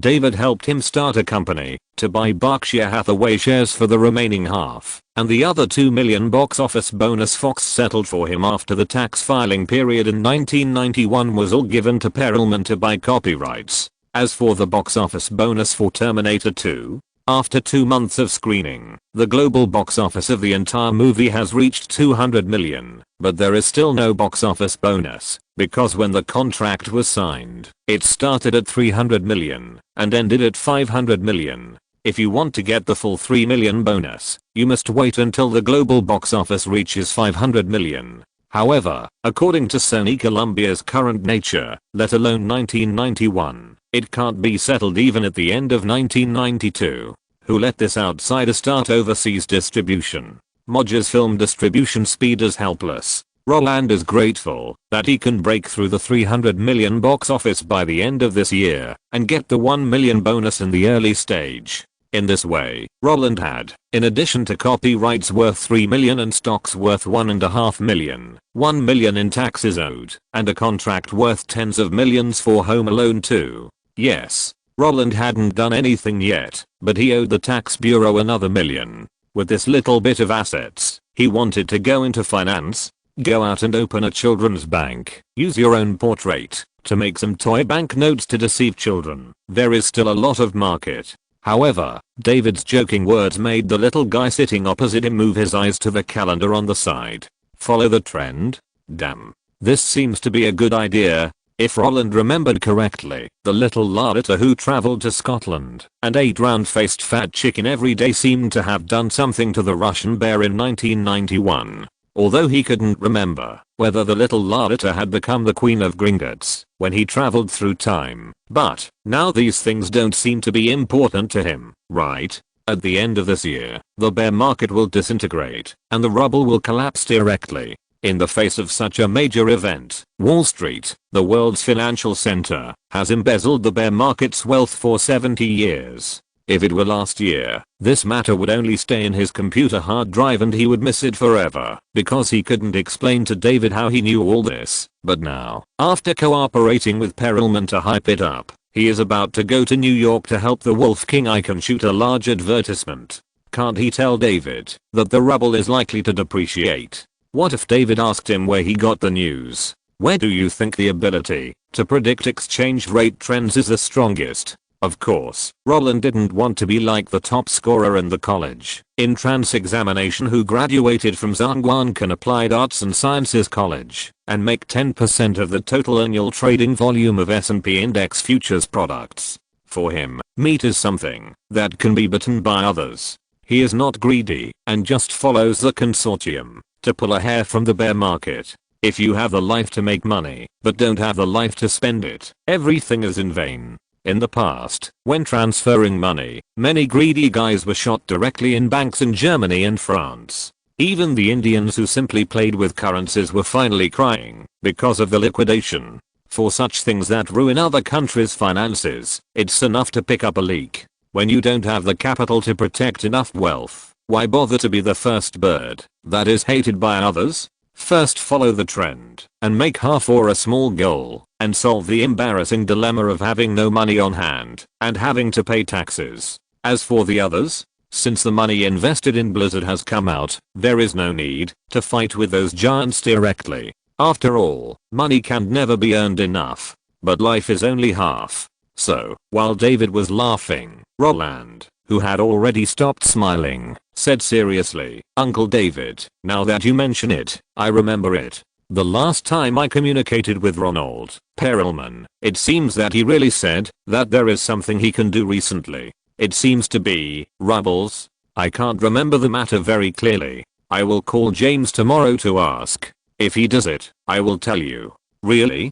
Don't forget about this matter. Seeing Roland's seriousness, David did not doubt it. This is the celebrity effect. It is much more useful to use the guarantee of Wall Street giants than Roland himself. With David's happy answer, Roland also found that his social circle is constantly expanding. When talking about many things, it has become a matter of course. If James, the little fat boy, talked to David about the exchange rate, David would definitely not take it seriously. Even if he would not show perfunctory, he would definitely not take it to heart. And what about Roland? He had already had some contact with the guys on Wall Street, so even if they were using the tiger's skin as a banner, David wouldn't know. This kind of trust generated by professionalism also made Roland realize that many of his future things could be carried out better. Want to do something, but can't explain it? Then just pull out a friend in the professional field as a shield. Roland won't cheat David, and as long as he gets the benefit, David will not verify the authenticity of the source of the news. After writing down the matter of pulling the bear's hair, which was enough to quickly accumulate his own capital, Roland was actually quite busy. Before, he did have the idea of participating in the script creation of Home Alone 2, but as the whole movie became a large-scale advertising film, Roland lost his interest in innovation. Instead of thinking about how to perfectly incorporate various advertisements into the plot, he might as well stay at home and continue to think about the script of Jurassic Park. While he was thinking about how to make the fight between the Tyrannosaurus Rex and the Triceratops more exciting, just after September, Muhammad called him and told him the news that RPM Racing was a big hit. Super Nintendo was released in North America in August, and RPM Racing was one of the first games to be released during the same period. In 1 month, our game sold more than 20,000 copies. According to the commission in the contract, more than 20,000 yuan has been received. According to the feedback from the sales side, many players who bought our game praise the feel of the game. And this is actually the feedback from you and Steven at the beginning. Thank you very much for your opinions. Do you have time recently? I have money now, and I can treat you to a meal. Seeing that Mohammed was still thinking about the meal he owed him, Roland laughed when he heard this. Let Mohammed, who had an annual revenue of only 10,000 yuan, treat him to a meal? Wouldn't that be asking for his life? The money he had was not enough to make games, so there was no need to spend it all on a meal. Why are you treating me? Everything should be based on first come first served, okay? It's obviously my movie that was released first and became a big hit, so I should be the one treating you. Call everyone in the company out. I played the game made by your team, but no one recognized me. What's that? Steve got to know Steve because of the Atari game when he played it. Steve at that time, he got a lot of food from Steven. Although I don't know if you will give up games to do technology, whether it's making games or changing careers and starting a business. I hope you can succeed. So, this time, no matter what, I'm treating you. Roland's words made Mohammed, who was already happy, smile. With the big hits of the two movies, Roland is certainly qualified to compete with the high-spirited long-haired guy back then. And him? Although becoming a billionaire before the age of 30 is a historical record that only Boss Joe has. But, if a person lives without dreams, what's the difference between him and a salted fish? Since he started making games, he firmly believed that he could become the best in the world. If he had considered money before, now, fun is the first criterion. When Mohammed told all members that Roland invited them to dinner to celebrate the company's game sales, this startup team that had not even been around for a year cheered excitedly. The relationship between the founder and Roland was the real reason why these young people joined the company without hesitation. Although they have a geek spirit and don't like the constraints of rules and regulations, but who doesn't like stability? The founder of the company has money, or the founder can attract investment, which is what they like to see most. Because only in this way can they rest assured and burst out their inspirational thinking. During the meal, more than a dozen people from Silicon and Synapse Company got to know Roland, and it was also the first time that Roland looked at the future three giants of Blizzard. While chatting with them, the word Viking kept appearing in his ears. Faced with Roland, a potential investor who has money, connections, and is easy to fool, these young people did not intend to hide anything and directly disclosed the entire Lost Vikings project. Roland was even happier when he found out that these guys just treated him as a cash cow. Being a rich man is indeed unpleasant, but being a rich man at Blizzard, if Roland could not shout, "Let me do it like ZHU Washang," wouldn't it be a waste of his saliva? After the reunion, when they were about to say goodbye, Roland, who thought nothing was wrong, was stopped by Mohammed. It was a close call. "I almost forgot to tell you something. After I went back that day, I told Cole that Steven was willing to meet, and he was very happy. A few days ago, he sent me an email saying that in December, he would be sent by the company to the Silicon Valley headquarters for a month of study. If possible, he hopes to find an opportunity to meet Steven." Note, in 1994, in order to keep the copyright of the movie Fantastic Four, the actual investment was indeed only $1 million. It was not released, only the DVD was released, and the rejection by the theaters was a force majeure factor. The film was made, and the contract was fulfilled on time. In this is ***, Professor Zhang Weiwei, Dean of the *** Research Institute of Fudan University, gave a keynote speech on how the Soviet Union collapsed. The double shock therapy was something that was made under the guidance of American experts. Wall Street swallowed up the wealth of the bear for 70 years, and many guys who wanted to eat alone either committed suicide or committed suicide by swallowing bullets. Chapter 100, The Middleman in the MV Broadcast. Amidst coming. Although Roland had already set his sights on him, he did not expect that in this era, when the internet of everything is not as strong as in later generations, the movie fanatic would actually turn the opportunity to meet his idol into reality within half a year. The researcher of HP's British company did not stay in the laboratory to think about the project, but came to the Silicon Valley headquarters for a business trip to study. Not to mention that the research directions of the various branches of the technology company are different. Just the timing is a bit too coincidental, right? Mohammed, who is immersed in making games, may not pay attention to the entertainment news outside, but Roland knows the recent news in the circle very well. Captain Hook will be released in December. With the support of various giants, it is natural for Sony to hold a premiere for the entire movie. Without announcing the specific date, Amidst founder Cole Needham actually reserved the entire December. Isn't this clearly trying to tell them that I have time in December and I can be there if there is a chance? Look at my sincere eyes, send me an invitation. What's the difference between such behavior and playing landlord directly? If the uncles and aunts go to the vegetable market to buy vegetables and don't give him a super double, it would be a shame for him. However, although he was deeply surprised, Roland smiled and agreed. No problem. Hook will premiere in December. I'll get him a ticket then. Oh, by the way, are you coming? Mohammed looked around. Since he was talking to Roland, the brothers in the company didn't know what they were thinking about in this corner. If you give us tickets, of course we are willing to go. Just think of it as the company's early annual meeting and holiday. The affirmative answer made Roland high five. While inviting them to watch the movie, he didn't forget to tell this guy to say something to him. Didn't you say before that Cole used to make games? Tell him to bring his previous works here. What's the point of meeting and chatting with Steven? Since everyone likes games, sit down and play slowly. When Roland said this, Mohammed, who was listening to the side, kept nodding. Since the last time he talked with Spielberg, he found that the guy really liked to play. Letting Cole Needham bring his masterpiece here might directly enhance everyone's relationship. Unlike Mohammed, who agreed deeply, Roland paused and found a strange problem. Steven Spielberg, who likes to play games, succeeded. Steve Jobs, who made his debut as a game developer, succeeded. Cole Needham, who accumulated money for watching movies by playing games, succeeded. Mike Mohammed, who rejected offers from major companies to make games himself, succeeded.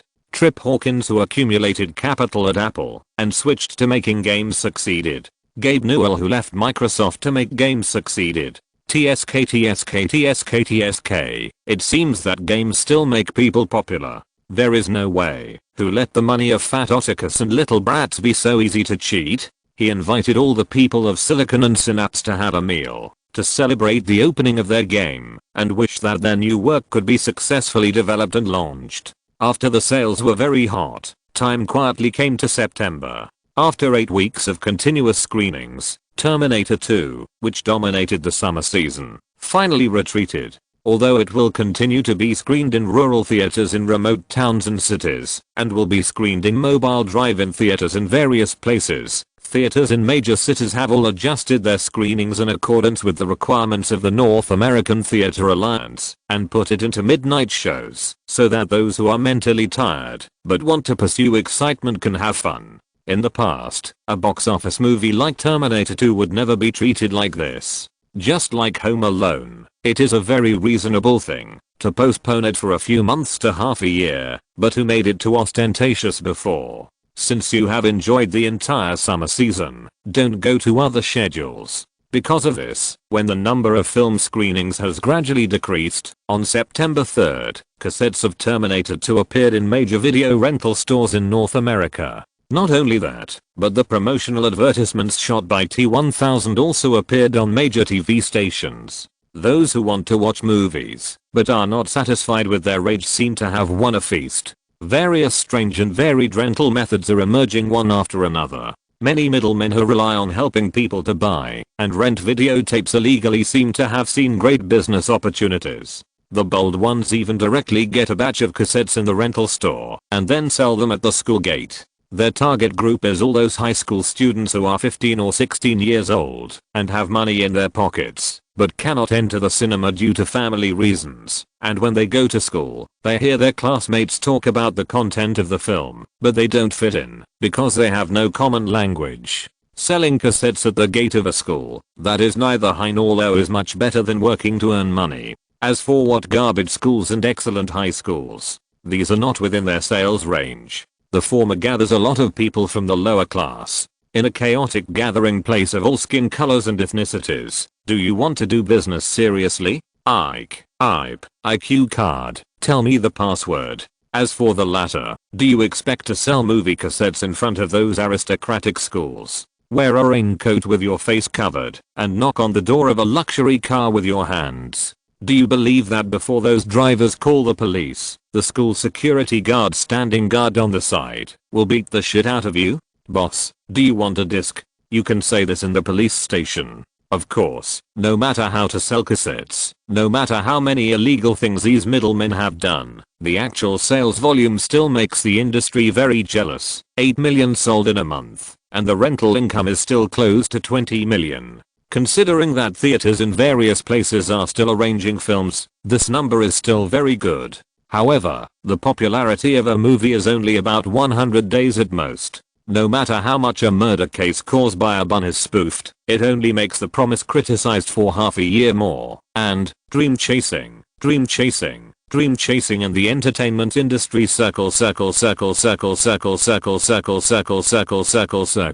How many people are still talking about this movie? As for Baofeng video, let alone how many people who have used it know that it is dead. In the age of the internet, topics change very quickly, and at a time when traditional media still has spare capacity, 3 months is enough for a hot topic to gradually become silent. Not to mention, when the days gradually enter October, a traffic that is larger than Roland plus Schwarzenegger plus Cameron appears. Michael Jackson's new album Dangerous will be released worldwide on November 26th. Not only that, the black or white MV included in it will premiere simultaneously in 27 countries around the world on October 11th. As a song responding to the skin color issue, when the song title and premiere time were announced, the fans of the King of Pop were immediately furious. Even if there is no Facebook, Twitter, or Instagram now, Roland, who is taking care of his children at home, can feel the attention that overflows the dimension. When I went shopping with Aunt Ganetti, I saw MJ's music posters at the entrances of all the shopping malls. When I drove by those public facilities, I saw that all the street corner billboards were taken over by Epic Records. Not only that, even the buildings in the CBD were hung with MJ's spliced images. This overwhelming publicity made Roland speechless. If we say that the Nike Emperor will come to Los Angeles in the future, people's enthusiasm for welcoming him has reached 8. Then MJ's current treatment is a solid 10. Don't say that Roland has an advertising hallucination, because all of this is what he has experienced personally. When going to the comic book store in the Villa area to buy comics for James, the boss who is familiar with Roland would ask, "Oh, Roland, MJ's single MV will premiere on the 11th. I heard that you also participated in the recording of the MV. How is it? Can you tell us about it? Talk about the MV. Talk about the single. Talk about him when pushing the mother and baby stroller and taking Elizabeth for a walk in the park in the Villa area." The local neighbors would ask, "Wow, Roland, didn't you go to promote MJ's new song? All the major news reported that you participated in the recording of the MV for Black or White. I thought you had already left with the crew." Even the technician who came to Roland's house to mow the lawn would ask, "Hey, Roland, what's the situation with MJ? Since you have recorded a MV with him, you should know something about it, right? If the guys living in Shimonosky all yearn for the Universal Studios next door and care about MJ, it is normal." But when David also looked at Roland at the dining table with curiosity and asked about the arrangements for the MV promotion, Roland really did not know whether to laugh or cry. What is the name of this international superstar?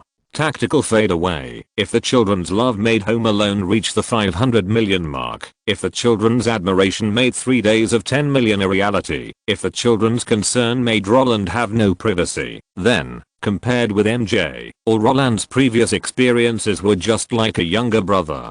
Was he surrounded by fans at the airport during the Chinese New Year? Was he touched by his old classmates at the party? Was he the most handsome boy in America when the movie was released? Yes, Roland is really popular now, especially with the blessing of the two movies Home Alone and Terminator 2. He has been able to outshine Macaulay Culkin in his previous life, and even his taillights can't be seen.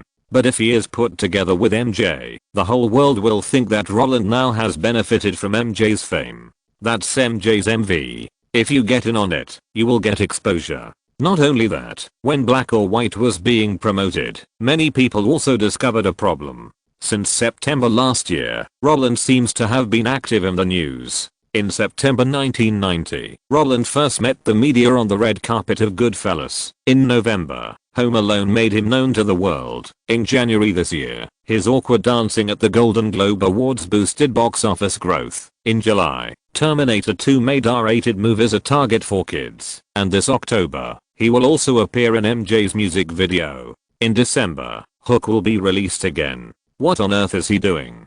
If we use the internet feedback standards of later generations, such as one headline a day and one earthquake every 3 days, to measure Roland's current exposure, it is definitely not enough. But the problem is that this is not the era of mobile phones for everyone. Many actors will not make the headlines once a year.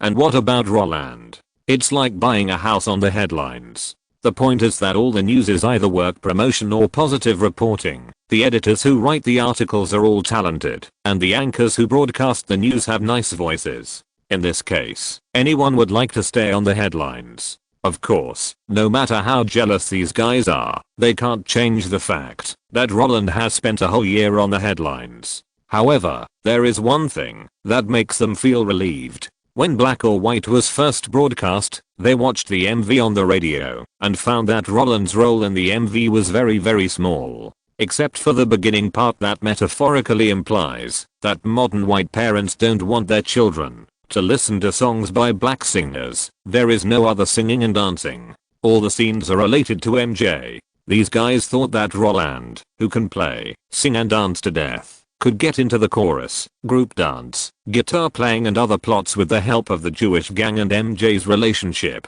But now, MJ still loves music. However, if they knew that MJ and the Epic Records behind him had already written a script for Roland, but it was killed by Spielberg, then these guys would probably find a piece of tofu and kill themselves. When others are fighting for a position, tearing up resources, and stepping on their peers, Roland can actually pick and choose the plot in MJ's MV. It's really frustrating to compare with others. However, even if the plot was not changed, the focus of Michael Jackson's MV would never be Roland. On the premiere day, when 500 million people watched the MV at the same time, with the appearance of Roland, the audience's minds immediately popped up names such as Home Alone and Terminator 2. Even if some people have not seen the movie, they will be attracted by the surprised words of their companions. But when the main film started, the lyrics criticizing racial issues and MJ's unique dance became the main course on the table. It is no exaggeration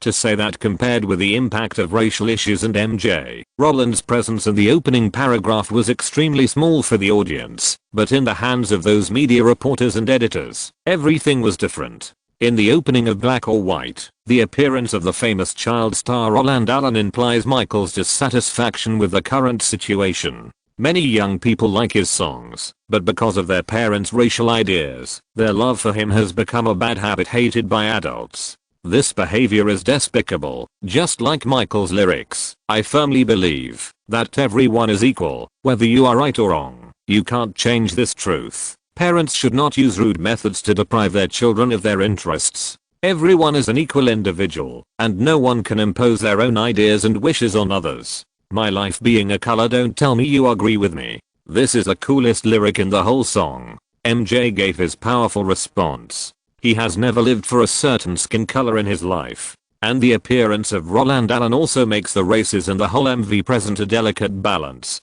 I really admire Roland for having the courage to appear in front of the camera. If it were another actor, he might have refused long ago. He is as brave in reality as in the movie. After seeing the overwhelming broadcast script, Roland's face was full of helpless smiles. He is very brave. How come he doesn't know it? To be honest, he took on the project for Francis' sake. After learning that the leader of the MV was MJ, he only wanted to take advantage of the popularity. You know, this was 500 million instant traffic in 1991. The number of people who watched MJ's MV is much more reliable than the popularity of Rotten Fish and Rotten Teeth. From beginning to end, Roland didn't think about stealing the show. For him, as long as 10% of the audience is curious about his appearance, he will make money. After all, MJ's fanbase and Roland's fanbase do not overlap. Note, Amidst founder Cole Needham is not a hard-working person. Due to the UK's import policy, he often flies to the United States to watch uncut movies, such as The Band of Clockwork Orange. Needham's first trip to the United States was to watch this movie. Regarding videotape copies, when they are released, is beyond the control of the cinema. Even if your movie is released, you can sell copies at the same time, just like this year's The Irishman by Martin Scorsese. Netflix spent money to attract online subscriptions, and the offline release was just to meet the screening time requirements for the Oscar. But at the same time, the number of screenings scheduled by the cinema will not be signed with the distribution company for fixed screens. This number is also controlled by the cinema itself.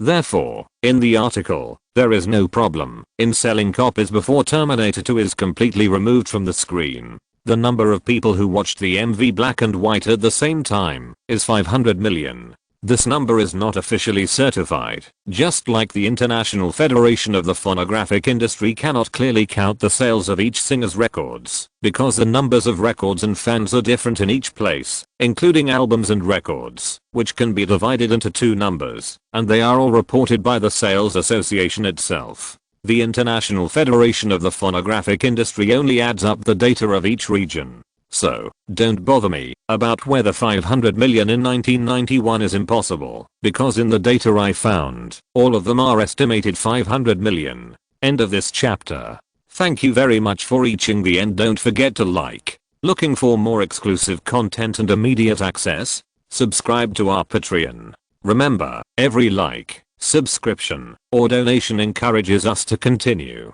Thanks to everyone. See you in the next video.